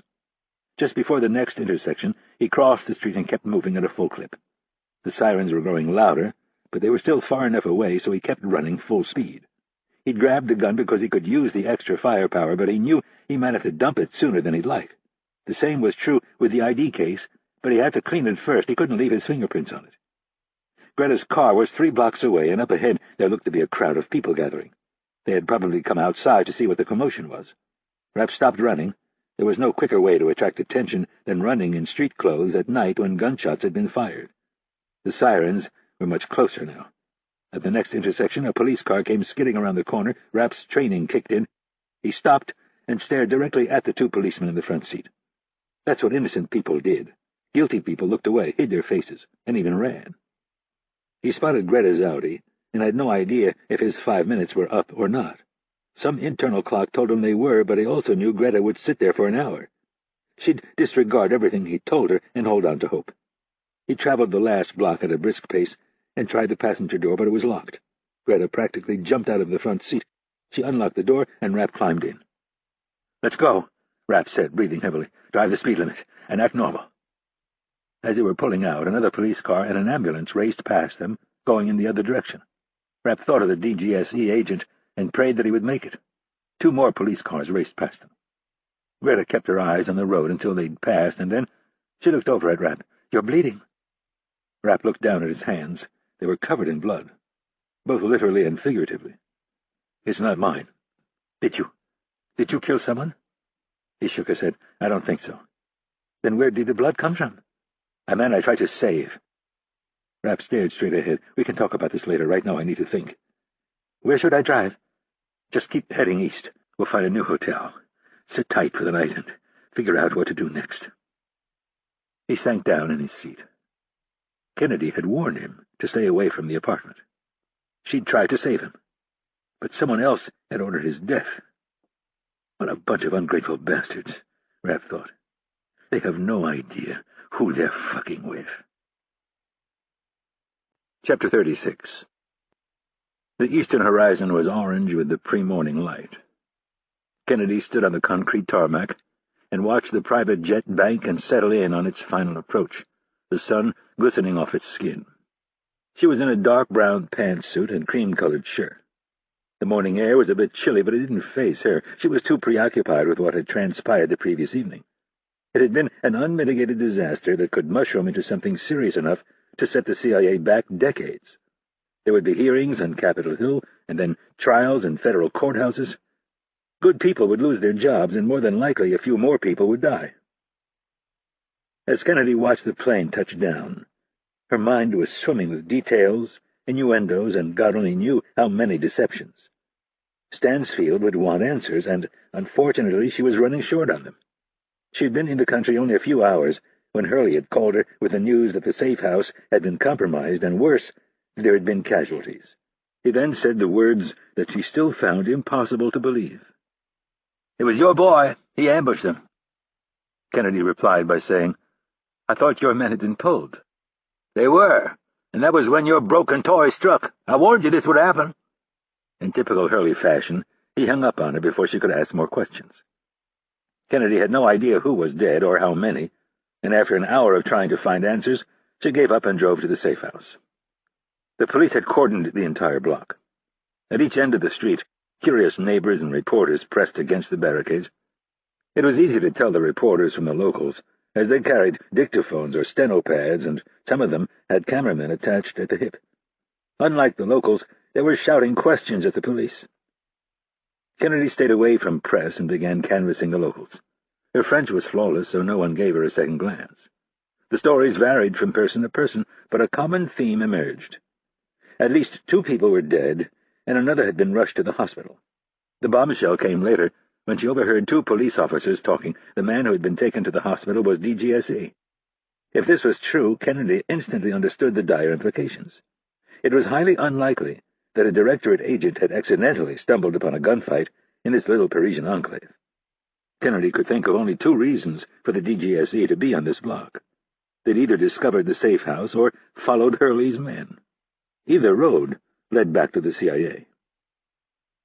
Kennedy returned to the embassy, called Stansfield on a secure line, and told him everything she knew.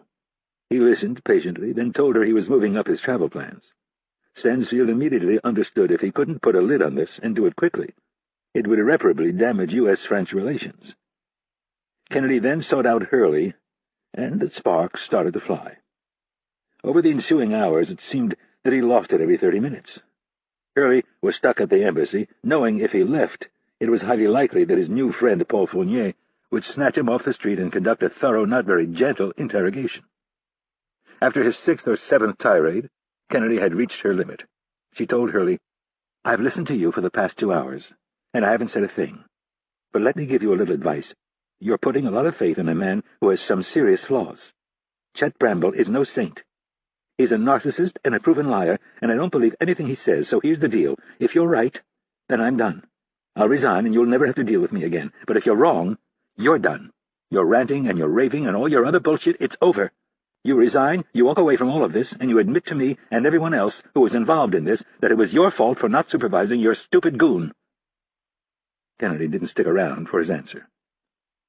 She left the basement offices of the embassy that were reserved for CIA operatives in search of a bed. She found one, but she didn't sleep. The best she could do was close her eyes and ask herself the same questions over and over. In the end, she knew there was only one way she would get any answers that would satisfy her. She needed to sit down with Rapp and hear his side of the story. The next morning, after having slept only a few hours, she was standing on the flat tarmac, hoping Stansfield would for once put Hurley in his place. 3 black Range Rovers were idling bumper to bumper. The Gulfstream 4 taxied to a stop 150 feet from the trucks. The stairs were lowered, and a customs agent walked out to meet the plane. The head of Stansfield's security detail presented him with the proper paperwork. The man looked at the forms and then the passports and applied the appropriate stamps. 2 secured diplomatic pouches were presented, and the man gave them a consenting nod. Kennedy kept looking over her shoulder to see if some of their friends from the DGSE had shown up. Stansfield finally appeared with another security officer behind him. He was in a suit and tie and a gray trench coat. The boot at the rear of the plane was opened, and 4 small roller bags and some black cases were offloaded by the crew member. A 4th man exited the plane, and Kennedy tried to figure out why he looked familiar. Stansfield spoke to him briefly, and then he walked over to Kennedy. Kennedy opened the rear door of the middle SUV. "Good morning, sir." Stansfield nodded, climbed in, and closed the door. Kennedy climbed in the other side, and the head of Stansfield's detail got in the front seat. The other bodyguard got in the first vehicle, and the 4th man got in the last vehicle with the luggage. The convoy started to roll toward the gate. The deputy director of operations leaned over and peered through the front windshield. "Any new fallout?" "It's hard to say. A lot of people have been asleep and are going to wake up to some rather ugly news. The directorate will be understandably upset." "I'd say so. And Stan?" Kennedy decided to leave out all the melodrama of their late-night argument and keep it to the facts. "He's safe, but not by much. He was with Paulette. A few minutes after he left, she had her door kicked in." Stansfield nodded. "Have these vehicles been swept?" Kennedy shrugged. "The embassy claims they're checked on a routine basis." Stansfield frowned and pulled out a pad of paper and a pen. They'd have to do this the old-fashioned way. He placed a lighter in the center cup holder in case he needed to act quickly and destroy the notes. "Where is Rob?" Kennedy knew he was asking about Rob Ridley, one of their top field operatives. "He's in the city. I need to speak with him this morning." "How does the embassy look?" Stansfield asked, and then started writing. "The directorate has the front and rear entrances covered. We'll have to figure something out. I want Rob to personally sweep everything, and I have a little job for him." Stansfield slid the pad over and showed her what he'd written. "Mitch?" Kennedy shook her head. "Nothing so far." Stansfield scribbled, "Message service?" "I've been checking." Again she shook her head. "Victor?" Stansfield wrote. Kennedy shrugged. She didn't believe a word that came out of his mouth, but he was going to hear it from Hurley, so she reasoned she might as well give him the latest. She was about to speak, and then she reached for the pen and paper. She began printing in neat block letters. Claims Mitch sent a decoy into the safe house and then ambushed them. Killed McGurk, Bornman, and 2 DGSE agents. Stansfield was reading as she wrote, "Oh, my God." Kennedy kept scratching. V, in the process of destroying surveillance van and the other incriminating evidence, claims he had to flee for his life and Bornman's body was left at the scene. The deputy director of operations kept his composure despite the fact the situation had just become drastically worse. He grabbed the pad from Kennedy, held the pen for a moment, and then wrote, "Do you believe him?" Kennedy shook her head vigorously. "Are they looking for him?" Stansfield asked. "Not that we know of." The deputy director scratched out another question. "Have they ID'd Bornman?" "We have no idea. The police are handling the investigation, and the directorate isn't exactly known for their cooperation." "Unless it's to their advantage." Stansfield put the pen to paper again. "What was DGSE doing there?" "Not sure, but if I had to guess, I'd say they followed V and his people there." "Why do you say that? They could have known about it beforehand." "Stan and Paulette had dinner last night." Kennedy grabbed the pen. "Paul Fournier showed up unannounced and joined them for a bottle of wine." "You think they had him under surveillance?" "Yes. I was followed all the way from the airport to the embassy when I arrived last night." "And this morning?" "There was a car. It's probably behind us right now." Stansfield nodded. "Does Deputy Director Cook have any idea what's going on?" No. Did you let him know you were leaving? No, I ordered another jet. His will be waiting for him when he gets to the airport in another 6 hours. And when he asks where you are? I have Waldvogel flying over with him. He's going to tell him I was forced to make other travel arrangements. And if he digs, the Brits wanted to meet with me about something. And if he checks with the Brits, he'll find out that I had breakfast at the British Embassy this morning.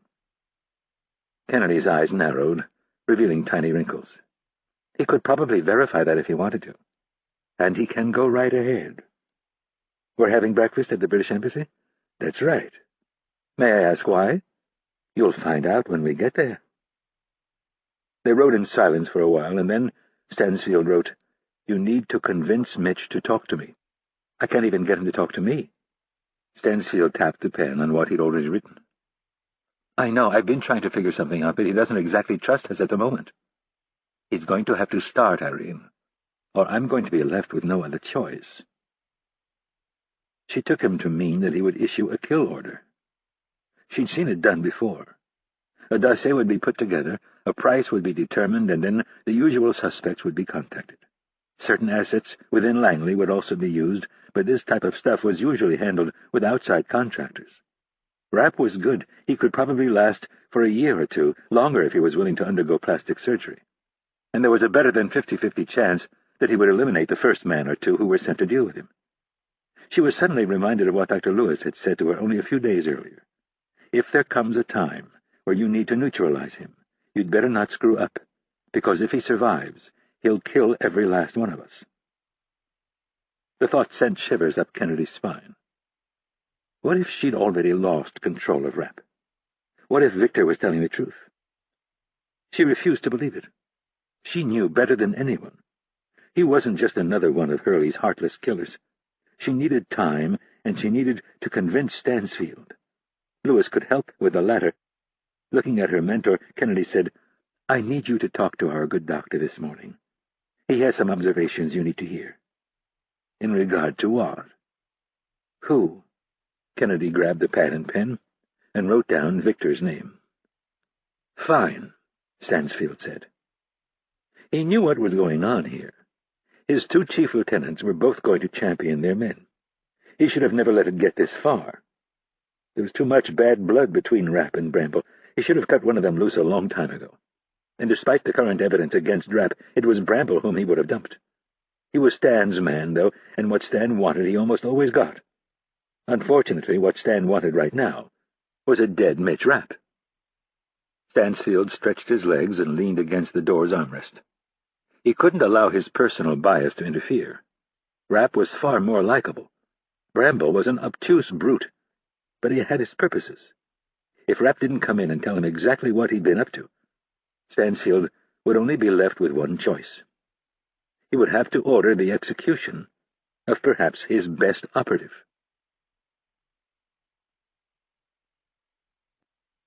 Chapter 37. The crane moved the heavy magnet into position, and then the cable was played out and the rusty steel disc dropped until it was a few feet from the van. The magnet was turned on, and the rear tires of the van levitated off the ground until the roof was pinned against the steel disc. The power was increased, and slowly the front end, weighted down by the engine, began to inch upward. When the roof was firmly immobilized to the underside of the magnet, the big diesel engine on the crane revved and belched black smoke, and then the thick steel cable moaned until it had the van 20 feet off the ground and swinging toward the industrial-sized compactor. Bramble watched as the van was not so gently placed inside the three-sided metal box. The magnet disengaged, leaving the van in place, and swung clear. Steel jaws swung into place above the van, and the crushing began, top to bottom, first for a few feet and then the sides. It went back and forth like that for several minutes. When the van was finally smashed into a 4-by-4-foot cube, Bramble noticed a red liquid leaking from the base. It was expected. There were two bodies inside, after all. There should have been three, but Borneman had been lost along the way. The man next to Bramble held out his hand and said something in his gruff native Serbian tongue. Bramble didn't understand a word of any of the Slavic languages, but he didn't need to. They had an agreement, and the man wanted to be paid.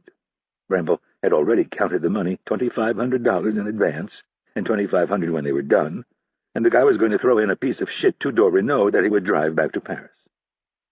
Bramble had wiped the prints from his gun and left it in the van to be crushed with all the other evidence, the bodies, the surveillance equipment, and, most important, the recording of him shooting the man he thought was Rapp. It all appeared to be going perfectly. Rapp was dead, and he'd dealt with Borneman and McGurk. All of that he could have explained to Hurley. They were pulling out when Rapp ambushed them. He killed Borneman and McGurk, and then Bramble jumped in and put a bullet in the back of Rapp's head. End of story. But then those two Frenchies showed up. Bramble still had no idea who they were, more than likely cops, or maybe French intelligence. Either way, it wasn't good. Bramble was still proud of the shot. He bet there weren't more than a dozen men on the planet that could hit that first guy square in the face as he had. They'd been stupid in how they came after him. No cover, and they were standing too close together. In Bramble's mind, they had gotten what they deserved. Bramble handed the man the rest of the cash, and the dirty mutt gave him the keys to the Renault. In his broken French, Bramble did his best to convey the fact that he'd be back in 2 days, and if what was left of the van wasn't melted down, he'd be sticking some people in the compactor. He'd never come back, of course, but Bramble only knew of one way to conduct business: threaten. Limping, Bramble walked across the yard toward his subcompact piece of shit. He folded himself into the driver's seat, inserted the key, and gunned the little 4-cylinder engine. The car was a stick shift, and under normal circumstances, Bramble wouldn't have given it a second thought. But he had a bullet hole in his right calf, and a bullet lodged in the brawny triceps muscle of his right arm. Driving one-handed wasn't possible, so he engaged the clutch, bit down hard, and jabbed the stubborn stick shift into first gear. The bald front tires spun on the gravel and then bit, and the car lurched forward, Bramble acutely feeling every bump and pitch. He had a few bruised ribs as well, courtesy of that pussy Rapp lodging 4 slugs in the back of his bulletproof vest. If the dumbass had used a .45 caliber like Bramble, he may have succeeded in killing him, but his little 9mm slugs couldn't do the job. Bramble shifted the dusty car into second gear and popped the clutch a bit too early. The jolt made him wonder if one or more of his ribs weren't broken. It was all good, he decided. The more beat up he was, the more believable his story. After fleeing for his life, Bramble had stopped 5 blocks later and closed the van's side door. He flipped over the man who he'd thought was Rapp and shook his head at his own stupidity. A canvas bag was peeking out of his waistband. Bramble grabbed it and looked inside. The cash and diamonds might come in handy. Rapp's fake passports were worthless. Bramble wasn't thrilled about losing Borneman, but it was all going to be laid at Rapp's feet, so he guessed it didn't matter. His immediate problem at that point was to get clear of the area. His wounds weren't life-threatening, but Rapp was. Bramble needed to get his story straight and do it fast, and then get hold of Hurley. As he put distance between himself and his handiwork, he began to refine his lie. By the time he was out of the city proper, he felt that he had things about as good as he was going to get them. He dialed Hurley's cell phone 5 times, but got no answer. The last time he left a cryptic message with enough innuendo that Hurley would get the gist of what had gone down. He didn't know the exact location of the scrapyard, but Hurley had mentioned it in the permission briefing. He apparently knew the ugly mud of a Serb from something he'd done in Yugoslavia back when Yugoslavia was a country. Hurley had helped the man emigrate to France, where he became very involved in organized crime. Hurley said for the right amount of money the Serb could be trusted. It was past 10 in the evening when Hurley finally called back. Over an unsecure line, it was impossible to give all the details of what had happened. But Hurley still got the gist. Bramble explained that the van was a piece of crap and that he needed to scrap it. Hurley took the hint and told him where to go, and after that he told him to check the message service for instructions. Bramble went straight to the scrapyard. It was just over an hour from Paris. The rear of the van was riddled with bullet holes, and he had no idea if the police had a description of it, so he made the cautious decision to get off the road as soon as possible.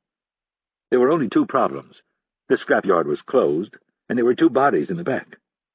The second part didn't bother Bramble so much. He'd been around bodies, and they weren't bad, at least until they started to smell.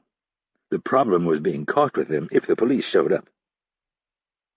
Bramble had backed the van in near the gate so the bullet holes would be concealed, and then covered the bodies with a tarp in case a cop decided to take a look. He wiped down his .45 caliber Colt and placed it in McGurk's lifeless hand so it would have his prints on it. Bramble stuffed the weapon under the dead man's body and then took McGurk's sissy 9mm Beretta 92F.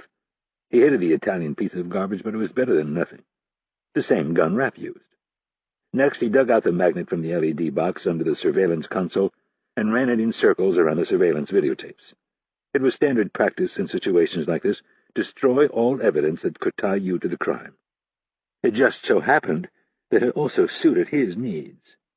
It wouldn't do to have footage of him sneaking up on the man he thought was Rapp and shooting him in the back of the head. With that done, Bramble dug out the first aid kit and tended to his wounds. The calf was easy to deal with, the triceps less so.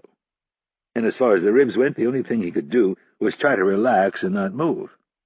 Bramble reclined the driver's seat, ignored the pain, and thought about Rapp, how he would react, what kind of story he would try to tell, and who he would try to tell it to. Every way he looked at it, he figured Rapp was screwed. He was the one who had failed to check in after he'd fucked up the original job. He was the one who had sent a decoy into the apartment so he could ambush them. Hurley was going to be all over this. Kennedy could piss and moan all she wanted, but her little golden boy was going to be hunted down. Bramble fell asleep with those happy thoughts, only to be awakened by a dirty man missing at least half of his teeth knocking on his window. Bramble sat up too quickly and immediately regretted it. His ribs screamed with pain, and the rising sun was shining directly in his eyes. He rolled down the window halfway and tried to make sense of what the man was saying. His French was somehow worse than Bramble's, which was no easy thing. Eventually he got the gist that this was Hurley's formidable mafioso friend. Bramble pulled the van into the yard, and the gate was closed behind him. He looked around the yard and realized immediately that he was at the right place. Once they fired up the equipment, the van would be cubed and stacked amongst all the other trashed vehicles. The negotiation, however, proved to be more difficult. The Serbian wanted to look in the van, and Bramble most definitely didn't want him looking in the van. There was sensitive surveillance equipment in there, 2 bodies, and some guns and a rifle that Bramble wanted destroyed. In the end, Bramble knew he'd been played, but he didn't really care. The money wasn't his, and it wasn't even his responsibility. He paid for the demolition and all of the evidence inside with Rapp's money. He took a certain amount of pleasure in the irony of the whole thing, but he didn't have time to enjoy it. He needed to get his head screwed on, and he needed some medical attention. Getting his story straight was the first priority. The CIA could be very thorough, and even though he had destroyed pretty much all the evidence, they would put his story through the ringer, and that would involve both human and mechanical lie detectors trying to trip him up. By the time he got to that juncture, and it would begin almost immediately, he would have to believe his own BS. A few miles down the road, Bramble found a payphone, parked, and climbed out of the car as if he were an 80-year-old man. He grunted and moaned and then stiffly walked over and plugged some money into the slot. When he got a dial tone, he punched in a long string of numbers and his personal code. Hurley's voice played back a specific coded message. Bramble listened intently and breathed a sigh of relief when he realized they wanted to bring him in. And in specifically meant the U.S. Embassy in Paris, where a real doctor would treat him. Bramble dialed the second message service and again punched in a long string of numbers and a different code. There was no code or hidden meaning in this message, just a straightforward order. Bramble looked at his watch. Depending on what happened at the embassy, he might be able to make it work, but that would be up to Hurley. Bramble shuffled back to the car. He would have to get patched up and convince Hurley to put him back on the street so he could hunt down Rapp and finish the job. Rapp had surprised him last night, but that was stupid luck. Bramble wouldn't let it happen again. The next time he saw Rapp, he'd finish the job. And if he got lucky, maybe he could take Kennedy out at the same time. Chapter 38. Neville was dressed for the cameras. Black pumps, dark gray tights, black skirt, and a cerulean silk blouse. She'd called it a day after her confrontation with Fournier. The encounter had left her in such a foul mood that she had told Martin Simon she didn't want to be disturbed for the rest of the day. She'd gone home to an empty apartment and remembered that her husband had taken the kids to see his parents. The bare apartment only served to worsen her mood until she realized that with a 2.5-year-old son and a 9-month-old daughter, she needed to take advantage of a little solitude. She drew a bath, lit some candles, turned on some jazz music, got in the tub, and began to plot the destruction of Paul Fournier. Neville had been a police officer for 16 years. and she developed a very good ear for lies. Fournier was one of the best liars she'd ever met. He demonstrated none of the telltale signs. He could lie without blinking, if it served the moment, and he could do it while frowning or smiling, or with a completely passive face. The only thing that was safe to assume was that when his mouth was moving, he was lying. As accurate as she knew her assessment to be, she needed more than a hunch to get her bosses to move. She was going to have to present some evidence. By the end of the long bath, she had done a 180. What she needed to show was that the DGSE had no place in a police investigation. And then, with Simon's help, she needed to share their opinion that someone from the Directorate had manipulated evidence. If she could get her bosses to believe Fournier and his minions were interfering with her investigation, it could start a turf battle and people might push back. It was the kind of juicy governmental tidbit that the press would fall all over. The Directorate had no business playing their games inside the borders of France. Their mission was abroad. Inside France, it was the National Police. The National Assembly and the Senate were filled with politicians who would be furious at the mere perception that the Directorate was up to its old games. That was where Neville knew she had to take this. Fournier was like a vampire. He could only operate in darkness, expose him, and sick the politicians and press on him, and he would crumple. Neville arrived at her office early to help prepare for her meeting and the first press conference that was scheduled to discuss the massacre at the hotel early Saturday morning. She found her deputy, Martin Simon, sitting at his desk, looking as if he hadn't been home in 2 days, which turned out to be the case. "What do you mean you stayed here last night? What could have possibly happened in the investigation?"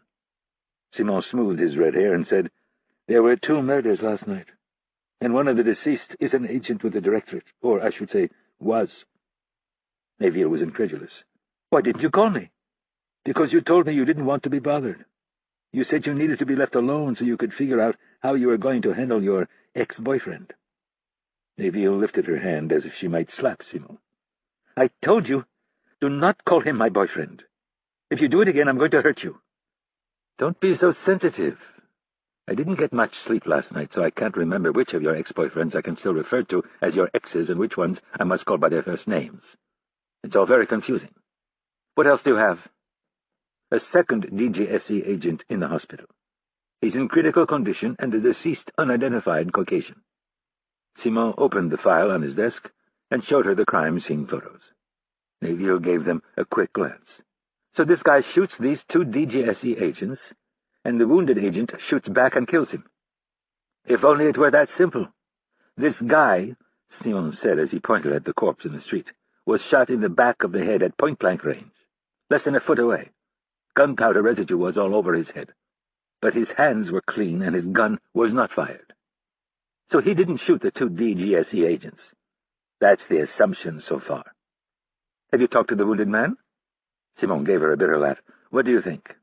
Neville thought about it for a second. "They won't let you anywhere near him." "You got that right. I'm so sick of this bullshit. Was Fournier there last night?" "He was there briefly to issue some orders, and then he disappeared." Neville folded her arms across her chest and studied the crime scene photos. She tapped the photo of the man in the street. "No wallet, no ID, nothing." "No, but I just left the morgue an hour ago, and our people found something very interesting. They think his dental work looks American, but the big break came when they inspected the body. They were using the UV blacklight to check for gunshot residue, and they found faint traces of a tattoo that the man had had removed." Simon found the photo and showed her. Neville read the words aloud. "Rangers lead." "What does that mean?" "Rangers are U.S. Army Special Forces. Rangers lead is their motto." "Ballistics?" "That's where things get really interesting. We found shell casings from 4 different weapons, only one of which was recovered at the scene. It belonged to the deceased DGSE agent, and he only fired 1 shot. The rough count on shell casings is 62. 62, Neville repeated, not really believing the number. "And we found 5 different types of blood at the scene." 3 bodies and 5 different types of blood. So we can assume at least 5 people were involved, and my guess is more than that." "And the DGSE isn't telling us a thing." "That's right." Neville shook her head in disgust. Anything else?" Simon glanced down at the file. "There is one other slightly odd piece of information. The first 2 witnesses on the scene were Americans. I've already checked them out. One of them is a network TV correspondent, and the other one is his cameraman. When they showed up, there was a man delivering first aid to the wounded DGSE agent. He yelled at the 2 Americans to help, and then he ran off to get help." "And he never came back?" "That's right." "Was he French?" "They think so." "Have the Americans given us a description of the man?" "Yes, but it's pretty generic." Neville shrugged and said, "Could be nothing. Or it could be the key to everything. The key is to get in and talk to that DGSE agent before Fournier has him shipped off to Polynesia." "Good luck with that." The thought of having to butt heads with Fournier again was enough to make her decide she would assign the case to someone else. They had their hands full. She looked at Simon and said, "We need to get upstairs for a meeting with Mitz." Simon pictured Michael Mitz, the newly appointed prefecture of police. He had a high, sloping forehead, a hook nose, and an ample body that was soft in all the wrong places. "And why would I want to go see Mitz with you?" "Want has nothing to do with it. I'm ordering you." Simon rose and followed her to the stairs. The top cop's office was only 2 floors up. Simon followed in silence and was thinking how nice it would be to get through this meeting without having to speak. Mitz was a political creature who cared more for the pomp and circumstance of the office than the sometimes dirty nature of police work. When they reached the outer office, Simon got his first hint that this wasn't going to be an easy meeting. The prefect's secretary gave them a nervous look and told them to head in. Neville was so focused she missed it. It was a large corner office, fitting both the title and the ego of the man who occupied the space. There were 4 floor-to-ceiling windows, 2 on each of the outer walls, and 12-foot bookcases filled with dusty tomes, antiques, and dozens of photographs of Prefect Mitz and the rich, famous, and notorious. Simon picked up on 2 clues the moment he walked into the office. The first was the absence of coffee and pastries. Mitz loved both, and he'd never been in the office without both items being offered. The second clue was more obvious. Not only was Prefect Mitz waiting for them, but his boss, Director General Jacques Gisquet, and his boss's boss, Minister of the Interior, Pierre Blot, were waiting for them. Neville saw this as a sign that they were taking her accusation seriously. Simon saw the potential for something very different. But before he could stop his boss, she started in. "Minister Blot, good to see you. Director Gisquet, thank you for coming. Prefect Mitz, thank you for taking the time to hear me out." Simon didn't say a word. He watched as Neville charged in, unaware that the mood in the room was anything but welcoming. She began to present her case, explaining to her 3 superiors the strange behavior of Paul Fournier and his uncooperative nature. She was building toward the tampered evidence when Director General Gisquet waved her off. "Commandant Neville, I'm afraid I'm going to have to stop you. Minister Blot received a rather serious call last night from the Prime Minister." "The Prime Minister?" Neville said, not understanding what this could have to do with Paul Fournier interfering with her investigation. "Yes, the Prime Minister. He received a very serious complaint from the Minister of Defense that you have been harassing one of his top people." "Harassing?" Neville said in disbelief. "Yes." "Who?" Blot said. "Paul Fournier." "You can't be serious." "Unfortunately, I am. Fournier claims that the 2 of you dated briefly a number of years ago, and that when he broke it off, you became despondent and threatened suicide." "Suicide?" Neville repeated, her mouth agape. "I caught him cheating on me. I was the one who broke up with him, and I was happy to do it. The man is a selfish prick, but that's beside the point. He alleges that you have been stalking him for several years." "I haven't seen him in 5 years." Blot cleared his throat. "He has sworn testimonies from 3 women who claim you intimidated and harassed them because they were dating Fournier." Neville was on the verge of losing it, but fortunately Simon asked, "May we see the file?" All 3 men looked at Simon with disappointment. There was a long period of silence, and then Blot said, "I saw the file last night, but I was not allowed to take it with me. It looked genuine, very damning." "And why do you think you weren't given a copy?" Neville asked. "Because it's all made up. It's fake. Fournier is the very man who has been interfering in our investigation. You don't find it a little strange that the night before I'm going to bring you a formal complaint, a file magically appears that says I'm the problem?" Neville looked at each man and asked, "You don't smell anything rotten here?" Director General Gisquet answered her question. "I don't like any of this. I don't trust Fournier. I don't believe that this file magically appeared, but there isn't a lot we can do right now. You can demand that he bring the file and his accusers down here right now. File a formal complaint." Blow cleared his throat. "The DGSE would prefer to keep this under wraps. They have no desire to adversely affect your career. All they are asking is that you be reassigned from your current case, and you stay away from Deputy Director Fournier." "And why do you think they want me assigned away from the hotel massacre? I'll tell you why, because I caught Fournier and his people tampering with evidence. I'm telling all three of you. The DGSE was involved in what happened the other night. I don't know how deeply or in what way, but they were involved." Blow twisted his wedding ring and asked, "Were you at the Hotel Balzac yesterday afternoon?" Neville had a bad feeling that the little confrontation had been twisted and blown out of proportion to serve Fournier's purpose. "Yes, I was there. Deputy Director Fournier has sworn statements from 5 individuals that you accosted him." "Accosted him? I asked him why he was interfering in my investigation." "The file says you yelled at him and made a scene. To make matters worse, he was conducting a meeting with a foreign intelligence asset." Neville was thunderstruck. "Am I the only person who sees what's going on here? The Libyan oil minister is assassinated in our beautiful city the other night. The prostitute lying next to him is killed. 2 hotel guests are killed. A hotel employee is killed, and the minister's 4 bodyguards. There's only one problem. The minister was traveling without security. We can't find a single person who saw him arrive or leave the hotel with a security detail, yet these 4 men magically appear in the middle of the night and with silenced weapons." Neville zeroed in on the Minister of the Interior. "You travel with security. When was the last time your men carried silenced weapons?" Blow let out a heavy sigh. "These are all interesting points, and I'm sure they'll be sorted out by someone, but it won't be you, Commandant Neville. We are removing you from the investigation. Prefect Mitch will be reassigning you this morning. If you handle this with grace, I can promise you that none of this will go on your record and there will be no formal investigation. Your career will continue to progress based on the merits of your work." Neville was speechless for a long moment, and then Prefect Mitch spoke up. "Francine, this is for the best. I'll give you an extra week. Take the kids and go visit your parents. When you come back, all of this will be over." 2 things were ringing in her mind. The first was that it wouldn't be over in a week, and the second was that Fournier must be really nervous to pull a move like this. That knowledge gave her the strength to speak to her bosses in a way she would never have dreamed of before today.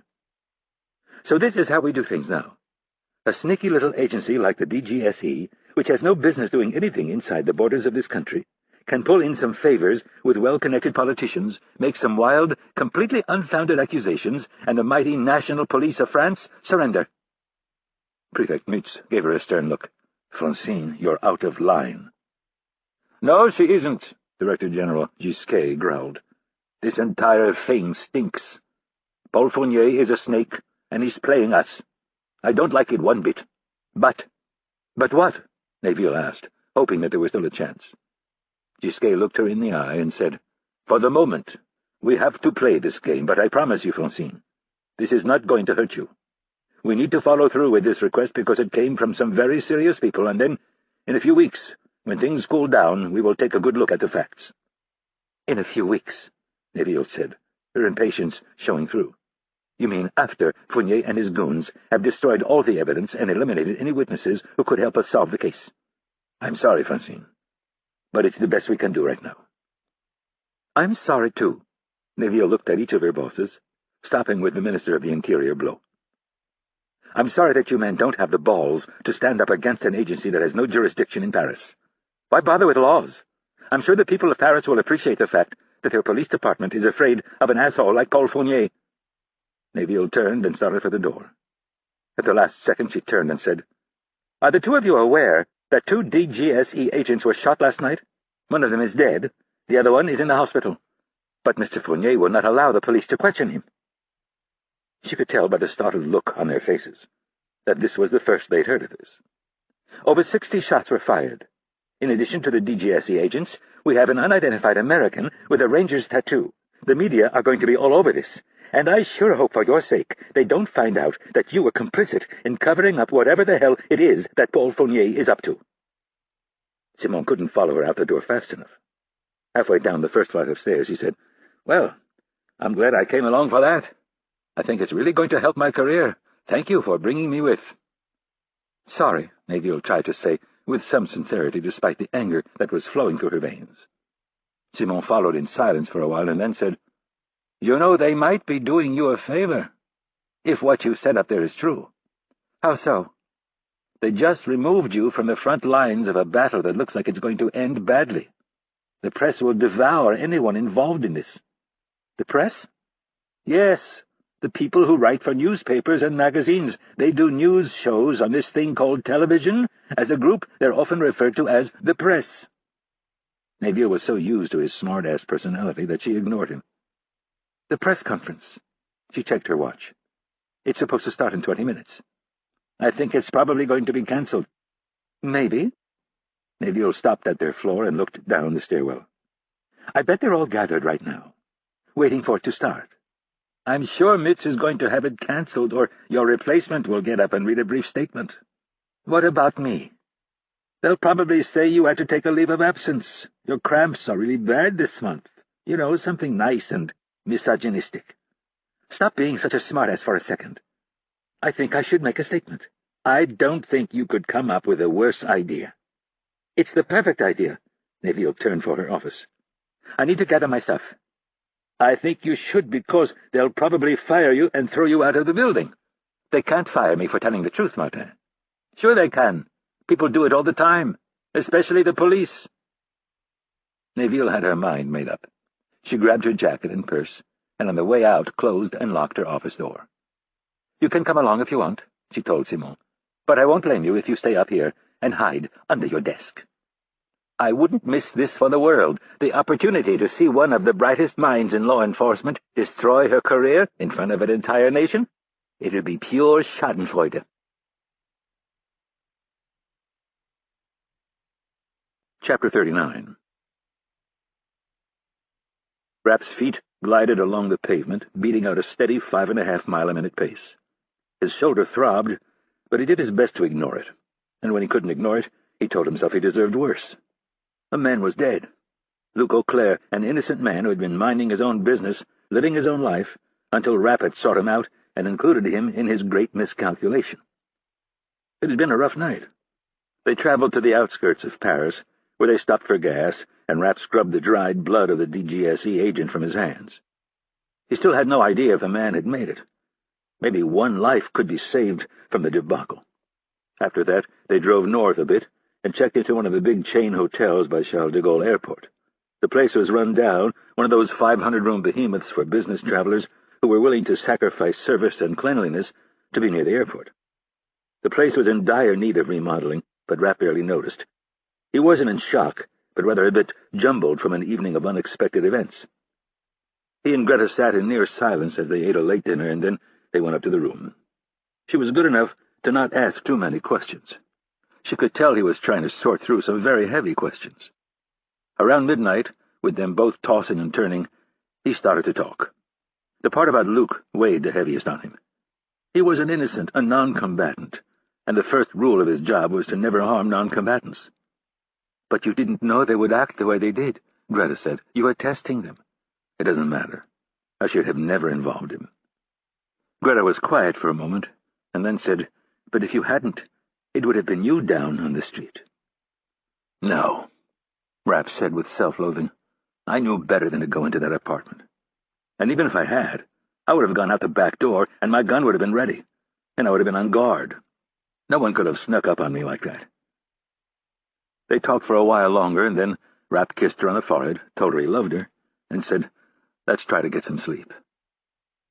He held her with his good arm, and was grateful when he heard her breathing settle into a sleep pattern a short while later. Rapp continued to stare at the ceiling, replaying the events that he had watched from Bob and Tibby McMahon's apartment, as if it were a box seat at a theater. He dozed off a few times, but not for long. Sleep was rarely a struggle for him, and the more elusive it became, the more restless he grew. He ran through every conceivable scenario to determine who could have betrayed him. He pictured each face and then considered the possibility that they'd all conspired to have him killed. Had they decided to kill him based on bad information or some information he wasn't aware of?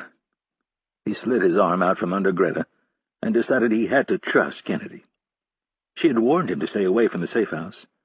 She knew Victor was there, but did she know he'd been ordered to kill Rapp? He finally fell asleep for a few hours and then woke just before 7 a.m.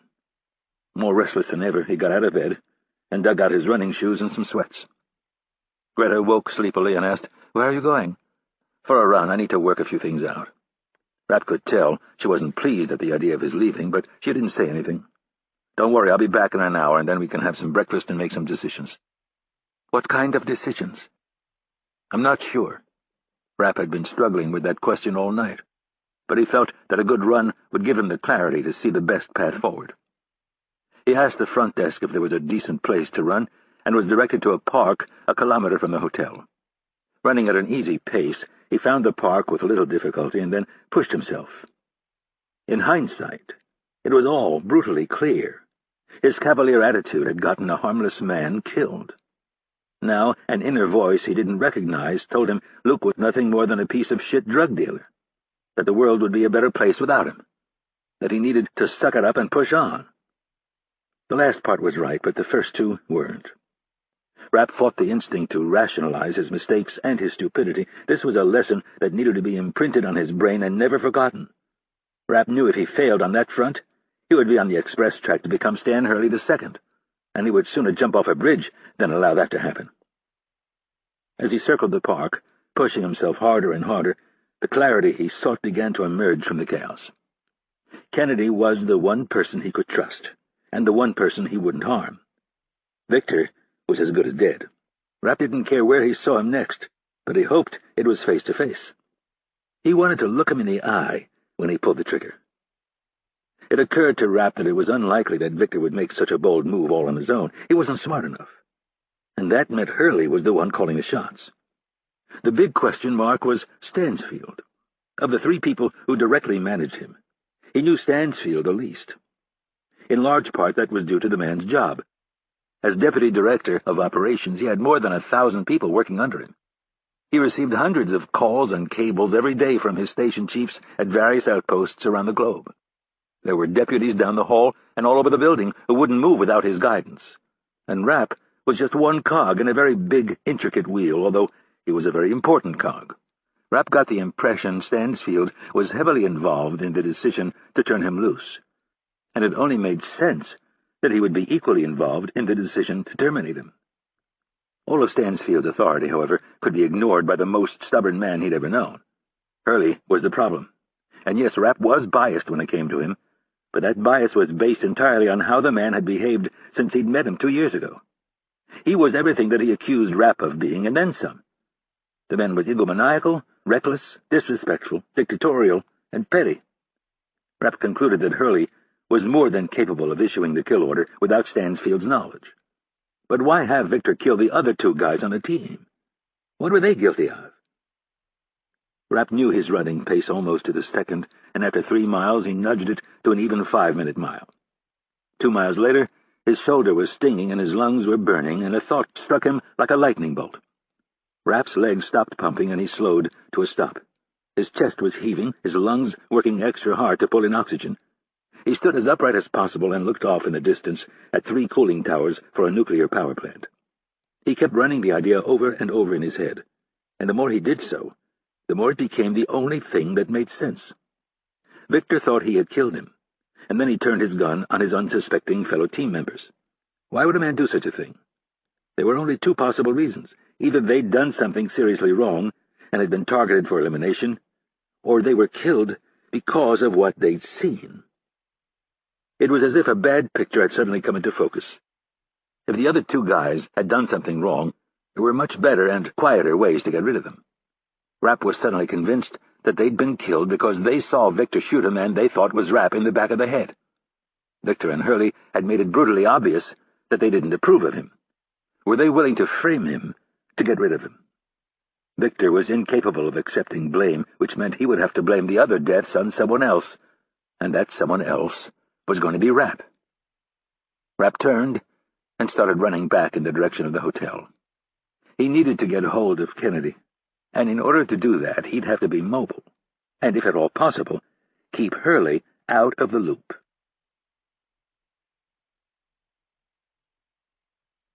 Chapter 40.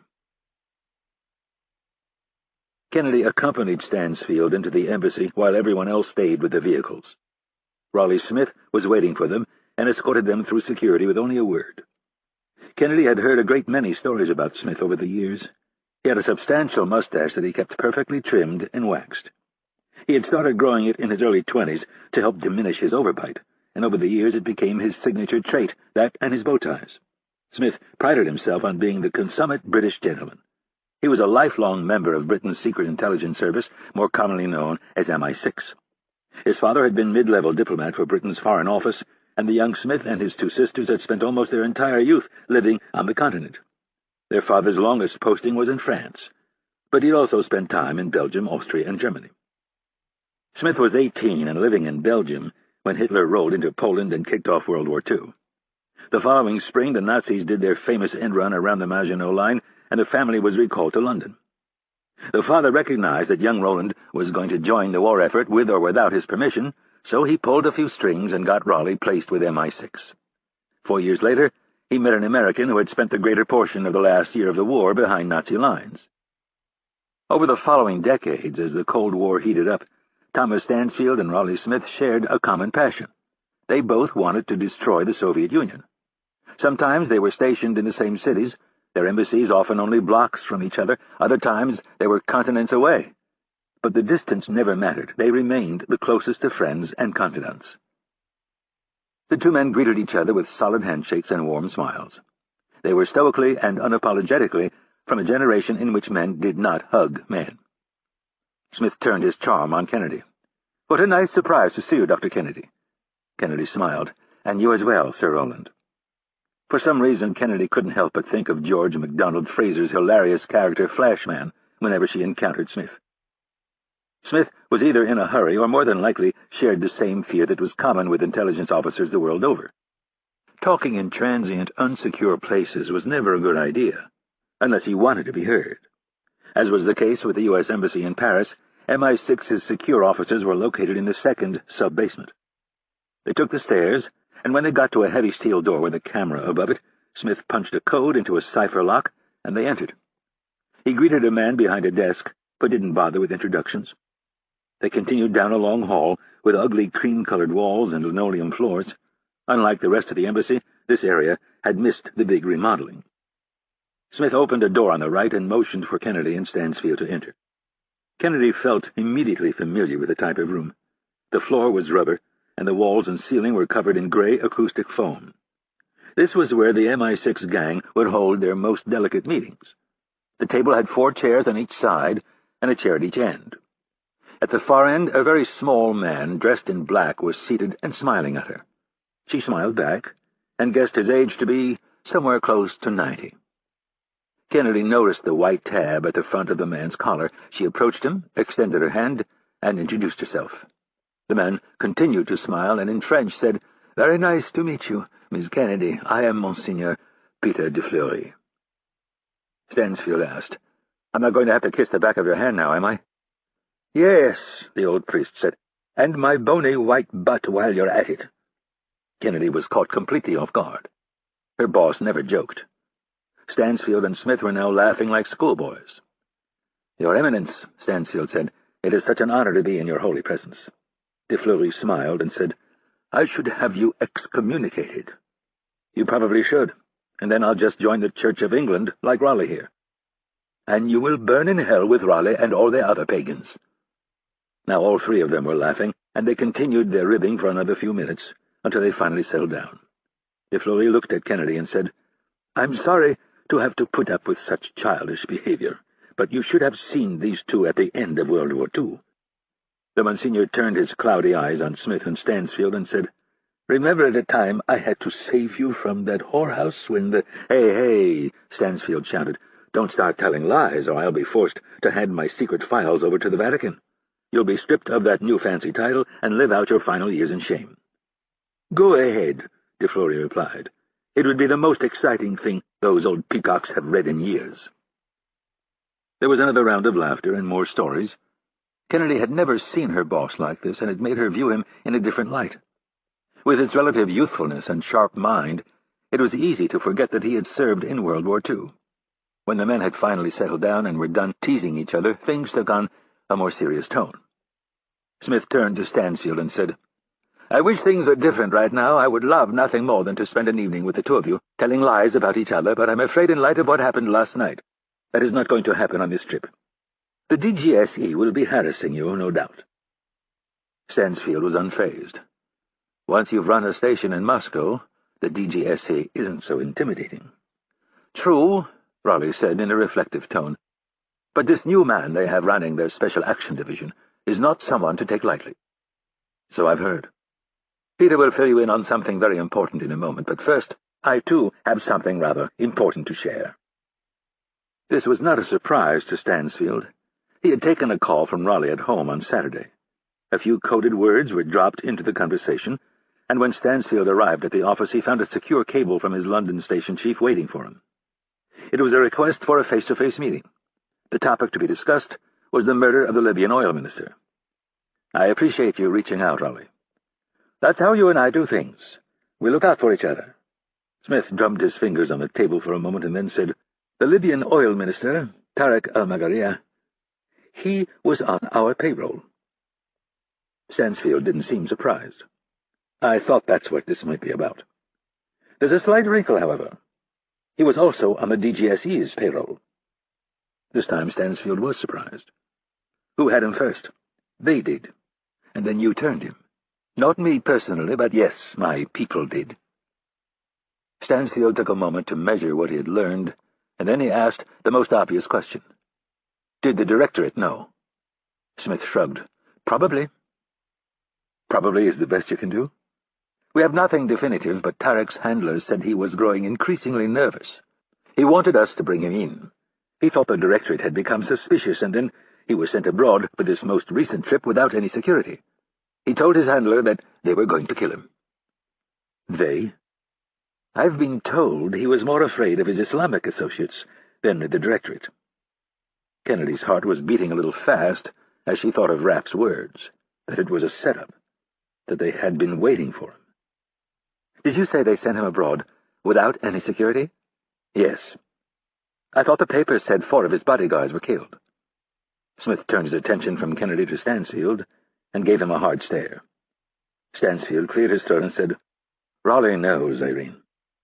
"Raleigh knows what?" "He knows about Mitch. He knows he was there the other night." Kennedy didn't move a muscle, but she felt blood rushing to her face. Before she could respond, Stansfield gave an explanation of sorts.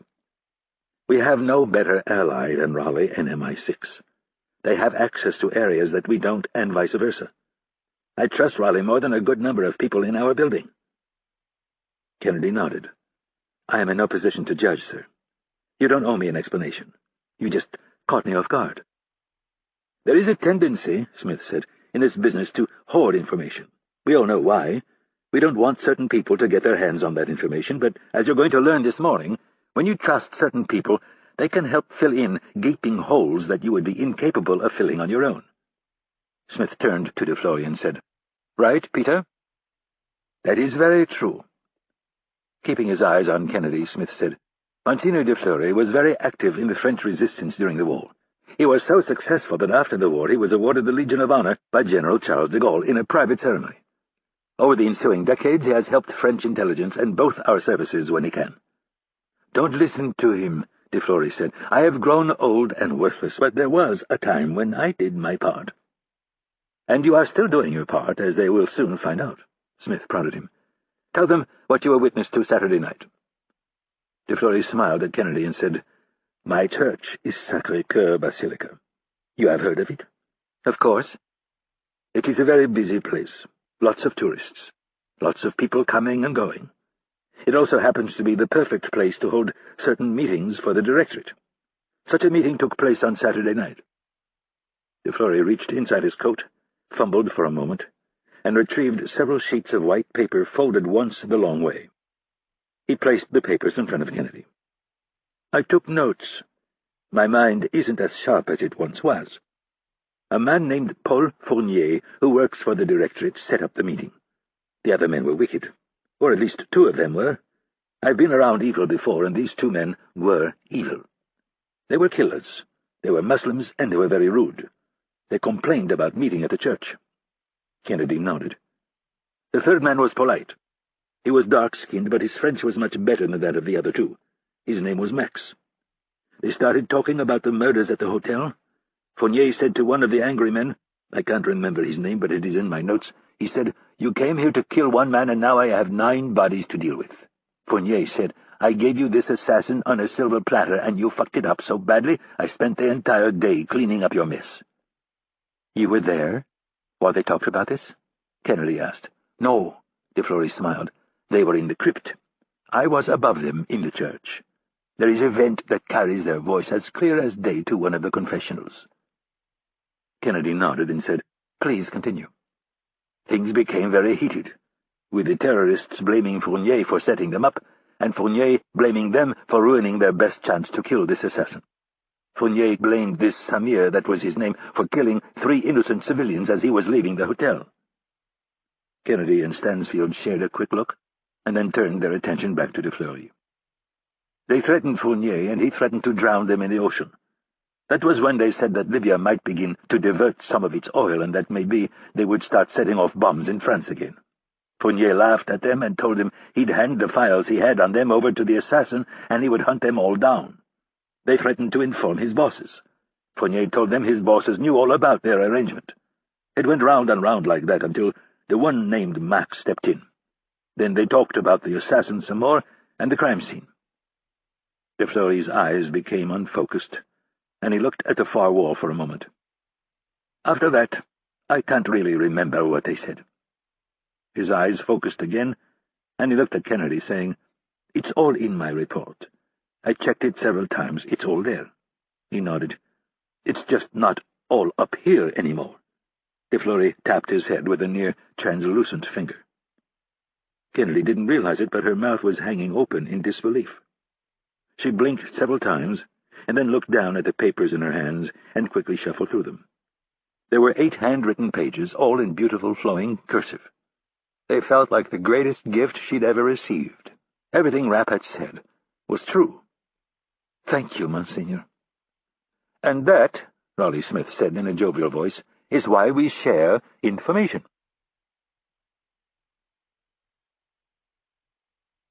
Chapter 41. Paul Fournier was reclining on his office couch with a cold compress on his forehead, his top shirt button undone, his tie loosened, and his shoes and jacket off. He rarely had headaches, but this morning was an exception, so he'd just taken 3 extra-strength Tylenol and told his number 2, Pierre Mermet, that he was not to be disturbed. Fournier had worked through the night trying to manage the damage that had been done. One dead agent and another in critical condition was not good. His bosses were going to be extremely upset. If a DGSE agent was killed abroad, no one batted an eye. If one was gunned down on a Sunday night in Paris, however, it was a big embarrassment for a lot of people. The press was going to be asking a lot of questions, and Fournier did not like talking to reporters, at least en masse. They were too unruly, too hard to manipulate when they were in a feeding frenzy. One-on-one was his preferred method. He found them incredibly easy to manipulate. So many of them were insecure and in constant need of validation. He'd slept with more than a few of the female reporters in Paris, and had stayed on good terms with them. Fournier played out every conceivable development. The key would be to keep the police confused, and his play with the Minister of Defense would go a long way in slowing the police down. Having Neville removed from the case would send a message to all of the other investigators that they needed to be careful where they stepped. The case would take on the aura of a place where careers went to die. He was amazed at Neville and her naive ways. He had hoped she would be smarter, but in the end, she had asked for it. At least in that regard, Fournier was pleased with himself. The bigger issue would be the CIA. He had surveillance photos of Hurley and his goons entering the country and driving to the very street where the shootings had taken place. Fournier's orders to have his men follow them were completely within the charter of the Directorate.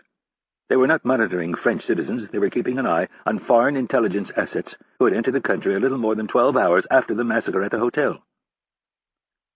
The delicate part for Fournier would be withholding that information, so he could use it as leverage with the CIA. Turning the photo of the dead American agent over to the police would be a waste. If he could keep it private, He could force the CIA to make some concessions and a fairly sizable cash transfer as well. They would be left with no choice once presented with the photos of Hurley and his men. The conclusion was obvious. The DGSE men were not shot by some local criminals. They were too good for that. It was Hurley's trained assassins who had been involved in the shootout. Fournier had other questions as well. Why were Hurley's men on that particular street?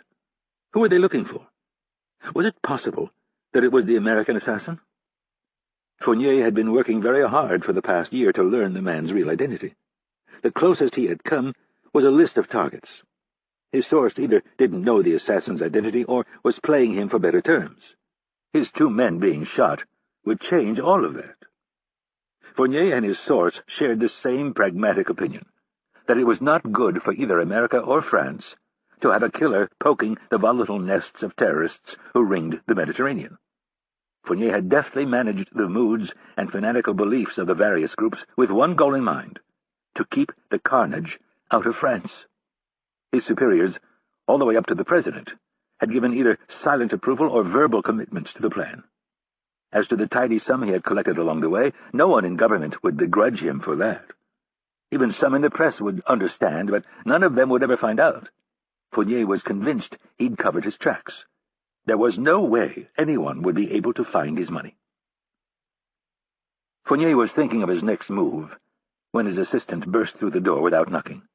"You're going to want to see this." Mermet went straight for the TV, and a few seconds later the TV showed a room full of reporters asking questions. Fournier removed the cold compress from his head and turned his attention to the TV. The screen was filled with the charming face of Francine Neville. Questions were being shouted in the background, and Neville was nodding. "Yes, that is correct," she said. "I have been removed from the case that I was assigned to barely 48 hours ago." "You're talking about the murders at the Hotel Balzac?" "That's correct. Shortly after my investigators arrived at the crime scene, several DGSE employees showed up. One of them was Paul Fournier, who runs the Special Action Division for the Directorate. You're going to want to make sure you write that name down. Paul Fournier. I thought it was strange that he was there, but he told me that the death of the Libyan oil minister was very much the business of the Directorate. He and several of his men had access to the crime scene for a little over an hour. The next day we discovered that certain key pieces of evidence were missing from the crime scene. We had reason to believe that it was one of Fournier's men who took the evidence. I informed Mr. Fournier that I wanted to talk to this man, as well as several other people associated with the case." She paused. "Thus far, Mr. Fournier has proven to be very uncooperative.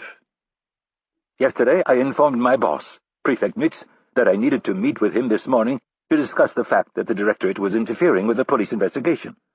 When I arrived in his office, a short while ago, Director General of Police Jacques Gisquet and Minister of the Interior Pierre Blot were in attendance. I took this as a positive sign that they were taking my accusation seriously. I soon found out that they were there for an entirely different reason. Minister of the Interior Blot had received a call last night from the Minister of Defense, who said he was in possession of a very detailed file that claimed I have been stalking and sexually harassing Paul Fournier for several years." She paused again and looked around the room, giving the reporters a chance to catch up. "Full disclosure. Mr. Fournier and I dated briefly 5 years ago, and we parted amicably. In the years since then I have married and have 2 beautiful children. I have not seen nor have I spoken to Mr. Fournier during this time. Somehow, though, this file contains statements from 3 women who claim I was threatened by their relationship with Fournier and that I stalked them. When I asked to see this file, I was told by Minister Blot that he had not seen the file, but he and the Minister of Defense had decided it would be best for the short term if I was removed from the case. In all my years with the police, I have never been removed from a case. I have not received so much as a tiny mark against me. I am routinely ranked among the top commandants by my peers, and I am often given very high-profile cases. I demanded to see the file and was told that was not going to happen, that the best thing for my career would be to simply step aside and let someone else handle the investigation. I was not given a choice in the matter, so I am stepping aside, but I am not going to do so quietly. I'm going to file an official complaint, and I want to see this fabricated file that Mr. Fournier used to con the Minister of Defense. And I'm also asking all of you to look into the Directorate's involvement in this case. Their charter is to operate outside France, not to manipulate and interfere with police investigations here in Paris. A reporter shouted. "Can you confirm that 2 Directorate agents were involved in a gunfight in Montparnasse last night?" Neville paused for an instant and then said, "Yes, I can. One of the agents was killed, and the other one, I'm told, is in critical but stable condition at a local hospital." The room erupted with questions coming from dozens of reporters. After about 10 seconds, Neville held up her hands and quieted the group. "I suggest you track down Mr. Fournier and ask him your questions. He is probably sitting in his office at the Directorate's headquarters at 141 Boulevard Mortier, plotting his next deception." Fournier was now up, sitting on the edge of the couch. His eyes were locked on the TV as Neville stepped from behind the podium and left the room. He could hear his phone ringing from across the office, but he made no effort to see who was calling. His mind was racing to find a way to limit the damage done by this stupid bitch. If she'd only just taken her banishment with grace, he could have spared her the public embarrassment he'd now have to put her through. He quickly decided he could weather this minor storm. It would come down to he said, she said, and he could provide fake evidence from now until the end of time. Neville had made a drastic miscalculation. A woman with a flustered expression poked her head in the outer door and said, "Sir, the Minister of Defense is on line 1, and the Director is on line 2. They both want to speak with you immediately. They seem very upset." Fournier looked at Mermet, who merely shrugged. Fournier turned to his secretary and said, "I'll speak to the Minister first. Tell the Director I'll call him back as soon as I can." Fournier rose from the couch and felt his headache begin stabbing at his temples. He picked up the handset on his desk, punched line 1, and started to lie.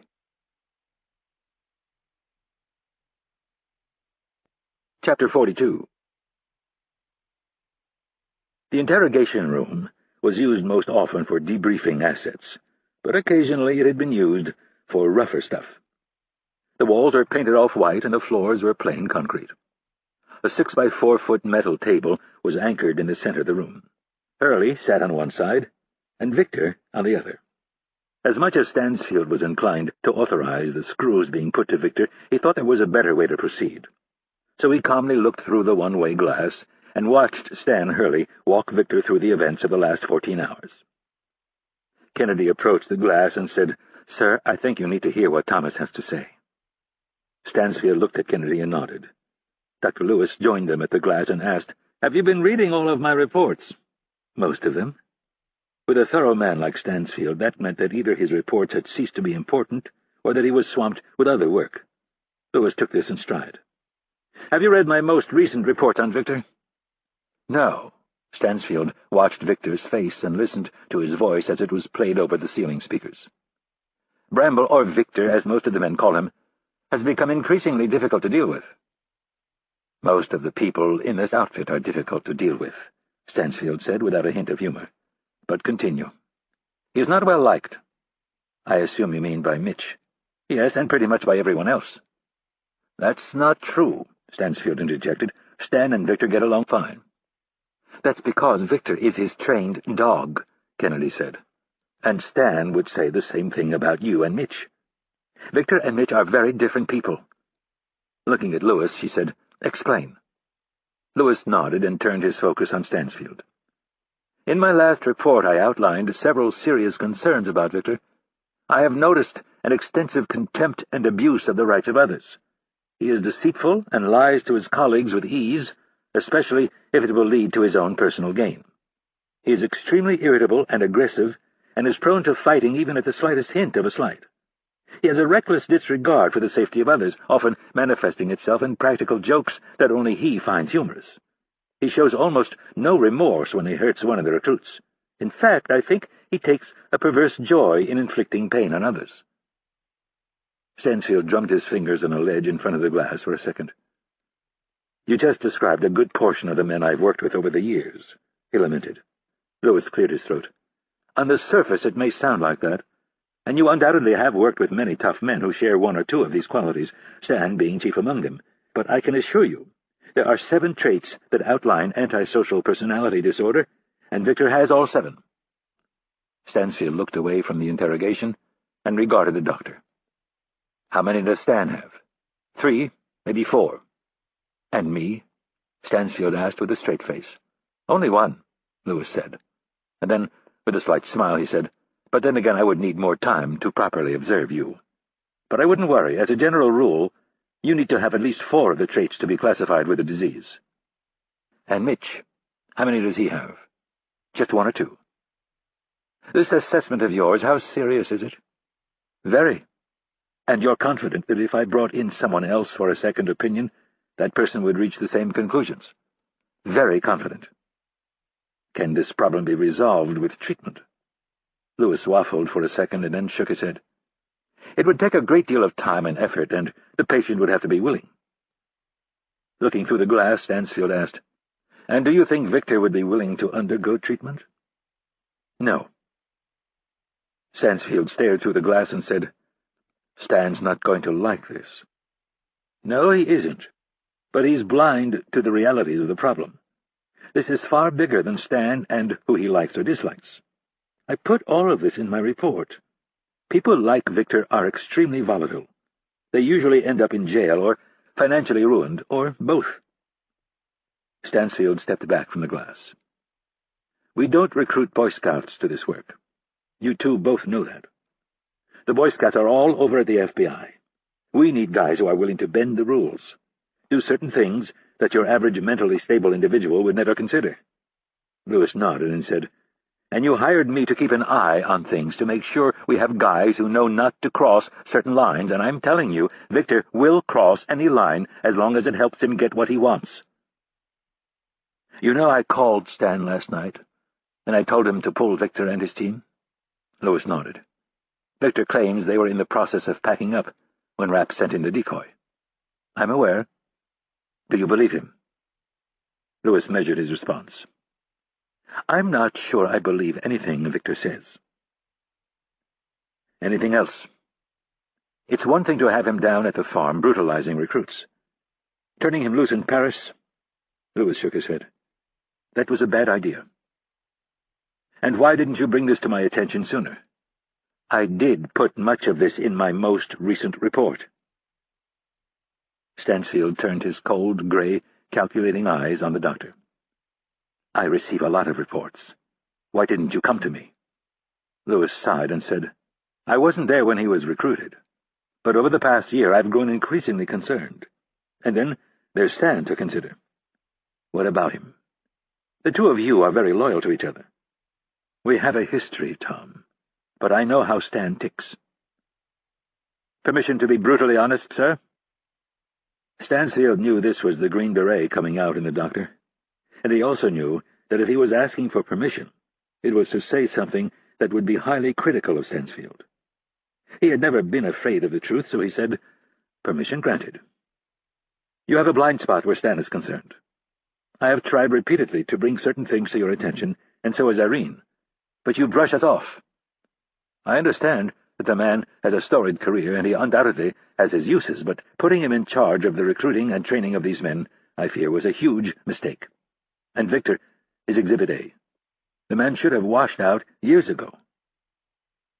Looking back through the one-way glass, Stansfield asked, So what do you recommend I do about this problem? Send Victor packing and do it as quickly as possible. And if he doesn't want to quit? The blue-eyed shrink and former Green Beret hesitated for a second and then said, You should have him eliminated. This was far more serious than Stansfield had expected. He knew Lewis as a thoughtful man who was very thorough about his recommendations. This was the first time in 3 years that he had suggested such a thing. Stansfield had no illusions about who he was. He'd killed men before, and he'd ordered men killed. It was part of his job description. I'll take all of this under advisement. Stansfield left the mirror, and then stopped and looked back at Lewis.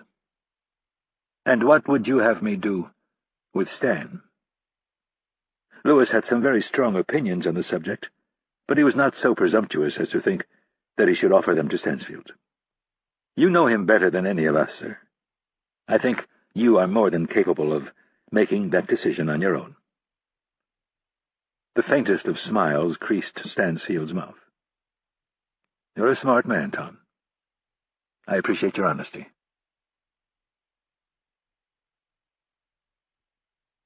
Chapter 43. Jim Talmadge had his equipment set up in the observation room where he could monitor Bramble via cameras and sensors that were attached to various parts of the subject's body to measure blood pressure, pulse, skin conductivity, and respiration. Talmadge knew he could fool a polygraph 100% of the time, and he knew Hurley could as well, because they'd practiced on each other. Having operated in Indian country for much of their careers, it was a job requirement should they be dragged in by another intelligence agency or, worse, a terrorist organization. Being able to trick the polygraph could often mean the difference between life and death. Stansfield appeared at Talmadge's side. "How's it going?" Talmadge shook his head. "Not good." "He's lying?" "I'm not sure. That's the problem." "Is he being evasive?" Stansfield asked. "Yeah, but it's more than that. I think he knows just enough to beat the machine, and it's not helping that Stan's doing a shitty job." "How so?" "I've seen him press a lot harder than this. I can usually predict his next question. You need to get the guy thinking about one thing, get him leaning in a certain direction, and then slap him in the face with an accusation, try to trip him up and see how he's going to react." "And he's not doing that?" "Nope. He's letting this guy tell his story. Every once in a while he'll go back and review something, ask him for clarification." Stansfield was no novice when it came to polygraphs. He'd been given more of them than he could count, and he'd ordered thousands. There were a lot of different techniques. Talmadge had just described a technique they called giving the subject enough rope to hang himself. "That doesn't sound unusual." Talmadge shook his head and frowned. "Some people do it that way, but I can't even count how many of these I've done with Stan. This isn't his style. He's like a street fighter. Nothing's off limits. Once he starts, he attacks and keeps attacking until he's got the guy so flustered he wouldn't dare lie to him." Stansfield considered the situation and then asked, "Should I pull him?" Now Talmadge got really uncomfortable. "That's up to you, boss. But if there's any criticism, it better come from you. I don't feel like getting my head bitten off." "Got it." Stansfield didn't show it, but he was extremely unhappy that he'd let Hurley create an environment in which everyone was afraid to express an opinion. He turned to Kennedy and Lewis and said, "Why don't you two go check your voicemail? I need to have a word with Stan." He patted Talmadge on the shoulder and said, "Tell him to take a break." Talmadge leaned forward and pressed the transmit button on the microphone. "Guys, let's take a break. Victor, can we bring you anything?" Victor asked for a black coffee. Talmadge looked through the glass at the big oaf. He should know better. "You know we can't give you coffee." "Fine," the voice came over the speakers. "I'll take water." Hurley got up and left the interrogation room. A moment later he joined Stansfield and Talmadge. He looked at Talmadge and said, "I think it's going pretty good. How do the readouts look?" "Like shit." Before Hurley could respond, Stansfield said, "Would you mind telling me what you're doing?" "What are you talking about? I'm trying to get the truth out of him." "I don't think you are," Stansfield said, without any extra emotion. Hurley's face twisted into a pissed-off scowl. "Listen, this ain't my first rodeo. I don't stick my nose in what goes on in the rarefied air of the 7th floor at Langley. Just let me do my job like I let you do yours." "Let?" The touch of anger crept into Stansfield's voice. "You seem to be confused about something, Stanley. I'm your boss. I'm your superior. I'm the one who gives orders. I don't just let you do your job. My job is to manage you. You don't let me do anything. You're my subordinate. Do you understand that?" "I don't understand what the fucking problem is. I've been warning you for 2 years that Rapp was going to blow up in our faces, and lo and behold, it happens, and now everyone's pissed at me. I don't need this shit. Victor is telling the truth. It's obvious, and the rest of you better wake up and figure it out." "We don't know if Victor is telling the truth, because you're going so easy on him. Jim can't get any readings that are worth a crap. What the fuck would you know about interrogating someone?" Stansfield stared right through him, didn't speak for at least 10 seconds, and then said, "Here's what you're going to do, Stan. You're going to go upstairs and get some fresh air, have a smoke, and then you're going to come to one of 2 conclusions. Either you're right, we're all wrong, and you have all the answers, or you're going to figure out that you've become an insufferable ass whom no one can work with." Hurley lifted his chin and said, "You know I don't need this crap." "You're wrong again. We're all sick of taking your crap. We're all sick of your attitude, so remember, I'm your boss. If you go upstairs, and 15 or 30 minutes from now you still think we're all idiots, and you're the only smart guy, then I want you to walk out the front gate of this embassy and never come back. I don't care where you go as long as you stay the hell out of Virginia. But if you can somehow get it through your thick head that you don't have all the answers, and decide that you're going to stop biting people's heads off, then come back down here, and we'll get serious about this interrogation." Hurley had known Stansfield for nearly 30 years. He had never seen his friend this upset, and it bothered him. He took a step back and uttered a word that rarely left his lips. "I'm sorry. I think my nerves are a little shot." Stansfield nodded. "Go upstairs. Clear your head, and then make your mind up." Hurley left the room sullen and dejected, and for once Stansfield didn't care. He looked through the glass at Chet Bramble and thought about the man's dossier. Stansfield had read it years ago, but he still had it memorized. Much of what Lewis had deduced was already in that file. Bramble had major issues with authority and rules. It was what had eventually gotten him bounced from the Army. Stansfield was of the opinion that highly moral, well-balanced individuals would never do what his team did for a living, so he was willing to look the other way with regard to certain personality faults. Now he feared he had let his standards slide too far, or he'd at least given Hurley too much latitude. Either way, the blame lay squarely on his shoulders. Lewis and Kennedy were good people. They had sound judgment and were in control of their emotions. Bramble most certainly wasn't. He was a brawler like Hurley. They were the type of men who could be trusted to handle very dirty jobs. The results weren't always pretty, but they got the job done. Rapp, on the other hand, was measured and precise. All of his kills until now had been minimalist in the best way.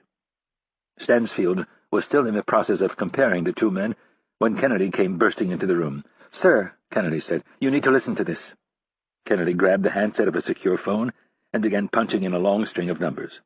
"I just received a message on my service." She handed him the phone. "It's Mitch." Stansfield grabbed the handset and listened. "We need to meet. I finally figured out I can trust you. Don't believe anything Victor says. I sent someone in my place last night. I wanted to see how he would be treated. I had no idea how bad the reception would be. I thought at worst he'd be roughed up. Unprovoked, Victor popped him and then did the same to the guys he was working with. 2 locals showed up and he popped them too. My guess is he's blaming me for all of this, his word against mine. Well, there's only one problem. I have a witness. Someone who your boss knows and trusts. I want to come in, but I don't want to see anyone other than you. Leave me a mobile number where I can reach you and have the boss ready to hear me out. And this is my only offer. If I see Stan or Victor anywhere, I'm done, and if anyone tries to find me, a lot of people are going to get hurt." Stansfield handed her the phone. "Where is Ridley?" "He's in the city." She checked her watch. He and his team are prepping the vehicle and hotel for Cook's arrival. "Was he here last night?" "Yes." Stansfield thought about Rapp's message. That must be who he's talking about. "The witness." Stansfield nodded and turned his attention back to Victor, who was leaning back in his chair drinking from a water bottle. "Call your service and leave him a number. Use your handler code. Get this set up as soon as possible, and then call Ridley and find out what he knows." Kennedy had started punching numbers into the bulky secure phone. Stansfield considered the overall situation and then added, "And tell him I'm coming with you." Kennedy punched in 2 more numbers before she realized what Stansfield had said. "Are you sure that's a good idea?" Stansfield didn't want to believe that Stan Hurley had betrayed him, but it was a possibility he had to face. At a bare minimum, it sounded as if someone had given Fournier the list of targets. It was possible that it could have been electronically intercepted, but to the best of Stansfield's knowledge, the list had never been sent via secure cable, internet, or phone, or in any other known form. It had been compiled by Stansfield, Kennedy, and Hurley. The list was then destroyed. Stansfield had a photographic memory, as did Kennedy. Hurley did not, and there had been a few times earlier in their careers when Stansfield had had to chide Hurley for writing down stuff that should never be written down. Stansfield studied Victor through the glass. He seemed relaxed, even confident, either that he was in the right or that he was going to get away with what he'd done. As Lewis had pointed out, Victor was a man who would do whatever served him best. Rapp, on the other hand, had given them nothing but hard work and results. The Deputy Director of Operations looked over his shoulder and said, "Yes, I think it's a good idea. I think it's the best idea I've had in a long time." Kennedy left the number for Rapp and then called Ridley on his mobile phone. When she had him on the line, she said, Hold on, Thomas wants to talk to you. Stansfield took the receiver. Rob, you were in town last night? Yep, got in about 4 in the afternoon. Did you happen to run into a mutual friend? I'm not sure what you mean. Were you with one of our colleagues last night? Did you witness anything? There was a prolonged pause, and then Ridley said, I'm not following, sir. Never mind, Stansfield said. You have everything in place for our guest? Almost done, maybe another 30 minutes. Good, call me when he shows up. Stansfield hung up the phone and turned to Kennedy. It's not Ridley. Then who in the world could it be? I don't know, but let's not worry about it. We have bigger issues to deal with. Have the document people put together a diplomatic passport for Mitch. I don't want any glitches if we get stopped by the Directorate. And how are we for vehicles? I assume the Range Rovers are too high profile? He nodded. No bodyguards, just you and me. Let's use something from the motor pool that will blend in. We'll send the Rovers out first. Dr. Lewis can take a nice scenic drive around Paris with the DGSE trailing him. Good idea, Kennedy said. I'd better get upstairs. My cell phone doesn't work down here. I'll go with you, Stansfield then said to Talmadge. I'm going to initiate a lockdown on this floor. No one enters or leaves without my knowledge. Understood. Hurley came bursting into the room with his small clamshell phone in his hand. My phone doesn't work down here, he said, slightly out of breath. I know. Irene just said the same thing. Well, he started with a shake of his head, I completely forgot that I had ordered 2 assets to relieve Victor and his team last night. Remember Bernstein and Jones? The reporter and the cameraman, Stansfield answered. Yeah, they're the ones. Stansfield gave a disapproving frown. They don't seem like the right choice. It's a longer story than we have time for right now, but I asked them to work their contacts with the police. Beyond that, Victor and his crew had been working all day without a break, so I sent them over to sit in a van and relieve the guys for a few hours. Stansfield didn't think this was the brightest idea, but he got the sense that there was something more important that Hurley was trying to get to. I was down here all night and all morning, and when I went upstairs, my phone started beeping like crazy. Bernstein had left me 4 messages, so I called him back. He said that when they showed up last night, 2 men had been shot. Turns out it was the 2 Directorate boys, one dead and one alive. He tells me there was a guy who was administering first aid to the wounded agent. I asked him to describe the guy. He said the guy was mid-20s, thick black hair, fit, and he's pretty sure he was French. Why? Kennedy asked. He said he spoke French like a native, started barking orders at Bernstein and Jones, told them to sit with the agent while he went and got help. And? Stansfield asked. He never came back. Bernstein, who's been in almost as many war zones as I have, said this mystery man used quick-clot on the wound and field bandages to stop the bleeding. You think it was Mitch? Kennedy asked. Hurley couldn't speak for a moment. He looked at the floor, shaking his head ever so slightly. I don't know what the fuck is going on. It sounds like it could be him. But why the fuck would he shoot a DGSE agent and then patch him up? Kennedy and Stansfield shared a quick look, and then Stansfield said, Because he didn't shoot the agents. Someone else did. All eyes turned to the man sitting in the interrogation room. There was a lengthy silence, and then Stansfield said, Stan and I need a moment alone. Irene, I'll meet you upstairs. Jim and Tom, stay close. This isn't going to take long. Once they were all gone, Stansfield said, I need an honest answer from you. Hurley nodded. I need a verbal commitment. You need to look me in the eye and swear that you are going to answer this question honestly. Hurley hated being penned in like this. Fine, he said, looking his old friend in the eye. I won't bullshit you. Ask away and I'll tell you the truth. Remember when we made out the list of targets? Yeah. And we memorized them, and then I shredded the list and put it in my burn bag? Yeah. Stansfield could already tell by the way Hurley was fidgeting that he'd done something wrong.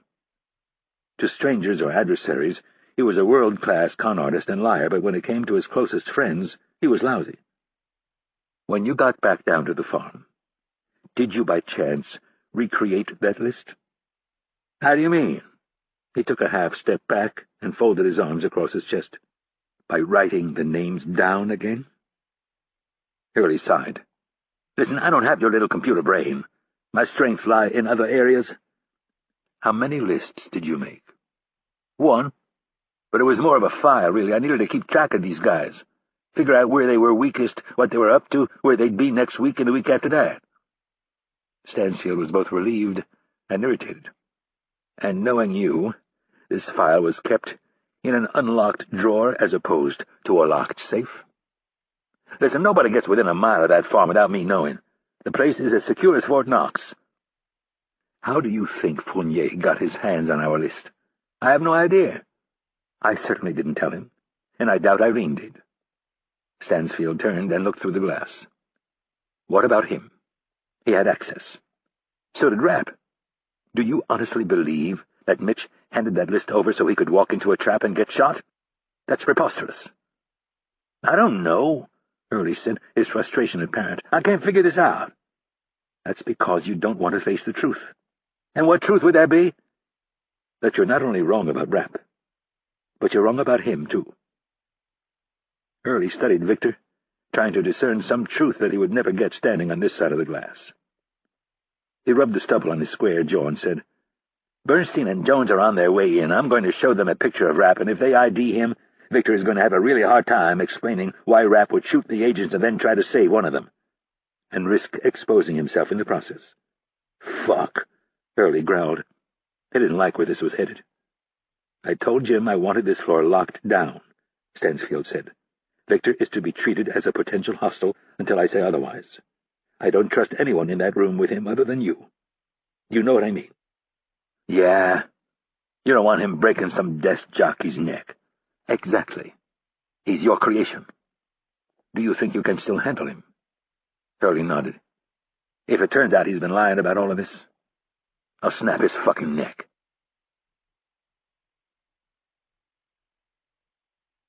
Chapter 44. Rapp hated meets like this. Even when he had the significant resources of the CIA behind him, there was always the unknown, the possibility that someone might go back on his word and kill you. He'd finally gotten to a place where he could trust Kennedy, and now Stansfield had been thrown in the mix. Rapp said no when she first told him the deputy director was coming along. Stansfield had bodyguards, and God only knew how many assets the French would have on him. Kennedy told him they had contingencies to deal with all of that. Rapp still didn't like it, and was about to call the whole thing off when Greta talked him down. I have known him since I was a little child. He's one of my grandfather's closest friends. If there is anyone I can trust, it's him. They were moving from payphone to payphone in Greta's car, running Kennedy through some hoops to make sure they weren't being tailed or driving into an entourage of vehicles filled with heavily armed men. Rapp had Kennedy give him the description of the car they were driving, and twice in 30 minutes Kennedy had passed within 30 feet of where he was standing. He couldn't see the back seat and obviously had no idea if someone was in the trunk, but it was undeniable that Thomas Stansfield was in the front passenger seat. After an hour of running them around town, he was ready. He'd purchased 2 very expensive mobile phones and was saving them. The second-to-last waypoint was someplace he and Kennedy had visited together. It was the final resting place of the Irish playwright Samuel Beckett, the unjustly accused French army officer Alfred Dreyfus, and many other notables. Kennedy had read several books about the miscarriage of justice that had been heaped upon Dreyfus and the national scandal that eventually followed. Rapp knew nothing about the Dreyfus affair as it became known, but the previous winter they had stood in front of his grave for nearly 30 minutes while Kennedy explained the tragedy and the national crisis that had resulted from the false conviction and imprisonment of Dreyfus. Rapp called her cell phone from a payphone and said, "We're getting close. Remember the French army officer who we visited 10 months ago? The Jewish one? That's right. Head there, and await my next call." Rapp placed the phone back in the cradle and walked back to the car. He climbed behind the wheel and said to Greta, "It's not too late to back out." She didn't bother looking at him. She simply said, "Shut up. I told you to stop saying that. Thomas Stansfield would never harm me. He's not the one I worry about. It's Hurley and the guy we saw last night. I don't want you anywhere near them. I have a hard time believing Stan is as bad as you say. He has always been kind to me." "Well, he must like blondes, because he's been nothing but a prick to me." Rapp drove for a few minutes, maneuvering through the narrow streets. He parked the vehicle a block from the meeting place, and he and Greta got out. He kissed her and said, "You have your gun?" "Yes." "Don't be afraid to use it." "You worry too much." She kissed him back and then headed off. Rapp watched her walk away and then found his payphone. He'd timed how long it would take Kennedy to get from the cemetery to the final meeting place. Rapp placed the call and stayed on the phone with her, telling her each turn he wanted her to make. He saw her turn onto Boulevard Raspail, 2 blocks away from his position. Rapp told her to park the car and get out. From his concealed position, he saw Kennedy and Stansfield get out of the car. "There's an alley about 100 feet ahead on your right. Take it and stop at the 4th door on your left." Rapp hung up the payphone and fished out his first cell phone. He checked his watch and then headed around the block in the opposite direction. 30 seconds later, he punched Kennedy's number into the cell phone. She answered on the second ring. "We're at the door." "Good. I disabled the lock. Here's what I want you to do." Rapp walked her through the next move, which was pretty easy. "All right," Kennedy said after following his instructions. "I'm on the 2nd floor. What next?" "Head all the way down the hallway. Last door on your right. It's unlocked." Rapp entered the alley from the opposite end and continued to the back door. He checked one last time to make sure no one was following him, and then went into the building. Quietly, he began to climb the stairs 2 at a time. "I'm in front of the door. I assume you want us to enter?" "I said the door was unlocked. Knock twice and enter, and if either of you are carrying, you'd better not have them out or I'll blow your heads off." Rapp stopped halfway up the 2nd run of stairs and edged his head up above the last tread. He got a glimpse of Kennedy and Stansfield. Neither was holding a gun. They walked into the apartment with Stansfield leading the way. "Head into the living room and take a left," Rapp said. "Go to the window. Put the phone on speaker and tell me what you see." A few seconds passed, and Kennedy said, "You know what I see." Rapp moved quickly down the hallway. "You're both standing where I was standing last night." Rapp reached the door and moved past to check the front stairwell. It was clear. "I didn't trust Stan, so I found someone who fit my general description, and I sent him to the apartment to retrieve something. I wanted to see how rough Stan would be with him. I watched that asshole Victor leave the van and hide on the right side of the stoop, and when a completely innocent man left the apartment, he came up behind him and shot him in the back of the head. He thought he was killing me." Rapp slowly turned the knob and slid through Bob and Tibby McMahon's apartment door without making a noise. He silently closed and locked the door. He moved quietly down the hall with his silenced gun ready and turned the corner. Kennedy and Stansfield were standing exactly where he'd expected them to be. Rapp pressed the end button on the cell phone, slid it into his pocket, and said, "What I want to know is, who gave him the kill order?" Kennedy jumped and dropped her phone. Stansfield, always the cool customer, didn't so much as flinch. They both turned to face the killer they'd helped create. Stansfield looked at the gun in Rapp's hand and said, "I don't suppose I can talk you into lowering that thing? Not until you've done some explaining. What would you like to know?" "Who authorized the kill?" Rapp asked. "Neither of us did, and I don't think Stan did." "So you expect me to believe Victor acted on his own?" "That's a possibility, but we have also recently discovered that someone has either been leaking or providing information to the DGSE. "What kind of information?" Rapp asked. "The target list, who we were going to go after and in what order." Rapp considered that for a moment. "So they knew Tarek was next on my list?" "Possibly." "That would explain a lot." Stansfield could have provided much more information, but Rapp needed to answer a few questions first. "Victor claims you ambushed him and his men last night, killed McGurk and Bornman, and he barely escaped with his life. He said he didn't know anything about the DGSE agents, that you must have shot them after he fled." Rapp shook his head. "Victor's not very smart. He's ballsy, he's reckless, but he's not very smart." "How so?" Kennedy asked. Rapp stepped forward. "Turn around." Rapp stood behind them. Down on the opposite sidewalk, the crime scene markings were still fresh.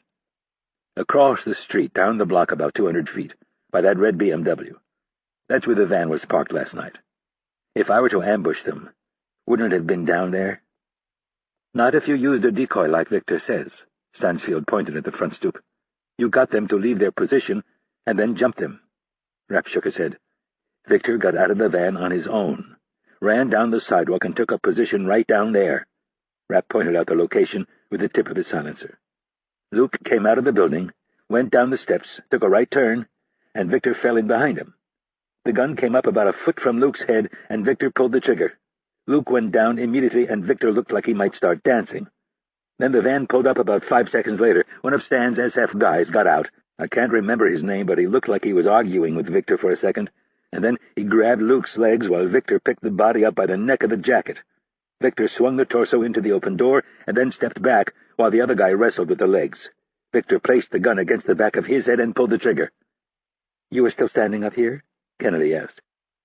"Yep. And then I saw another muzzle flash. I assume Victor shot the other guy they were with. He thought he had gotten away with it. He thought I was dead and he could blame me for killing the other two guys." "And why would he want to do that?" Stansfield asked, already knowing the motive. "I don't know. Because you ordered him to do it, or Stan did." "What if he did it because he was not authorized to kill you? He needed to make it look like you were out of control. You had killed McGurk and Bornman. That way he was justified in killing you.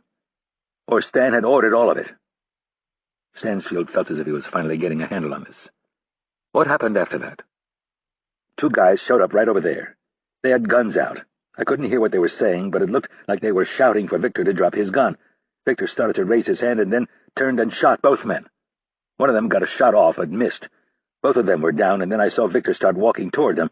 That was when I ran downstairs." "And did what?" Kennedy asked. "I didn't know who these two guys were yet, but I figured they were law enforcement. We have some pretty strict rules about shooting those guys, so I was going to stop him. I came through the front door, and I saw Victor lining up to finish them off, and I started shooting. I stayed on this side of the street and moved to the right so I could try to get him to break off and head back to the van. I found a spot under a car over here, and that was when I shot him in the calf. After that I crossed the street, laid down some suppressive fire, and then, when I jumped out, Victor was running back toward the van. I fired some shots at him, but he was able to jump in the open side door. I gave pursuit, and then he opened fire with a rather loud submachine gun." "And then drove off," Stansfield said. "What happened next?" Stansfield was hoping that he was going to hear what he thought he already knew. "I went back and checked on the two guys.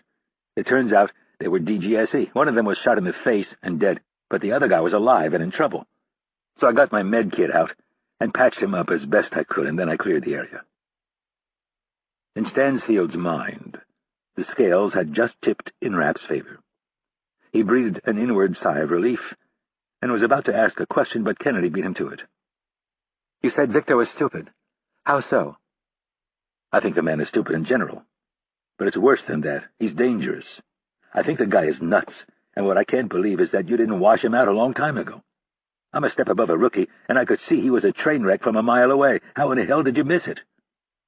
"That's a conversation for another day," Kennedy said. "What was your point about him being stupid?" "You guys will have no problem getting your hands on the police report. The ballistics will back up everything I just said. Victor uses a .45 caliber. I use a 9mm.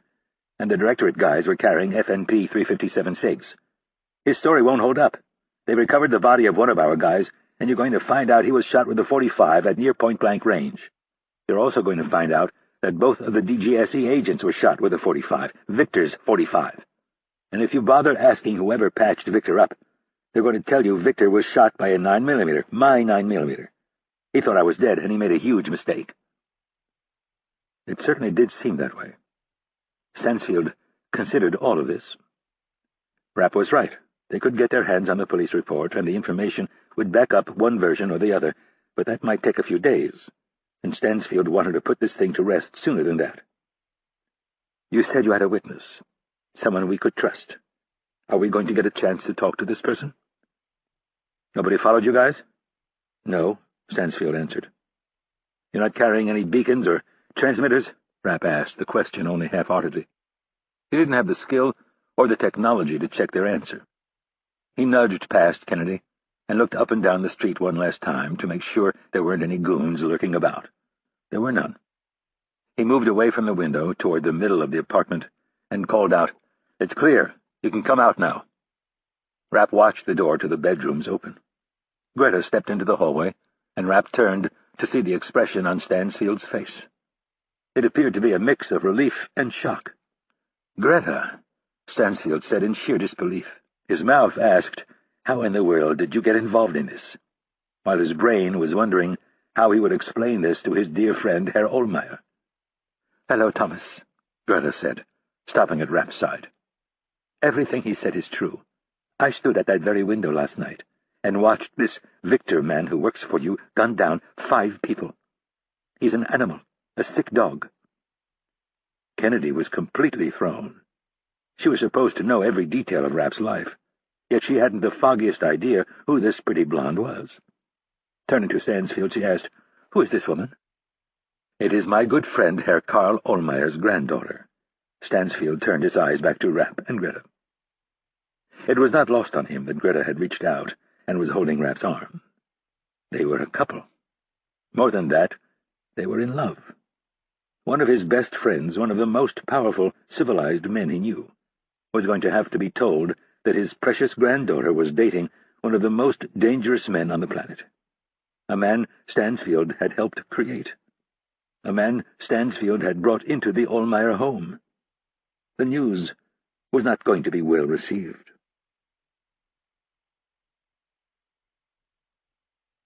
Chapter 45.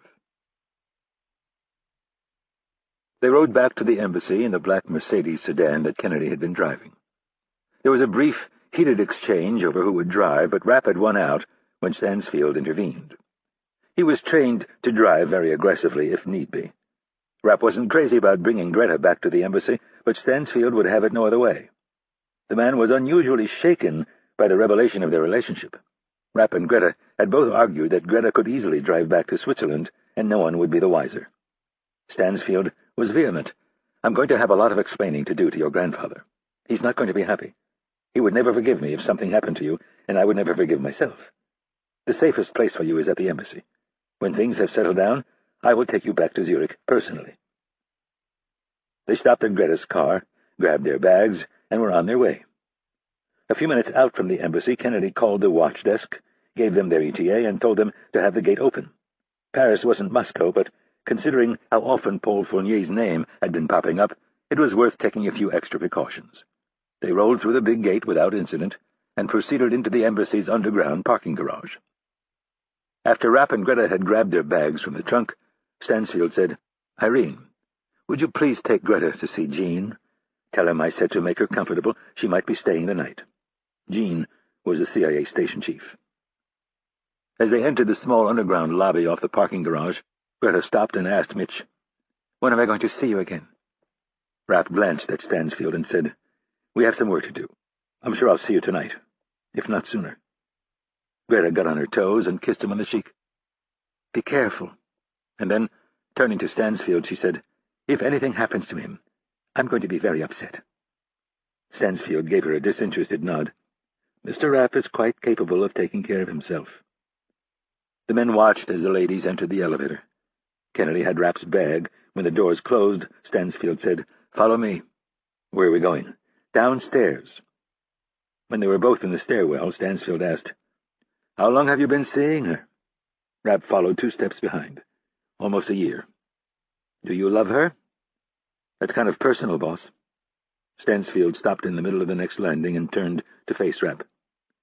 "There's literally billions of women on the planet, and you chose to fall in love with her." "I never said I was in love with her." "Well, she's most certainly in love with you. That much is obvious." "Sir, I'd like to keep my personal life personal." "If only it were that easy."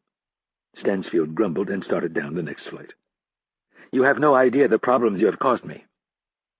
Rapp followed in silence, not wishing to explore his personal life any further. The stairs emptied into a small vestibule with a single elevator and a secure door. Stansfield pressed a button next to the door and turned his head toward the camera. There was an electronic buzz, and Stansfield grabbed the door and opened it. A long hallway was in front of them. Stansfield went straight for the second door on the right.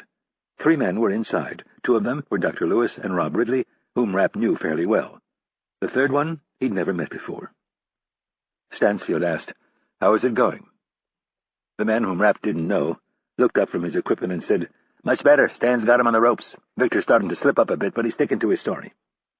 "How are the readouts?" Stansfield asked, pointing at the polygraph machine. "He's keeping his responses within the parameters, but my personal BS detector says he's lying through his teeth." Rapp looked through the big viewing window and saw Victor and Hurley. His entire body tightened into a knot of energy. The first thought to cross his mind was how much he wanted to kill Victor. The second was that he wouldn't mind taking Hurley out at the same time. They were both smoking. Victor was in a pair of jeans and a white T-shirt. The cotton fabric was stretched tightly over his massive arms. Leaning back in the chair, he was trying to look as casual as possible. "I know we have to play this game, Stan. I can tell you don't like it any more than I do. We both know Rapp is a piece of shit. Let's get this over with so we can go hunt him down and put the bastard out of his misery. Every eye in the observation room looked at Rapp. Mitch turned to Stansfield and said, "I think we both know who needs to be put out of his misery." In due time, Lewis approached Rapp's side. "I know this isn't easy to hear, but you need to—" "Shut up, Doc," Rapp said, without taking his eyes off Victor. "No offense, but I don't want to listen to any of your bullshit right now." Hurley stabbed out his cigarette. "You know what I think? I think you're full of shit. I think you're lying through your fucking teeth. I told you to pull the plug last night, head back to the hotel and get some sack time, and you disregarded my order." "I didn't disregard anything. We were getting ready to leave when he sent in his decoy. McGurk and Bourneman went to cover the front door, and that was when Rapp jumped them." "And where was this decoy?" "I don't know. I never saw him again." "You're full of shit." Hurley leaned back and shook his head. "So full of shit." Victor smiled. "I know you're just trying to do your job, but this is a waste of time. Let's wrap this up and go kill the little shit. I know you hate him just as much as I do. Just because I don't like him doesn't mean I want to kill him. There are a lot of people I don't like." "Do a lot of those people gun down 2 of your operatives and compromise a safe house? Do they blow a mission in the middle of Paris and turn it into an international fucking embarrassment? 9 fucking bodies." Victor banged his knuckles on the table and then pointed at Hurley and said, "And don't forget the 2 DGSE guys he plugged." Hurley bobbed his head as if he was agreeing with him and then said, "About those 2 DGSE agents, I heard an interesting story. I have 2 witnesses who came on the scene shortly after you'd left Bourneman's body on the street in your rush to save your own ass." "I already told you Bourneman fell out of the van. There was nothing I could do about it." Hurley ignored him. "These 2 witnesses positively ID'd Rapp." "There you have it. They put him at the scene. Take a guess what he was doing when they came upon him." "I don't know, running away?" "No, that would be you. You were the one running away." Victor leaned over the table. "You would have done the exact same fucking thing." "You have no idea what I do, so shut your fucking mouth before I break your jaw. Now get back on point. What do you think Rapp was doing when these 2 guys walked up on him?" Victor leaned back and folded his arms defiantly. "I don't know." "He was giving first aid to one of the agents. One guy was hit in the face, and the second was hit in the chest. These 2 witnesses, who I've worked with for almost 2 decades, say Rapp was patching up the guy with the chest wound." Victor shrugged, as if it meant nothing. "Tell me why in hell Rapp would shoot a guy and then try to save him." "I don't know. He's a total nutjob. And when we can catch him, we can ask him all of these questions. But this," Victor said, throwing his hands out, "is all a bunch of bullshit, and you know it." One of the phones in the observation room rang, and Ridley answered it. He listened for a half-minute and then said, "Nice work. Stick with it. I'll call you as soon as we're mobile." Ridley set the phone back in the cradle and looked up at Stansfield with a big grin on his face. "Waldvogel got it done. We're wired for sound, and we have a beacon. Guess who picked Cook up at the airport?" Stansfield was too fixated on Victor to change gears so quickly. "I have no idea." "Paul Fournier. His name seems to be popping up a lot these days. Waldvogel says they're stopping for lunch and then they have a meeting. Fournier said, and I quote, 'They are very excited to meet you, but they expect the rest of the list and they want to know the name of the assassin.'" "What did Cook say?" "He said he didn't fly all the way to Paris just to have lunch." Stansfield turned away from Ridley and looked through the glass. Tapping Talmadge on the shoulder, he said, "Tell Stan to take a break. I need to talk with him." Rapp walked over to Stansfield and, in a voice that only he could hear, said, "Give me 5 minutes with him. I'm the last guy he expects to see." Stansfield was in the midst of considering it when Hurley came into the room looking as if he wanted to punch someone. He froze in mid-stride when he saw Rapp standing next to his boss. "What in hell is he doing here?" "Easy," Stansfield warned. "His story checks out. He's not the problem," Stansfield said, nodding at Rapp. "He is." Stansfield pointed through the glass at Victor, who was looking rather smug, considering the situation he'd landed himself in. "Come here," Stansfield ordered Hurley.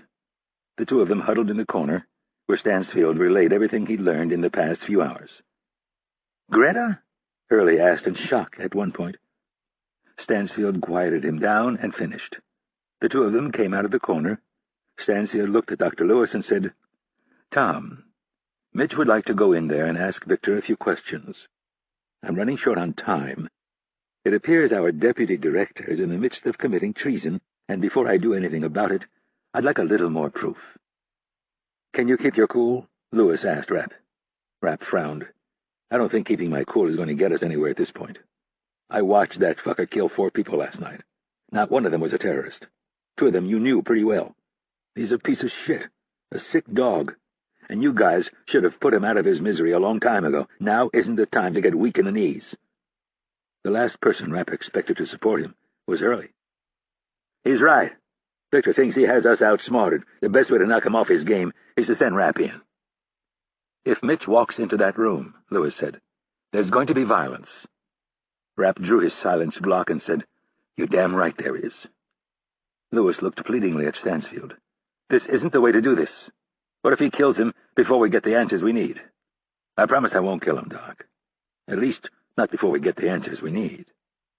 Rapp didn't want to wait around for permission, so he started for the door. Hurley caught him in the hallway. He grabbed Rapp by the arm. Rapp spun around with pure anger on his face. "Keep your fucking hands off me." Hurley held up his hands and said, "This isn't easy for me, but I wanted to say I was wrong, and I'm sorry."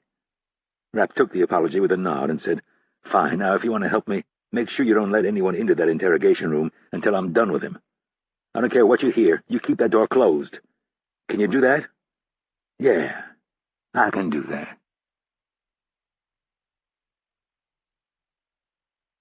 Chapter 46. Bramble thought the morning was going well. He could tell Hurley didn't have his heart in it. He hated Rapp every bit as much as he did, and then some. The last round of questioning was a little more intense, but he supposed he had to put on a show for the people on the other side of the glass. That bitch Kennedy was probably henpecking him. The good news was she wasn't going to be around much longer. With Rapp's big fuck-up, there was going to be some house cleaning, and Kennedy would be the first one to receive the axe. Stansfield, that fossil, was on his way out as well, and Hurley wasn't getting any younger. In another 10 years, Bramble would be running the show, and then he could really start to line his pockets. This job was a license to steal. Bramble pushed his chair back and angled it toward the big observation window. He could feel Kennedy on the other side of the glass, the little killjoy ragging on Stan and anyone else who didn't think her little boy Wonder was the second coming. Bramble heard the door open, and without turning to look, he said, "Stan, let's stop wasting each other's time. The longer we dick around in here, the harder it's going to be to catch that little prick." "Little prick?" Rapp said. Bramble jumped up, knocking his chair over. "What the fuck are you doing here?" He saw the gun in Rapp's hand and said, "Put that thing down right now. Pick up that chair and sit down." "Fuck you. I don't take orders from you. How did you get in here?" "I'm not going to tell you again. Pick up the chair and sit down." Bramble's mouth was just beginning to form his favorite word when a bullet struck him in his good knee. It must have shattered his kneecap because his leg completely folded and he crashed to the floor. Bramble reached for his leg and started screaming. Rapp stood over him and pointed the gun at his face. "Shut up, Victor. Everyone knows what happened last night. There were eyewitnesses who saw what you did. You're a fucking dirtbag." "I didn't do anything. It was you." Rapp pointed the gun at Bramble's left foot and fired another shot. He waited a few seconds for Bramble's screaming to subside and then said, "This is how it's going to work. I'm going to keep putting bullets in you until you tell us what we already know." "If you already know it, then why are you asking me?" "You're not very smart, are you? We need cooperation. You've been passing along information to the wrong people. You told them about Tarek. You described my methods. You helped set me up." "Fuck you." "Wrong answer." Rapp pumped a round into Victor's right foot. There was more howling and more threats, and Rapp ignored them all. When Victor finally ran out of steam, Rapp said, "Stansfield gave me the green light to kill you. The only way you can save your ass is to tell us who you were working with." "I don't know what the fuck you're talking about." "So you want another bullet? I'm going to let you pick this time. Right hand or left hand?" Victor covered his heart with both hands. "You want me to kill you?" Rapp asked. "Fuck you." "You really need to work on some different comebacks." Rapp looked Victor over and said, "How about your elbows? That has to hurt like hell. Lots of bones and nerves. Which one? Left or right?" Victor squirmed on the floor, trying to push himself farther away, but the blood coming from his feet made the floor slick. "Don't shoot me again. I didn't do anything wrong." "You've done a lot of wrong shit, Victor. And if you want to live, you better start telling the truth. Now, who were you passing information to?" "Stan." Rapp shook his head. "That's pathetic, Victor. Stan knows everything. It has to be somebody else. Somebody outside the group. I need a name. Come on, let's go." "I don't know what you're talking about." "I'm going to count to 5 this time, and then I shoot." Rapp started counting. "I don't know what you're talking about." 4, 5. Rapp chose the left elbow and squeezed. Victor recoiled in pain and screamed for nearly half a minute. Rapp waited patiently and then asked, "Who was it, Victor? Who's your guy?" Victor was mumbling now. Rapp thought he caught a name, but he couldn't make it out. He bent down and jammed the suppressor into Victor's groin. "I didn't catch that name. You're going to have to say it a little louder." Victor was writhing in pain. Snot was pouring out of his nose. He mumbled some more. Rapp shoved the gun down hard. "I'm going to count to 5 again. Remember how that worked last time? 1, 2, 3, 4. "Paul Cook!" Victor yelled. Rapp stood, looked at the glass, and nodded. He looked back down at Victor and said, "If it was up to me, Victor, I'd put a bullet in your head right now." Rapp turned for the door. Victor started laughing, slow and soft at first, and then faster and loud. Rapp stopped and turned back to face the man. "What's so funny, Victor?" He got his laughter under control and said, "I knew you didn't have the balls for this line of work." Rapp looked him over, considered his options, and then raised his gun. He fired 2 shots into Victor's groin and said, "Well, I guess that makes 2 of us." Rapp knocked 3 times on the door, and a moment later Hurley opened it. "How'd it go?" He fingered Cook, "So I guess we have one more rat to deal with." "You got that right." Hurley looked beyond Rapp and saw all of the blood. "What the fuck did you do to him?" "I gave him a bunch of chances to tell the truth. It just took him a while to figure out it was in his best interest to stop lying to me." "What am I going to do with him?" Rapp shrugged his shoulders. "I promised Doc that I wouldn't kill him, so it's up to you." He walked past Hurley and down the hall to the observation room. The door opened before he got there, and Dr. Lewis stepped into the hallway. With an anxious look on his face, he asked Rapp, "How are you feeling?" Rapp stopped, considered the question for a second, and said, "Fucking great, Doc. Never better. How about you?" Chapter 47. Fournier had arranged a private room at Les Enfants Terribles. He knew the manager well and could trust him for discretion. Fournier's morning had been horrible. He'd been forced to defend himself to virtually every bureaucrat and politician all the way up and down the line.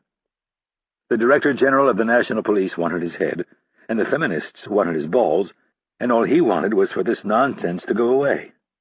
What were one woman's feelings when he was wrestling with the national security of the Republic? Fortunately, Cook had no idea about the morning's press conference. He stepped off the private jet with a bounce in his step, looking forward to concluding their business arrangement. Fournier liked Cook for the simple reason that he was a mirror image of himself. He was intelligent and pragmatic. He never got caught up in the emotional component of things, which was the kiss of death in their business. There was no place for compassion or feelings. It was a brutal business, and only the best and the brightest could survive. It was partly why he had such respect for Stansfield and Hurley. They had been such a good team over the years. Stansfield's brains and Hurley's heartless, crush-the-enemy-at-any-cost attitude had been a very potent combination. But they were both getting old, and the fact that they'd let someone like Cook slip under their radar was proof that it was time for them to go. Fournier worried about that. Would he know when to go himself? He had spent a lot of time thinking about it and planning for it. That's why he had all of his money neatly stashed away. When the time came, he would simply vanish, if he had to. "So what can you tell me about these people?" Cook asked. Fournier took a sip of wine and said, "They pay handsomely for information. That's the most important thing." "Have they ever threatened you?" Fournier smiled. "They have a few uncivilized types, but Max keeps them in line. You'll like Max. He's a good man. He's not one of these radicals who's always threatening to blow things up." Cook laughed. "Well, as long as Max can keep them in line, this should go well." Fournier looked at his watch, drained his wine, and said, "We should go. I like to keep them waiting, but not too long." "What time were we supposed to meet with them?" 1. Cook checked his own watch and frowned. It was 1:38. Both men stood. Fournier pulled back the curtain of their private room and made for the front door. Several patrons tried to get Fournier's attention, and many more were staring and whispering. Fournier ignored them all. When they reached the front door, Fournier's security officer and Mermet were waiting. Mermet looked to be on the verge of an anxiety attack. Fournier pulled him aside and asked, "More bad news?" "Yes. The president's office called. They want to see the file." Fournier inhaled through his nose. "That bitch has really caused me some trouble." He fished out a cigarette and said, "Tell them I am tied up debriefing a high-level intelligence asset and that we will get them the file tonight." The man nodded, and they started across the street. Fournier offered Cook a cigarette, but he declined, telling his friend that he still rode and it wasn't good for his lungs. Fournier pretended to not hear a word he said. The Hotel Balzac was directly across the street. They continued up the carpeted steps and stopped under the circular portico. Fournier turned to Mermet and said, "Wait down here. This should take 30 minutes or so." The truth was that Fournier didn't want too many eyes and ears around what was about to happen. A sizable amount of cash was going to change hands, and depending on how the meeting went, Fournier might be tempted to get into his car and drive straight for Switzerland when it was over. He and Cook proceeded across the lobby to the elevator bank. There were more stairs and one person who tried to approach him, but Fournier kept his eyes front and center and pushed through. Fortunately, the middle elevator was available. He pressed the top button, and in less than a minute they were on the top floor of the 6th-floor hotel. At the far end of the hall, Max's bodyguard was standing post outside the hotel's nicest suite. "Hello, Omar," Fournier called out. "Sorry we're late." Omar didn't smile. He stepped forward and in very choppy French said, "Open your jackets." "Must we always do this, Omar? This is my country, after all." "Rules," was all he said. After he was done making sure they weren't carrying guns, Omar pulled out a key and opened the door. Fournier entered first, with Cook just a step back. They stepped into the large main room, where Max was casually reclined on one of the 3 sofas. "Max," Fournier said enthusiastically, "good to see you." "Yes," Max said with a wink and a nod toward the TV. "I see you have had a very rough day." Fournier dismissed the comment with a scoff. "In this business, Max, I have weathered far worse." "Yes, I'm sure you have." Max turned to Cook and extended his hand. "I have been looking forward to meeting you for some time." "And me as well," Cook replied. "Please sit. Is there anything I can get either of you?" "No, thank you," Fournier answered for both of them. "We just finished lunch and we're on kind of a tight schedule." He sat on one of the big sofas and Cook sat down next to him.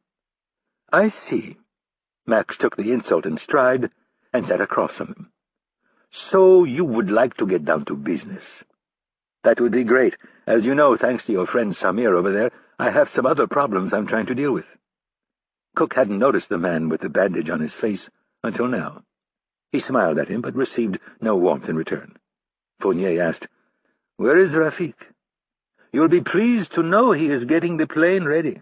As soon as we are done with our business, we will be departing the country." "I am very happy to hear that. Thank you." "So," Max said, looking at Cook, "you have something for me?" "Yes, I do, but I would like to see the money first." "Of course." Max looked over his shoulder. "Samir, bring the money." "I assume mine will be wired as per my usual instructions," Fournier said. "Of course, my personal secretary will handle everything as soon as I make the call." "Good." Samir came back with a large briefcase and set it on the table between the 2 sofas. He popped the clasps and showed Cook the money. $1 million and another $1 million in a Swiss bank account, Max said. "Now I need the information you promised." Cook smiled and retrieved a folded envelope from his jacket pocket. "His name is Mitch Rapp. I have a photo in there. Known addresses. He has a mother who is terminally ill, but he has a brother who could be used as leverage." Chapter 48. Rapp and Hurley were parked 4 blocks away from the Hotel Balzac. Hurley was behind the wheel, and Rapp in the front passenger seat. Rapp had seen Kennedy and Hurley argue more times than he could count, but he'd never seen anyone raise his voice with Stansfield, let alone argue with him as openly as Kennedy and Hurley had done. And to make the entire matter stranger, Hurley and Kennedy were for once in agreement. Stansfield was intent on coming with them to the Hotel Balzac, but Hurley had threatened to resign if his boss set foot outside the embassy compound. There was a chance this could be nothing more than a simple surveillance mission, but it could also be something far more dangerous and complicated. Stansfield couldn't be anywhere near it. It was bad enough that the damn deputy director of Central Intelligence was off screwing his country.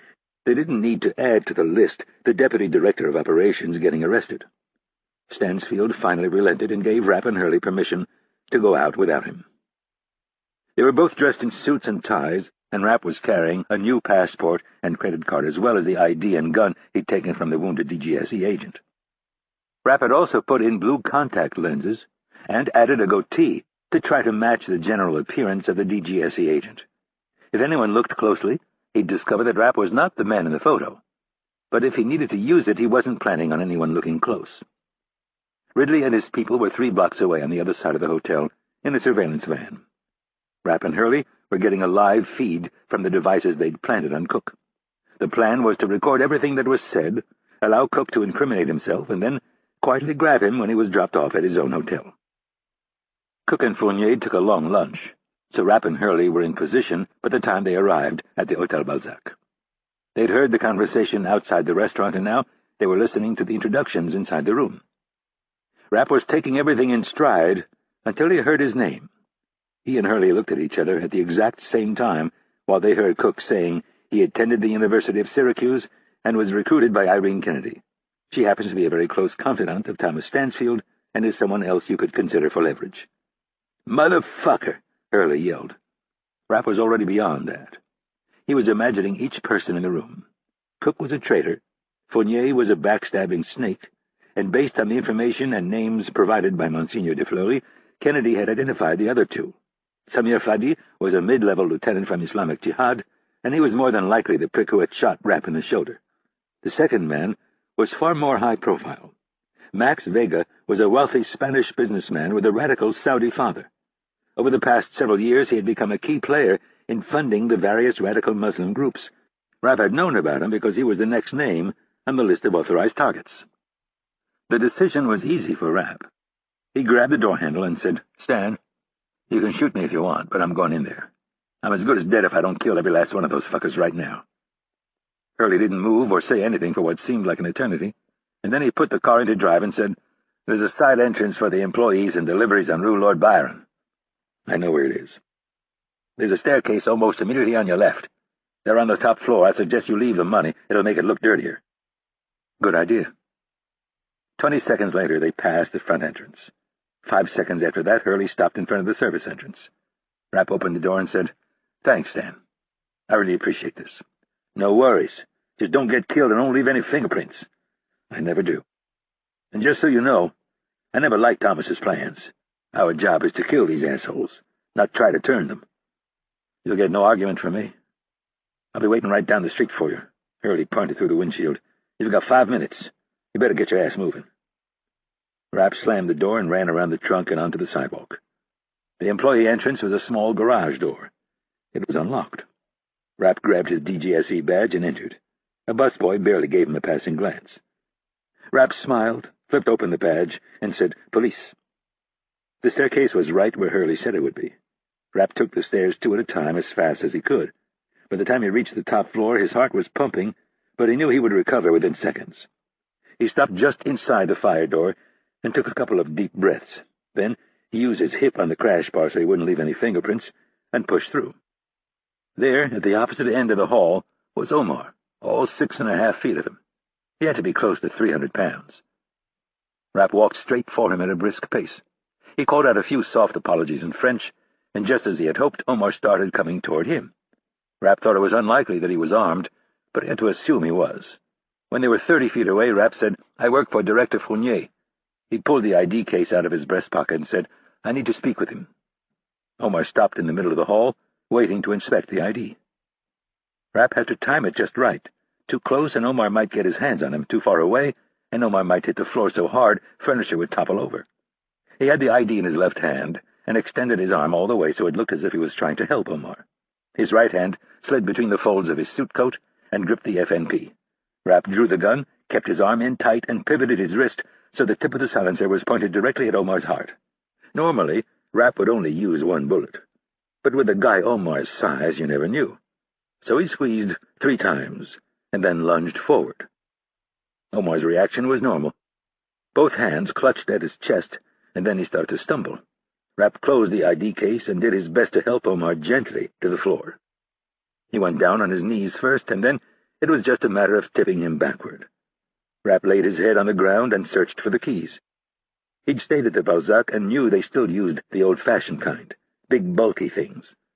Rapp found it in the outside left pocket of his suit coat. Rapp pulled on a pair of latex gloves, grabbed the key, and quickly moved down the hallway.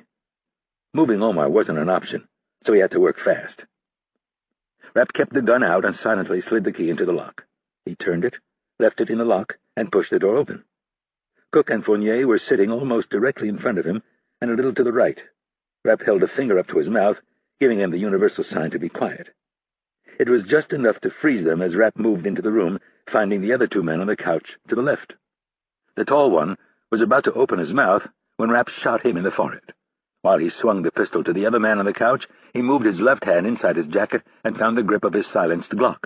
Rapp fired the FNP a second time and hit the second man in the forehead. As much as Rapp wanted to say something to Cook and Fournier, he knew Ridley and others were listening, so he kept his mouth shut, swung the Glock around, and shot both men in the chest. He gave 4 to Fournier and 3 to Cook. The first rounds were in the heart, and he spread the others around to make it look as if it was the work of someone with less skill. Moving to Samir, Rapp placed the Glock in his hand and fired 2 shots into the sofa across the way. He let the gun fall to the floor at Samir's feet and then grabbed the papers and envelope that were in Max's lap. Rapp looked at the photos of himself and the biographical information. He folded them up and stuffed them in his right breast pocket. He grabbed a handkerchief from his back pocket and quickly wiped down the FN pistol, then placed it in Fournier's hand, aimed the weapon at Max, and sent 2 rounds into his torso. He pumped 3 more into Samir and left the gun in Fournier's grip. The police would be intrigued when they discovered that both weapons had been used during the shooting of the 2 Directorate agents. Judging from Fournier's reputation, not a lot of people in Paris were going to be sad to hear this news. Rapp moved on to Cook and ran his hands over the inside of his jacket to see if he had a duplicate copy of the information he'd given Max. He found another envelope and stuffed it in his pocket. Rapp stepped back, did a quick 360 to see if he'd missed anything, then headed for the door. He grabbed the key and let the door close behind him. He ran to Omar's body, put the key back, and rushed for the staircase. He went down the same way he'd gone up, 2 at a time, except that he wasn't as tired this time. He took the latex gloves off just before he came upon 2 employees who were smoking by the back door. Rapp ignored them and pushed through into the bright afternoon sunlight. He turned left and walked at a brisk pace, but nothing that would bring any extra notice. He was just a busy guy trying to get back to his office after lunch. A block later he looked around, but there was no Hurley. Rapp didn't wait. He continued up Rue Lord Byron and contemplated why Hurley had decided to screw him. He must have had second thoughts about how Stansfield would react. There was a good chance they'd put a price on his head, but there wasn't anything he could do about it now. He'd have to get to the closest metro stop and get as far away as a train could take him. His thoughts turned to Greta. Stansfield would take care of her, and he would also do his best to make sure that Rapp never saw her again. Her grandfather was their clandestine banker. He allowed them to move operational funds without tipping off the wrong people. His function within their group was crucial. The man would be livid when he found out his daughter had been placed in harm's way by one of Stansfield's assassins, but Rapp knew he would have to risk seeing her just one more time. He would never forgive himself if he didn't. The black Mercedes raced up alongside him. Hurley stuck his head out the open window and asked, "You need a ride?" Rapp stopped and shook his head. "Where the hell were you?" "Some damn traffic cop made me move. I had to drive around the block." Rapp climbed in and Hurley gunned the engine. Rapp's adrenaline hangover kicked in, and he rolled down his window for some fresh air. "How'd it go?" Hurley asked. "Pretty good." Rapp reached in and grabbed the 2 envelopes. He opened the second one he hadn't checked and found Hurley's ugly mug staring back at him. "Look at this. He was going to sell your ass out, too." Hurley looked over. "What an asshole. I was the kicker." They took the next block in silence, and then Rapp asked, "How much trouble am I in?" "I'm not sure. I've been trying to figure it out, but I think it might be a good idea for you to lie low for a while." "Yeah, you're probably right. Where do you want me to drop you off?" "There's a metro stop 2 blocks up. That should work." Hurley nodded and said, "I haven't been very fair to you. I apologize for that." Hurley pulled the car into an open space. "Check in with me in a few weeks.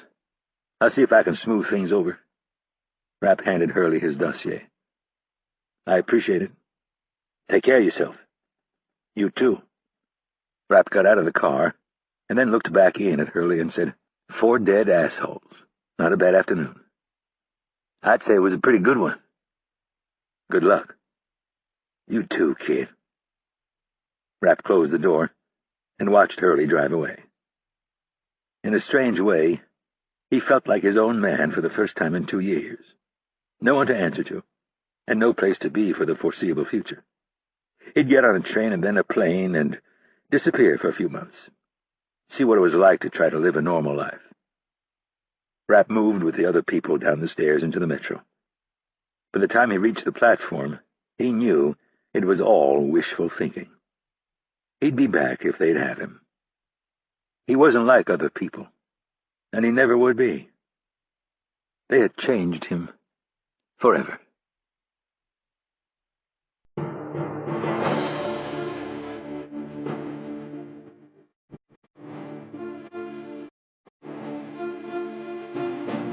Killshot was written by Vince Flynn and read by George Goodell.